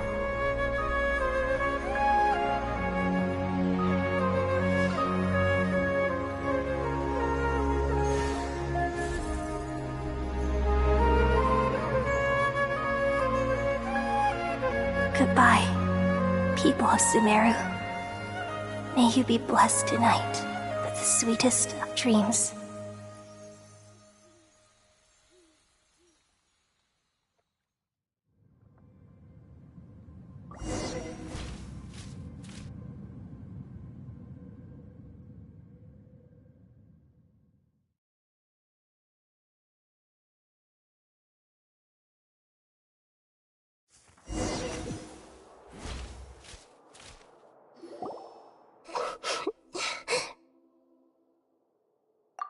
I'm alright. I'm just a little confused. We've just saved the world, right? So why am I crying? I don't know where this feeling inside of me is coming from, but I feel very sad. Just now, we used the power of two gnosis to successfully connect with the Ermin soul consciousness from 500 years ago. Then, we removed the remaining pollution from Merman soul. Yeah, what's wrong? Weren't you there just now?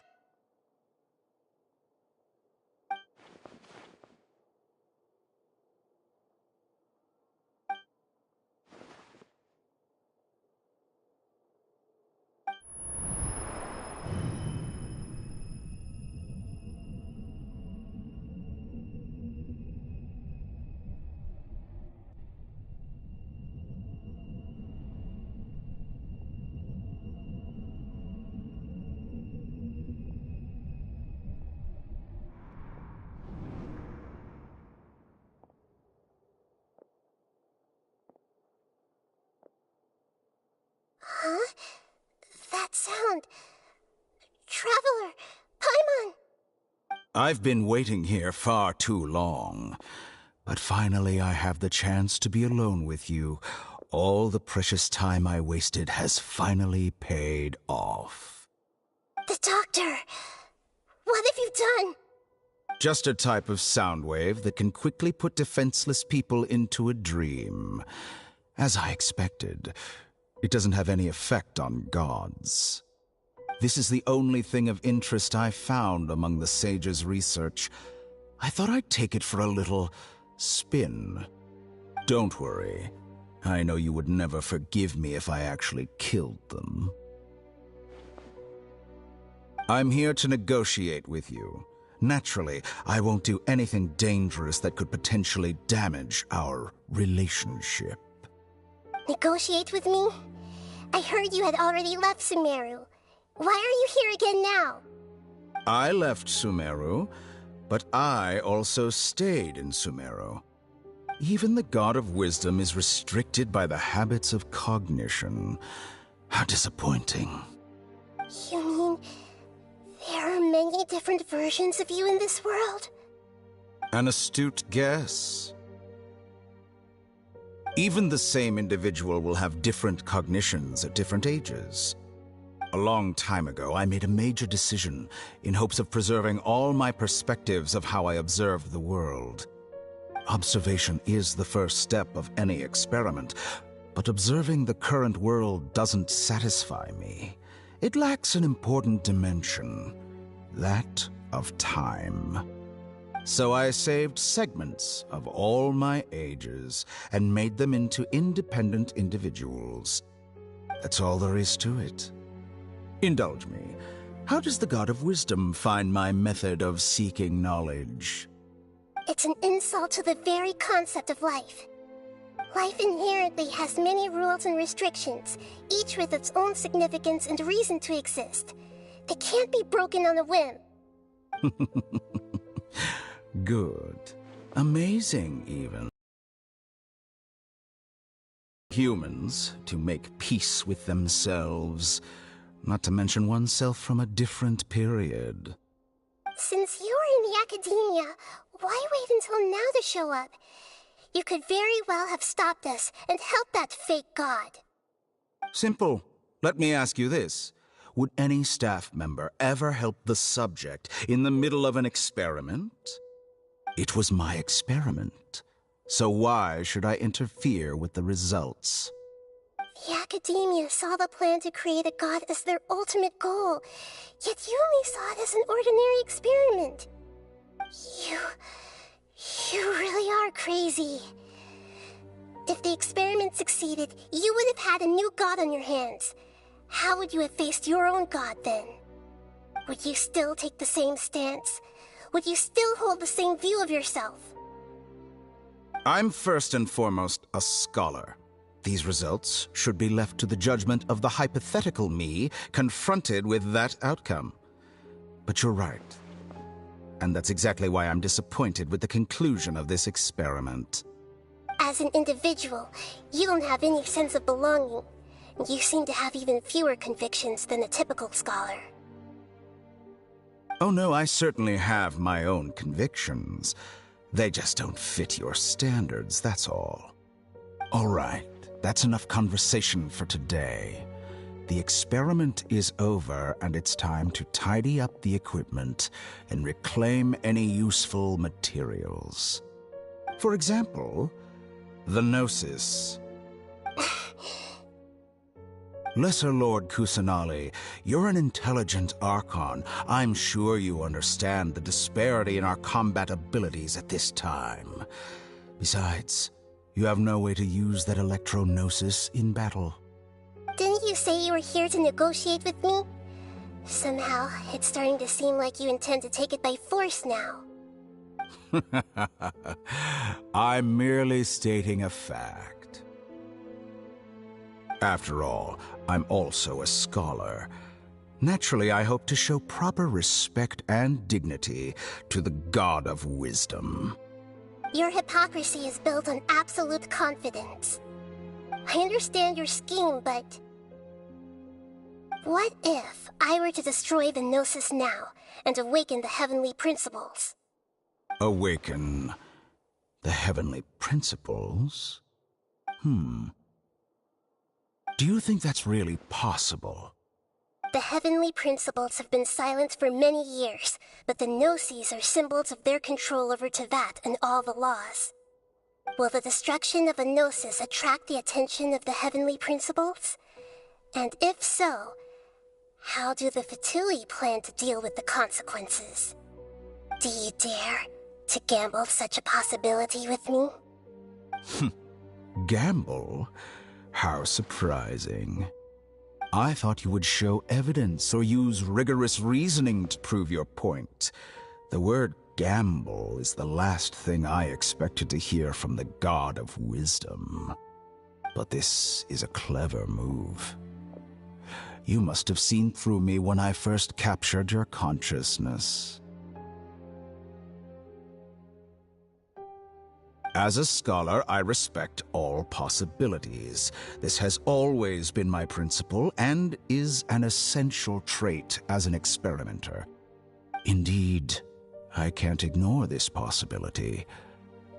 So tell me then, what are your conditions? This foreign gnosis will only lead to disaster if it stays in Sumeru. But this electro-gnosis is the prize I obtained after defeating one of your fellow Harbingers. Now, as the one who initiated this cascade of events, shouldn't you pay the corresponding price? Price? Interesting. What price would you have me pay? How about erasing all your other segments? So this is how you wish to restrict me, the most threatening opponent of the Nation of Wisdom. What you request of me is like plucking out the eyes I have placed in the dimension of time. Segments are extraordinarily difficult to make. They require extremely rare resources and enormous amounts of time and effort, requiring me to destroy them all here and now. Bravo. A suitably wise decision on your part. Yes, how very interesting. Can I assume that you have long been wary of me? Among all the versions of me, this segment you see now is the most selfish. If it weren't me, your idea wouldn't have worked. What did you see when you were imprisoned? You were observing me, and that's how you know I've long grown tired of their doubts and endless arguments. Like you said, it's difficult to make peace with yourself. Being as smart as you are, have you managed to do that? I see. If you think all those versions of me are worth a gnosis, then deal. You sure didn't hesitate much. Is the relationship between all the versions of you really that bad? I don't think there's any need to dwell on that. The surplus versions of me can be exchanged for a gnosis.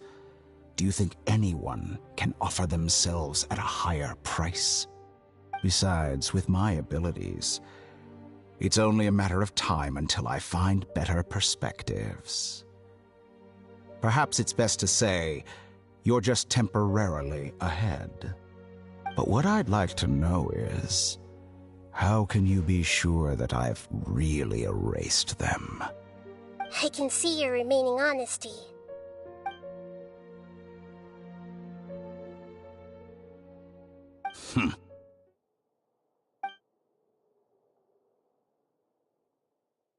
What a ridiculous decision! You can't be serious! How could I have been so short-sighted? You think this is the end? I'll have my revenge! You'll make this moment count. You will regret this! Well, have you confirmed that it's complete? Here, take it. The future of Sumeru City will be in my hands alone. I will shut down the Akasha and let curiosity and the thirst for knowledge drive the realm of academics once again. There won't be any further gaps for you to exploit. It truly pains me that my academic achievements have never been appreciated in my homeland. Of course, I have no interest in being rejected by this city for a third time. Another chess piece. And where is your dendrognosis? Don't be greedy, Harbinger of Snezhnaya. No, this is a different transaction. If you intend to turn off the Akasha anyway, then there's no further use for the Gnosis of Sumeru, is there? Besides, isn't it the Archon's duty to deliver what's desired of the Seeker? Oh, judging from your expression, you don't seem to find the idea very agreeable. Then let's think of it this way. Since you're the god of wisdom, how about I exchange some knowledge with you?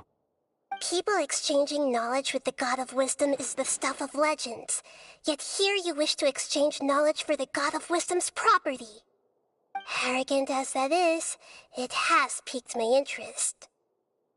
Let me ask you, have you in all your mighty knowledge ever heard the rumor that the skies of Tevat are fake? Huh? That's the secret hidden by Ermin's soul concerning the truth of this world.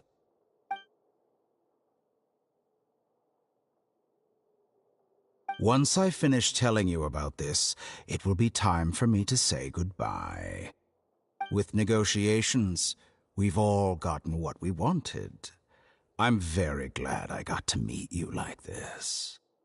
Your arrogance may know no bounds, and convictions may mean nothing to you. But I'll still listen to what you have to say.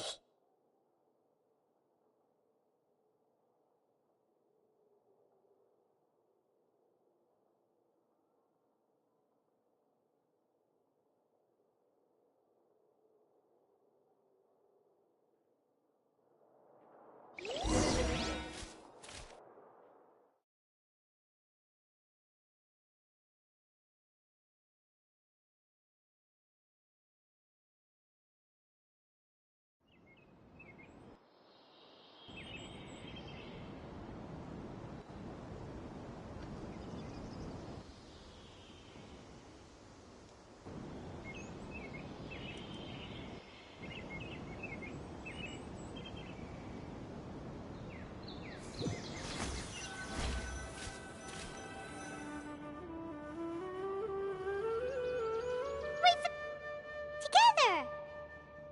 Okay. Wake him up.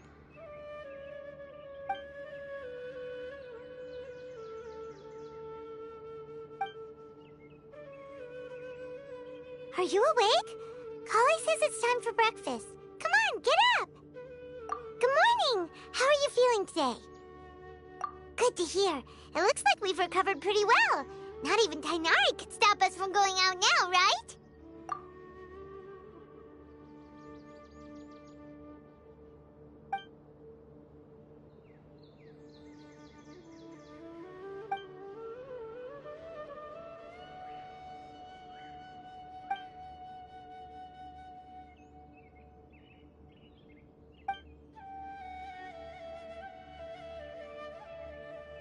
Come on, Traveler, let's go!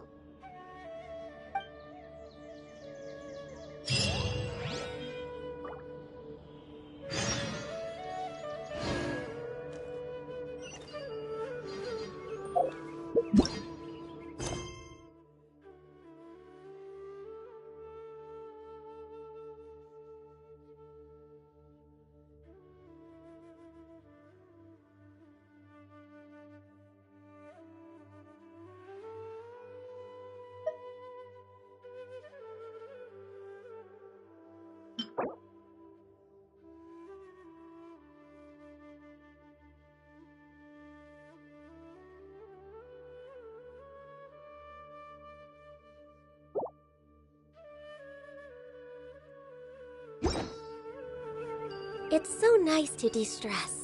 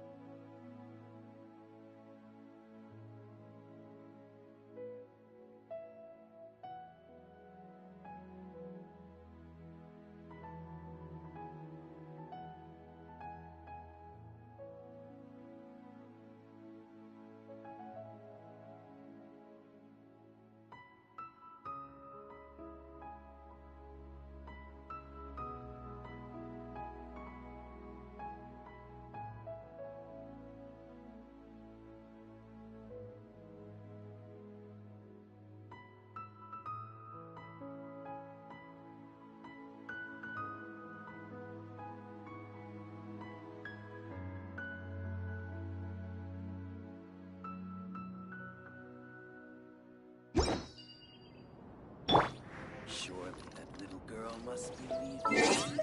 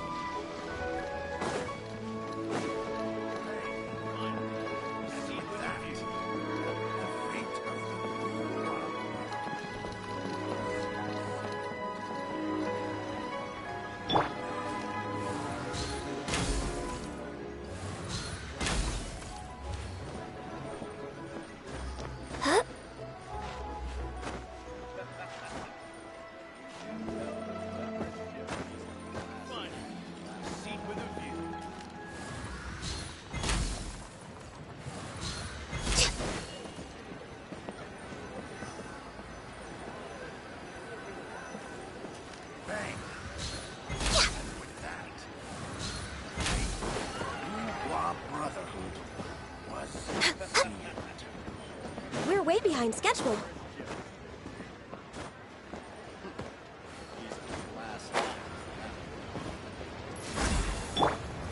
By royal decree.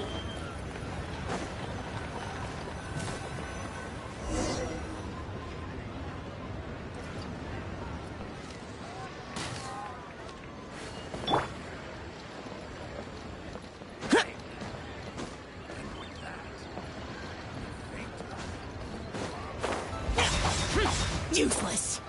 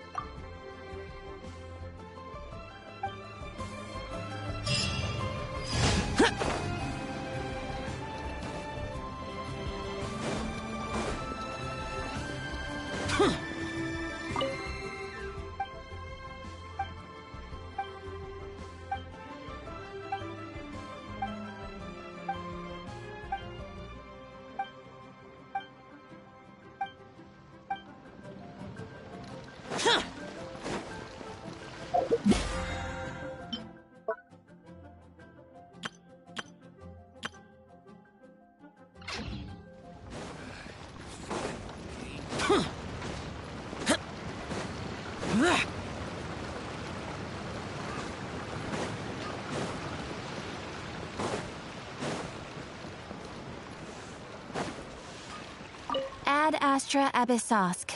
Welcome to the Adventurous.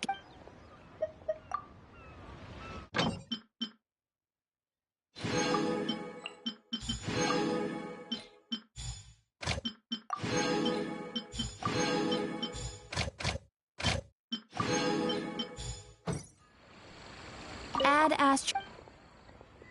Thank you for completing.